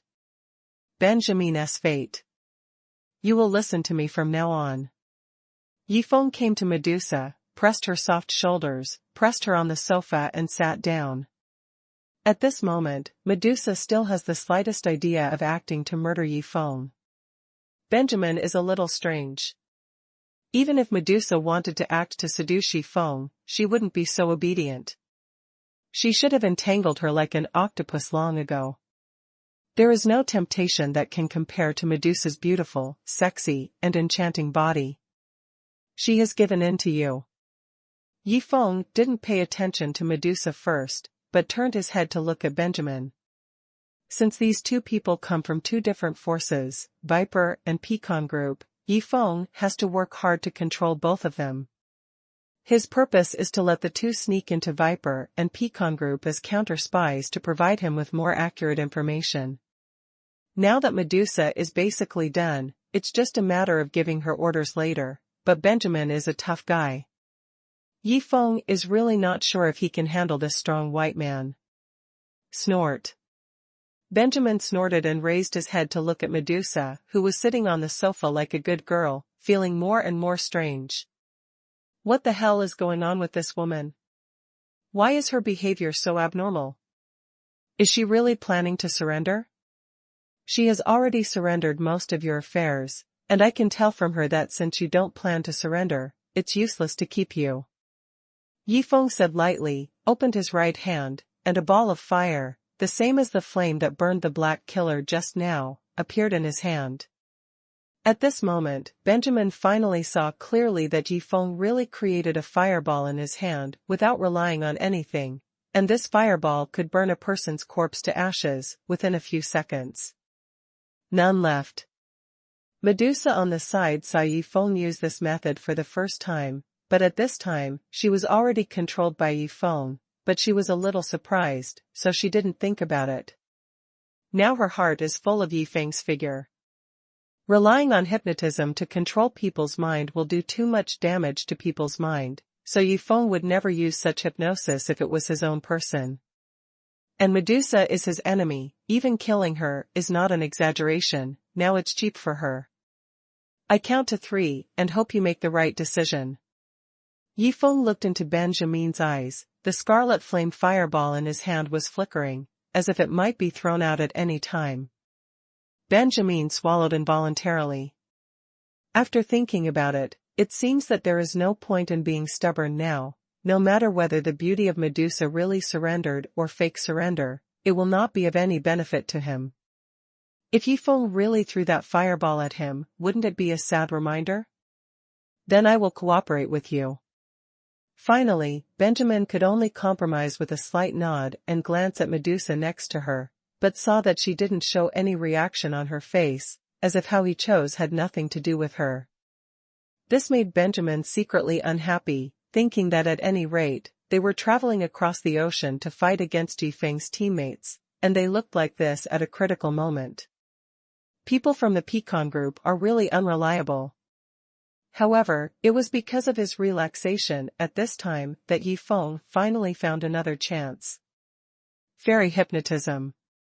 Yifeng stared at Benjamin's eyes without thinking about it, used hypnotism to subconsciously tell the other party that Yifeng is his immediate boss, and in all future actions, Yifeng's interests must be considered first. Benjamin's eyes suddenly became dull and then became clear again, but this time Benjamin is no longer the Benjamin just now, and his attitude towards Yifeng has changed from the bottom of his heart. Yifeng's hypnotism has little effect on a determined person, but Benjamin's mind has been disturbed by Medusa, and finally Yifeng took advantage of it to win his mind in one fell swoop. Next, Yifeng's task is to clarify things about the Viper and the Pecan group, and instill some ideas into the two of them, so that they can become Yifeng's spies and penetrate into the opponent's organization. After a long time, Yifeng walked out of the office alone. The espionage project was finally completed. Starting tomorrow, Benjamin and Medusa will each return to the Viper Killer organization and the Pecan group to become Yifeng's eyes and ears, and Yifeng has a more thorough understanding of these two international organizations. Benjamin is one of the top 100 top killers in the world. What he is good at is communicating with people, disguising his identity, and launching a fatal blow to the mission target in the crowd. This is almost the same as the hidden killing technique in the world of cultivating immortals, which can hide one's true cultivation base and identity. When the target is close to the target, or even chats happily with each other, a sudden violent blow is fatal. In terms of the number of kills, the difficulty of completing the task and the success rate, Benjamin is on the same level as the previous exorcist Nicostan, but in terms of frontal combat ability, Benjamin is better than Nicostan. Worse than one. Of course, what Yifeng needs to easily kill Nicostan is not the ability to fight head-on. Benjamin's overall quality is far superior to that of Nicostan, which is of great use to Yifeng. As for the blonde girl Medusa, she is one of the world's most wanted criminals recruited by the Pecan group. A year ago, the woman of the big drug lord in Europe and America was wanted by the US government. After that, both Medusa and the big drug lord became Pecan lackey. It seems that the Pecan group and the United States have a lot of concealment between each other. The Pecan group actually harbors wanted criminals from the United States. Obviously, it doesn't attach much importance to the authority of the United States. It's a pity that both Benjamin and Medusa don't understand the core situation of their respective organizations, which makes Yifeng slightly regretful, but fortunately, they are both important.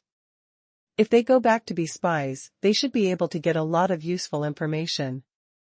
Yifeng was walking out when he suddenly felt a soft body in his arms. A sexy body exuding fragrance suddenly crashed into his arms. "Hey Miss Lin, what are you doing here?" Yifeng looked down and saw that it was Lin Shiqing, who ran over in a hurry and accidentally bumped into him. To be slammed into the arms of a top-notch yujia like Lin Shiqing is quite a temptation for any man. Yifeng also couldn't help swallowing his saliva. When he lowered his head, he could see a deep ravine under the collar of Lin Shiqing's shirt. Accompanied by 2 house of round snow, he subconsciously stretched out his hand and hugged it. Her slender and soft waist. "You." Lin Shiqing's face turned red, and she realized it immediately. It was she who rushed into Yifeng's arms in a hurry. Yifeng couldn't be blamed for such a reaction. "Sister Lin, why is it so urgent?" Yifeng was also a little embarrassed. He changed the subject and asked. As soon as Yifeng asked this question, Lin Shiqing immediately remembered. She really had something important to do just now. That's why she ran into Yifeng's arms in such a panic. It's not good. Shachi is blocked at home. Lin Shiqing's expression was extremely anxious. When Yifeng heard it, he felt a little strange. What does that little girl Xiaoqi mean by being stuck at home? Seeing Yifeng's puzzled expression, Lin Shiqing immediately explained, "It's my third uncle." Lin Rentian took Xuanhuan to Zhao's house. He is forcing Xiaoqi to marry Xuanhuan. As soon as these words came out, Yifeng's expression became weird immediately. Let that little girl Xiaoqi marry an idiot. Lin Rentian really had an idea. His son became an idiot, so he hurriedly prepared for his funeral. He also wanted to find him a beautiful wife. When something like this happened, Yifeng felt that he couldn't look at Xiaoqi fell into the tiger's mouth. Not to mention other things, just this old guy Lin Rentian, even if he couldn't be killed, it would be hard to vent Yifeng's hatred without slapping him a few times. He made trouble for Yifeng several times. If Yifeng can bear it like this, then he is really a living god. Sister Lin, let me go with you to have a look. Yifeng immediately said to Lin Shiqing. What about this side? Lin Shiqing hesitated a little. With my people here, nothing will happen. And the people from the Pecan group have already been taken care of by me. The corner of Yifeng's mouth curled up. Lin Shiqing felt a little surprised when she heard it. Just now she only heard that Yifeng had arrested a white man who looked like a killer. But she didn't expect Yifeng to get it done so quickly. How is it? Are there any accomplices? Will there be others? Lin Shiqing asked nervously. Accomplices have also been caught. The fair has also been secured. Yifeng smiled. A jewelry fair is not worth sending too much force from the Pecan group. After all, it is not fun to go on missions in China. If there are too many people, if something goes wrong, it will be a huge loss. Of course, the Pecan group and the Viper organization are enemies of Yifeng. Whether it is economic losses or manpower losses, it is destined to be very huge. Just as Yifeng finished speaking, Benjamin and Medusa walked out of the office on the side together. When there is no Yifeng around, the reaction and behavior of the two are the same as usual.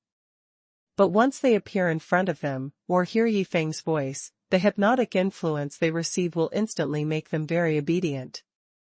At this moment, in front of Lin Shiqing, the two saluted Yifeng respectfully. Then they parted ways and left the expo center. They were ready to complete the task according to Yifeng's arrangement. Benjamin is the gold medal killer of the Viper organization. His mission is to spy on the next action of the Viper organization.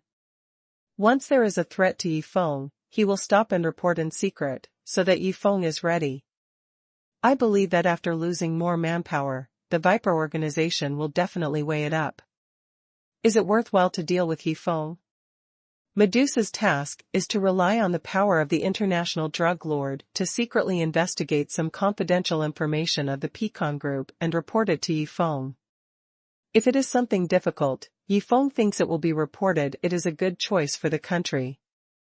Yifeng doesn't want to participate in this kind of contest between big forces, if possible. Then just find a way to shift the focus of the conflict.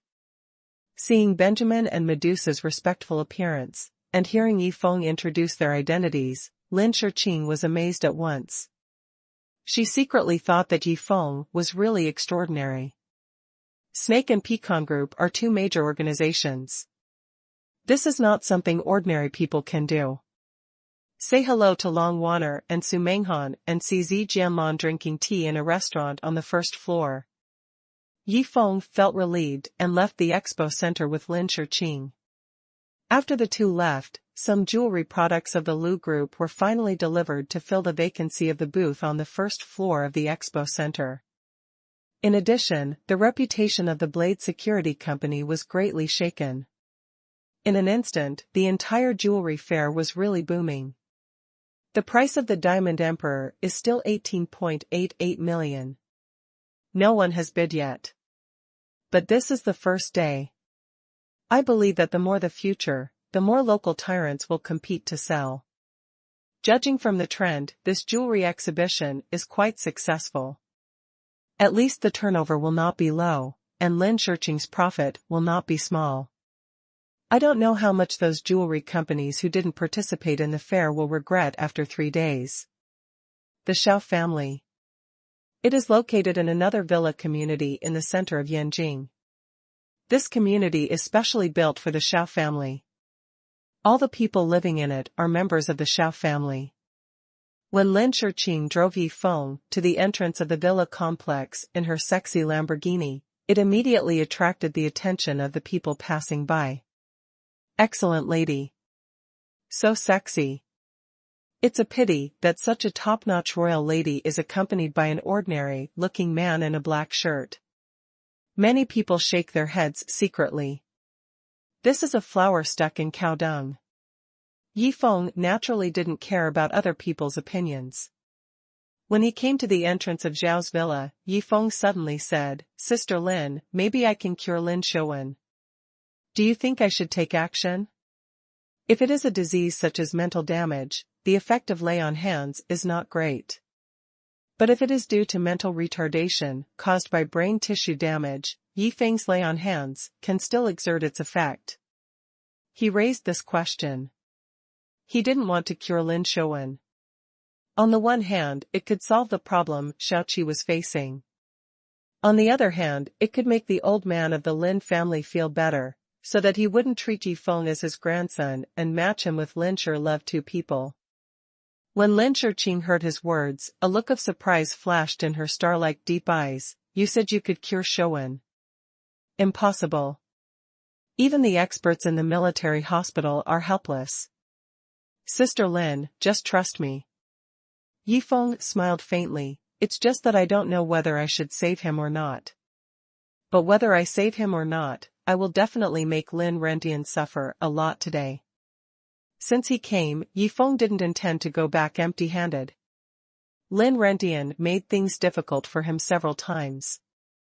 He had to ask for some interest.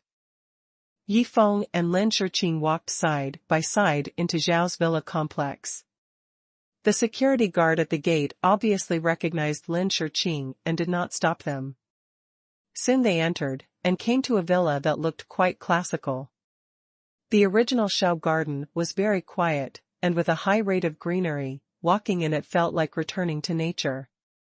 However, in front of the Xiaoyuan villa, a group of people had already gathered, confronting each other in a tense atmosphere.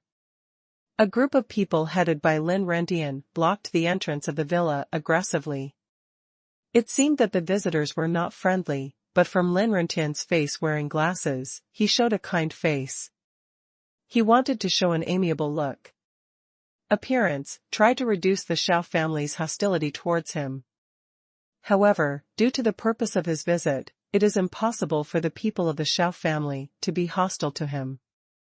A van parked outside the courtyard of the villa. Yifeng swept his consciousness, and found that Lin Xuanhuan, who had become an idiot, was in it, being looked after by a nanny, with a dull look in his eyes, drooling from the corners of his mouth. Being caught, the nanny kept wiping it off, and it looked rather ugly. I believe that any sane woman would not like such a man. Of course, unless they are those influential women who like to follow others, they will not let this opportunity go. Isn't that just marrying an idiot? From now on, she can turn a chicken into a phoenix, and become the daughter-in-law of the Lin family in Yanjing. You must know that the Yanjing Lin family is the most powerful family in the entire Huagua. If you can marry into a wealthy family, I believe that this number will definitely squeeze people's heads. However, Xiaoqi is not such a woman. The entire Xiao family doesn't need to cling to the Yanjing Lin family, let alone use such a shameful method. Lin Rentian, I will definitely not agree to this matter. A middle-aged man in a Chinese tunic suit looked stern and solemn. He was 1.8 meters tall, but there was firmness and determination in the depths of his eyes. He is Xiaoqi's father, Xiao Deqing, the current head of the Xiao family. Xiao Deqing is an upright man with great business acumen, and has a high prestige in the business circles of Huagua today. His ability is unquestionable. With his own power alone, he can bring the Xiao family, which was originally not well known, into the upper class of Yanjing, and become a second-rate family in Yanjing. This ability is not much in the entire Huagua today. His character is also unquestionable. He has always advocated businessmen to be based on honesty and credit, and even helped negotiate and resolve many serious trade disputes in the Huagua business community, making countless contributions to the entire Huagua economy. I'm not forcing you. Lin Rentian stood at the entrance of the villa, pushed his glasses on the bridge of his nose, and said lightly, now as a society ruled by law, if you don't want to, I can't do anything to you, but... While talking, he glanced lightly at Xiaoqi, who was standing behind Xiao Deqing.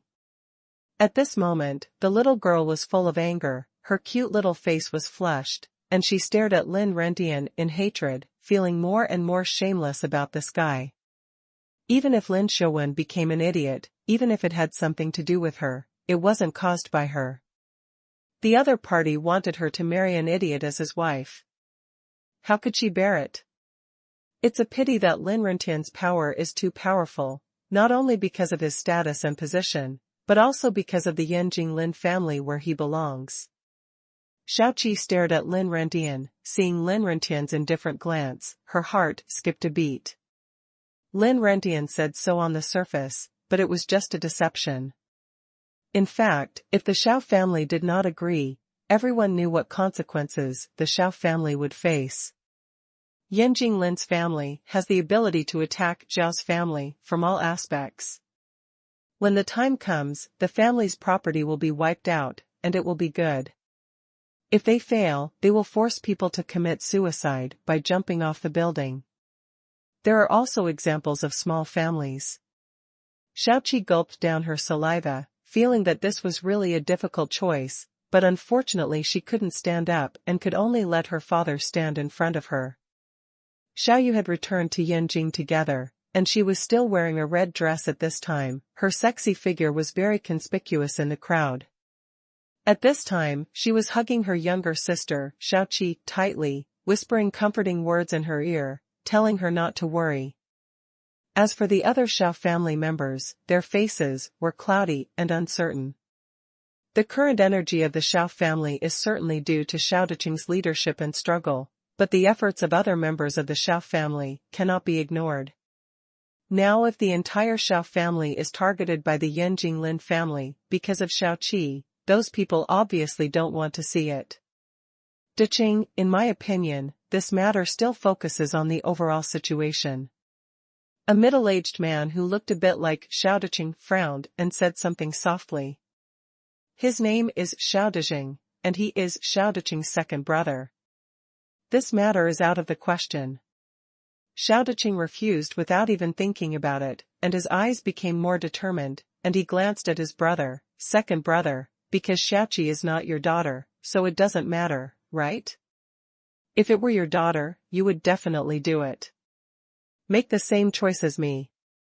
When his second brother heard this, he took 2 steps back in embarrassment. He didn't dare to answer this sentence, otherwise, if Xiao Deqing made an inch, wouldn't it be a tragedy for him to send his daughter out to marry that idiot? So, how you want to deal with my Xiao family, you can just come. I, Xiao Deqing, have done a good job, so there is nothing to be afraid of. Xiao Deqing raised his head and looked at Lin Rentian who was on the other side. A sneer flashed in his eyes, as if he looked down on Lin Rentian very much. Now everyone knows that Lin Rentian has always been at a disadvantage in the struggle with Yi Feng. One must know that Yi Feng has just graduated from high school, while Lin Rentian is the backbone of the Lin family and has been in society for many years. This kind of confrontation between the two sides can produce such an astonishing confrontation result. Either Yi Feng is too good, or Lin Rentian is an idiot. Undoubtedly, Xiao Deqing is more inclined to the latter.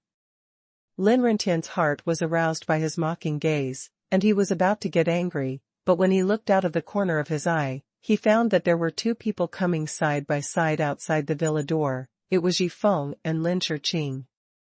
This made Lin Rentian's hair stand on end, and he became vigilant. Now he dare not ignore Yi Feng in the slightest. Don't rush to make a decision. Yi Feng walked beside Ji Pinyu Jia, a little refreshed, looked at the people in the villa courtyard while walking, and said with a smile, "Let me try it first, and cure Lin Xuanhuan." As soon as these words came out, there was an uproar among the crowd. What, Yi Feng wants to cure Lin Xuanhuan, who has become an idiot? How can this be? You think you are a fairy? Immediately, someone couldn't help but uttered a sarcasm in his tone. This is a member of the Xiao family who recognized Lin Shiqing but didn't know who Yi Feng was. Yi Feng glanced at the other party indifferently, and didn't bother to reply. He didn't pay attention to Lin Rentian. He wanted to rule Lin Xuanhuan not for Lin Rentian, but to please Lin Hongchuan. As for Lin Rentian, after curing Lin Xuanhuan, settle accounts with him. When Yi Feng appeared at the entrance of the villa and said something astonishing, both sides who were originally confronting each other were stunned. Yi Feng poetry. Xiaoqi saw the 2 people's eyes lit up and immediately waved her little hand. Beside her, Xiao Yu, who is wearing a red dress and has a hot figure, felt a sense of security in her heart when she saw the two coming side by side for no reason. Yi Feng is an unusual person, and since Lin Shiqing is here, even if Lin Xuanhuan can't be cured, there must be a way to drive Lin Rendian and the others away, right? Xiao Deqing watched Yi Feng walk into the villa with a hint of curiosity in his originally resolute gaze. He has heard about Yi Feng for a long time, but he has not seen it. Recently, the elite circles in Yanjing have been spreading rumors about Yi Feng. Even though he thinks the rumors are a bit exaggerated, Xiao Deqing still thinks that he is a rare talent. It's just that he threatened to cure Lin Xuanhuan as soon as he came here. If Lin Xuanhuan could be cured so easily, Lin Rendian wouldn't have come to them. The Xiao family insisted on forcing Xiao Qi to marry him. Xiao Deqing looked at Lin Shiqing, who was walking beside Yi Feng with a slim figure and a smile on his face, with doubts on his face. It is possible to say that Yi Feng spoke without thinking, but with Lin Shiqing at the side, the two of them still acted as if it was a matter of course. Asshole. Lin Rendian immediately turned his head, pointed at Yi Feng's nose, and cursed angrily. His son Lin Xuanhuan becoming an idiot was not caused by Yi Feng. Now everyone knows that Yi Feng is the masked man from before. No matter how Lin Xuanhuan became an idiot, Yi Feng must have something to do with it. With such thoughts, Lin Rendian felt that Yi Feng's threat to cure Lin Xuanhuan here was simply slapping him naked to embarrass him. Who wants their son to be an idiot?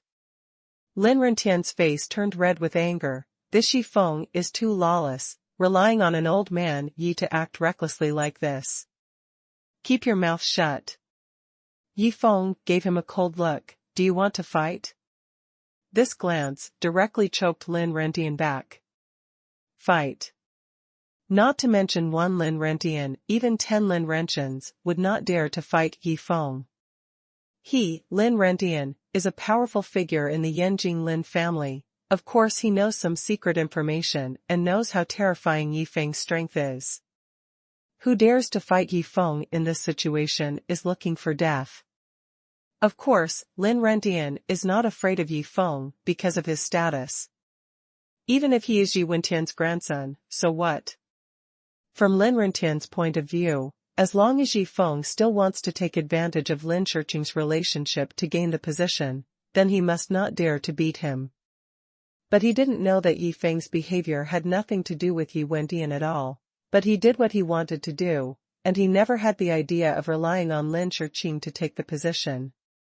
To put it bluntly, no matter how powerful the secular world is, it's just a cloud to Yi Feng. He doesn't take these things to heart. Samboi, I think it's better for you to restrain yourself a bit. Lin Shiqing looked at Lin Rendian with a smile on the side. She is more aware of Yi Feng's character than Lin Rendian, and also of Yi Feng's strength. Even the members of Viper Organization and Pecan Group are controlled by Yi Feng every minute. Yi Feng is still afraid of Lin Rendian. Lin Rendian also felt angry about Lin Rendian bringing the idiot Lin Xuanhuan to Zhao's house to force Lin Shiqing to marry her. If she were to handle this matter, it might not be able to restrain Lin Rendian, who is determined to go his own way. But if it was Yi Feng, there would be no difficulty at all. Are you from the Lin family? Facing Lin Shiqing, Lin Rendian's ferocious flames fueled again, and asked sharply. It's just that in my opinion, people from the Lin family would not do such crooked things. Lin Shiqing said lightly and counterattacked calmly. If you let Grandpa know about this, you think he will support your decision. Hump Xuanhuan has become like this, someone must be responsible, if not, you think I can like a woman from the Xiao family. As Lin Rendian spoke, he glanced at Yi Feng, who was beside him. Everyone could see what he meant, cure Lin Xuanhuan if you have the ability.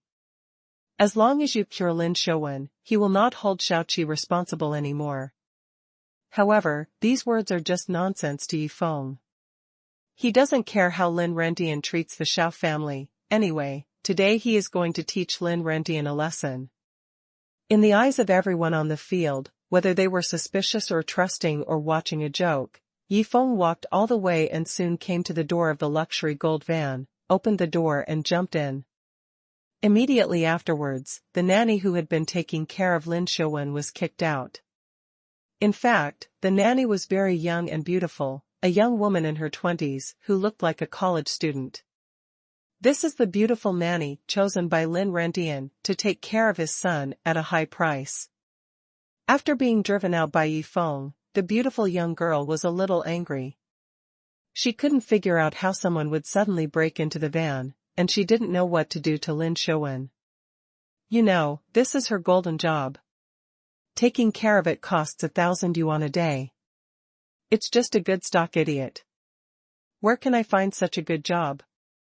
Of course, she also knew that after she came out, she took a look at the scene, but saw Lin Rendian and others were all looking at this side, but they didn't stop the young man in the black shirt just now. She couldn't help but wonder what the kid wanted to do when he broke in. Lin Rendian brought the members of the Lin family over from afar, his face extremely gloomy. He was not afraid that Yifeng would be unruly to Lin Xuanwen.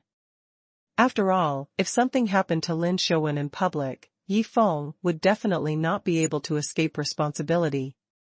Even Yu Wendian would not be able to excuse Yifeng from responsibility. Instead, he was looking forward to Yifeng being able to save Lin Xuanwen.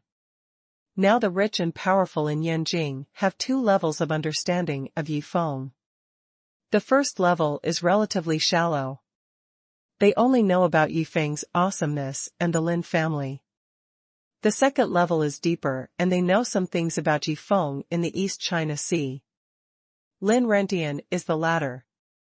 Knowing about Yifeng's affairs in the East China Sea, he definitely stands in a very high position in China.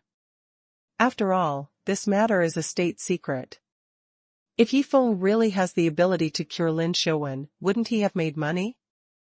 Lin Rendian thought so in his heart, raised his head and glanced at the luxurious golden van not far away. Xiao Qi, Xiao Yu, Xiao Deqing, Xiao Dejing and other members of the Xiao family also turned their attention to the door of the van, feeling nervous but puzzled. Lin Xuanwen has become such an idiot, it is really possible for Yifeng to cure him. Just half a minute later, the luxury gold van door was suddenly opened from the inside. Two figures came out of the van one after the other. It was Yifeng and Lin Xuanwen.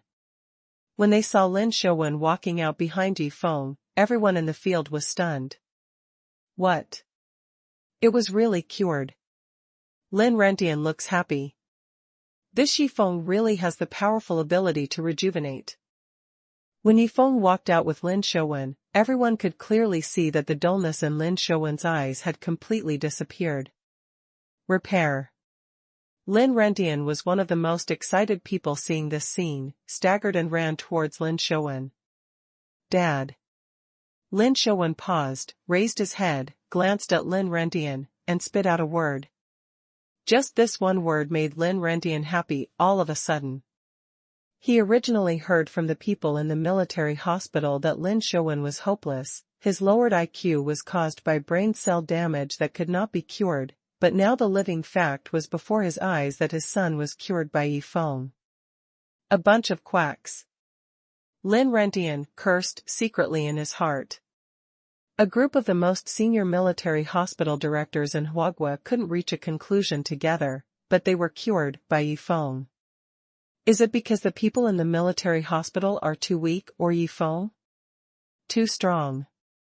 When Lin Rendian ran towards Yifeng and Lin Xuanwen, other people on the field also had different expressions.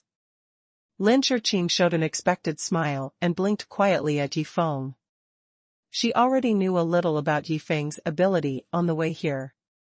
Qing chose to believe in Yifeng. Now it seems that Yifeng did not disappoint her. No matter what, Lin Xuanwen was always her younger brother and always an idiot, which made her have a lump in her heart. Now after being cured by Yifeng, the lump in her heart finally disappeared without a trace. The two girls, Xiao Qi and Xiao Yu, stood far behind Xiao Deqing, looking at Yifeng and Lin Xuanwen who came out of the luxury golden van, and they all had expressions of surprise and admiration on their faces. Yi Feng succeeded. At the beginning they didn't really believe it, but now the facts are in front of them, they can't help but believe it. But besides the surprise, the two girls are more happy.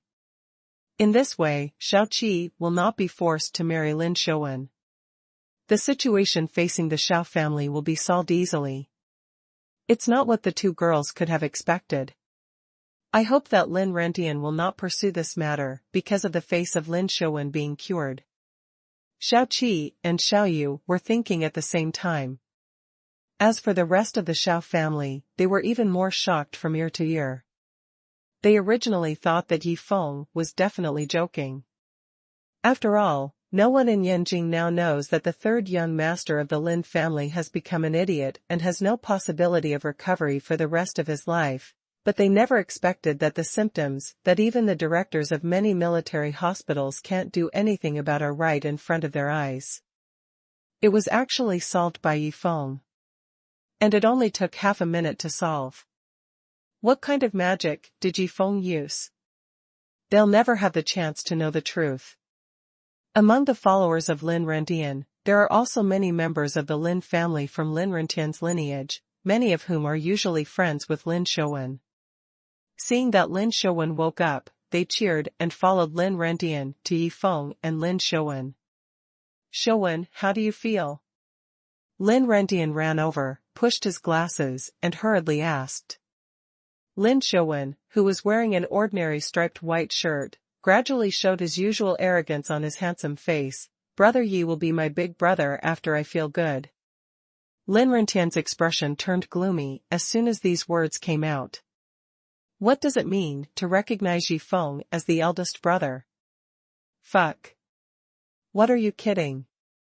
Lin Rentian's first reaction was that Lin Xuanhuan's illness is still not cured and needs to be treated, otherwise how could he recognize Yi Feng as his eldest brother?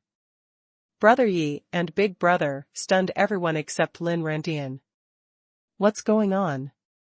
Everyone knows that Lin Xuanhuan and Yi Feng were at odds in the past, but now. Yi Feng himself was also puzzled by this.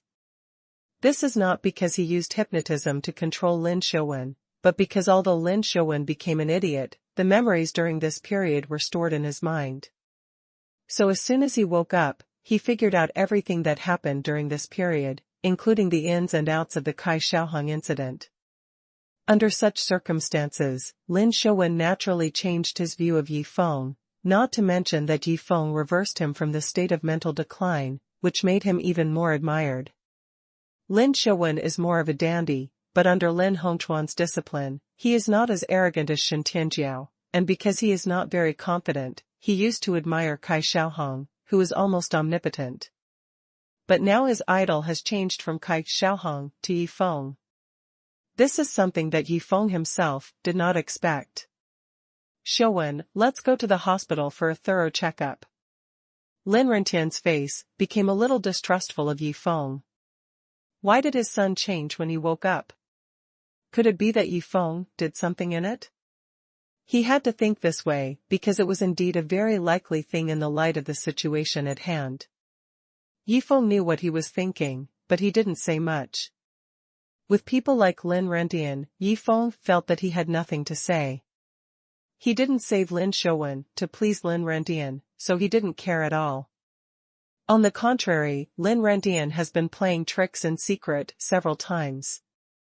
If he doesn't show some color today, wouldn't Yi Feng be too cowardly? "Dad, let's go." Lin Xuanhuan just woke up from that muddled state. He was taken aback when he heard this. Why didn't his father even say thank you to Yi Feng? At least it was Yi Feng who woke him up. Walk. Lin Rentian resolutely turned half of his body and glanced sideways at Yi Feng. "If there is any mistake in Xuanhuan, you will be responsible for it and we will leave." With a big wave of his hand, he led the people of the Lin family to get in the car and leave. However, soon they found a figure standing firmly in front of them was Yi Feng. "What you up to?" Lin Rentian snorted coldly and stared at Yi Feng. In his heart, it would be good if he didn't trouble Yi Feng and the Xiao family. Yi Feng still dares to block his way. Do you really think that you can be arrogant if you have some strength? Seeing Yi Feng stop in front of Lin Rendian and the others, Lin Shiqing, Xiao Yu, and Xiao Qi, who originally wanted to come over, were a little surprised at what Yi Feng was trying to do. You want to leave before the bill is settled. Yi Feng just stood in front of Lin Rendian and the others, quietly looking at Lin Rendian's face wearing glasses and the fox-like cunning in the other party's eyes. What account do you want to account for? When Lin Rendian heard this, he felt like laughing. Yi Feng actually wanted to settle accounts with him.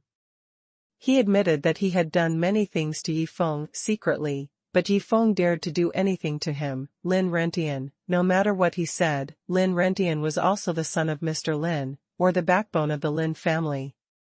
If Yi Feng wants to do something to him, he must weigh the consequences. Lin Rendian admitted that Yi Feng's force value is very strong, but what's the use? After all, now is a society ruled by law, and the power of science and technology is so advanced, even the strongest existence in the martial arts world is in balance with the world, and they dare not come to the modern city to act arrogantly. If Yi Feng was an ordinary martial artist, he really couldn't do anything to Lin Rendian. After all, he was restricted by various rules. But it is a pity that he is from the world of cultivating immortals. A mere Lin Rendian dared to show off his power in front of him by relying on his power. If this was placed in the world of cultivating immortals, he would have been trampled to death countless times. Amidst the surprised and contemptuous smiles of the surrounding people, the corners of Yi Feng's mouth curled up slightly, and he took a step towards Lin Rendian. What you up to?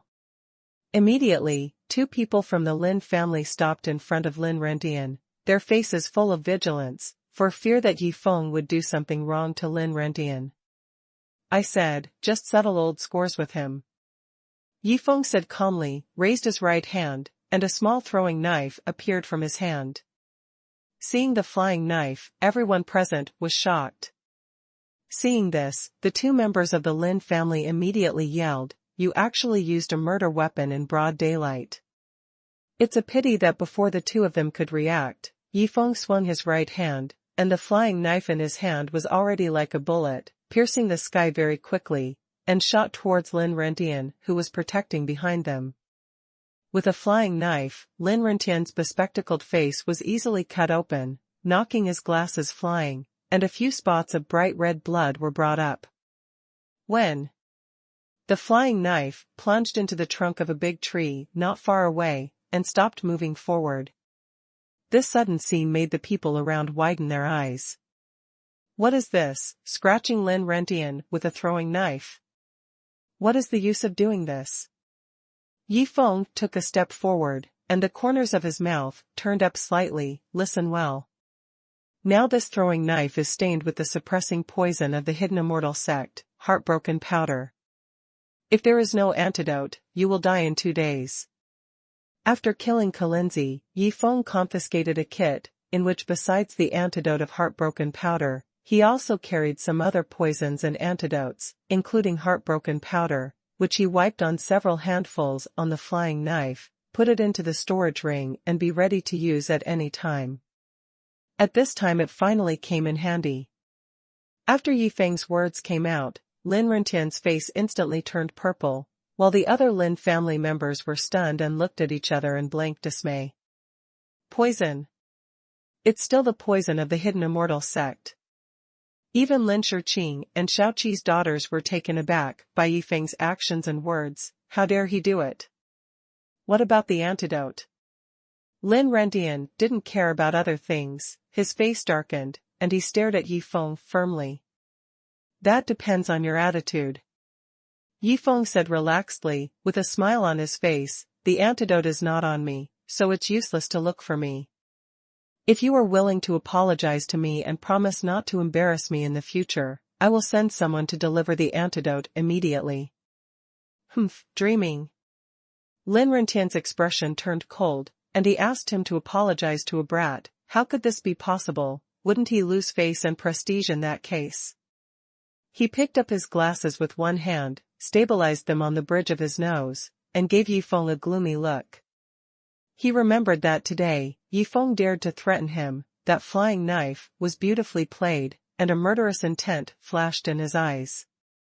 It's a pity that Lin Rentian knew that Yifeng was powerful, so he didn't dare to do anything to Yifeng here.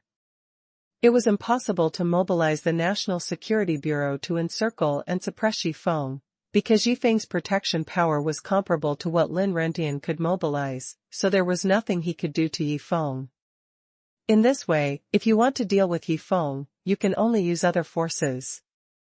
As for the poison of heartbroken powder on his body, Lin Rentian felt that it would be easily cured when he went back to the military hospital and took a look.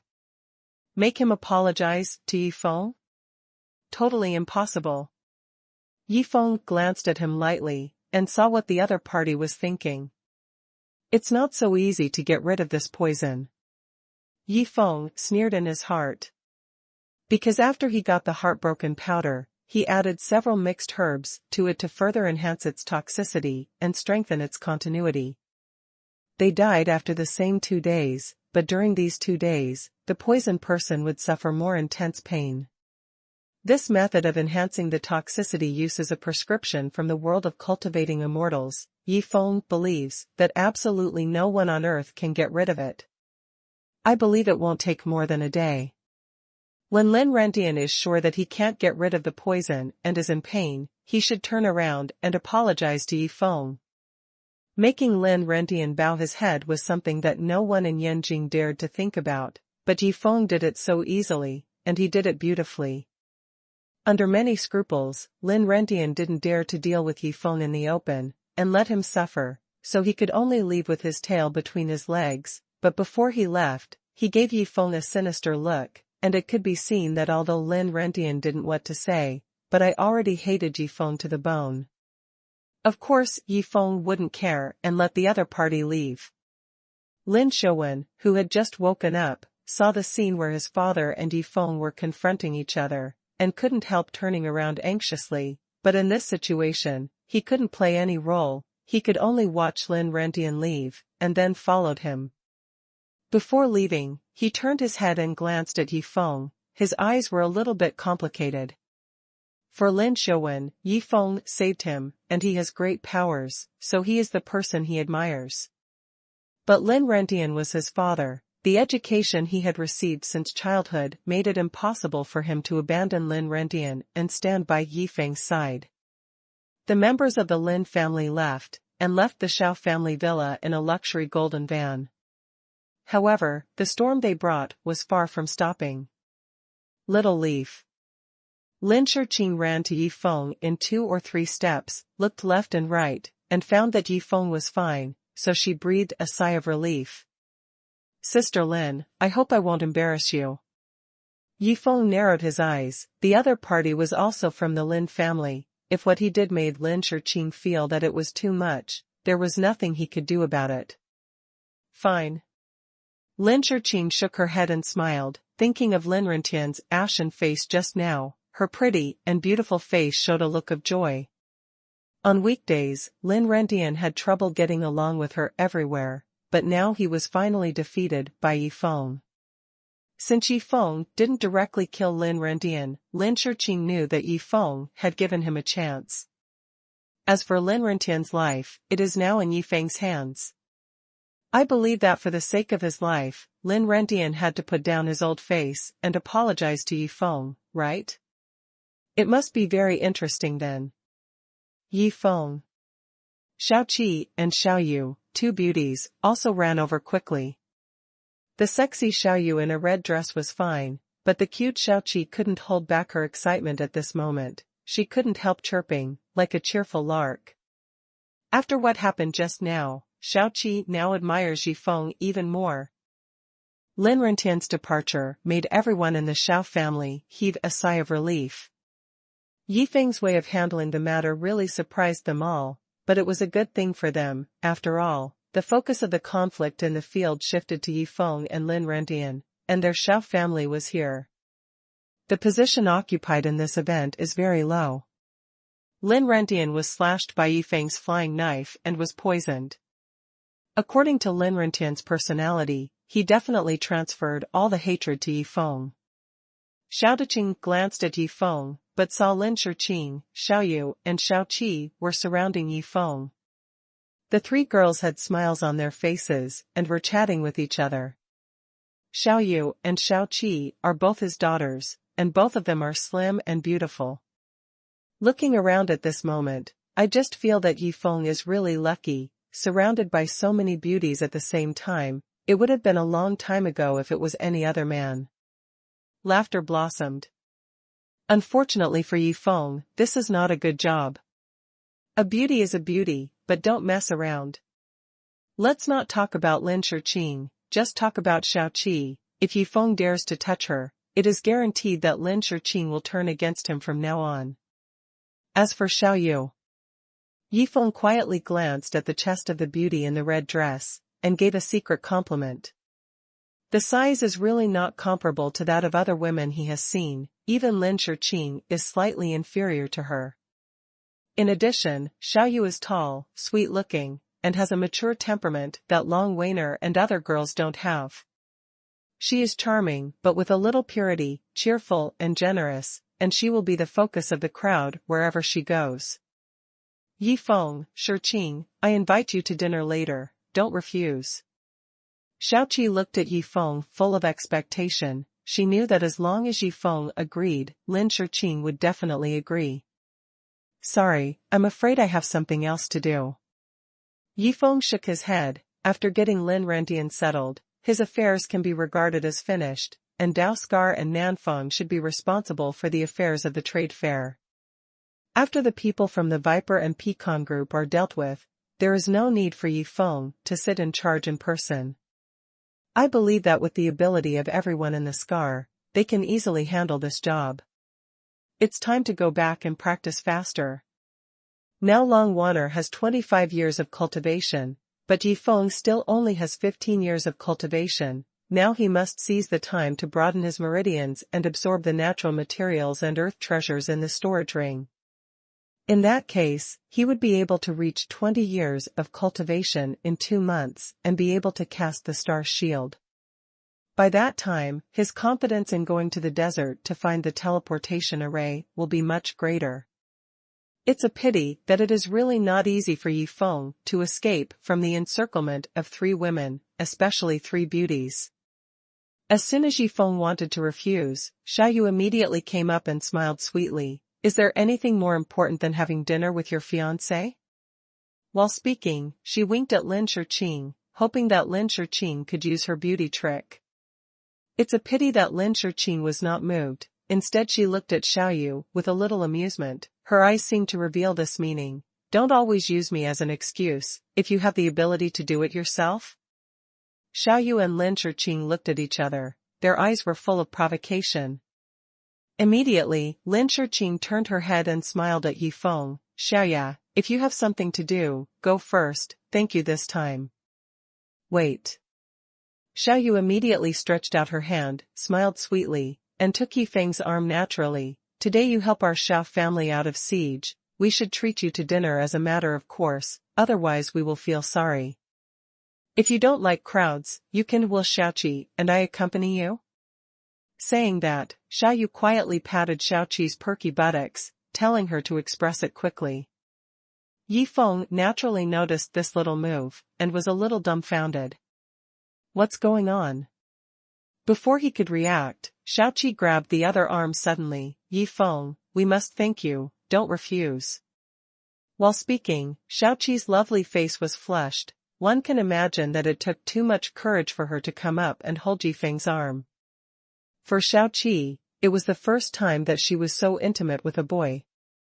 Of course, Xiaoqi didn't have any other thoughts in her heart. After all, Yifeng was still Lin Shiqing's fiancé.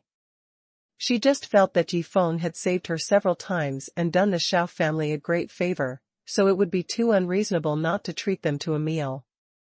Isn't that good? Yifeng was also taken aback by the actions of the Xiao family sisters. With an embarrassed expression on his face, he raised his head and looked at Lin Shiqing, wanting her to help. It's a pity that Lin Shiqing was a little helpless in such a situation. Xiaoyu and Xiaoqi only wanted to express their kindness. Wouldn't it be too unreasonable for her to stop her? Just seeing the two women holding Yifeng's left and right arms made Lin Shiqing feel a little uncomfortable. There's nothing wrong with it, just go. Lin Shiqing said lightly, I have something to do, so I'll leave first. I wish you all a good time.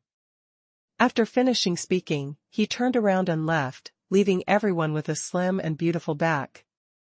That exquisite figure can definitely make all men crazy and make all women envious. She is angry? Yifeng felt a little baffled. This is unscientific. Didn't Miss Lin say that she didn't want to marry him, and she seemed to be jealous at this time? What kind of trouble was she going to do? Now he only thinks that girls' minds are really hard to guess, and if they deal with them often, they will definitely blow their brains. Sister, is Shiqing really angry? Xiaoqi approached her sister, Xiaoyu, and asked in a whisper. If someone hugs your fiancé, will you be angry? Xiaoyu asked back. Xiaoqi didn't speak anymore. She thought for a while. It seems that if someone hugged her fiancé, she would also be angry, right? It's just that poetry doesn't mean that you don't have any feelings for Yifeng. Could it be that after this period of time, love has grown over time? Xiaoqi didn't think much, because she soon heard Yifeng's voice. Then go, but I have to go back early. No problem. Xiaoyu smiled. She had long been curious about such a powerful but mysterious young man as Yifeng. Now that you have the opportunity to have dinner with him, you must get him drunk and get all his secrets out. Dad, let's go first. Xiaoyu waved her hands to a group of people at the gate of Zhao's villa, took Yifeng's arm and left. Xiaoqi at the side followed closely. Xiao Dejing, and others watched the three leave, feeling differently in their hearts. Xiao Dejing was a little worried. His two daughters went out to eat with Yifeng, there would be no problem, right? As for Xiao Dejing, he thought to himself, this is good, and hooked up the two women with Yifeng, a potential stalk. Without thinking about it, he immediately sent a text message and made some arrangements. The place to eat will be in a private room of a nearby Chinese restaurant. Xiaoyu drove the two of them to their destination in her red Audi TTS Roadster. After entering the private room of the Chinese restaurant, Yifeng, Xiaoyu, and Xiaoqi each chose a seat and sat down. As expected, hugging her right made the waitress show a trace of contempt deep in her eyes. Only those gold diggers will like such a son-in-law, plus one person. Even the waitress she brought showed some contempt towards Xiaoyu and Xiaoqi, but the other three were customers who came to consume, and she didn't dare to show this contempt too clearly. 2 bottles of white wine. Xiaoyu finally said this. Yifeng found it strange that Xiaoyu also likes to drink white wine. He glanced at Xiaoyu, a beautiful woman in a red skirt sitting on the left, but saw her flirtatious glance and looked over with a hint of provocation in her beautiful eyes, so he instantly understood. This beauty is trying to compete with him for drinking. Yifeng thought it was a bit funny. He also guessed the other party's purpose. It was just to get him drunk and learn more about him, but unfortunately this kind of strategy is useless to Yifeng. We can be sure that Yifeng will not be drunk by then this Xiaoya is gone. How about playing with them and finding out what they are interested in? The food and wine will be served soon. Xiaoqi, of course, doesn't drink. She can only watch Yifeng and Xiaoyu start fighting together. She looks a little envious, but Xiaoqi also knows that it's better for girls not to drink even if they are with Yifeng when they are outside together, otherwise, if something happens, I will regret it. She is not as good at drinking as Xiaoyu. What is your job in Shanghai stock market? While drinking, Yifeng asked Xiaoyu this question. He has been curious about it for a long time. Although he said that it has nothing to do with him, anyway, let's use this question to start the topic now. Sister, she is a cartoonist. Xiaoqi answered with a smile on the side. I believe this answer will make many people think about it. Hearing this, Yifeng suddenly realized that she is a beautiful cartoonist. It seems that Xiaoyu is also quite talented. She can earn enough money to buy an Audi sports car in just 2 years. It would be too easy for Xiaoyu to want an Audi sports car with the help of the Xiao family's influence. For example, Xiao Qiba opened a tea restaurant outside Yanda. With such a family background, Xiaoyu still chooses to leave Yanjing to work hard on her own. It seems that she has not enough fighting spirit and confidence, or there is some unavoidable difficulty that makes her have to leave Yanjing. Yifeng began to show a little reluctance to drink liquor, which made Xiaoyu secretly happy, thinking that seeing Yifeng like this must not be very good at drinking liquor, it would be easier to get him drunk later. The two chatted and drank. Xiaoqi interrupted from time to time, and it didn't take long for Yifeng to know something about Xiaoyu. Xiaoyu is 4 years older than Xiaoqi. Both daughters are Xiaodeqing's daughters. In the Xiao family, it can be said that they are like stars and moons. And Xiaoyu showed her artistic talent very early, and was sent by Xiaodeqing to study in a noble high school that pays more attention to art. It just so happened that the Xiao family encountered some difficulties in business at that time. There was a rich second generation in the noble high school who fell in love with Xiaoyu and asked the family to help the Xiao family solve these difficulties and get out of the predicament. Originally, this was normal. The Xiao family and the opposing family would not interfere too much with Xiaoyu and the rich second generation family, but the second rich family suffered from Waterloo and went bankrupt in January.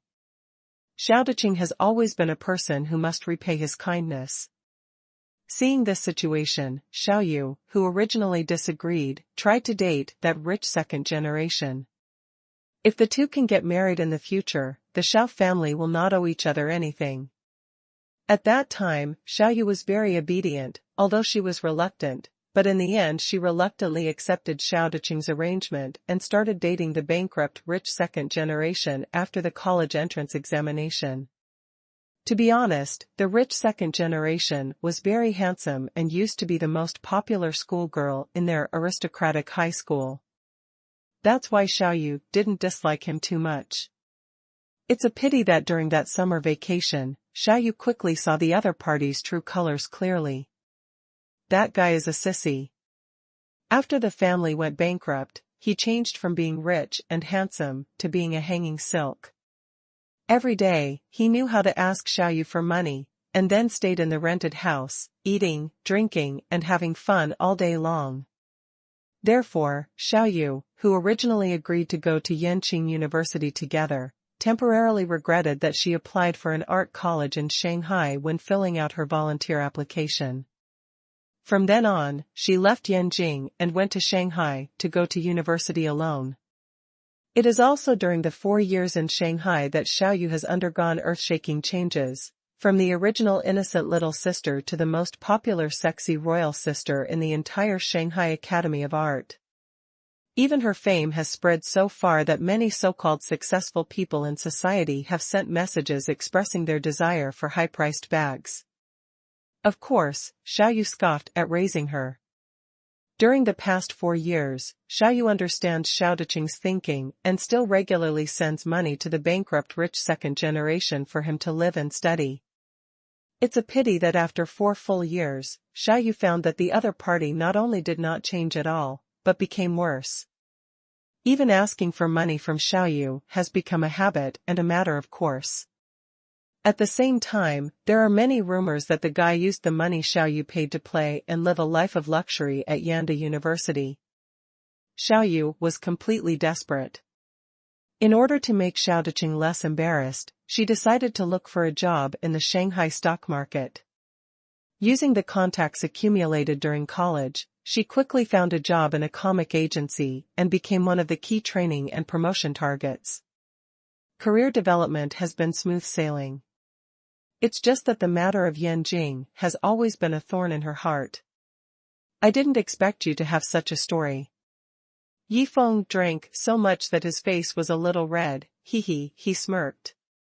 Seeing Yifeng's appearance, Xiaoyu immediately felt that it was almost done. After she had finished talking, it was time to start talking to Yifeng. She wanted to know a lot about Yifeng. Well, it's a pity that I got into trouble in the East China Sea. Wang Xiaodong doesn't know why he was so lucky that he was given by a shark. Xiaoyu pretended to be a little drunk and complained, and then wanted to ask about Yifeng, but at this moment, the door of the private room was suddenly opened from the outside. Xiaoyu, you are back. A nice young man's voice came from the door into the private room. Yifeng could use his spiritual sense to scan that the other party was a handsome young man without raising his head. Hearing the other party's words, he thought it couldn't be such a coincidence. Could it be that the guy who came was Xiaoyu's fake boyfriend, a bankrupt rich second generation? Xiaoyu's boyfriend or nominal boyfriend's name is Zhao Renjie.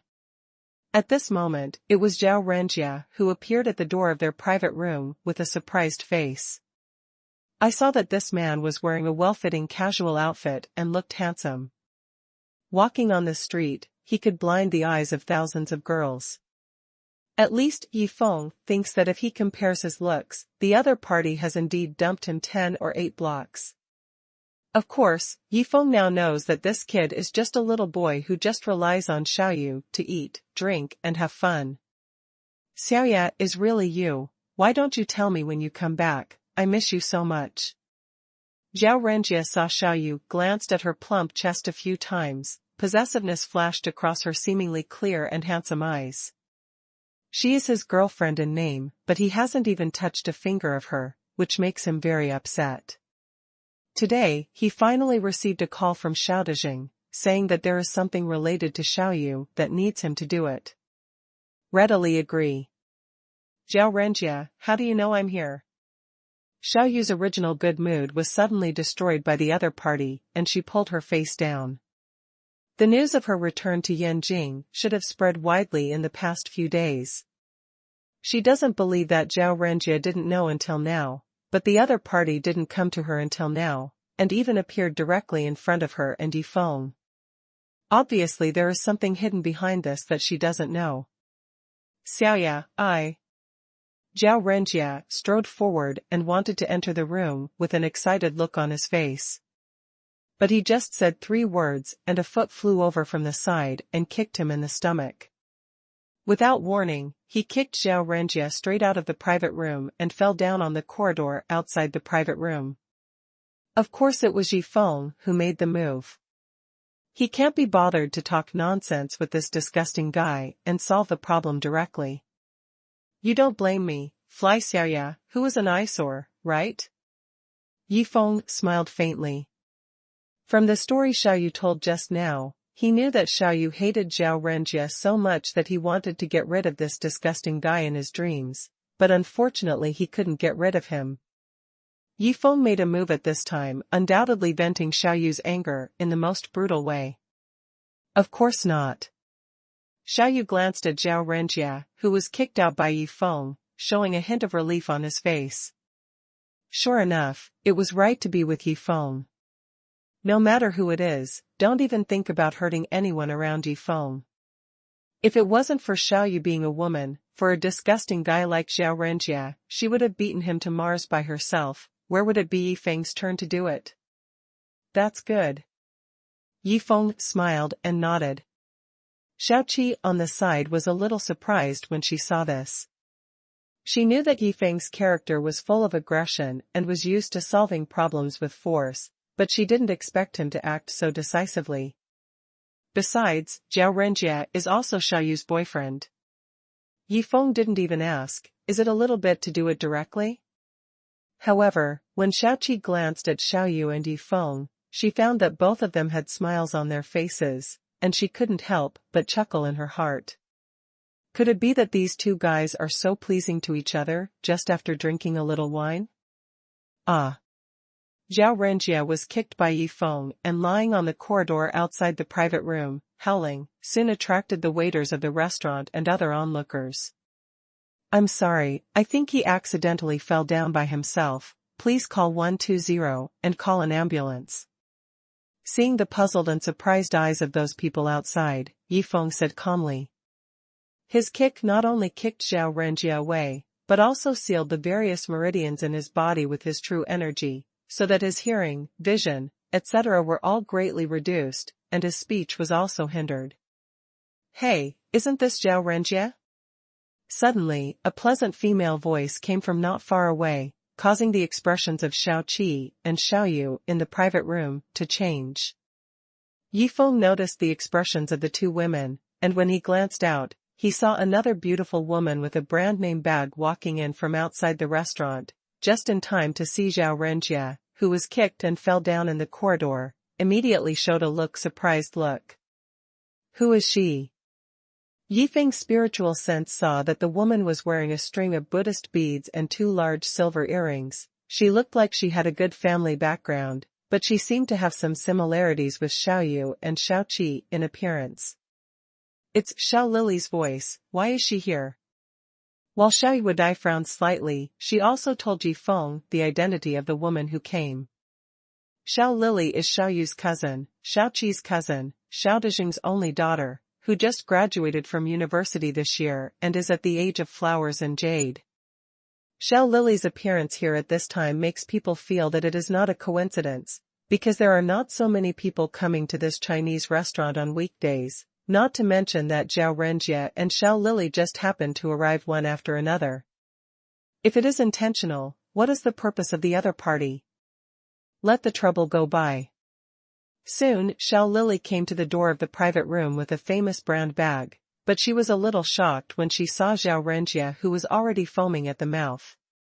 She turned her head and looked into the private room, but she saw Xiao Yu, Xiao Qi, and another young man in a black shirt sitting together and looking outside with great interest. "3 Please don't leave the police, and the hospital will come." The female manager of the restaurant was still talking to Yifeng endlessly, but the 3 people in the private room naturally ignored such words. Xiao Lily also bypassed the female manager and walked into the private room on high heels.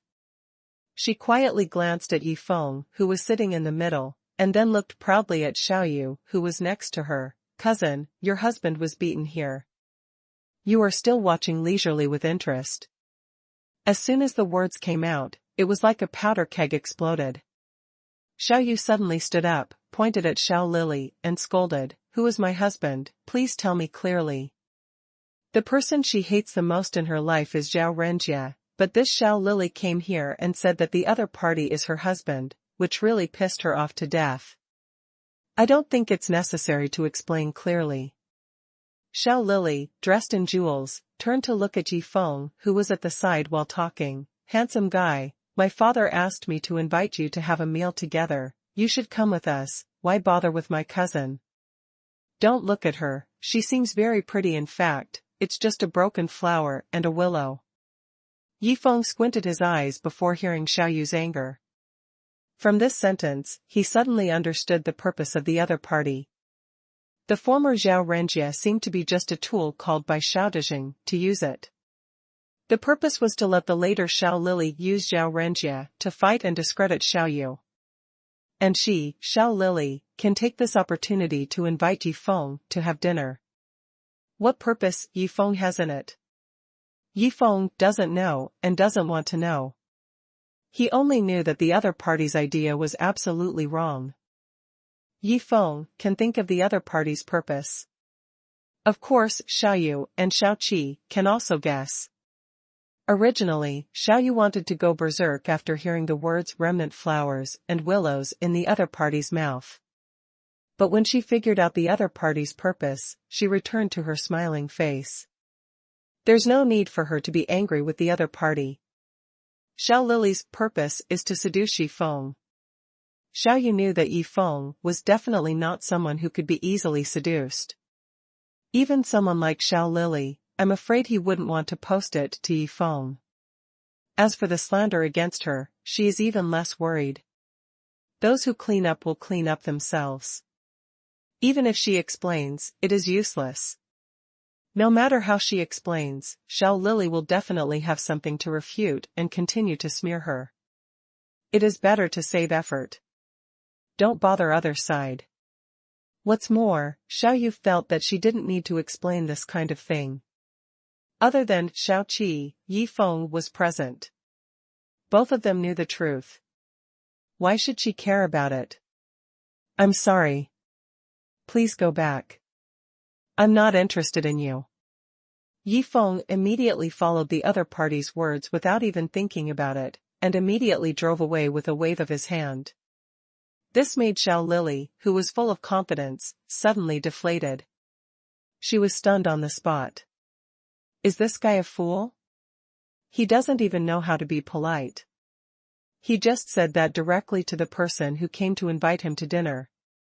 She didn't expect that it was she who broke into the private room first, and then slandered Xiaoyu impolitely. Of course, for a woman like her, only others are always wrong, and she is always right. I want to reason with her. Wait for the next life. Your name is Yi Feng. Do you know who I am? Xiao Lily expressed dissatisfaction. She amplified the volume and asked loudly, which immediately attracted the attention of a group of people at the door of the private room. Yi Feng glanced at her. He felt that this kind of woman was really hopeless. He was too lazy to talk nonsense with the other party. He just dissipated his true energy and wrapped around Xiao Lily's ankle. Then he pulled. Boom. Suddenly, Xiao Lily followed Zhao Renjia, slipped and fell from the private room, and was thrown all the way to the corridor outside the private room. From the point of view of the movement, it was as if she slipped and fell suddenly without standing still. Completely, no one suspected Yi Feng's head. The corridor outside the private room was suddenly quiet. What's happening here? Including the visiting female manager, I can't figure out what's going on in front of me. Could it be the whole thing caused by the jealousy between the first wife and the third and fourth? For the female manager, what happened is not important. The key is to recover the loss of the visit. Although no economic loss has been caused for the time being. But this kind of thing happened in their restaurant. The impact is not good. This factor must be to be taken into consideration. Xiaoqi, you go back first. Tell Dad about what happened here. Such a thing happened. Mainly because after meeting Zhao Renjia, Xiaoyu was in no mood to continue eating. So she threw the car keys to Xiaoqi and asked her to go home first. What about you, sister? Xiaoqi was a little puzzled. If she went back first, what would Xiaoyu and Yi Feng do? I had a good chat with Xiaoya. Let's find another place to have a drink. Xiaoyu smiled sweetly, and took Yi Feng's arm with another hand, her round chest rubbed against his hand again and again. Yi Feng was a little puzzled. This Xiaoyu is really not going to die until the Yellow River. It seems that it will be impossible not to drink her down later. It is too naive to want to make Yi Feng drunk. Seeing that Xiaoyu was so obsessed, and Yi Feng didn't object, Xiaoqi felt a little uncomfortable. These two people, a man and a widow, drank outside. What's coming? On one side is Yi Feng, whom she has a crush on, and on the other side is her own sister. It would be very troublesome for anyone else. There shouldn't be anything wrong with them. Xiaoqi shook her head. She didn't think much about it. She felt that her elder sister had kept her body for so long, so she wouldn't just lose it like this. Don't worry too much about her as a younger sister. The three made a decision. They got up and wanted to leave the restaurant. As for the restaurant, Yi Feng tossed out more than 20 cards of Grandpa Mao casually, making up for the loss of the other party. The female manager of the restaurant saw that Yi Feng was so generous, so she knew that his identity was not ordinary. A top beauty like Xiaoyu. Immediately, no one dared to stop the three of them from leaving. When Zhao Renjia and Xiao Lily were still on the corridor waiting for 120, Yi Feng and Xiaoyu had already left the restaurant. Taking advantage of the moonlight that just entered the night, they came to a nearby bar. This is Yi Feng's first visit to the bar. However, the bar is obviously not lively during this time period. After all, the night has just begun. The prime time for the bar to operate is always in the middle of the night. When the two walked into the bar side by side, Yi Feng could clearly feel that the breaths of the men in the bar were all suffocating. Of course, it wasn't because of Yi Feng, but because of the tall and sexy Xiaoyu, who was wearing a long red dress. Xiaoyu didn't care about this. She ordered several times of drinks and sat down on an empty seat at the bar. Yi Feng was sitting opposite her. He looked at the 2 glasses of smoky cocktails that had just been served in front of him. There was a faint smile on his face. All kinds of drinks in the modern city seemed to be hard for Yi Feng. No matter how many he can drink as much as he wants. Just like drinking water. It's not like some special brewed wine in the world of cultivating immortals. As long as he gets a little bit of it, he will be as drunk as mud. That is the so-called wine in the eyes of immortal cultivators. In Yi Feng's eyes, these things are not even considered as pediatrics. Since there were not many people in the bar, the 2 didn't encounter any trouble. They quickly got into the mood and started drinking and chatting. You have 2 little girlfriends. Xiaoyu has always been very curious about this matter. After all, most people in modern society advocate monogamy. Of course, mistresses are so rampant in society now, and it seems a little different from before. But even mistresses, it is impossible to live in such harmony with the original partner. Xiaoyu knows clearly that women's jealousy is terrible. Good. Yi Feng didn't think about hiding this. He nodded slightly and asked back, then you have graduated for 2 years. Why are you still being pestered by that Zhao Renjie? Your father doesn't care about this for you. He's too stiff. Xiaoyu shook her head helplessly. She gently smoothed the long straight black hair on her shoulders with her jade hand. I said I want to repay my kindness. I just want to repay my kindness. Always let me try to change that guy again. Sigh. When Yi Feng heard this, he felt a little bit pained. He thought that Xiaoduqing was upright, but he was too upright. But listening to the tone, it seems that Xiaoduqing is not very satisfied with Zhao Renjie's actions. He just asked Xiaoyu to try to change Zhao Renjie, rather than forcing her to get along with him. From this point, it can be seen that Xiaoduqing still has a conscience. He is not someone like Su Xincheng or Long Moran. It was very strange. When facing Yi Feng alone, Xiaoyu wanted to say a lot as soon as she talked about it. Not long after, she accidentally drank too much. But Yi Feng at this time. After drinking for a long time, he didn't even feel the slightest. Drunk Xiaoyu is different from usual. With the help of the dim yellow light from the bar, Yi Feng could see Xiaoyu's drunken face opposite her. Her delicate melon-seeded face was like the most perfect work of art. Her icy skin and jade skin could be broken by blowing bombs. Her beautiful eyes were slightly provocative under the influence of alcohol. What attracts the most attention is the pair of proud peaks on her chest. The astonishing size makes Yi Feng feel a little parched. What do you say I should do? Xiaoyu looked at Yi Feng with seductive eyes while drinking in a hazy drunken state. There was a hint of helplessness in her eyes. In the eyes of outsiders, she is a very strong girl who worked part-time in college to earn tuition and living expenses, and also sent money to Zhao Renjie and Yanjing, but deep down she was eager to have a shoulder to lean on. It's just that she hasn't found a reliable man worth entrusting her life for so many years. The men who approach her either stare at her beauty or at the Xiao family behind her, which makes her lose her illusion about love early on. However, after meeting Yi Feng, she realized that it was just that she hadn't met the person that belonged to her. In the East China Sea, Yi Feng had to stand in front of Long Wanner regardless of his life to face Long Moran, who was several times stronger than him. This scene fell into Xiaoyu's eyes and touched her heart very much. How happy it would be if the girl who was guarded was replaced by her. If you don't like him, tell him the truth. Yi Feng thought for a while and made a suggestion. If it was me, I would have kicked that guy away. What a cultivator seeks is a kind of unrestrainedness. If everything is bound, then what kind of immortal is there? Of course, Xiaoyu is not a cultivator, but life is free and easy. If that is not possible, tell Xiao Deqing clearly that Xiao Deqing's character is not really forced. Xiaoyu married such a useless little boy. Well, I listen to you.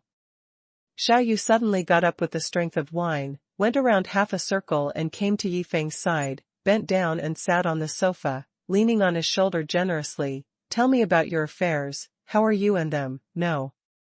Of course what she asked was about Yifeng, Su Menghan and Long Wanner. Xiaoyu was more interested in this kind of thing.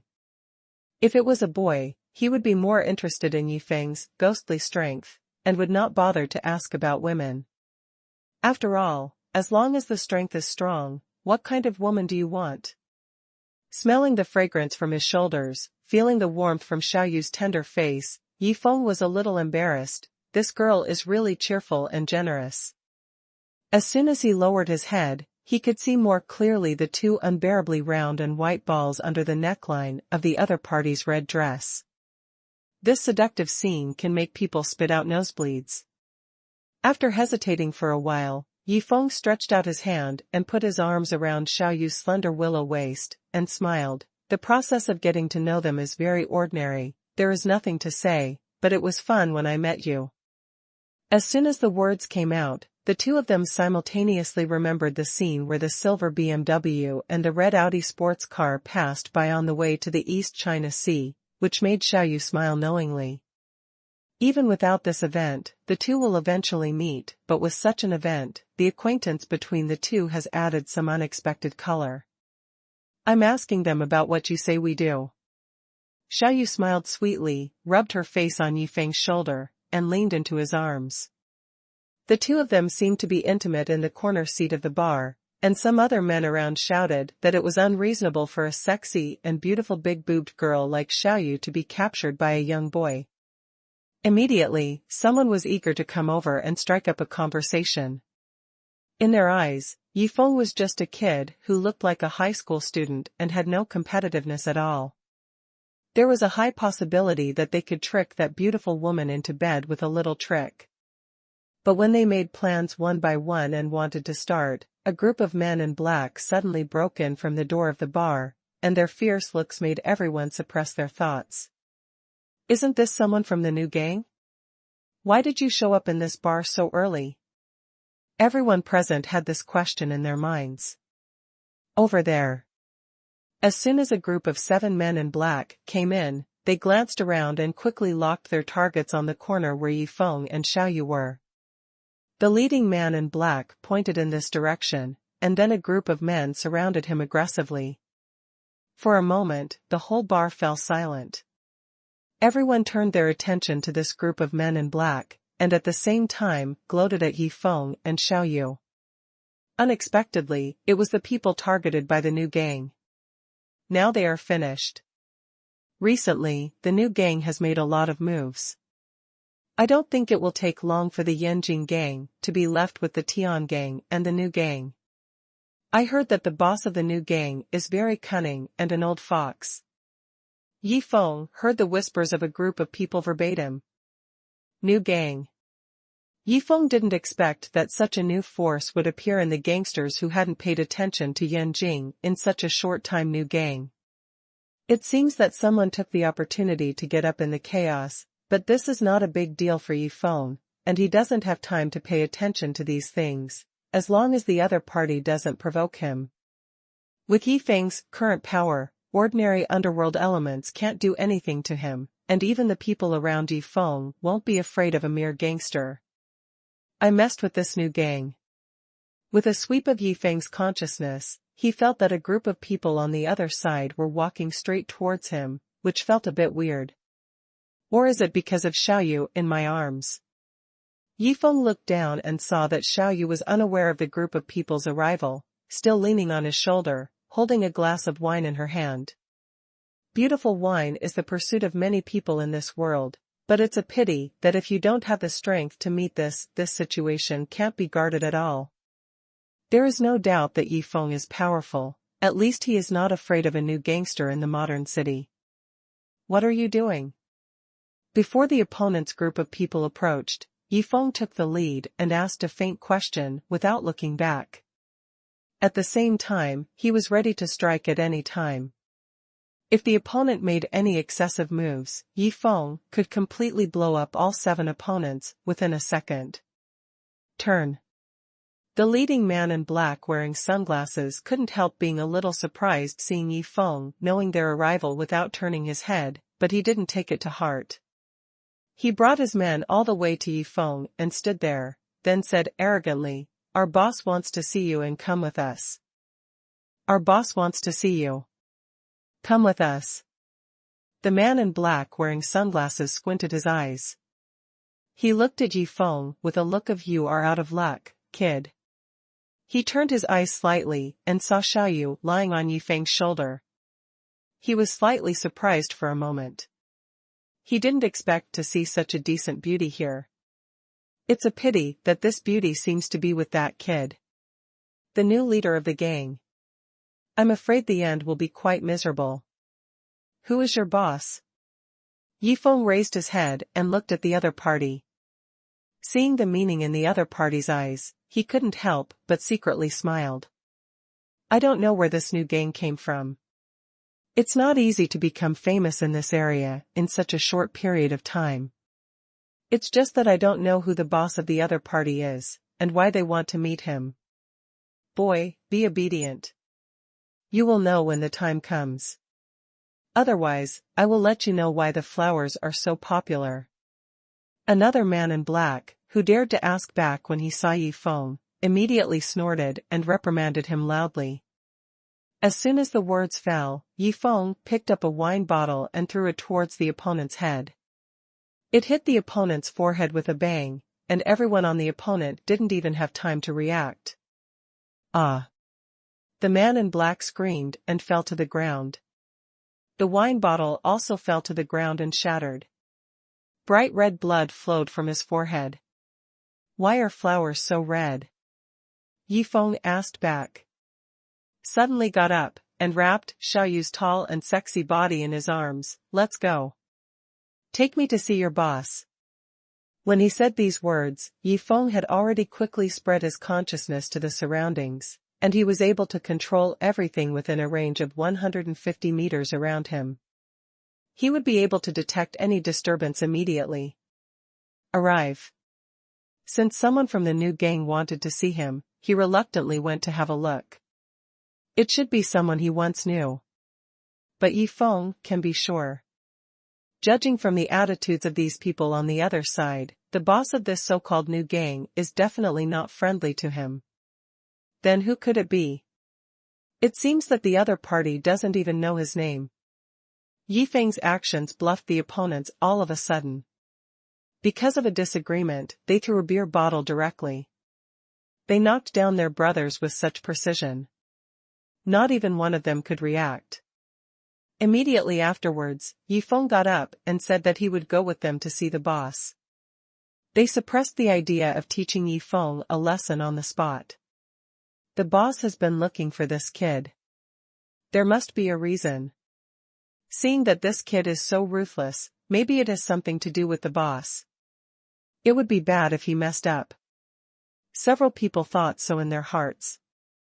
Then one of them shot 120.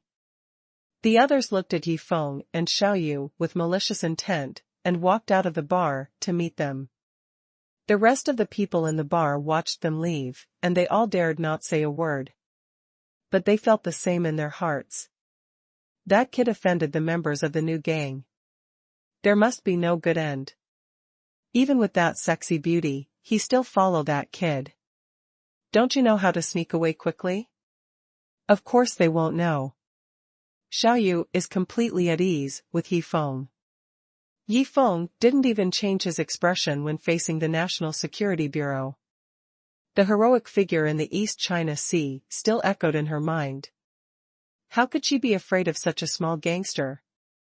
Even if the other party had a gun, there was absolutely nothing he could do to Yifeng.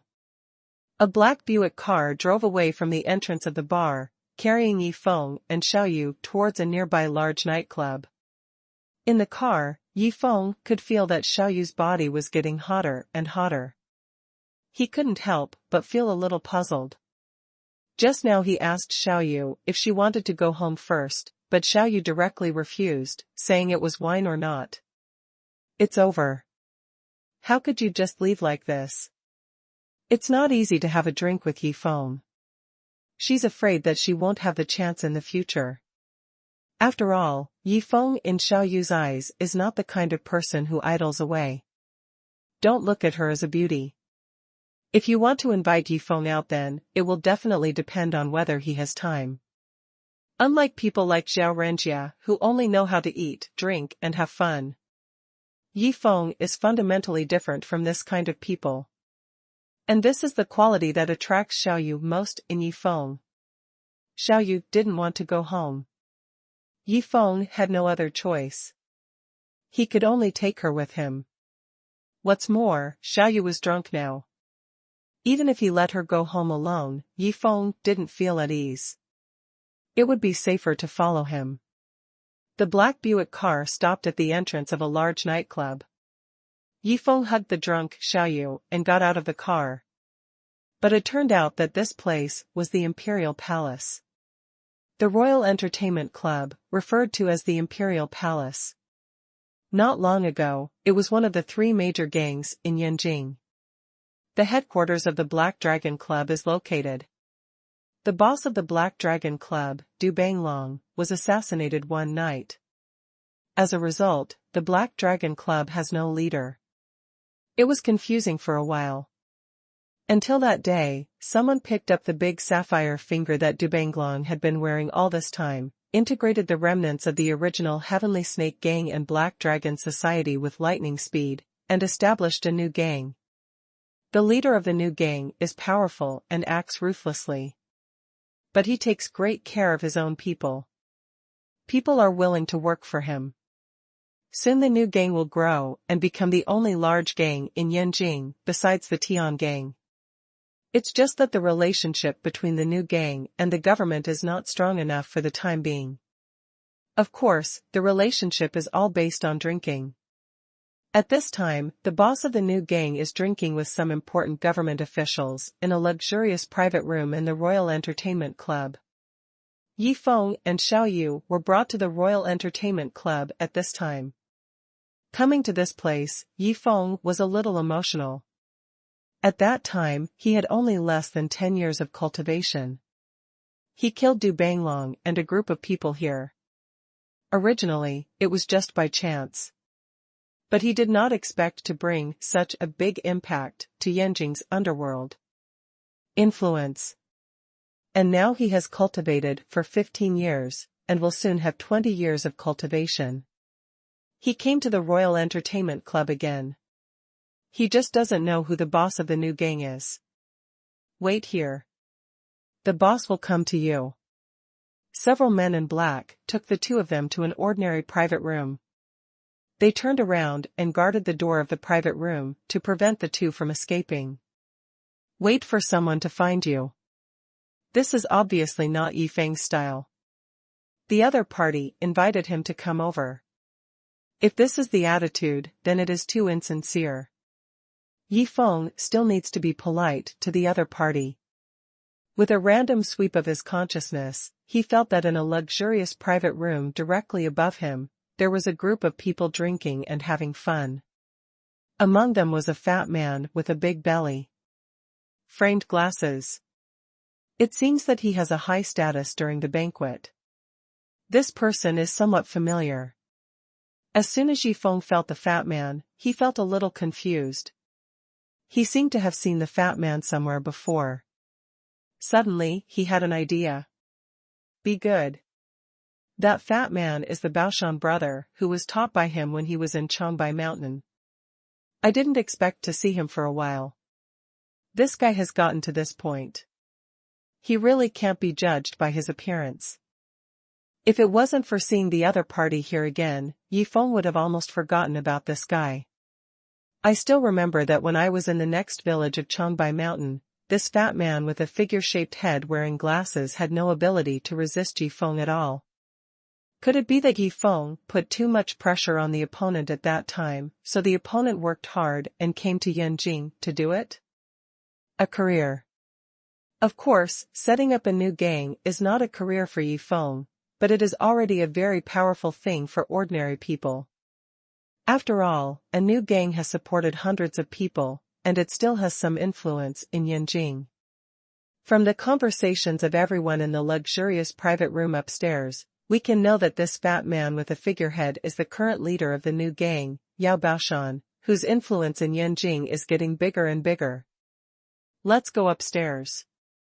Yi Feng pulled Xiaoyu up from the sofa and wanted to go upstairs to find Yao Baoshan to see what the other party was looking for him for, to avenge the last time he was at the foot of Chongbai Mountain. The corner of Yi Feng's mouth curled up. If this is the case, he can only disappoint the other party. Where are you going to stay obediently, and the boss will come to see you? The two came to the door, and the two men in black who were guarding the door immediately uttered a voice to stop them. Looking at Xiaoyu, there was a hint of greed in her eyes. This beauty is too tempting. While I stomped your boss under your feet, you were still wearing crotch pants. Yi Feng snorted lightly and slapped the two of them out without any room for discussion. He slammed the two of them into the splendidly decorated walls on both sides of the corridor, fainted and vomited blood. Xiaoyu giggled while watching this scene. You are too violent, I don't know where you learned it from.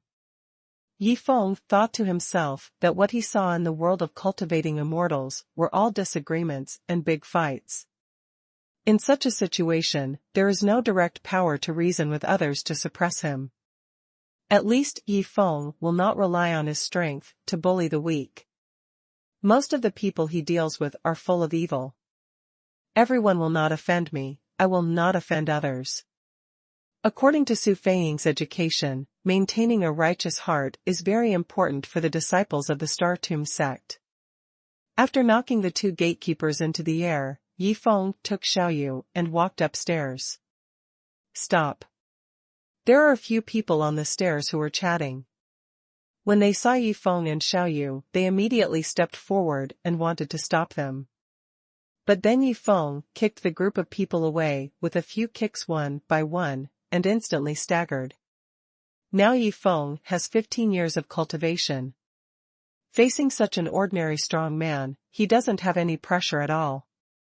He just delivers food. Leaving behind a wailing figure, Yi Feng and Xiaoyu went up the stairs together. At this moment, the other members of the new gang in the Royal Entertainment Club finally reacted. Many new gang members began to mobilize, holding machetes, iron bars, and the like, rushing towards Yi Feng's place. It's just that Yi Feng speed-pulled Xiaoyu and the two of them to the outside of the luxurious private room where the fat man with the 8-figure head was located. At the door of the private room, there were two new gang members watching Yi Feng and Xiaoyu, and their expressions changed at the same time. Stop, Brother Baoshan is entertaining distinguished guests, please don't disturb me. One of the young men in a white shirt came up to him, gave a severe reprimand, and then glanced lustfully at Xiaoyu's chest. This beauty is really amazing.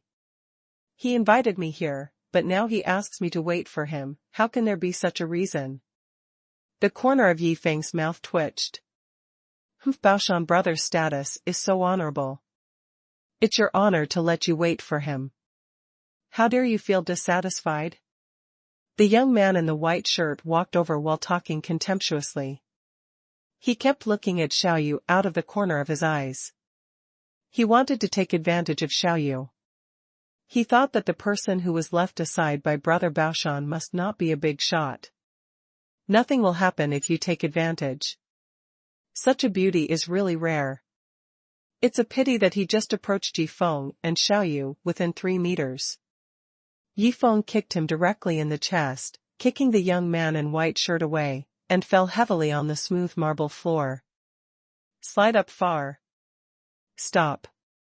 There was also a young man wearing a white t-shirt. His expression changed upon seeing this, as if he knew that the person who came was not an ordinary person. He quickly took out his mobile phone and notified the other members of the new gang. Seeing this, Yi Feng nodded secretly. This young man is quite smart. He raised his head and saw that the young man in the white t-shirt seemed familiar too. It's that young man. Yifeng suddenly remembered that this young man was also the guy he had seen in Changbai Mountain, but he didn't meet at the foot of Changbai Mountain, but the boy who was forced to jump off the building by the little boy of the Long family, Long Xian, when he first arrived in Changbai Mountain. Friend. It is said that when this strong young man was also quite poor, his girlfriend was forced to jump off the building to question Long Xian, but instead she was slapped in the face and kicked out of the police station. Unexpectedly, she is now working under Yao Baoshan's new helper and her status is not low. Yifeng, the young man's enemy, has already reported for him, but the young man may not know that Long Xian is dead. Seeing that his face is so dark, maybe he is troubled by this matter. The other party joined the new gang to follow Yao Baoshan to do things. Maybe it is for the purpose of finding out who that little boy was that day, so as to avenge his girlfriend. Let me get out of the way, I don't want to touch you. Yifeng thought of this and said lightly. Dream. The burly young man in the white t-shirt stared at Yifeng's footsteps without moving even a step, and even ignored Xiaoyu, who was beside him as if he didn't see it. Then I'm sorry. Yifeng raised his kick and kicked the opponent directly in the chest, kicking the opponent away and hitting the wall heavily. Although Yifeng doesn't really want to do anything to this poor kid, but the other party wants to stand on the side of the new gang to stop him, Yifeng has no other choice. No matter which world he is in, compassion is useless. Sympathy.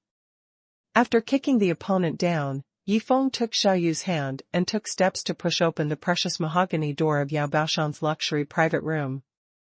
But at this moment, Yifeng suddenly felt that someone grabbed his ankle and blocked his progress. It's the burly young man in the white t-shirt. Yifeng looked down and saw that the young man's nose had been knocked out with blood. He was lying on the floor, grabbing his ankle and staring at him to prevent him from entering the private room. What a persistent young man. Why bother? Yifeng looked at the burly young man who was bleeding from the corner of his mouth, but still hugged his feet tightly to prevent him from moving forward, and felt that this young man was quite bloody, but it's a pity that he followed the wrong person. If you follow Yao Baoshan all the way to the gang route, if Long Xian is not dead, this young man will never be able to avenge his life. You must know that even the strongest gangster in Huagua cannot be the opponent of the Long family, let alone the country. The gang is too big to handle. Once the gangsters are too powerful beyond a certain level, they will definitely be suppressed by the state. This is the most basic bottom line for the existence of a regime. But the Long family is not the case. The strength of this old martial arts family has been passed down from a long time ago, even longer than the establishment of the Hua kingdom. Ways to coexist. Of course, Yifeng wouldn't explain all these things to the burly young man, it would be a waste of time. The purpose of Yifeng's trip is to find the boss of the new gang, to see what the other party is up to. As for the rest, it has nothing to do with him. With a shock of true energy on his legs, Yifeng easily shook away the burly young man under his feet, then pulled Xiaoyu and kicked open the door of the luxury private room in front of him. At this time, a large group of new gang members from the Royal Entertainment Club rushed over and saw the two youths who had been kicked at the door until they vomited blood. They were all startled, but just in time they saw Yifeng leading Xiaoyu into the luxury hotel. In private room. A group of people hurried over and surrounded the entire luxury private room. They all knew that their boss was having dinner with government officials in this private room, so people broke into it, and if it was not done well, big trouble would happen. It's a pity that a group of them had no time to stop them. When they came to the outer door of the luxury private room and stood up, they found that the young man in black shirt who had barged in had already entered the luxury private room and stood next to the boss Baoshan. I heard you want to see me and tell me what you want. Yifeng took Xiaoyu into the luxurious private room, ignored a group of dumbfounded high-ranking officials, and went straight to Yao Baoshan who was near the door, and asked lightly. The two people who broke in suddenly shocked all the people at the table. They didn't expect that someone would break in and make trouble when the dinner was in full swing. Don't they know where this is? Even Yao Baoshan, who ignores the new gang, everyone here is an official who can talk in Yanjing. If ordinary people rush in like this, they will definitely die. It's a pity that Yi Feng is not an ordinary person. Who are you? Yao Baoshan raised his head and saw Yi Feng's appearance. His eyes suddenly showed a hint of puzzlement. How could this guy break into this private room by himself, and let people watch him carefully? A bunch of useless trash can't even hold an individual. Yao Baoshan was thinking in his heart that he was very dissatisfied with some of the subordinates recently recruited by the new gang. They were slow to do things. Now it is even better that they can't even shut down individuals. He heard Yi Feng's question, but he was not surprised, let alone feared. Now he is the boss of the new gang, and hundreds of brothers under his command have responded. This kid who dares to come here is just asking for his own death. During the time Yao Baoshan came to Yanjing, he worked hard and finally made a name for himself, but he was still thinking about the humiliation he suffered at the foot of Changbai Mountain, so he sent people to look for Yi Feng everywhere, just because someone stole him at the foot of Changbai Mountain. Photo. Now that he has finally found the other party, he wants to get back all the humiliation he suffered before. Thinking of being held by Yi Feng with one hand that day, Yao Baoshan felt a feeling of being controlled by others, but unable to do anything. Now that he has the ability, he absolutely wants revenge, and he can't wait for a moment. Since you delivered it to your door, you can't blame me. Under the rimless glasses that Yao Baoshan was wearing, a pair of old fox-like eyes gleamed coldly and waved his hand. Toast, don't eat fine wine, come and arrest him. He saw a lot of new gang members gathered outside the private room door, so he wasn't afraid of Yi Feng at all. But before the new gang members outside could make a move, Yi Feng had already made a move, grabbed Yao Baoshan's fat arm and lifted him up like a fat pig. Now that the opponent's hostility is confirmed, Yi Feng doesn't need to be polite. Who dares to mess with me and break the neck of this fat pig? Yi Feng said lightly, although the words were threatening, but he couldn't hear the threatening taste from his tone because he really didn't pay attention to those people outside. He could feel that some of the people surrounding the private room were carrying pistols, but now there are many important officials in the private room. How dare they use their guns in such a place? Fat pig. This insulting word suddenly made Yao Baoshan angry.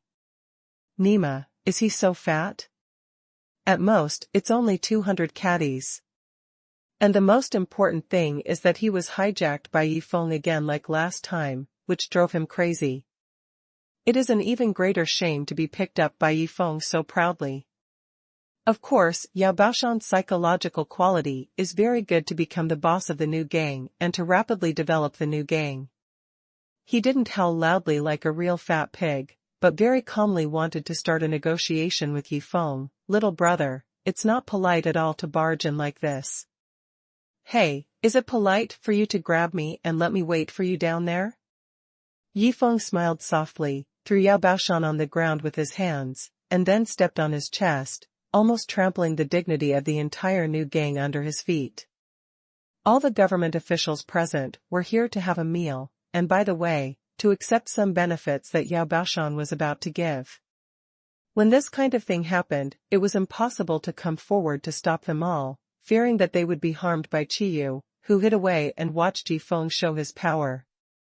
Stop. A loud and clear voice came in from outside the door, and then the surrounding people parted ways.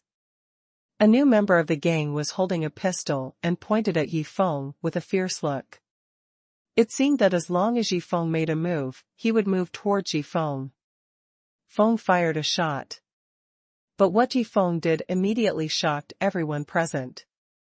I saw Yi Feng being pointed at by a pistol, but he slowly pulled out a precision gun from his back. It looked like a submachine gun, but it looked like it was not shaped like a blue muzzle. At first glance, it was hundreds of times more precise than ordinary guns on the market. NSA blue light gun. This is one of the trophies that Yi Feng seized in the East China Sea last time. He has been throwing it in the storage ring until this time and finally put it into use. Lan Yuyu's muzzle was aimed directly at the door of the luxury private room. Yi Feng adjusted the bullet with a click and switched the bullet to the blasting mode. It is not without reason that Yi Feng showed the blue light gun on this occasion. For him, no matter what kind of opponent or trouble he encounters, he will try to solve it once, so that the opponent will no longer have the ability to threaten him. But now, Yao Baoshan of the new gang has thoughts about him. Of course he wants to solve it once and for all, so as to eliminate future troubles forever. Of course, there is not only one way to solve this trouble, but what Yi Feng thinks is the best way. Killing Yao Baoshan at one time is a way, but if one Yao Baoshan falls, there will be tens of thousands of Zhu Baoshan and Li Baoshan. It is impossible for Yanjing's gangsters to be eradicated. Instead of dealing with gangster rivals that keep popping up like mushrooms after rain, it's better to take it directly into your hands. Yi Feng also thought the same way about the Sky Snake gang before, but due to the changes in the Sky Snake gang, the Scar became Yi Feng's personal force, and the entire Sky Snake gang disappeared. Now Yao Baoshan appeared, just enough to control the opponent. The method used was nothing more than coercion and lure, but what Yi Feng wanted to use now was of course coercion. Sure enough, the appearance of the blue light gun immediately shocked the audience. What kind of shotgun is this? It looks like it's awesome. All the members of the new gang were stunned, even the young man who took out his pistol and pointed it at Yi Feng stayed on the spot for a while. He usually has a lot of research on various firearms, so when he saw the blue light gun in Yi Feng's hand, he knew that it was not any kind of firearm on the market that he knew. At first, he thought it might be a fake gun or something, but when he looked closely, he could see the precision parts in Lan Yuyu's gun barrel.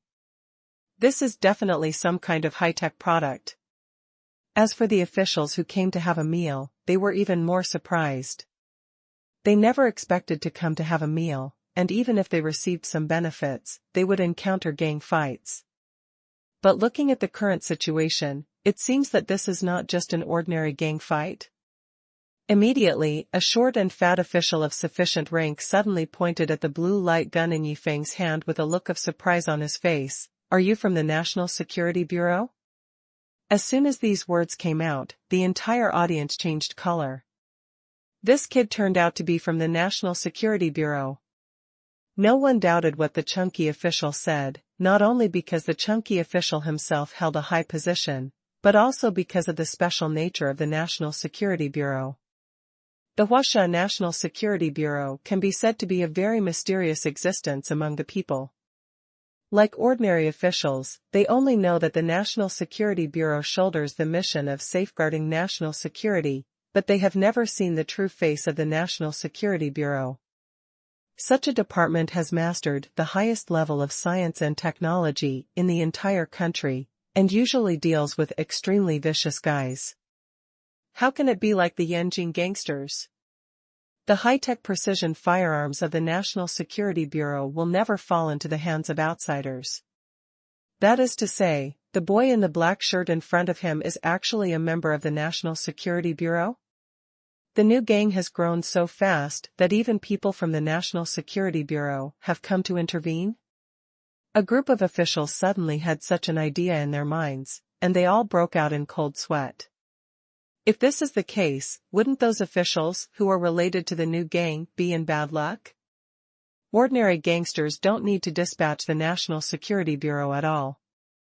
In other words, the current new gangs are likely to be engaged in certain things that endanger national security. I have to admire the imagination of these officials is still very rich, but for Yi Feng, the more the other party thinks, the better for him. He just wanted to use the blue light gun to form a deterrent so that the new gang led by Yao Baoshan would not dare to trouble him again. Xiaoyu, who was beside Yi Feng, hugged his arm tightly, seeing him suddenly throwing out a Lan Yuyu machine gun. She was also startled. She was more than half sober from the wine. How did Yi Feng carry this gun? When Xiaoyu was in Donghai, she had seen the guns of the National Security Bureau, and knew that Yifeng was the most used gun by members of the National Security Bureau. But where did Yifeng come from? Could it be that Yifeng is still having an affair with the National Security Bureau? When Mingming just came out to eat, he had nothing on him, let alone such a big gun. Xiaoyu knew that now was not the time to ask this question, but her arms around Yifeng became tighter. Although she was mostly sober from the wine, she didn't think there was anything wrong with it, instead it seemed to be a matter of course. So don't bother me again. Yifeng said lightly, raised the blue light gun, and fired a shot directly at the ceiling. The Royal Entertainment Club has only 3 floors in total, and this luxurious private room is already on the top floor. Yifeng fired a shot at the ceiling, and a burst of blue light shot out from the muzzle of the gun, exploding above his head in an instant. Bang! A brilliant blue firework bloomed on the roof of the Royal Entertainment Club, allowing people dozens of miles away to see it from a distance. Yifeng's shot blasted a big hole into the ceiling of the entire Royal Entertainment Club. Almost no one reacted to this shot. When they opened their eyes in the blink of an eye, they saw waves of cement debris falling from the ceiling and moonlight shining from a large hole. Everyone was dumbfounded, including Yao Baoshan, who was trampled by Yifeng. They didn't have the desire to embarrass Yifeng. This is the suppression of absolute force and absolute status. Facing the people from the National Security Bureau, what are their little gangsters worth? Even the government officials Yao Baoshan wanted to curry favor with did not even dare to take a breath in front of the National Security Bureau. Goodbye. Seeing that his goal had been achieved, Yifeng put away the blue light gun and threw it into the storage ring. No one found out how he made such a big gun invisible. Pulling Xiaoyu, Yifeng stepped towards the door of the luxury private room. The boy in the black shirt was accompanied by the superb beauty in the red dress, and the cement debris was still falling from the ceiling behind him. This scene made the new gang members at the door dare not stop them. As for Yao Baoshan, who was stepped on by Yifeng on the ground, he even chose to play dead at this time. Naturally, a path was made in front of Yifeng and Xiaoyu. After seeing the power of that shot, no one dared to stand in front of them, including the guy who took out the pistol very cunningly before. However, when the two walked to the door of the private room, a figure suddenly stood in front of them. It was a burly young man wearing a white t-shirt with a nosebleed, and his piercing eyes were extremely determined. Even when everyone around did not dare to stop Yifeng, he stood up and stood firmly in front of Yifeng. What do you want to do? Yifeng stopped in his tracks and asked a question. When this burly young man was in Changbai Mountain, his girlfriend was forced to death by the boy of the Long family, Long Xian. From his eyes, it can be seen that his desire for revenge is definitely more determined than Yao Baoshan's desire to come to Yanjing to rise. As soon as he stood in front of Yifeng and stopped him, this scene frightened a group of new gang members around him. Their eyes widened. This kid is crazy, dare to block the way under such circumstances? When Yifeng held the blue light gun in his hand and fired a shot towards the ceiling, there was a burst of brilliant fireworks, and no one present dared to stop him in front of him. But at this time, a young boy from the new gang blocked Yifeng at the door and refused to let Yifeng leave, which shocked everyone around him. That kid is too bold, right? This made everyone in the room startled, thinking that the kid was going to die. How dare you come to stop Yifeng at this time? Didn't he see the new gang boss so scared that he peed his pants and lay on the ground, pretending to be dead? Take me away, I want to hang out with you. The burly young man stopped in front of Yifeng and stared at him. It seemed that he had struggled for a long time before he summoned up the courage to say these words. This sentence surprised everyone around. They are members of the National Security Bureau, and they may bring a gangster boy to mix. Just when everyone thought that this kid was going to be tragic, Yifeng's mouth curled up. Yes, but following me is not such a simple matter of fucking. You may lose your life at any time, are you willing? I'm not afraid of any danger. There is a fanatical and determined look in the eyes of the burly young man. As long as he can avenge his girlfriend who was forced to jump to his death, then it doesn't matter. As long as there is a road, even if the road is full of thorns, he will climb it all. Nice determination, but can you do it? Yifeng asked. Decisions are not about words. The burly young man raised his head and stared closely at Yifeng's eyes. The four eyes meet each other so that Yifeng can clearly feel how strong the determination is in the other party's eyes, but as the other party said, determination is not based on words. I have already avenged you for your revenge. Yifeng nodded and brushed past the burly young man while chuckling. That little boy died in Changbai Mountain. He took out the ID card from the wallet of the burly young man and glanced at it casually, and found that the burly young man was named Li Jibua and he was from Linjiang City at the foot of Changbai Mountain. Yifeng's casual words were like a bolt from the blue to the young Li Jibua. The boy who drove Lily to death is already dead. Li Jibua froze on the spot. He has been trying to find out the identity of the little boy who forced his girlfriend to jump off the building these days, but no one can tell him that he doesn't have enough status to contact people at that level. He has also always regarded finding that little boy to avenge his girlfriend Lily as his lifelong goal, to join the new gang. Since he came from the village under Changbai Mountain with Yao Baoshan, he did well in the new gang. But now Yifeng suddenly told him that that little boy was dead. This is not only a blow to Li Jibua's goal and determination, but also makes Li Jibua feel admiration for Yifeng. First, how does Yifeng know that he has a grudge against a little boy? Secondly, the power of that little boy is definitely far greater than the current new gang. However, Yifeng said that he had already killed the other party. Just how powerful Yifeng is.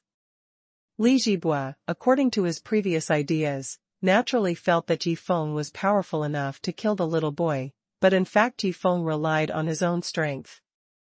Of course, this is something that is hard to imagine in modern people's thinking. Only when you personally come into contact with the world of martial arts, practice, and other things, will you have a deep understanding and perception of the strength of individual strength. Real? Li Jibua subconsciously asked. Of course, come with me. Yifeng stuffed his ID card back into the other party's wallet, smiled, and patted him on the shoulder. Ever since Li Jibua summoned up the courage to stand in front of him, he has already decided to take the other party as his own. First, this guy is quite persistent. Second, he also has the courage that others do not have.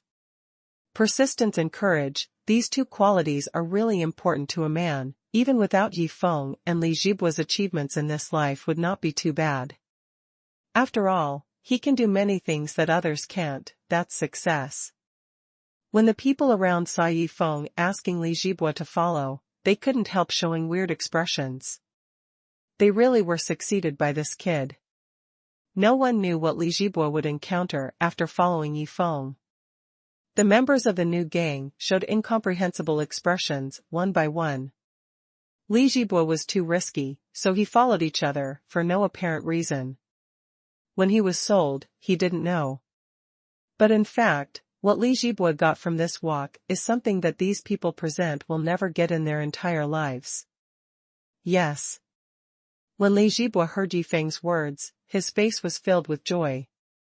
Regardless of whether Yifeng helped him avenge him or not, he already deeply felt the helplessness of ordinary people at the bottom of society, which made him yearn for power from the bottom of his heart, longing for the power to protect those around him. If he had had enough strength back then, his girlfriend Lily wouldn't have been forced to jump off the building. Li Jibua took a big stride to follow him and wiped the blood on his face with his hands. Although Yifeng's identity is still unclear, Li Jibua's intuition told him that he was right to follow Yifeng. The three walked away without anyone daring to stop the blown open air hole in the ceiling of the luxurious private room, which truly told them how terrifying Yifeng is. If you let them know that Yifeng's ability is not limited to this, even without a gun, they will definitely kneel down on the spot and exclaim, God. Not to mention cultivating immortals, just practicing martial arts is out of reach and inconceivable for ordinary people. Walking on the wall. Floating on water. In the eyes of ordinary people, these are plots that only appear in martial arts novels and movies, but in fact, people in the martial arts world can also do it in reality. As long as the cultivation level is high enough, running faster than a car is not a dream. These things, they are destined to never know for the rest of their lives. Yifeng took Xiaoyu and Li Jibua all the way down to the entrance of the lobby of the Royal Entertainment Club, but saw an old man in a grey gown standing quietly at the entrance, holding a teacup in his hands and closing his eyes to rest his mind. Seeing that old man, Yifeng, Huang Peirong was a little confused. I haven't seen this old man for a long time. I remember the first time I saw him at the Long family auction in Langfang. At that time, Huang Peirong with 30 years of cultivation was still invincible to Yifeng, but now the old man with 30 years of cultivation was against Yifeng. No threat. So Yifeng didn't panic, but led the two of them straight towards Huang Peirong. I don't know what the old man's purpose is standing here. Yifeng was thinking in his heart, but when he was within 10 meters of the other party, the old man suddenly opened his eyes and looked at Yifeng. A look of appreciation and regret flashed in his eyes. Huang Peirong looked at Yifeng, who was pacing with a sigh of relief, and there was pity in his eyes. It is a pity that such a talented young man cannot become his disciple, but now Yifeng is already in existence that even Huang Peirong needs to be cautious. It is simply unrealistic to accept Yifeng as a disciple. And it is said that Yifeng has a master who is as beautiful as a fairy. It is rumored that the fairy from the East China Sea can even fly. Huang Peirong would not believe such rumors, but it is enough to see the strength of Yifeng and his beautiful master. Compared with Huang Peirong, he is like dust competing with the bright moon. After East China Sea, Huang Peirong knew that Yifeng was the masked man, so he dismissed the idea of taking Yifeng as his disciple, but this didn't make him give up. Even if he couldn't take Yifeng as his disciple, he still had to maintain a good relationship. That's why Huang Peirong is here now. Yi Xiaoyu hasn't seen you for a long time, so you're fine. Huang Peirong stood at the door holding a teacup with a smile, looking very relaxed. Not bad. Is there anything wrong? Yifeng smiled politely. It seems that Xiaoyu Yi is in a hurry. Huang Peirong glanced at Yifeng and the pretty drunken Xiaoyu beside him with an expression of "I understand, the old man." I'll cut to the chase and make a long story short. Since the old man, I inherited the inheritance of Tianzhu Mountain. There have been 20 in recent years. I have been looking for young disciples who can inherit Tianzhu Mountain, but I have never met the original old man. I still want to accept you as a disciple, but now it seems that you are not qualified. As he spoke, he cast his eyes on Li Jibua, who was at the side. Yifeng immediately understood what the other party meant. The other party is here to pull people. Yifeng squinted his eyes and thought about it for a while, thinking that this matter is not a bad idea. Now Qingfeng Huyuan already has many of his people, and these powers are all on the bright side, whether it is Nanfeng, Longwaner, Dao Scar, they have already known by everyone in the martial arts. If you bring another Li Jibua back, it may not be of much use. Why not let him follow Huang Peirong? The only thing to note is that once Li Jibua is sent to Tianzhu Mountain where Huang Peirong is, Yifeng may not be able to order him to do anything in the future. Yi Xiaoyu, don't worry. Huang Peirong seemed to see Yifeng's worry and smiled slightly. Old man, I just want to find someone to inherit the mantle, and I don't have any other intentions. After he completes his studies, he will naturally come back to you. Yi Xiaoyu will be the supreme martial artist sooner or later. You. These words were obviously flattering, but Yifeng didn't care. At least from this sentence, Yifeng understood the meaning of the other party. This old guy not only wants to find someone to inherit the mantle, but more importantly, he wants to establish a good relationship with Yifeng. Alright. Yi Feng thought about it for a while and thought that he would go to the desert in the near future. If he found a complete teleportation array, he might go back to the world of cultivating immortals. If Li Jibua has been following him, how to arrange it is still a problem. Why don't he follow Huang Peirong for a while? In this way, the strength under Yi Feng's hands can absorb the strengths of all families, including immortal cultivators and people in the martial arts world, those who practice the martial arts of the Yinxian sect, those who practice the martial arts of the Azura sect, plus Tianzhushan martial arts, Yi family martial arts, dragons, etc., home martial arts. It can be said that this is an extremely precious wealth in the entire martial arts world. Even Yi Feng can comprehend some things from some martial arts to enhance his actual combat ability. There are many martial arts from these martial arts families in Huagua that are very practical. Yi Feng thought that he had to ask Yi Wendian for advice when he went back. The Yi family still has two moves, the Mad Demon Fist and the Shanyang Sword. If you can learn all the moves, it will definitely be very helpful for the desert and his party in the near future. Li Jibua, follow Mr. Huang and work hard to learn martial arts. Yi Feng turned his head to encourage Li Jibua and said, although Long Xian's handsome face is dead, the Long family is a giant in the rivers and lakes. If you want to take revenge yourself, you won't be able to do it without working hard. Clear? Li Jibua said with a firm expression. He was a little uncomfortable with Yi Feng's decision to send him away, but hearing what Yi Feng said about learning martial arts, Jiang Hulong's family suddenly made his blood boil. A good boy aims at the rivers and lakes. In the past, he had never heard of such a thing, but after following Yi Feng, Li Jibua's life seemed to open up a new world. Huang Peirong took Li Jibua away. And Yi Feng also took Xiaoyu's soft and smooth jade hands to support her slightly drunk and swaying delicate body all the way out of the Royal Entertainment Club, wanting to send her back to Zhao's villa. After the two left, Yao Baoshan and others in the Royal Entertainment Club, it has nothing to do with Yi Feng. He only knows that the other party will never trouble him again after this time. As for the shot towards the ceiling, the National Security Bureau may notice it, but that doesn't matter. If the other party comes, just return the blue light gun to the other party. This thing is not a precious thing to Yi Feng. Just condensing a starbarial arrow is much more powerful than this blue light gun, and its speed is much faster. Xiaoyuan. Yi Feng stopped a taxi and opened the back door to take Xiaoyu back to Zhao's villa area. Wait, I don't want to ride in the car and I feel sick after drinking too much. Xiaoyu stopped Yi Feng and closed the rear car door tightly, then hooked Yi Feng's neck with both hands and stared at Yi Feng with a pair of intoxicating beautiful eyes. It's that hotel over there. I want to take a rest. When Yi Feng heard it, he lowered his head and saw her seductive and plump scenery under the neckline of her long red dress, and his heart beat faster. Is this chick hinting at something? No, that's not okay. He's a man with a family. Why don't you dare to go? Xiaoyu saw Yi Feng's hesitant face, a smirk flashed in the depths of her eyes, then she pressed Yi Feng even tighter, and a pair of jade hands slid back and forth behind his back. Hearing the other party's provocative tone, how could Yi Feng hold back?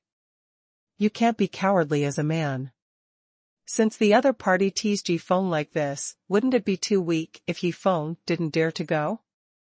What's more, maybe Xiaoyu just wanted to take a break and had no other intentions. Yi Feng shook his head and supported her intoxicating and graceful body, walking step by step towards a star hotel not far from the Royal Entertainment Club. People coming and going on the street looked at Yi Feng with some disdain. It is too immoral to take advantage of the beautiful woman's drunkenness to take advantage of others' danger, but how do they know that this was proposed by Xiaoyu herself? According to Yi Feng's intention, send her back to Zhao's villa complex and everything will be over. It's time to go back and sleep with the beautiful girl. Two people walk into the hotel. Finally, a series of police cars roared towards the street and surrounded the Royal Entertainment Club. Because of the shocking shot on the ceiling, the Yanjing police reacted quickly. The police outside have nothing to do with Yifeng. When the police find out that the gun is the explosive bullet of a blue light gun, they must report the matter to the National Security Bureau, and then the National Security Bureau will look for it. Able to cope with. At this time, Yifeng had already entered the hotel, with Xiaoyu in his arms, and opened a room.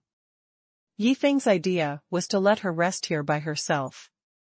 He went home alone, but in the eyes of the hotel receptionist and Xiaoyu, it seemed like a hint. After entering the room, Xiaoyu locked the door behind her without even thinking, then raised her drunken pretty face and kissed Yifeng on the face. This made Yifeng's body stiff. What is this chick doing? I really don't think so. To be honest, if the other party seduces, Yifeng really can't guarantee that he can control it. After all, he also knows how to taste, and Xiaoyu is impeccable in terms of face, appearance, figure, and skin, especially the pair of proud xiefeng on the chest. Just looking at it makes my mouth dry. Hello. Yifeng tried to call the other party. Xiaoyu hooked his neck and responded shortly. Her eyes were blurred, her red dress was a bit messed up, plump and soft, she leaned close and pressed on Yifeng's body. This made Yifeng subconsciously hug her and threw her onto the big soft bed in the room. Wake up. Yifeng stood by the bed and shouted. Xiaoyu was pushed down on the bed, and hearing Yifeng's words, she couldn't help but burst out laughing with a poochie for a while, her chest trembled because of it. In fact, she was not drunk, even if she was a little drunk at the beginning, she must have been sober after what happened in the Royal Entertainment Club just now. After all, Yifeng had moved his gun at that time. If Xiaoyu has not come to her senses like this, she was eaten by people as early as in the Shanghai stock market. Am I not attractive enough? Xiaoyu smiled and raised her head to look at Yifeng with a pair of big beautiful eyes. Her expression was full of curiosity and enthusiasm, but there was still a trace of tension in the depths of her eyes. How come? Yifeng shook his head. Anyone who says Xiaoyu is not charming enough is either envious or blind, it's just that I thought you were drunk and didn't want to take advantage of others. Is that so unexpected that you are still a gentleman? Xiaoyu's beautiful eyes blinked and she half sat up, grabbed Yifeng's arm and pulled him onto the bed, lying on her side. Yifeng originally wanted to resist, but now that resisting seemed useless, he followed her to lie on the bed, and he could see Xiaoyu's face that could be broken by blows, as white as jade, as crystal clear as jelly. Even Xiaoyu's face without makeup is much more beautiful than those so-called beauties who rely on makeup. It can be seen that Xiaoyu usually pays great attention to skin care.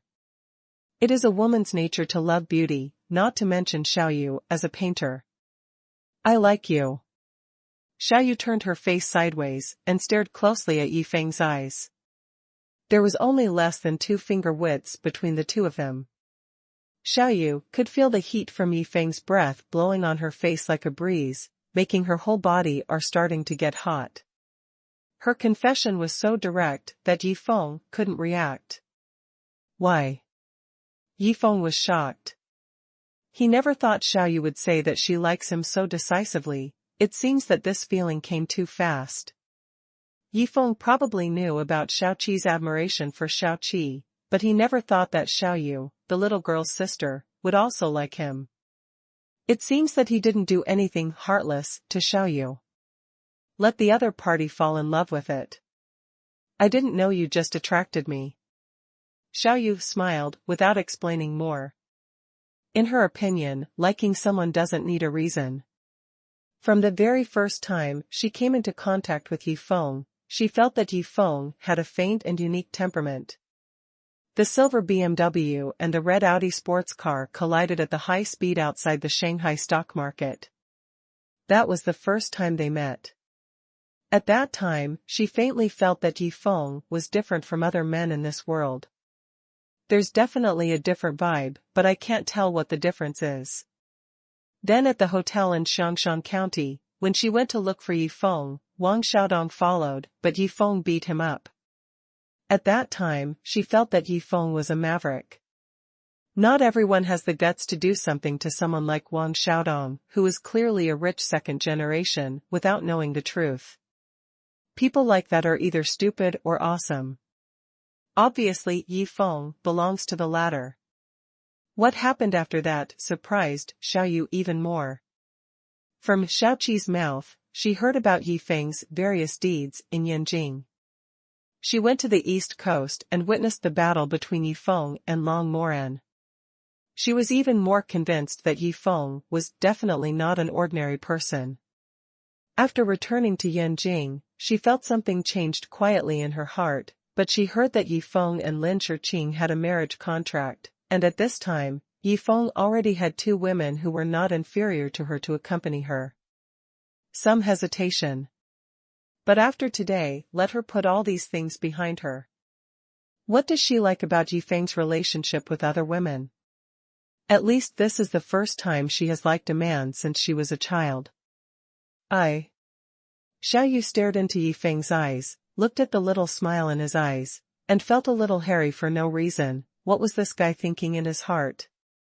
She didn't think too much when she confessed, but now after confessing, she still feels a little nervous. I have to go. Yi Feng smiled and raised his head to look at the clock on the wall and found that it was getting late. Go your sister.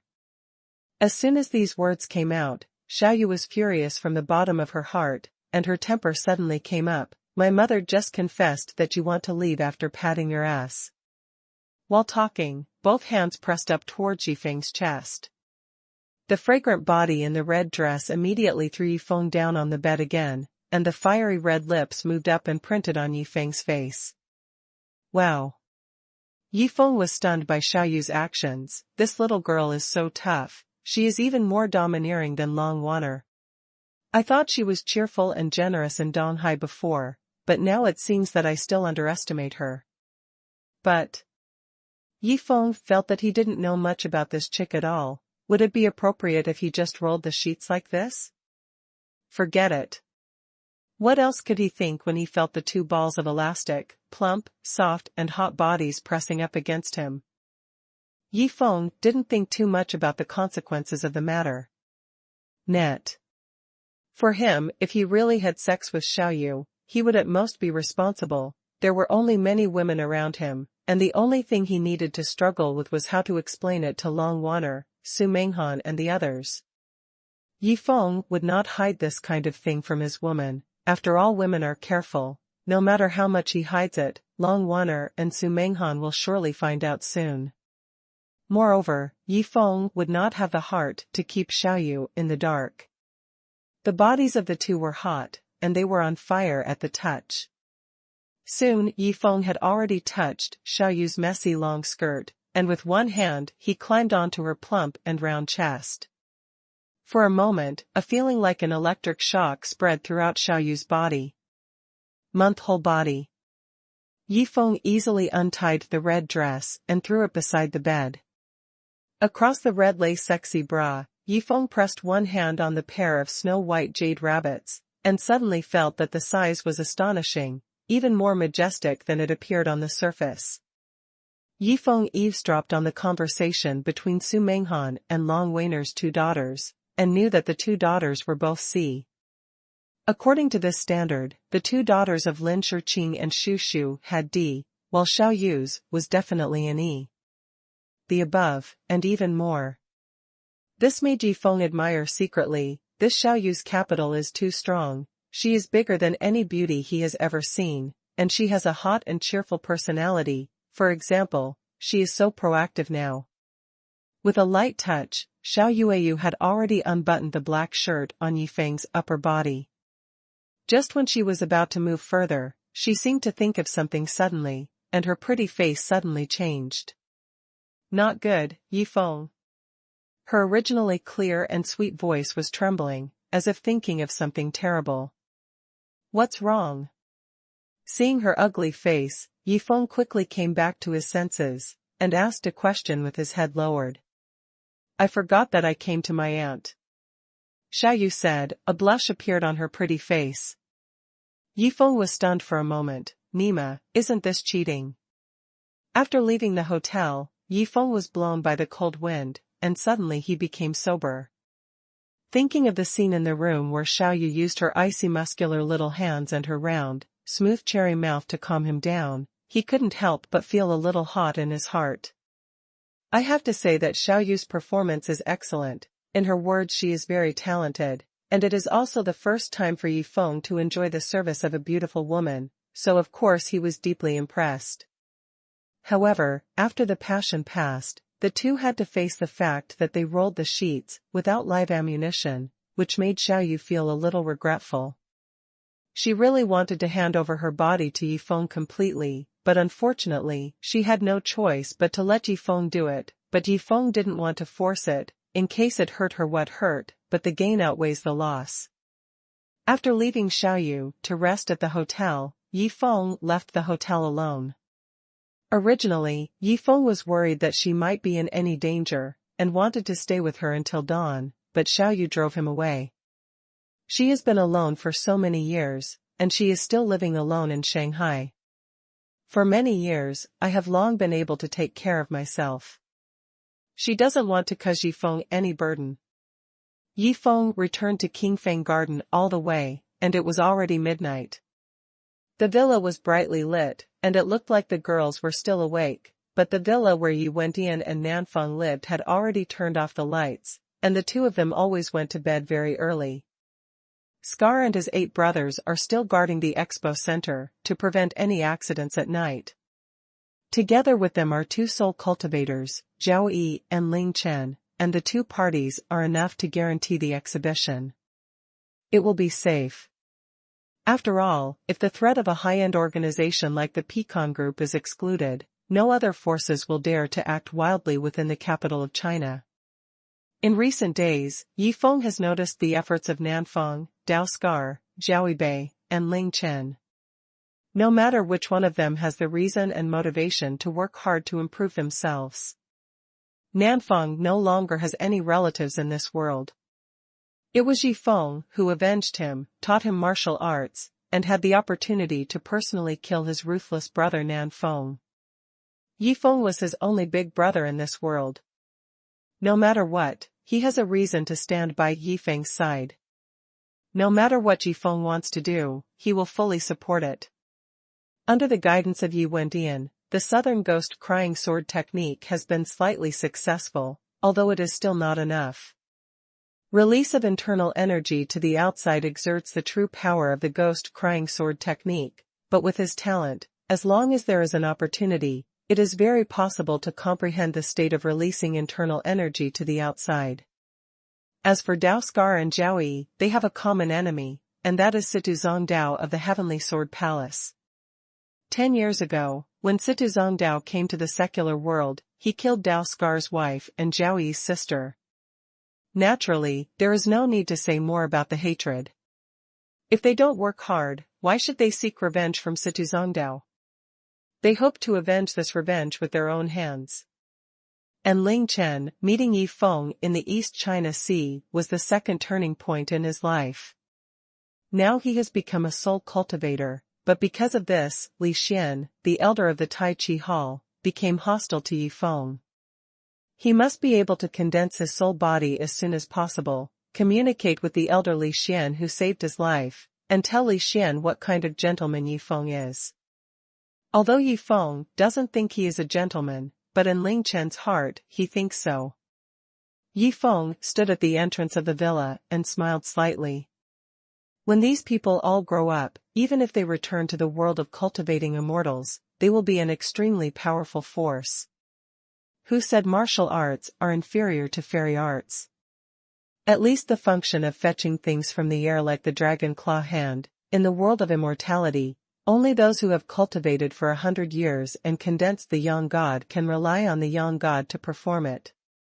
If you combine martial arts and fairy arts and embark on a brand new genre, in terms of actual combat power, Feng will definitely surpass the immortal cultivators of the same level in the immortal cultivation world. But this requires a long process. When he stepped into the hall of the villa, he found that there was no one in the hall, but there were two people busy in the kitchen. It was Shu Shu and Zi Jianlan, and Long Weiner and Su Menghan had already arrived in the upstairs bedroom, and one of them was doing something. Bath. What are you doing? Yi Feng glanced at the kitchen curiously. I'm making soup for you. Zijianlin's fresh and elegant voice came from the kitchen, with a little joy in her tone. It was obvious that she had just learned how to cook soup with Shu Shu, which made her very happy. Yi Feng was a little moved when he heard it. Our Zijianlin girl is gentle and considerate, virtuous, and she still boiled soup for him at such a late hour. Soon, she came out of the kitchen with a bowl of hot black-bone chicken soup.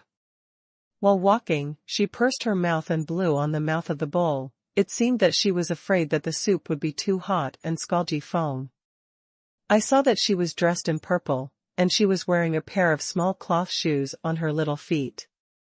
She was so small and exquisite that one couldn't help but want to hold it in her hands and play with it. Yi Feng had just walked out of the temptation of Xiaoyu in the hotel, and when he came home, he saw Zijianlin's fresh and pleasant appearance, and his heart suddenly became hot again. These days, Zijianlin has exchanged a lot of martial arts of the Yinxian sect with Nanfang, which has given Nanfang a deeper understanding of the complete set of flying sword martial arts of the Yinxian sect, and Zijianlin has also learned the ghost cry knife technique, but she did not. I don't like the life of fighting and killing. For her, life is still comfortable cooking with Shu Shu and watching TV. After bringing out the fragrant black-bone chicken soup and putting it on the table, Purple Gladiolus blew 2 more breaths, then raised her head to look at Yi Feng. Originally, there was a bit of freshness and tranquility in her eyes, but suddenly she noticed something, moved closer to Yi Feng and took a few deep breaths. Her face suddenly became weird. What's wrong? Seeing her doubts, Yi Feng lowered his head and glanced at himself. It seems that there is nothing wrong, right? Zijianlin didn't explain directly, but made a silence gesture, reminding Yi Feng not to speak, then leaned over mysteriously, smelled it twice again, and a more confident expression appeared on her pure and pretty face. Look. She gently tugged on Yi Feng's cuff, and pulled him to sneak out of the villa. Yi Feng guessed that she might be afraid of being detected by Long Wanner's spiritual sense, so he made it mysterious, wondering if there was something this pure girl wanted to tell him. Or is there something wrong with him coming back this time? Yi Feng thought for a while, then said, I'll go out with Jianlan to buy a bottle of water. Go. Shu Shu's gentle and considerate voice came out from the kitchen, making people feel warm when they heard it. Yi Feng followed Zijianlin and walked out of the villa. He saw Zijianlin's graceful figure in a purple dress waiting outside the villa yard. Under the breeze, it was quiet and natural, elegant and pure, with a pair of eyes facing looking at Yi Feng. There was a hint of a smile. Yi Feng went up to meet them, and the two walked out of Qingfeng Gardens side by side. They were already more than 200 meters away from the villa, so they breathed a sigh of relief. Yi Feng felt that it was necessary for him to improve his cultivation quickly, otherwise he would always be suppressed by Long Wanner. This feeling would be too uncomfortable. As long as Long Wanner's cultivation is less than half of his, then he can block the opponent's spiritual detection. That is to say, if Long Wanner's cultivation is 25 years, Yi Feng will not be afraid of the opponent as long as he has 17 years of cultivation. The consciousness detected. What's the matter, Jianlan, is there something wrong with me? Yi Feng breathed a sigh of relief and immediately asked. Brother Yi, you smell like another woman, did you just date someone outside? Zijianlin's pretty face was blushing as she spoke. Obviously for a pure girl like her, this kind of topic was still a bit inappropriate. But she cared about Yi Feng sincerely, thinking that if Long Wanner or Su Menghan found out about this matter, something big might happen, so she signaled Yi Feng to come out, explained to him, and made him prepare. When Yi Feng heard it, he was startled. Couldn't it be so obvious? Of course he had made out with Xiaoyu just now, but he didn't break through that layer of relationship, so he wasn't ready to announce it yet. I didn't expect Jianlan's sister to be so careful. She smelled it after just a sniff. Yifeng secretly rejoiced. If Long Water could smell it, it would definitely not be a good thing. No, Jianlan, don't think too much. Yifeng broke out in a cold sweat. I just had dinner with the Xiao family sisters, and came back after eating. Oh. Zi Jianlan smiled gracefully, didn't ask any more questions, but said, then go back and take a bath first, and drink soup after the bath. Good. Yifeng nodded, feeling deeply that this sister recognized her well. She was always thinking of him, even trying to hide this kind of thing for him. The two walked slowly under the moonlight, and returned to Qingfeng Huiyuan Villa. They looked like a couple strolling under the moonlight, and there was no sense of disharmony at all. If someone said that they were a couple, no one would doubt it 100%. After returning home, Yifeng took a shower as fast as he could, threw all his clothes into the washing machine, changed into another set of clothes when he came out, drank some soup, and brought Long Waner and Su Menghan each go up the bowl of soup. When she saw Long Waner, she had a smile in her eyes, but in the end she didn't say anything, drank the soup and fell asleep. Yifeng finally breathed a sigh of relief. Early the next morning, Yifeng was pulled out of bed by Long Waner. There are guests coming. Long Waner urged him to get up, but she herself was still lying in bed, looking at him with a smile. Yifeng had no choice, but to scan his consciousness. He found a black car entering Qingfeng Garden and driving towards the entrance of their villa. An acquaintance sitting in the car is the head of the Xiao family, Xiao Qi, and Xiao Yu's father, Xiao Deqing. What is he here for? Yifeng thought to himself, could it be that what happened last night has been revealed? No, it seems like we haven't done anything to Xiao Yu yet. Soon he knew that the other party came here not to ask questions, but to thank him. First of all, because he helped the Xiao family out of the siege, drove away Lin Rendian, who was oppressive, and saved his daughters Xiao Qi and Xiao Yu many times. All along, Xiao Deqing has been very concerned about the two daughters. Yifeng saved the two daughters a few times before, he actually remembered them all. Secondly, when Yifeng had dinner with the Xiao family sisters last night, he taught Zhao Renjie and Xiao Lili a lesson, which made Xiao Deqing also appreciate it. According to what Xiao Deqing meant, he actually didn't approve of the matter between Xiao Yu and Zhao Renjie, but the Zhao family had helped the Xiao family when they were in trouble, so he just wanted to pay back the favor. After Xiao Yu came home last night, she expressed clear objection to Zhao Renjie's matter, and at the same time showed a kind of appreciation for Yifeng, which made Xiao Deqing roughly know what her daughter was thinking. In this case, Xiao Deqing changed the way of repaying favors, and decided to pay some assets to the Zhao family again, which was 3 times the amount that the Zhao family supported their Xiao family back then. In this way, the favor can be regarded as paid off. If the Zhao family is not satisfied, then Xiao Deqing has no choice but to ignore it. You poisoned Lin Rendian, which was actually not proper. Before leaving, Xiao Deqing hesitated for a moment, trying to analyze the stakes with Yifeng as an elder. Lin Rendian is an important figure in the country, and it is unlikely that any poison will kill him, but this makes him treat you. The hatred has greatly increased. Uncle Xiao, don't worry, I'm sensible. Yifeng smiled faintly. Yifeng would not be so confident if it was ordinary heartbroken powder, but what he used was the heartbroken powder he had prepared himself, adding the methods of a cultivator. If it is not bad, Lin Rendian should come to Qingfeng Huiyuan this afternoon and apologize to him in person, right? The corners of Yifeng's mouth curled up, thinking playfully. If the other party doesn't come, the headline of tomorrow's newspaper will definitely be the news of the poisoned death of the Yanjing court prosecutor.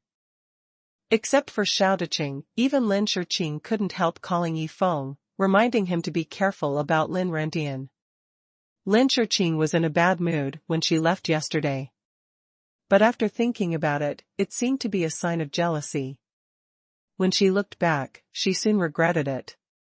She shouldn't have been so impulsive. Of course. The exhibition is not over yet. She can only press this matter for the time being.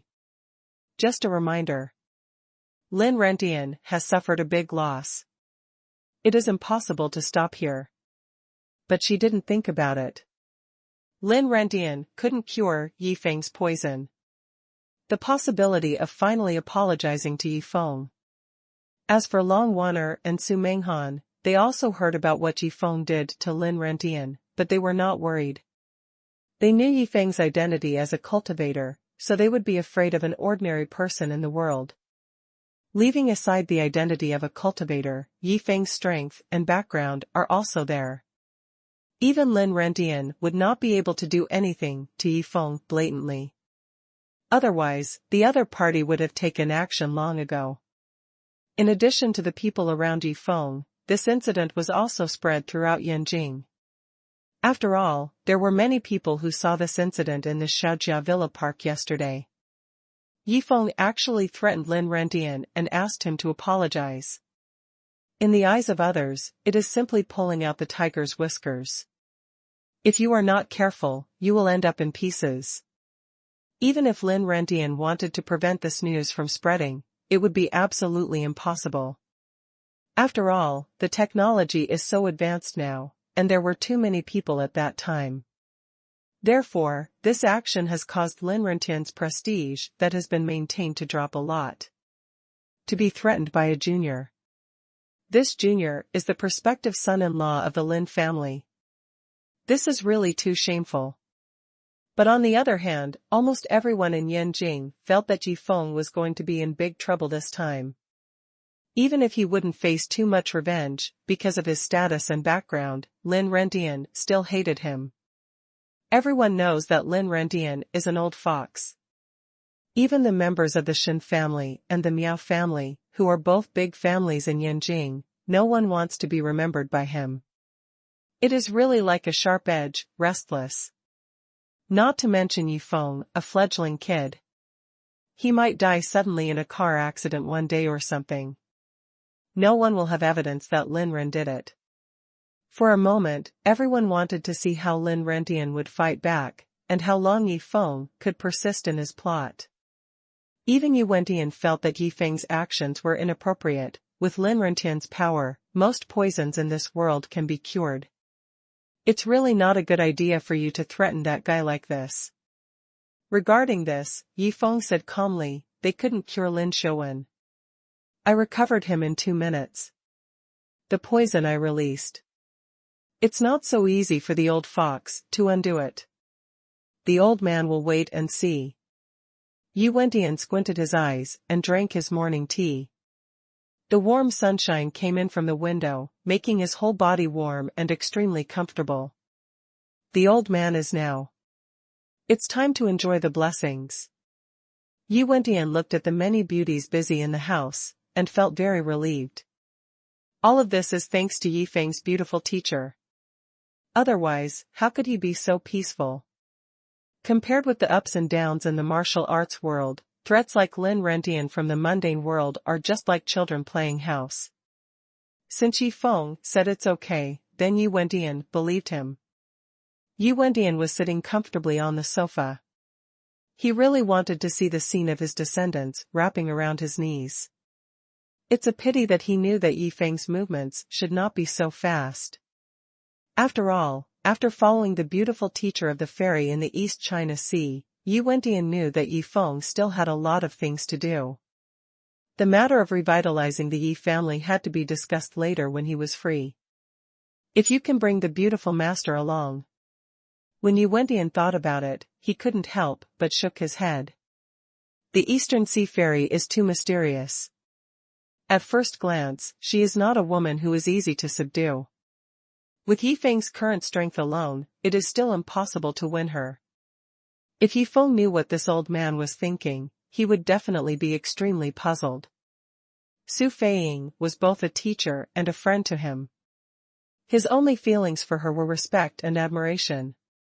Although he had admiration before, he came to the modern city after having Long Wan'er and Su Menghan. This love faded away and gradually hid in my heart. What's more, Yi Feng knew that Su Feiying would never have feelings of love for him.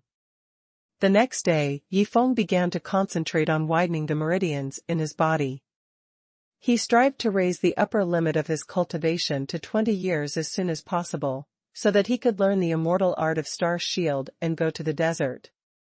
That way the safety factor would be much higher.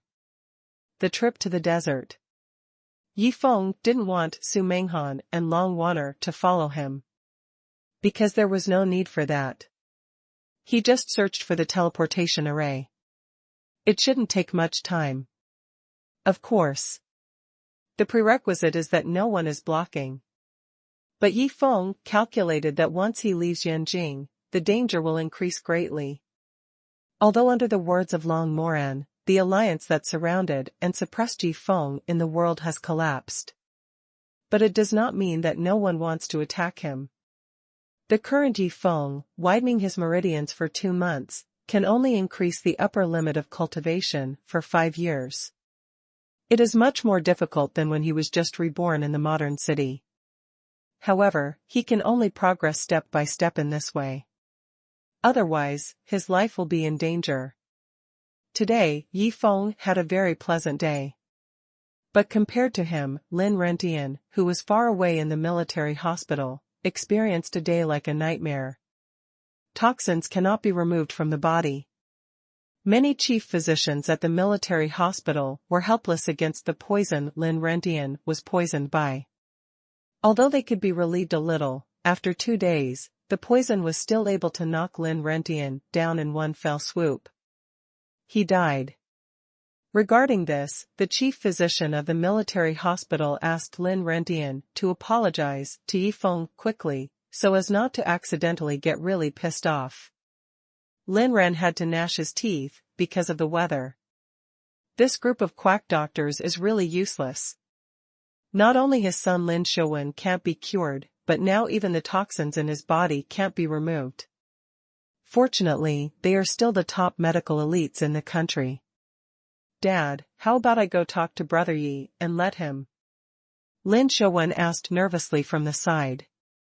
Once his father died, his status in the Lin family would plummet. What's more, his father has always been very kind to him, obedient. He couldn't imagine days without Dad. Shut up. Lin Rentian clenched his teeth and cursed. Go and apologize to Yifeng. Ask for a cure. He, Lin Ren, is a genius and won't do such a shameful thing. He didn't believe it.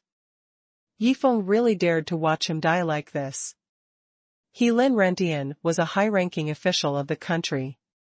If he died like this, Yifeng would not be able to escape the judgment of the special regulations of the National Security Bureau.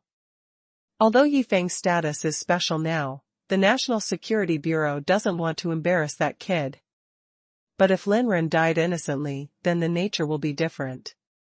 Lin Rentian wanted to wait in the military hospital. Wait for Yifeng to come over and give him the antidote. Then he could save some face. It's a pity that they waited until evening.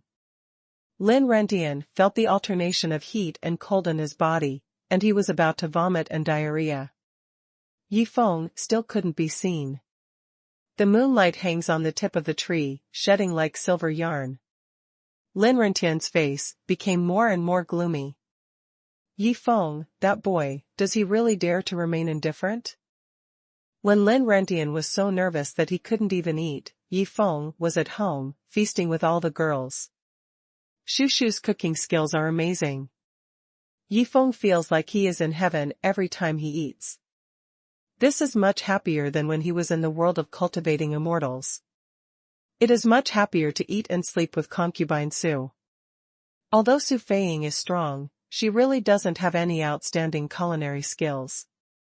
Compared with Shu Shui, she is far behind. Yifeng, I have comprehended the star shield. While eating, Long Wainer suddenly came over and whispered something.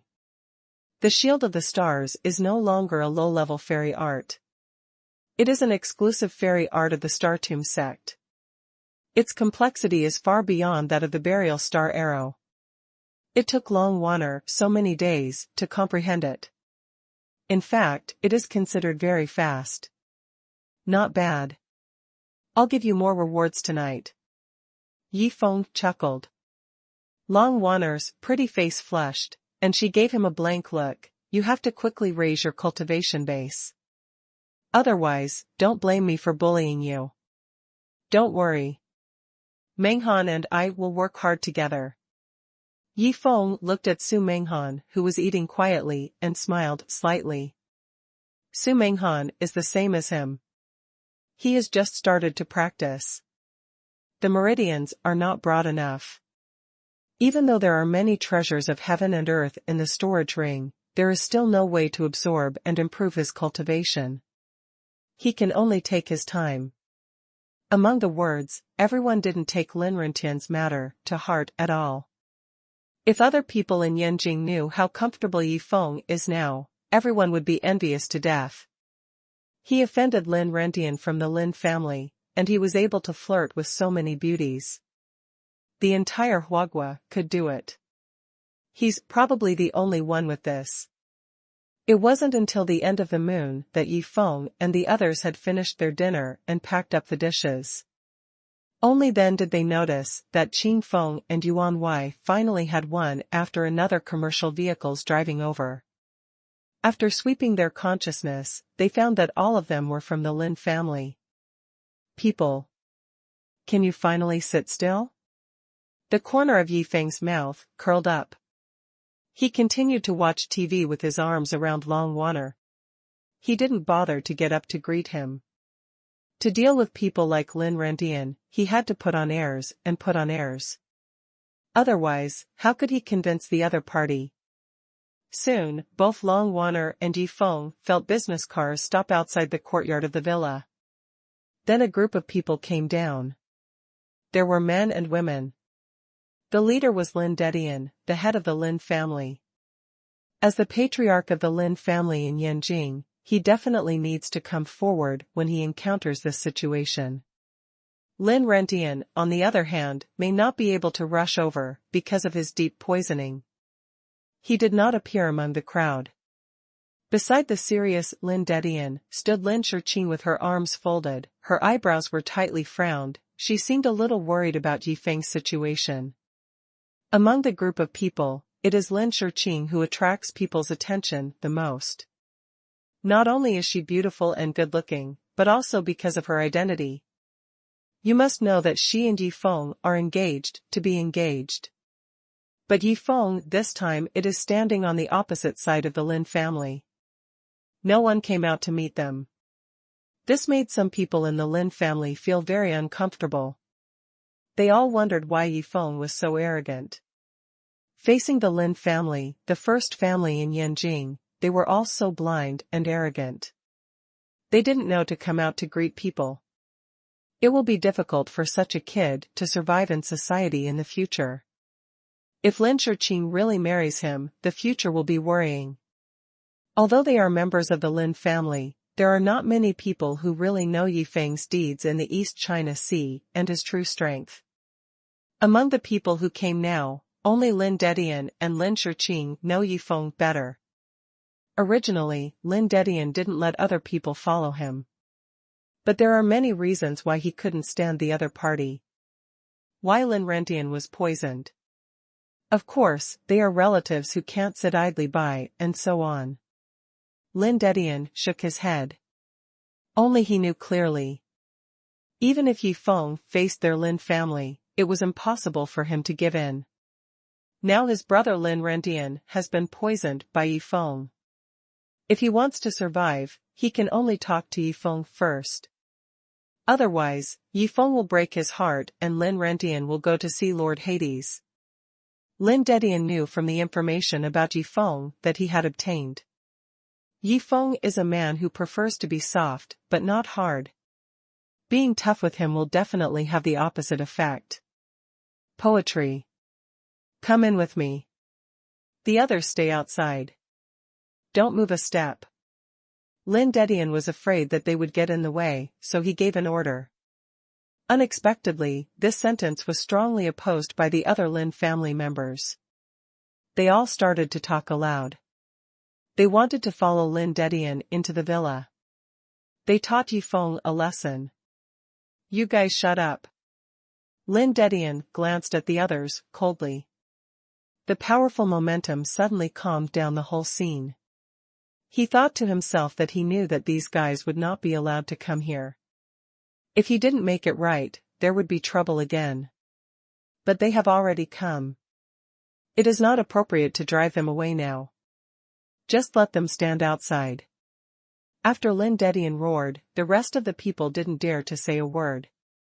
Lin Shiqing followed Lin Dedian into the courtyard of the villa. She looked down on the Lin family behind her.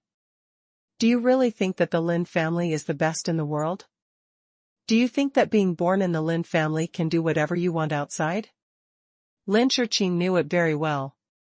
For someone with great power like Yifeng, the people from the Lin family are no different from ordinary people. If Yifeng is angered, even if the National Security Bureau is dispatched, I'm afraid it won't be that big of a deal. It is easy to subdue it. The two came all the way to the entrance of the hall. They saw a pure girl in a purple skirt came and opened the door. She also had a fresh and elegant smile. Welcome. Please come in. Looking at the appearance of the purple sword orchid, Lin Dedian was in a trance for a while. He had heard that Yifeng had brought back a pure beauty, but he did not expect it to be so beautiful. Not even a little makeup. The appearance of Zi Jianlan is better than 99.9% of the women in this world. Compared with those women who only rely on makeup to look a little better, it has surpassed too much. Yifeng. Long time no see. Lin Dedian raised his head and smiled at Yifeng, who was on the sofa. His gaze didn't stay on Zi Jianlan for too long. He is not the kind of weird guy who likes to harass girls. Well, come and sit down. The corner of Yifeng's mouth curled up, but before you sit down, please tell me the purpose of your coming here, to find me. You're so smart. You can't guess it. Lin Dedian also smiled. He smiled comfortably. Come to Lin Rentian to get the antidote. Yifeng smiled, that depends on your sincerity. Now he is poisoned. He won't even go here himself. I haven't seen his sincerity. Uncle Lin, please tell him. Think if you want a cure, do it yourself. Bring sincerity and an apology. Otherwise, it's out of the question. Mighty and domineering. Although Yifeng said these words easily, if other people in Yanjing listened to them, they would definitely think that Yifeng was crazy. He even dared to negotiate conditions with the head of the Lin family in Yanjing. This is too high of himself. Seeing Yifeng not giving Lin Dedian face so much, Lin Shiqing was also quite puzzled. She pulled Lin Dedian's arm. Dad, why don't we call Uncle Third? Lin Shiqing knows Yifeng too well. She even knows a little better than she knows herself. When encountering this kind of thing, it is impossible for Yifeng to compromise. She raised her head and glanced at Yifeng. Seeing Yifeng just looking over, she met her eyes. There was a smile and apology in Yifeng's eyes. It was obvious that he didn't want Lin Shiqing difficult. But Lin Rentian's actions made him have to make this move. Not only because of Lin Rentian's embarrassment before, but also because Yifeng wanted to take this opportunity to beat the other dignitaries in Yanjing. There are too many people like Lin Rentian and Shen Tianjiao in Yanjing. And now there are more and more beautiful women around Yifeng. If there is no deterrence, they will probably cause a lot of trouble if they go out and go shopping. Why don't you take this opportunity to directly establish your prestige and let everyone in Yanjing know the consequences of messing with Yifeng? Even Lin Rentian, a key member of the Yanjing Lin family and the head of the Yanjing court, was forced to apologize to Yifeng. Others want to provoke Yifeng, so they have to weigh their weight. Is it serious enough? Originally, Yifeng's impression of Yifeng was that he was a nouveau riche relying on his connections to show off his power for a while. But now, Yifeng wants to let them know that he is so domineering not because of his connections, but because of his strength. Uncle Lin, Sister Lin, please sit down for a while. Yifeng didn't want to embarrass the two of them too much. After all, there are two people who helped him deal with the affairs of the National Security Bureau. This kind of favor cannot be counted. Then sit down. I'll call Rentian. Lin Dedian nodded to his daughter, motioning for her to sit with Yifeng. Lala. Lin Shiqing looked around and found that there was no one else in the hall of the villa. Only Yifeng and two beauties were sitting on the sofa. They were Long Weiner and Zi Jianlan. It was impossible for Lin Shiqing to squeeze in. He was sitting with Yifeng. He sat next to Yifeng gracefully while carrying his bag. After sitting down, she turned her head and glanced at Lin Dedian, and found that he had finished calling. Rentian will be here later. Let's wait a moment. Lin Dedian smiled calmly. He also came to sit down. He didn't expect it. When he told Lin Rentian to let him come, Lin Rentian agreed immediately. He thought for a while and asked suddenly, Yifeng, Uncle Lin, I have to remind you. The things you promised to hand over to the National Security Bureau in 2 months. Don't worry. I know it. Yifeng smiled. Isn't it just a teleportation array? The other party can get it at any time when they come over. He said that after 2 months, it's just to whet the other party's appetite. He looked at Lin Dedian carefully for a while. He saw something in the eyes of the other party. Obviously Lin Dedian asked this question for no reason at this time. He was secretly reminding Yifeng. If it weren't for the fact that Yifeng is still very important. This kind of thing. People from the National Security Bureau have long been involved in the investigation. Of course, Yifeng knew this well. He was always confident. That's why he made such a threat to Lin Rentian. He didn't believe that for the National Security Bureau, a Lin Rentian would be more important than space transmission technology. The two sides chatted without saying a word. After a while, Lin Dedian looked at the time.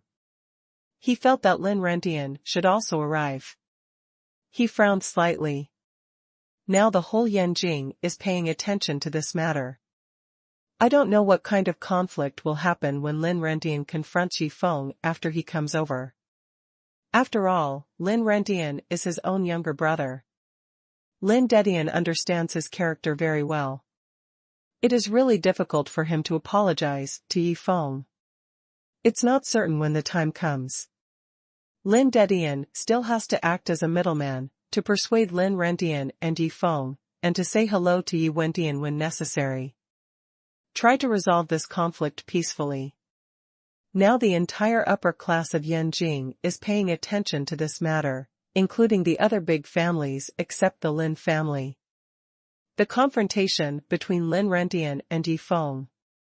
Who is the winner is very important. Lin Rentian won. There is nothing to say. It was originally expected. But if Yifeng wins, it will represent the future Yanjing. There is a person that ordinary people should never provoke. All parties stared at this side. When Lin Rentian came to King Fengyuan in a military vehicle, there were many people outside the community who were inquiring about the news. Seeing that Lin Rentian was poisoned and seriously injured, they came here in person. They all began to think secretly. This Yifeng's ability is so great. Since Lin Rentian came here in person, he has already lost in this battle. When Lin Rentian got out of the car with the help of Lin Xuanhuan, the Lin family immediately surrounded him. Just glanced at it. Lin Rentian's current state made them all look sluggish. They saw that Lin Rentian, who looked gentle and calm at first, took off his glasses at this time. His face was blue and purple. The whole person seemed to have lost his vitality. The poison of heartbroken powder has begun to spread to his whole body. Even the color of his face was constantly changing. Sometimes it was blue and purple, and sometimes it was red and white. The whole face seemed to be covered with a layer of cloud. It was very poisonous at first glance. No one expected that Lin Rentian really couldn't detoxify himself. Moreover, the poison was so poisonous.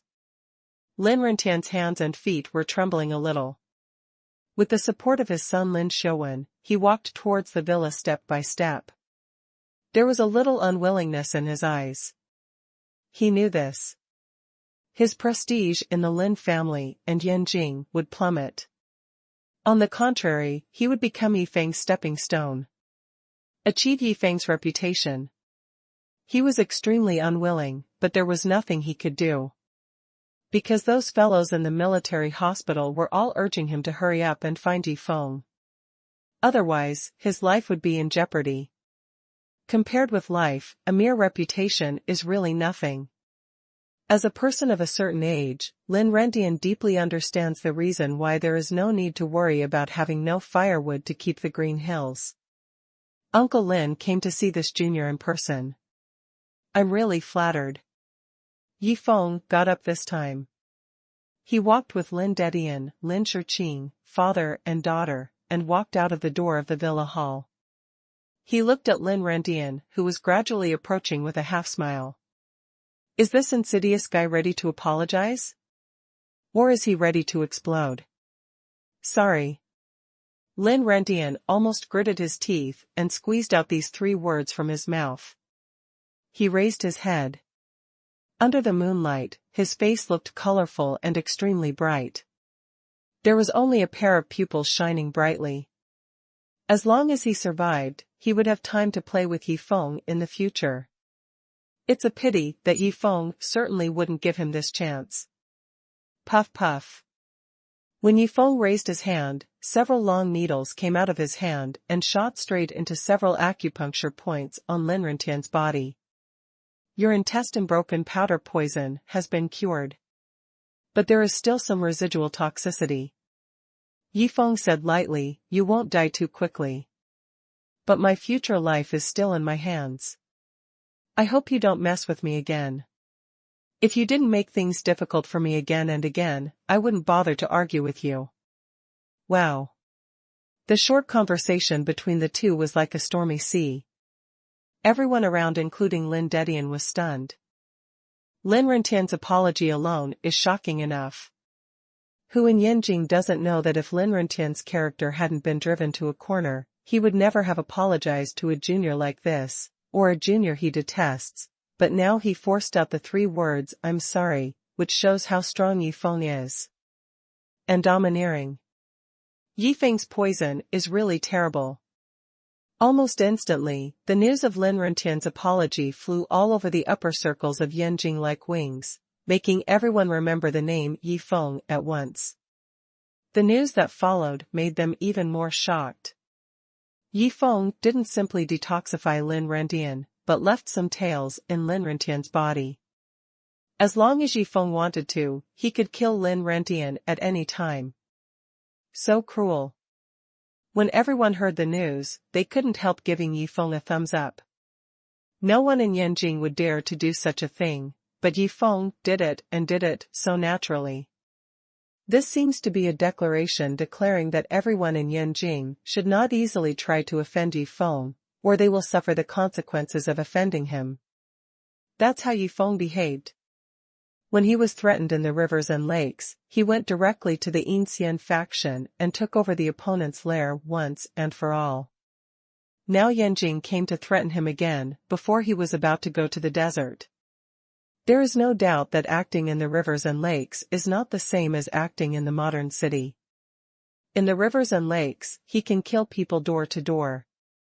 Only in this way can he have a deterrent effect, but in the modern city, he can't kill people everywhere. This is the only way to do it. Lin Rentian probably didn't know how he left King Fengyuan that night. And Lin Dedian and Lin Shiqing saw the matter between the 2 parties and settled it like this. Lin Rentian was no longer in danger, so he left like this, but before leaving, they both gave Yifeng a deep look. There was a little admiration and appreciation in Lin Dishan's eyes. Obviously Lin Dedian was very appreciative of Yifeng's move. And when Lin Shiqing looked at Yi Feng, she was grateful and playful towards Lin Rendian. She had never liked Lin Rendian very much, and now seeing him deflated in front of Yi Feng naturally seemed to be in a good mood. What's more, Lin Rendian made things difficult for her at the trade fair, and almost ruined the whole trade fair, if it wasn't for Yi Feng. Yi Feng's name spread all over the streets and alleys, and the next day, even ordinary people in Yanjing knew that there was such a number one person who dared to go against the president of the first court.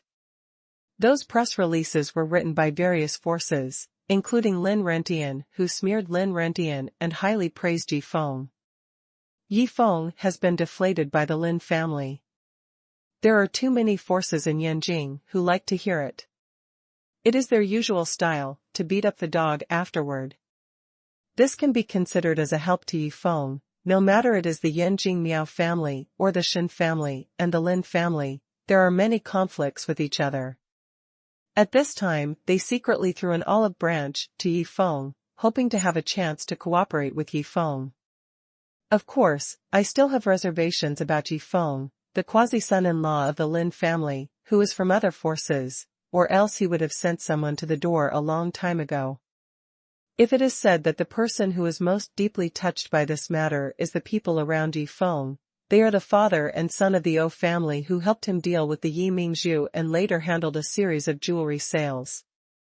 Ob admired Yi Feng's move to the extreme. He never thought that Yi Feng, who didn't dare to do anything to Lin Xuanhuan and O's antiques, would dare to do such a thing to Lin Xuanhuan's father after just a month or two. Just as Oa said at the beginning that Yi Feng's future achievements must be extraordinary, but even Oa himself did not expect Yi Feng's rise to be so fast. Including Shen Tianjiao, who offended Yi Feng at the trade fair before, was severely reprimanded at Shen's house. Poor Shen Tianjiao saw that Yi Feng had already made a detour, and now he will be locked up for 2 months, which can be called a tragedy. Model. After 3 days, the jewelry exhibition in the expo center ended successfully. The most profitable part of the entire exhibition was not Yanjing Lin's family, but O's Antiques, which handled all of Yi Feng's jewelry. All the jewels that Yi Feng brought out were high-quality jewelry. Each piece was very cost-effective and very collectible, including the Diamond Emperor and the Night Pearl. The value of the Diamond King is that the collection was eventually auctioned off at a price of 30 million yuan, which is not too expensive. As for the Night Pearl, its unearthed origin is unknown and there is nothing to show off. The collection value is relatively weak, so the transaction price is not as high as that of the Diamond King. Of course, close to 10 million is a huge sum of money. After paying the relevant expenses, including taxes and fees to the organizer Lin Group, O's Antiques had a net income of 180 million yuan in these 3 days. Under OA's proposition, OB and Yi Feng were encouraged to discuss and decide to use the money to set up a company. Yi Feng also thought so. Blade Technology Company, Limited was finally established in a low-key manner after everyone's careful planning. Although the registered capital is high, the company has no development direction for the time being. Yi Feng just established a blade pharmaceutical department first, allowing OB and Su Menghan to cooperate, while OA and Lin Shiqing assisted in buying some useful medicinal materials from the market. These are the safety guarantees for Yi Feng to go to the desert. As long as he has enough pills to replenish his true energy, he will not encounter such an embarrassing situation in the East China Sea. Immediately afterwards, Yi Feng entered the intense preparation stage and headed to the desert to find the teleportation array. He might encounter some dangers. Before that, he had to do his best to improve his strength. However, the results of the college entrance examination before this time period are finally coming out. Su Menghan is still quite concerned about this. Although she is already a cultivator, she doesn't want to miss any cultural courses because of this, and she is still looking forward to college life. I just don't know how many points Yi Feng can get in the test. And Yi Feng didn't put his mind on it at all. He was just busy widening his meridians and learning from Yi Wendy and the other 2 sets of Yi family's martial arts, crazy demon boxing and xuanhuan swordsmanship. I have to say that the subtlety of these two sets of martial arts is no less than that of dragon claw hands. What Yi Wendian himself is most proficient in is the crazy demon boxing, which makes fights look desperate. Back then, Yi Wendian was famous for his desperate shiro. Well, Yi Wendian was the fourth eldest in that generation.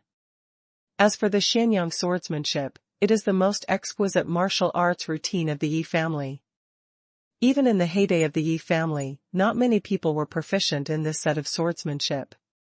However, if this set of swordsmanship is cultivated to the extreme, it is much more domineering than the other two sets of unarmed martial arts. After careful research, Yi Feng also discovered some of the mysteries. Compared with Long family's Feng Yin swordsmanship, Yi family's xuanhuan swordsmanship is completely of two styles. Wind, flower, snow, and moon swordsmanship, the cold and frosty air is displayed, and the surrounding temperature plummets like snow, but the xuanhuan swordsmanship is just the opposite. Compared with the two, the xuanhuan swordsmanship is more profound and difficult to understand, and the power after mastering it is much greater. This is why the Yi family was able to become one of the three major forces in the Jianghu. It's just that the more powerful guys in the Yi family are all dead now, only one Yi Wendian is still specializing in crazy boxing. Compared with crazy demon fist, Yi Feng is obviously more fond of xuanhuan sword art. Unfortunately, Yi Wendian is not very good at this set of sword arts. He has only studied all of them. It is said that the Yi family has an extremely talented person who has comprehended the xuanhuan swordsmanship to the third level. The sword energy can bring out pieces of flames with every sway. Every sword can melt gold and iron. The super high temperature can burn people from a long distance. The mighty enemy is wiped out. Yi Feng practiced xuanhuan swordsmanship hard and found that the principles of this set of swordsmanship and fairy art are still different. If it is the fire-type fairy swordsmanship, the flames caused by the fire element in nature are extremely hot outside, while xuanhuan swordsmanship is heat from the inside out. So that the long sword in the hand becomes extremely hot. Yi Feng doesn't know which of the two casting methods is better. Immortal art is more convenient, but there are too many disadvantages in using it. For example, in some extremely cold places, fire-type immortal sword art cannot be used because there is very little fire element in the surrounding air. Even if it is barely used, it will not have much power. But xuanhuan swordsmanship is different. No matter where you are, you can use it with the boiling of your own inner energy. So can you combine the two? Yi Feng has been deep in thought, and has been studying this matter for a long time. Combining martial arts and fairy arts is quite feasible in his opinion. Learning from each other's strengths and complementing each other's weaknesses, the actual combat ability will be greatly improved. It was at this time that the results of the college entrance examination finally came out. Originally, including Su Menghan, Obi, Lin Shiqing, Xiao Qi, and a series of other students from the high school affiliated to Yanda University felt that Yi Feng's impromptu assault for a week would be of no use at all. But when the results came out, they were surprised to find that Yi Feng's score was only 2 points lower than Su Menghan's. This made some people start to wonder if Yi Feng cheated during the exam, so it seemed like plagiarism, but they soon found out that Yi Feng and Su Menghan were not in the same classroom at all during the college entrance examination. Then I wondered if Yi Feng's strong background made people tamper with the results of the college entrance examination. This is even more nonsensical, and soon someone retorted that if Yi Feng really had a strong background, he wouldn't need to tamper with the college entrance examination results at all, and he would be able to enter any university he wanted. Soon everyone came to the conclusion that Yi Feng's test result was based on his real ability. With such achievements, it is not a problem for Yi Feng to enter Yanda University, and he can even choose a better major. Of course, to Yi Feng, the school and major are not important, what matters is who he is with. As long as it's with Su Menghan, it doesn't matter where he goes. Of course, he can't go to school yet, and the desert is waiting for him. As for Long Wanner, of course she doesn't want to go to school anymore. When she was at Long's house, she had already learned almost all the public courses for undergraduate and even master's degrees. For her, it's better to practice fairy arts at home. Now Long Wanner is very interested in fairy arts, and often practice and comprehend fairy arts alone. For her, it is equivalent to opening another world in her heart and opening another door to her world. She also asked Yi Feng about the soul-gathering technique and the cultivation methods of soul cultivation. She was very interested in this aspect and felt that it is really amazing that a person really has a soul after death. On the other hand, although Zijianlin learned something in the Inxian school, she still yearns for the university life outside. Yi Feng asked Yi Wendian to find a relationship, and wanted to arrange her to study with Su Menghan in Yanda University. With old man Yi Wentian's ability, this kind of thing should be able to be done. After all, Yi Wendian also regards Zijianlin as his granddaughter-in-law, and he is willing to help her with this little favor. As for Nanfang, Dao Scar, Zhaoibei, Ling Chen, they practiced even harder, none of them let up. After observing for a period of time, Yi Feng found that Shu Shu's understanding of medicinal herbs was indeed much higher than that of ordinary people, so she was appointed as the technical consultant of Blade Pharmaceutical. Once Obi had any technical problems, he could ask Shu Shu for advice. With Shu Shu's help, Yi Feng quickly collected a lot of useful medicinal herbs. Yi Feng will refine the various medicinal herbs he bought into elixirs whenever he has time. The most important are two kinds of elixirs. One is the elixir to restore the true qi, and the other is the elixir to heal internal injuries. Lay on hands is not useful at all times, because sometimes you need to hide your whereabouts, and the golden light of lay on hands is too conspicuous, and you cannot use any other fairy spells when you cast invisibility, otherwise your whereabouts will be revealed. To be on the safe side, Yi Feng crudely refined some elixir for treating internal injuries, ready to use it in an emergency. Swallowing such an elixir costing millions is also mixed with true energy, and the healing effect is no less than that of laying on hands. The Star Tomb Sex artifact refining and immortal art can be performed after 20 years of cultivation, but alchemy and immortal art requires 30 years of cultivation. They are called Star Calcination Ju and Star Alchemy Ju, respectively. If Yi Feng has a 30-year cultivation level, he can refining these elixirs reduces costs and improves efficacy, but unfortunately they can only be crudely produced now. If it is said that refining an elixir now costs 5 million yuan, after Yi Feng's 30 years of cultivation, only 1 million yuan will be enough. The gap is really too big. On the other hand, after Yi Feng's gradual research, he has made great progress in the 3 sets of void swordsmanship, Xianyang swordsmanship, and Fenghua Shuiyue swordsmanship. Of course, the Fenghua Shuiyue swordsmanship was taught to him by Long Wanner. If Yi Feng had 2 swords, he could use both the Xianyang swordsmanship and the Fenghua Xuyu swordsmanship at the same time. When the 2 worlds of ice and fire add up, I don't know what kind of explosion will happen. Power. Yi Feng became more sensitive to space as he continued to practice void swordsmanship. In the beginning, when he performed the void sword dance, he could release 9 sword qi at the same time, but as his cultivation level improved and his understanding of this sword technique improved, he was able to cast 10 or 11 qi in one fell swoop, more and more sword qi. The more sword qi, the stronger the destructive power, of course, the more powerful the 18 sword qi, it is twice as powerful as when killing Kalinzi at that time, not only on the earth. Even if you return to the world of cultivating immortals, you can definitely kill with one blow. Time flies by. Yi Feng worked hard during the 2-month summer vacation when other college entrance examination students were relaxed. After 2 months, Yi Feng's whole body has undergone a radical change. 2 months is crucial for Yi Feng now. When the school was about to start, the weather had turned from hot to cool again. At this time, Yi Feng had broadened his meridians day and night and had already possessed the upper limit of his cultivation for 20 years.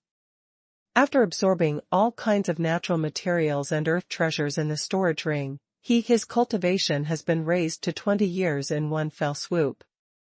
As a result, Yifeng quickly mastered the star shield and the art of refining, star calcination, and will soon be able to use it smoothly. At the same time, he can finally display the immortal sound transmission art. Wonderful sound. With this celestial technique, he can finally talk to people without making a sound. Unless the cultivation base is too much stronger than him, people will never be able to hear and intercept his voice transmission. At some point, Ling Miao Xianin will definitely play a major role.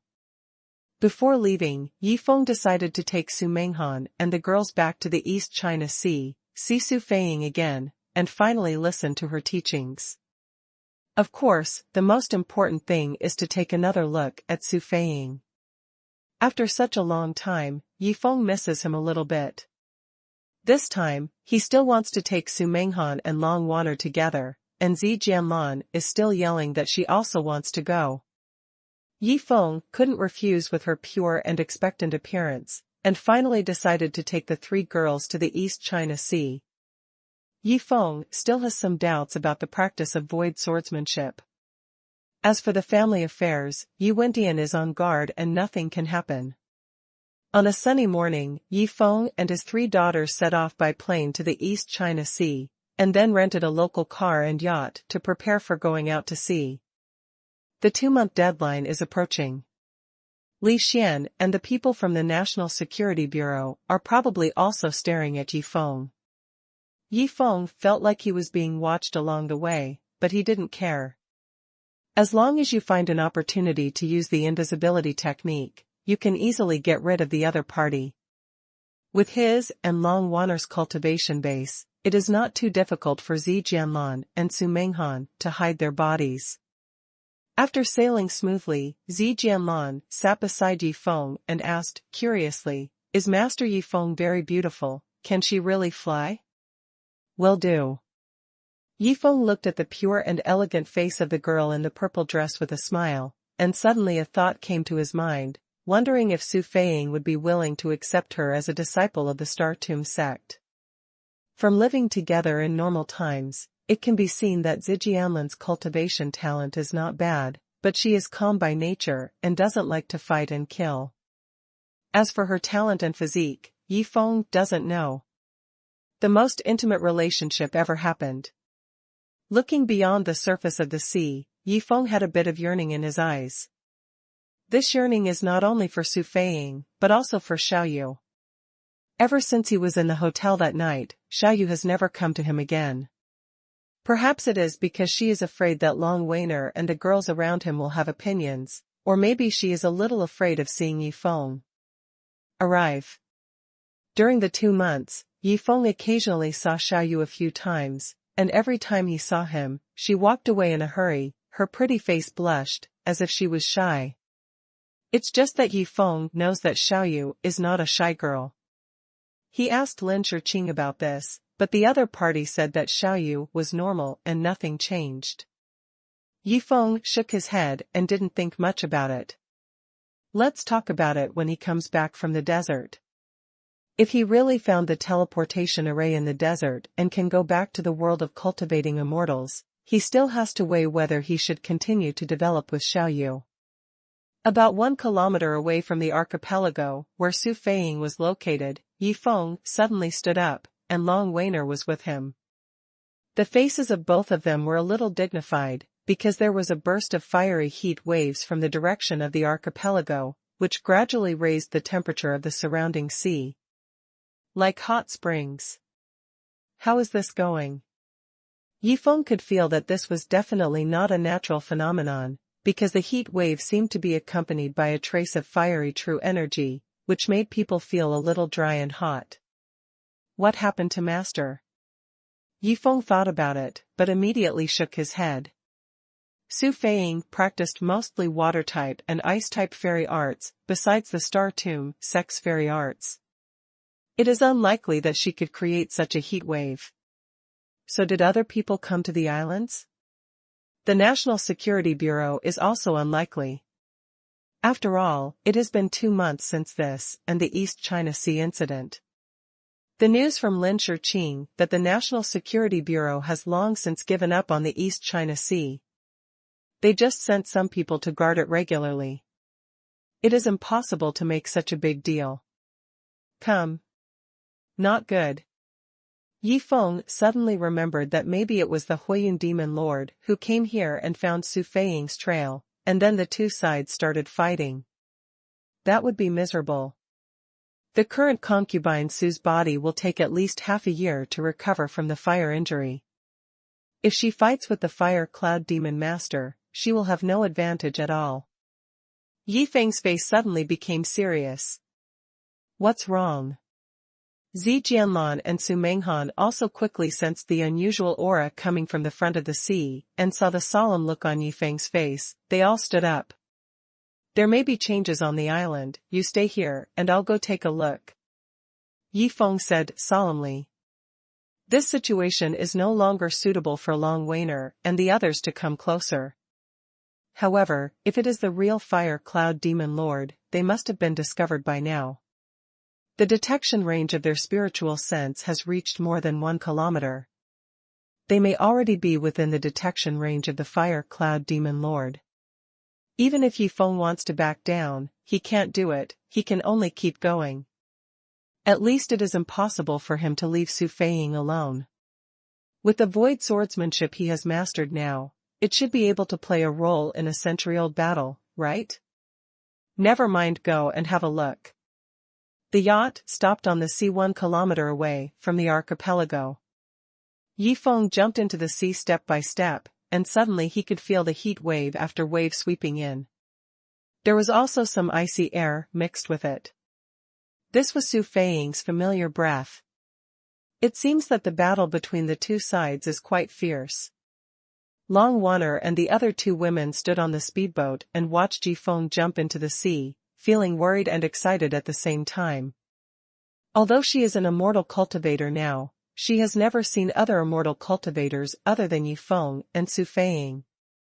She is even more curious about the fire cloud demon master. Can she finally witness the battle between immortal cultivators today? Soon as Yi Feng approached the island, he could feel that the 5-element phantom formation under Su Feiying was somewhat destroyed. On the central island, a large area of flame soared into the sky, and in the thin light of the flames, there was a huge figure showing off its power and venting its anger. Lord Fire Cloud. Yi Feng set foot on the island step by step. The temperature on the island is very high. As soon as Yi Feng stepped onto the island's rocky beach, he felt that his clothes, which had just been soaked in sea water, began to evaporate water vapor. The temperature at the edge of the island alone was definitely over 50 degrees Celsius, and the closer to the center, the higher the temperature. When Yi Feng raised his head, he could see a huge figure in the distance lashing out at Feng Qiu. It was a bull demon in flames, with 4 horns on top of his head. Other than that, he looked the same as a human, except that he was 3 or 4 meters tall. Unusually tall. It's really the fire cloud demon lord. Yi Feng thought in his heart and quickly ran towards the center of the island. He could sense that Su Feiying's aura was coming from the center one after another. Obviously she was in a fierce battle with the fire cloud demon lord. However, Yi Feng felt that the fire cloud demon lord in front of him seemed different from the one he had seen before. This is only about 40 or 50 years of cultivation. In terms of conversion, it is only a few points stronger than Kalinzi. However, Su Feiying is seriously injured by the fire now, and she has no advantage at all in a fight with such a fire cloud demon master. Little Nyampi obediently catches her without a fight. A rough roar came from the direction of Huiyun demon lord. The tone was full of violence and cruelty. There is no doubt that if Su Feiying was caught by him, she would definitely be torn into pieces by him. Of course, before being torn into pieces. It is not known whether this cow demon will do other things. As expected, Su Feiying did not respond to Huiyun demon lord's roar. Yi Feng ran up a hill and looked at it. In front of the huge figure of nearly 4 meters, there was a beautiful shadow flickering, and bursts of cold air drifted out from the shadow. It was Su Feiying. Facing Huiyuan Demon Master's attack like a wolf like a tiger, Su Feiying faced it calmly, but it's a pity that even Yi Feng could feel that her body was getting hotter and sweatier, and she resisted more and more weakly. Suddenly, Su Feiying's cold and ruthless eyes looked towards Yi Feng's direction. There was a bit of reproach and worry in her eyes. It was obvious that she did not expect that Yi Feng would suddenly appear here at this time. What if the Fire Cloud Demon Master finds out about Yi Feng? Su Feiying's cold face looked expressionless, but Yi Feng knew that she must be anxious in her heart at this time. When she was in the world of cultivating immortals, Su Feiying would always worry about his safety every time she encountered any danger. Stop in front of him. Master, I should help you this time. Yi Feng gritted his teeth and prepared to act. Now he is no longer that weak young man in the world of cultivating immortals. The rich resources on the earth made him grow up quickly after he was reborn, and he has grown up to 20 years now. Although it is still far behind Su Feiying's level, Yi Feng is definitely qualified to intervene in the opponent's level in terms of actual combat power. What Yi Feng relied on was a void swordsmanship. This fairy sword technique inherited from the ancient Ring of Dragon sword is enough to look down on the whole world of cultivating immortals. If it has been cultivated to the extreme, a mere Huiyuan Demon Master is nothing at all, not to mention that this is still a Huiyuan Demon Master whose strength has declined. Su Feiying discovered Yi Feng, and the Huiyuan Demon Lord naturally also discovered him. The huge bull's head turned sideways towards Yi Feng. The whole body was full of flames, like a god cow bathing in fire. Just looking at it, it was much stronger than Yi Feng. The whole body was naked. The exposed muscles were covered with hard lines, full of strength. Where are the flies rolling? Fire Cloud Demon Lord didn't pay attention to Yi Feng, who has a shallow cultivation base, just glanced at Yi Feng, spit out a huge fireball at him, and then ignored him. Yi Feng's expression froze. If he hadn't been able to stop this fireball before, but now he has a way. Immortal Star Shield. A faint blue true energy shield appeared directly around Yi Feng's body, surrounding him and protecting him in all directions. Su Feiying was a little worried, but was soon surprised to find that the fireball of Huiyuan Demon Lord couldn't penetrate Yi Feng's star shield. Old Miao, your strength has dropped too much and you should die. Yi Feng laughed, tapped his whole body twice, and quickly shot towards the Fire Cloud Demon Lord in the field. Not far away at this moment, Long Wanner, Su Menghan, and Zijianlin didn't listen to Yi Feng's words and came ashore quietly, and hid behind a mountain to observe everything quietly. When seeing Yi Feng rushing out desperately, the 3 girls were all shocked, but only Long Wanner reacted. Immortal Burial Star Arrow. Long Wanner, who has been cultivated for 25 years, can condense the star-burying arrow faster. Even if it is only for a moment, it is equivalent to the effect achieved by condensing it for 5 minutes.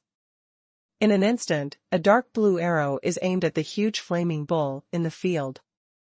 Shot in the past. Void Sword Art.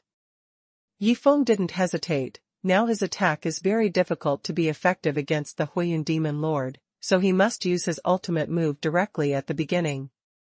A sharp sword slashed across the Huiyuan Demon Lord's chest like a shooting star, and the Huiyuan Demon Lord shrewdly turned sideways ahead of time. This sword actually only shaved off some hairs on the surface of its majestic body. Roar trash. The Huiyuan Demon Lord roared extremely domineeringly and stomped heavily on the ground. Bang! The whole island seemed to tremble because of this foot, making Long Wanner and the 3 daughters not far away almost unable to stand still. The dark blue arrow finally swept in front of Huiyuan Demon Lord, but he stretched out a big furry hand towards the extremely fast dark blue arrow and immediately crushed the arrow. The difference in cultivation base is too big. Everyone seems to be unable to pose any threat to the Fire Cloud Demon Lord. only Su Feiying alone can cause substantial damage to him. She coldly glanced at Yi Feng and signaled him to leave quickly. In the flames, the blue hair on her buttocks moved with the wind, and the snow-white long skirt fluttered in the air. However, looking at her beautiful face, Yi Feng could clearly feel that the burns in her body were getting more and more serious, especially now that she was triggered by the fire cloud demon lord for a while. It was even more unbearable. Under such circumstances, if Yi Feng leaves Su Feiying, it is very likely that he will fall into the hands of Huiyun Yaozhu. This is what Yi Feng absolutely does not want to see. Fortunately, he is not poor in skills, he still has the ultimate move Void Sword Dance. This powerful fairy sword technique inherited from the ancient Ring of Dragon sword is used when the second layer is combined with true energy. The power of the dragon sword is 10 times higher than that of the first layer. It will definitely be instantly killed like Kalinzi. Do it if you think about it. Yi Feng has never been a person who likes to procrastinate. Now he only lacks an opportunity, the best opportunity to make a move. In front of the Huiyun Demon Lord, who is nearly 4 meters tall, Yi Feng's figure is like a child, holding a dark green true energy sword, but it's like a toy, and can't hurt the opponent at all. After 20 years of cultivation, the color of the true chi sword has not changed. It is reasonable to say that it will be blue, and purple. If there is no change in 20 years of cultivation, it is estimated that it will be 25 or 30 years. The practice has changed again. Of course, if the color doesn't change, the difference is not big. Anyway, the sharpness of the true chi sword is enough for Yi Feng. Even if he is facing the Huiyun Demon Lord, if he hits the opponent head-on, the sharp true chi sword can still hit him with a single blow. Pierced his body. Yi Feng. Not far away, the 3 daughters of Long Waner behind the hill watched Yi Feng suddenly appear next to the Huiyun Demon Lord. They couldn't help but raised their throats. If something unexpected happens, what should they do in the future? They heard what Yi Feng said before. The strength of this fire cloud demon master is comparable to his master. His cultivation base has reached 100 years. Now it is so big in front of them. Although it feels that the strength is not as strong as imagined, but it must not be ignored. Yi Feng rushed up like this. Is it okay? Void swordsmanship made Yi Feng come to the flaming bull demon in an instant.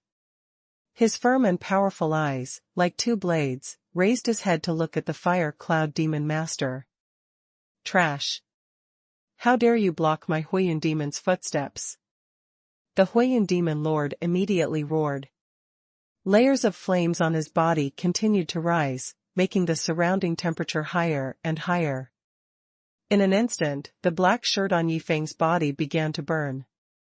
Puff puff puff. Little sparks exploded from Yi Feng's body. Yi Feng couldn't bear the aura emanating from the fire cloud demon lord alone. It was as if he was in the magma and would be melted by the surrounding high temperature the next moment. Step aside. Seeing this, Su Feiying's heart tightened immediately.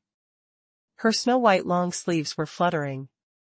With a flick of her jade hand, the 2 snow-white ribbons on her body rolled towards Yi Feng with some icy breath. One wanted to rescue Yi Feng. One is heading towards the fire cloud demon chairman, trying to distract him. Obviously, in Su Feiying's opinion, the current Yi Feng is definitely not the opponent of Huiyun Demon Lord. However, Yi Feng gritted his teeth and ignored Su Feiying's rescue. Instead, the true energy from his whole body radiated out again, instantly affecting the surrounding space. The space in his eyes distorted for a while. Void Sword Dance. When the Huiyun Demon Lord slapped the snow-white streamer rolled by Su Feiying with one hand, Yi Feng decisively launched a surprise attack. His figure disappeared in a flash, as if disappearing in mid-air, followed by sword lights one after another. Lord Cloud Demon rushed to attack all the vital parts of his body. Right now, Yi Feng is in the void. Any attack is ineffective against him. He is the only one who hits people. No one else hits him. The void sword dance was performed suddenly, startling Huiyun Demon Lord and Su Feiying, who were preparing to fight each other. Immediately afterwards, Su Feiying's heart moved. She seemed to see the power of Yi Feng's move. She quickly retracted her jade hand, and retracted the rolled-out snow-white streamer. Then she squeezed the immortal formula. Immortal art. 7-star binding art. The Stargrave sex immortal art that can only be performed after 50 years of cultivation. In the hands of Su Feiying, it was performed with great proficiency. Immediately, 7-star beams fell from the sky, exuding a light blue color, like 7 rivers of starlight. Tied up. Little girl, what's the use of trapping me? The Huiyun Demon Lord didn't notice Yi Feng's move. After all, he didn't know that he knew void swordsmanship. He just thought it might be some ordinary sword energy. From his point of view, Su Feiying's threat is still far greater than Yi Feng's. Therefore, he ignored the sword energy around him. Instead, he wanted to use all his strength to break free from the 7-star binding technique. With his cultivation strength, the current concubine Su Shadow still can't trap him. It's just that it will take some time for him to break free. And this time is enough for Yi Feng to display the power of void sword dance. Only in a split second. Yi Feng's figure flickered past. 1, 2, 3, a total of 13 void sword chi broke through the space and slashed at Huiyun Demon Lord strangely and quickly. When? Demon Lord Huiyun released his true energy, forming a fiery red shield of true energy outside his body, resisting the first 3 strikes of sword energy. But immediately after, the next 10 sword lights were more violent and sharper than one. Like the sharpest blade in the world, they cut through the fiery red, true energy shield in one fell swoop. What happened? The Fire Cloud Demon Master immediately reacted. The flames all over his body ran wildly again, and he roared loudly, "You trash!" He has been in the world of cultivating immortals for decades. He has never been hurt by such a junior. But now a junior has broken his true energy shield. Although this body is just. But to the Fire Cloud Demon Lord, it is also. It's already a disgrace that cannot be ignored. He realized the extent of Yi Feng's threat to him in an instant. But it was too late to realize this now. Under the effect of Su Feiying's 7-star binding technique, Huiyun Demon Lord's huge body can't move at all. But if he wants to break free from the 7 light blue star beam belts, it will take time. The remaining 10 sword chi aggressively and swiftly crushed the fiery red true chi shield around him, and then swept in. One by one, they hit the Huiyun Demon Lord's huge body nearly 4 meters high. Arms, shoulders, chest, spine, legs, all key parts of Huiyun Demon Lord's body were covered by sword energy. In an instant, dozens of wounds with deep visible bones burst out. The last sword. At this moment, Yi Feng's figure suddenly appeared from the void. A sword pierced through the sky. With lightning speed, he aimed at the neck of Huiyun Demon Lord. At this time, Huiyun Demon Lord probably suffered from pain all over his body, his reaction slowed down, and he had almost no resistance against Yi Feng's sword. Puff! The dark green sword light flashed past, and chopped off the head of the flaming bull in one fell swoop. A flaming bull's head with 4 majestic horns flew to Xuanhuan and their 3 daughters.